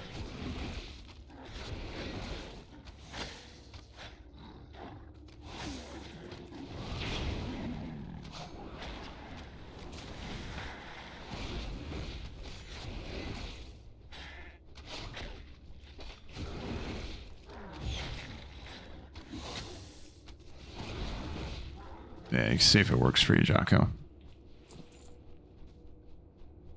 All right, let's kick all these. Free the birds.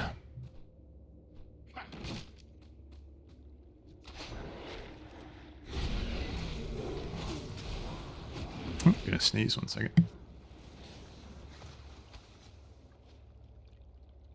All right, there we go.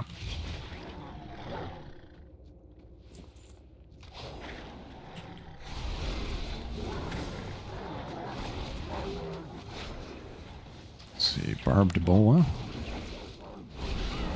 Man, yeah, I love doing these bonus quests. Like, you just get so much experience through here. Like, you just zoom by. And combine that with, like, first of all, stacking those XP things up there. But, oh, that reminds me, I gotta put on another top hat. Where's my damn top hat? There you go. But yeah, war mode. Oh, that's another thing, Jocko. You gotta turn on war mode too. But I mean, we're having trouble just getting in a party in general, though. I don't know what that's all about. It just, again, I feel like their invite system's been like really weird this week.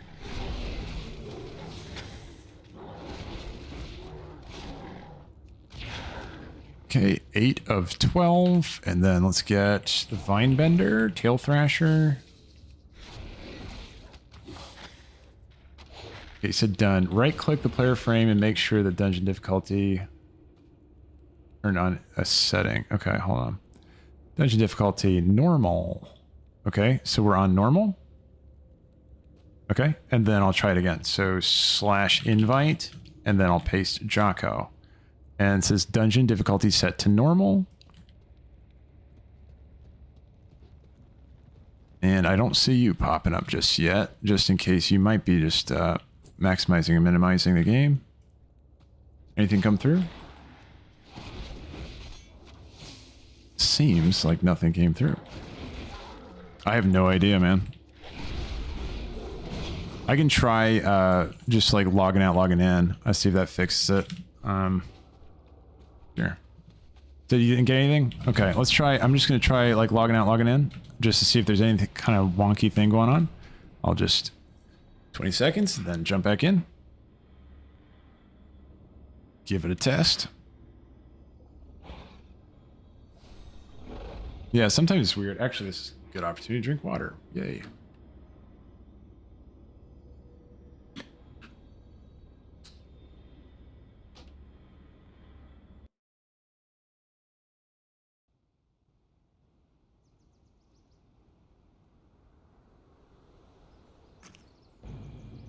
All right. Let's try it again, Jocko. We'll see if that works.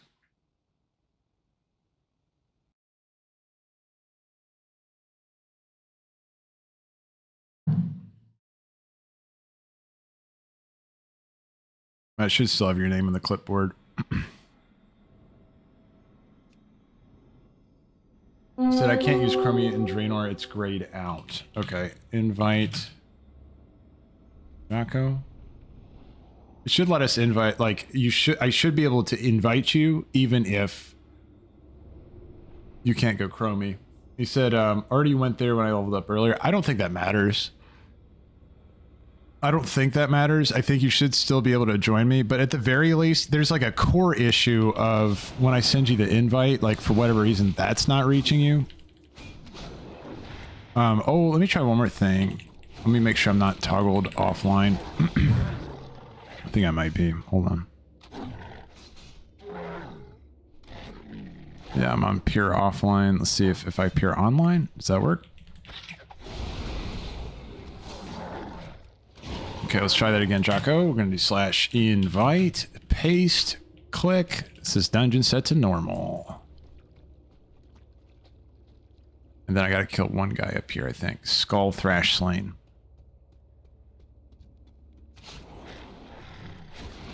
Okay, you said already went there as I leveled up earlier. Okay, send friend request. Yeah, I can do that. Let me do that really quick. I need to put mine on the clipboard too. Just plop it into chat if anyone wants it. Hold on. Let me make it through this epic fight. Nice. I forgot I have Intimidate again now. Love that spell. Okay. Hold on. Let's put you over here. Do this. That. Not Jocko. Let's do this. All right, Jocko. And then plop you in there. There's a J at the front. Right? There is. Okay. Sent you. Friend request sent.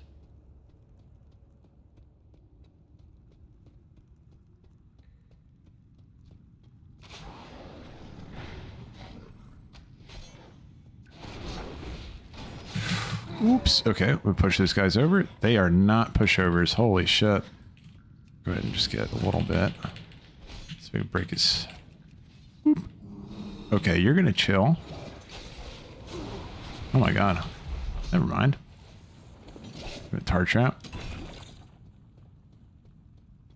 Oh, I missed number 6 at the end. Okay. I'll put it on again. Oh, you're right. Yeah, no. Okay. J at the front and then 6 at the back. Ooh, am I living? Oh my god. I did not expect to live through that. That was looking very grim. He's still coming? You kidding me? Okay. Alright, hold on, Jocko. Let me see.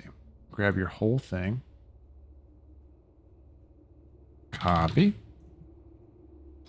And then let's go ahead and just add you there. Got it. Now let's try it. That would have been so funny if that one random, like, rock spell... Oh, there you go, Jocko. Yeah, you figured it out. Better than I was doing. So, yeah, nicely done.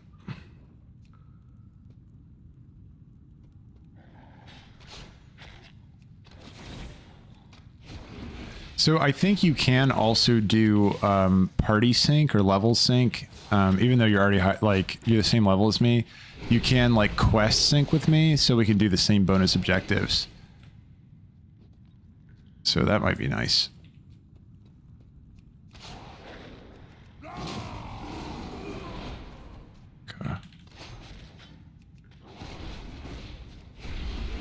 Okay, you said, now the next $1 million question. How do I get to you? So Chromie time to... You said Chromie was grayed out, or Draenor was grayed out. That's probably because you're already in Draenor. Like, you're in the Draenor quest line. Try switching to a different one, and then you can toggle it back to... here. Do I have Tar Trap? I do. Hold on. Let's just bring these guys through my tar. Okay, I can feign death again. Let's push this over to my pets. Let me go ahead and just pop a cooldown, help him out. Oh my god. This has been a process. Alright, Skull Thrash. Gotcha. Alright, we're out of here. Oop. You got me. Luck ran out there. And I lost my top hat. That sucks. But, yeah, you're en route. Okay, so just make sure that you have Chromie time enabled, and then we should be able to get a couple of these quests out of the way here. Let me see. Calling in pit. And then next one I'm heading to, if you want to just meet me there. Jocko, I'm going to this one right here. I'm going to Morgron's Logworks. Let's see. And I want to do a, there we go. Shift click. Okay, I'm going to put this in chat. I'm going to put your the coordinate of where I'm going to. There you go. That's the map location I'm heading to. Just in case you're close.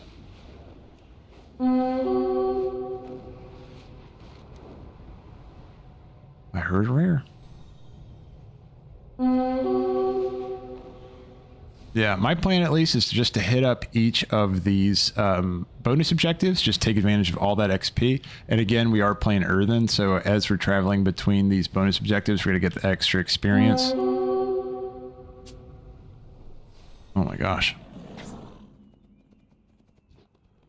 I thought there's a bonus objective right here. Hasn't triggered just yet, I don't think. There we go. We got it. And I'll wait to start it. I'll just chill over here. And then take a quick glance. Just to make sure. So, let me see. Where are we at? Nurbar Palace is going to begin next Tuesday on September 10th. But my understanding is that our season is actually starting on the 17th, right? So I guess we get to clear Nurbar Palace before the season comes out. Is that a normal thing? We get like the normal version of Nurbar Palace on the 10th, and then like we're going to get the heroic and mythic? Now let's see. What happens on the 17th here? Yeah, because it says Nurbar Palace begins at 7 a.m.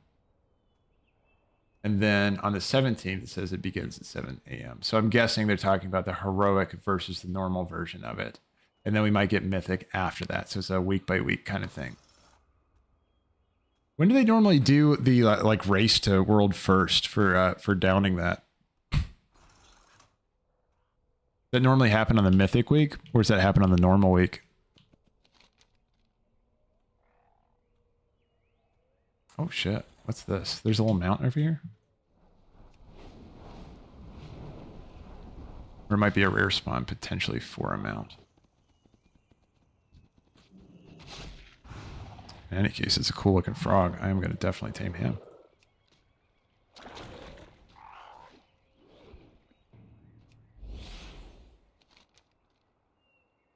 I see all these pink dots on my screen. I don't know if that's... Oh, there we go. Got the frog. Where are you at? It's still, Jocko, I'm just letting you know, it does look like you're phased from me. Let me see. You're currently on Draenor, right? And it says you can't see them until you leave time walking or they enter it. Hold on, Jocko, I'm just letting you know, I don't think you're on time walking, man. I think, so do you go to, like, if you go to Orgrimmar, I'll show you really quick if you look at my screen. For, like, if you're going into time walking, just, you might have already done this, and it could be the UI just being wonky. But what you got to do is you got to go over to Chromie. She's chilling right here. If you talk to her, she should be able to let you change to, you know, to like time walking to like Draenor, right? Oh, okay. You said, I just saw your message. You said, dude, I'm sorry. Accidentally clicked the wrong portal. You're good, man. No worries. You're fine. Just make sure before you come over here that you do have time walking turned on, however, because yeah, you're gonna be phased once you get here if you didn't click on the right one. And you're totally fine. While you're doing that, I'm actually gonna just spy on some rares around here. See if there's anything good to snack up.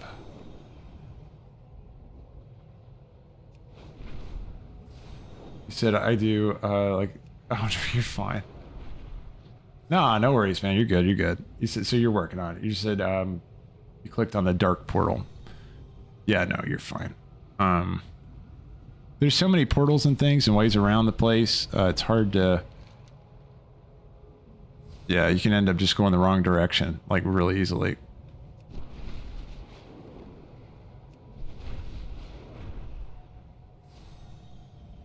You know what else I can do? I'm just going to start grabbing these treasures. So again, like each of the treasures you crack open, you can get some decent experience. There'll be a purple one sitting around here somewhere, right? Somewhere. Okay, the coin. Right coin. Wait, Hen Mother Hammy. That sounds good. Let's do that one.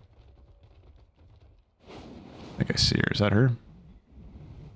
No, there it is. All right.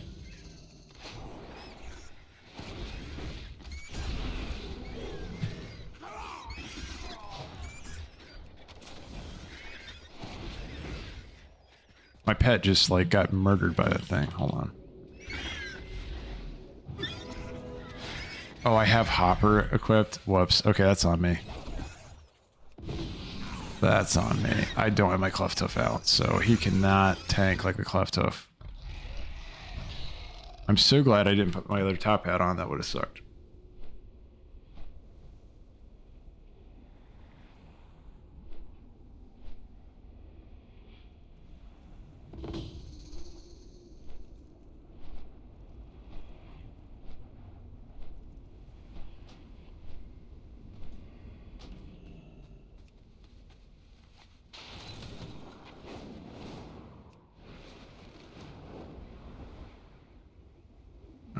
Let's see. Tell you what, Jocko, what we could do just to get into the action faster, we could try queuing up for a dungeon. See if that works. Oh yeah, can't do that cross faction. That does suck. Yeah, I still don't know why they don't let you do that just yet. Let's try this one out. This time I actually have the cleft hoof. Wait, is he tameable? He is. That's okay. I'm gonna kill him.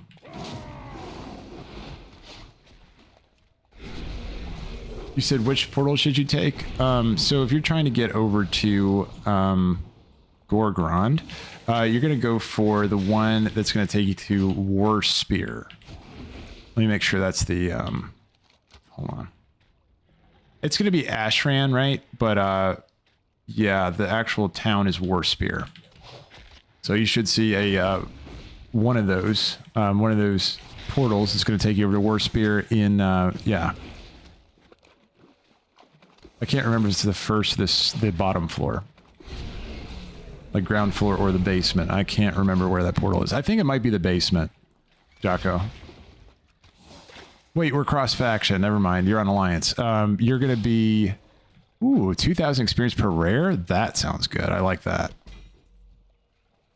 And one hell of a chest. Yes, please. Jocko, you're going to go... God, man, I don't remember where it is. And yeah, just check all the portals, like left and right. And then if you don't see it there, go up the stairs to the back area. You're going to see some portals in the back, too.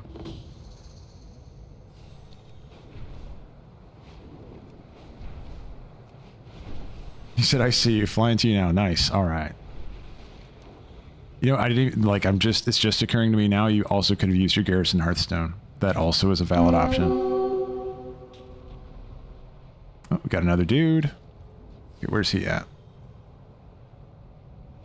It says you have no target. Let me see. Where's he at?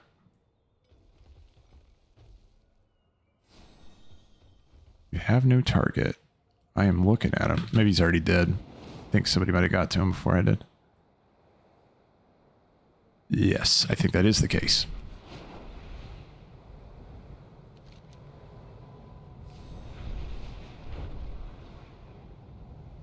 All right, and oh, nice, Jocko. I don't see a little dot next to your name now, so I feel like you're not phased anymore. So I think this is a positive. And I don't see on my map yet, but I feel like we're going the right direction. It says you're in front of me. Where? Oh, okay, you're in Tannin Jungle. Nice. Okay, yeah, I'm chilling right at the spot we need to be. This is for one of the bonus objectives. We're gonna hit this thing up.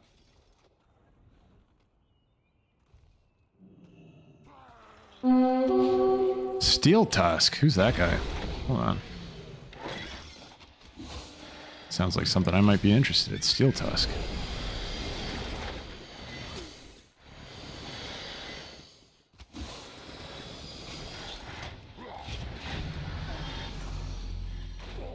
Who's this guy? Killoon. Oh my god, he hits like a truck. Are you kidding me? Youch.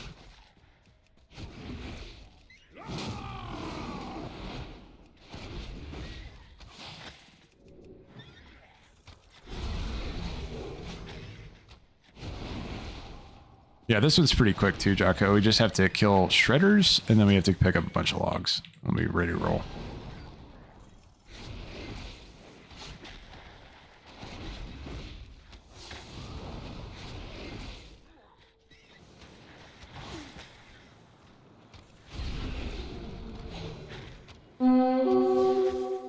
Wandering Vindicator. I mean, I'm hearing these notifications, but I'm not seeing... Where's that guy?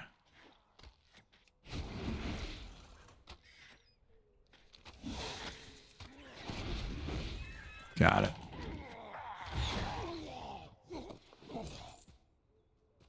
Hey, Jocko. We're against each other. Wait, it's because war mode's on, right? Oh, that's hilarious. That's hilarious. So we're gonna have to go back to town to turn off war mode. Shit. I thought we could be in a cross-faction group on war mode. I guess not.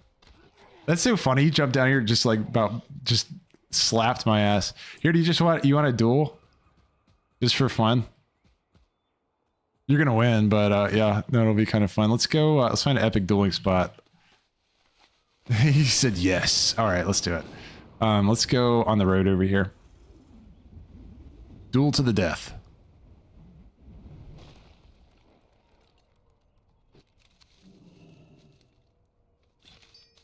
See it come. Oh, cool. All right, now hold on. I gotta get all my dudes all up. Do I have anything to eat to heal myself up? Nothing. I don't have a single thing to munch on. Well, I guess just give it a moment. Just health regen's gonna kick in. We'll be ready to roll in just a second. He said, I don't either. No. Yeah, you're right. Yep, Bob Marley. Makara. All right. It's Earthen Makara. We'll see. I don't think I've done like any PvP on my Hunter. I wish I had something to heal myself with, though. Like literally anything. Can I mend myself? No. Can I cook some food, maybe? Do I have anything to cook? I don't have anything to cook. Not a single thing. Ooh, nice. Yeah, I don't care. We can fight. We can fight about now. Okay.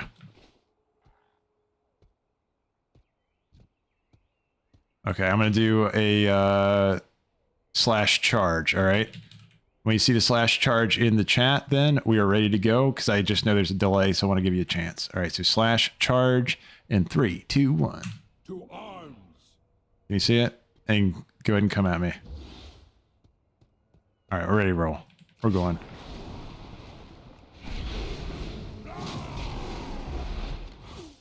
Okay. Ooh. No, he stunned me. This is gonna be bad. Okay, let's get a little distance. A little distance.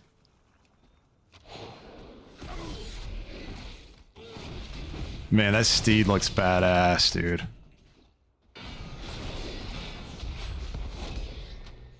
Now what I need is concussive shot, but I don't have it.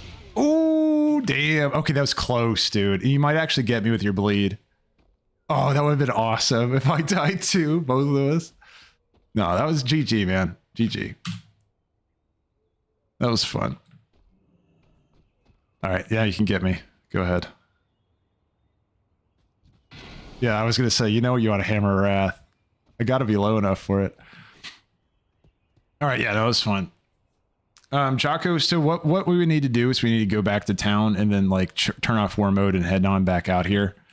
I tell you what, you're good, man. You can go ahead and progress and level. I was kind of like reaching the point where I just kind of wanted to stop for the day. Just like I've gotten a lot of leveling in, but Jocko, you're already out where you need to be to start leveling. I'm not going to make you go back to town and come all the way back out here, so you can keep pushing. But yeah, what did you say? Oh yeah, he does fight with honor. Absolutely. He said no pots either. That's true. That's true. Yeah, no pots with duels, man. You can't do that. But yeah, guys, I really appreciate you all coming out. And yeah, there was like subs in the channel today.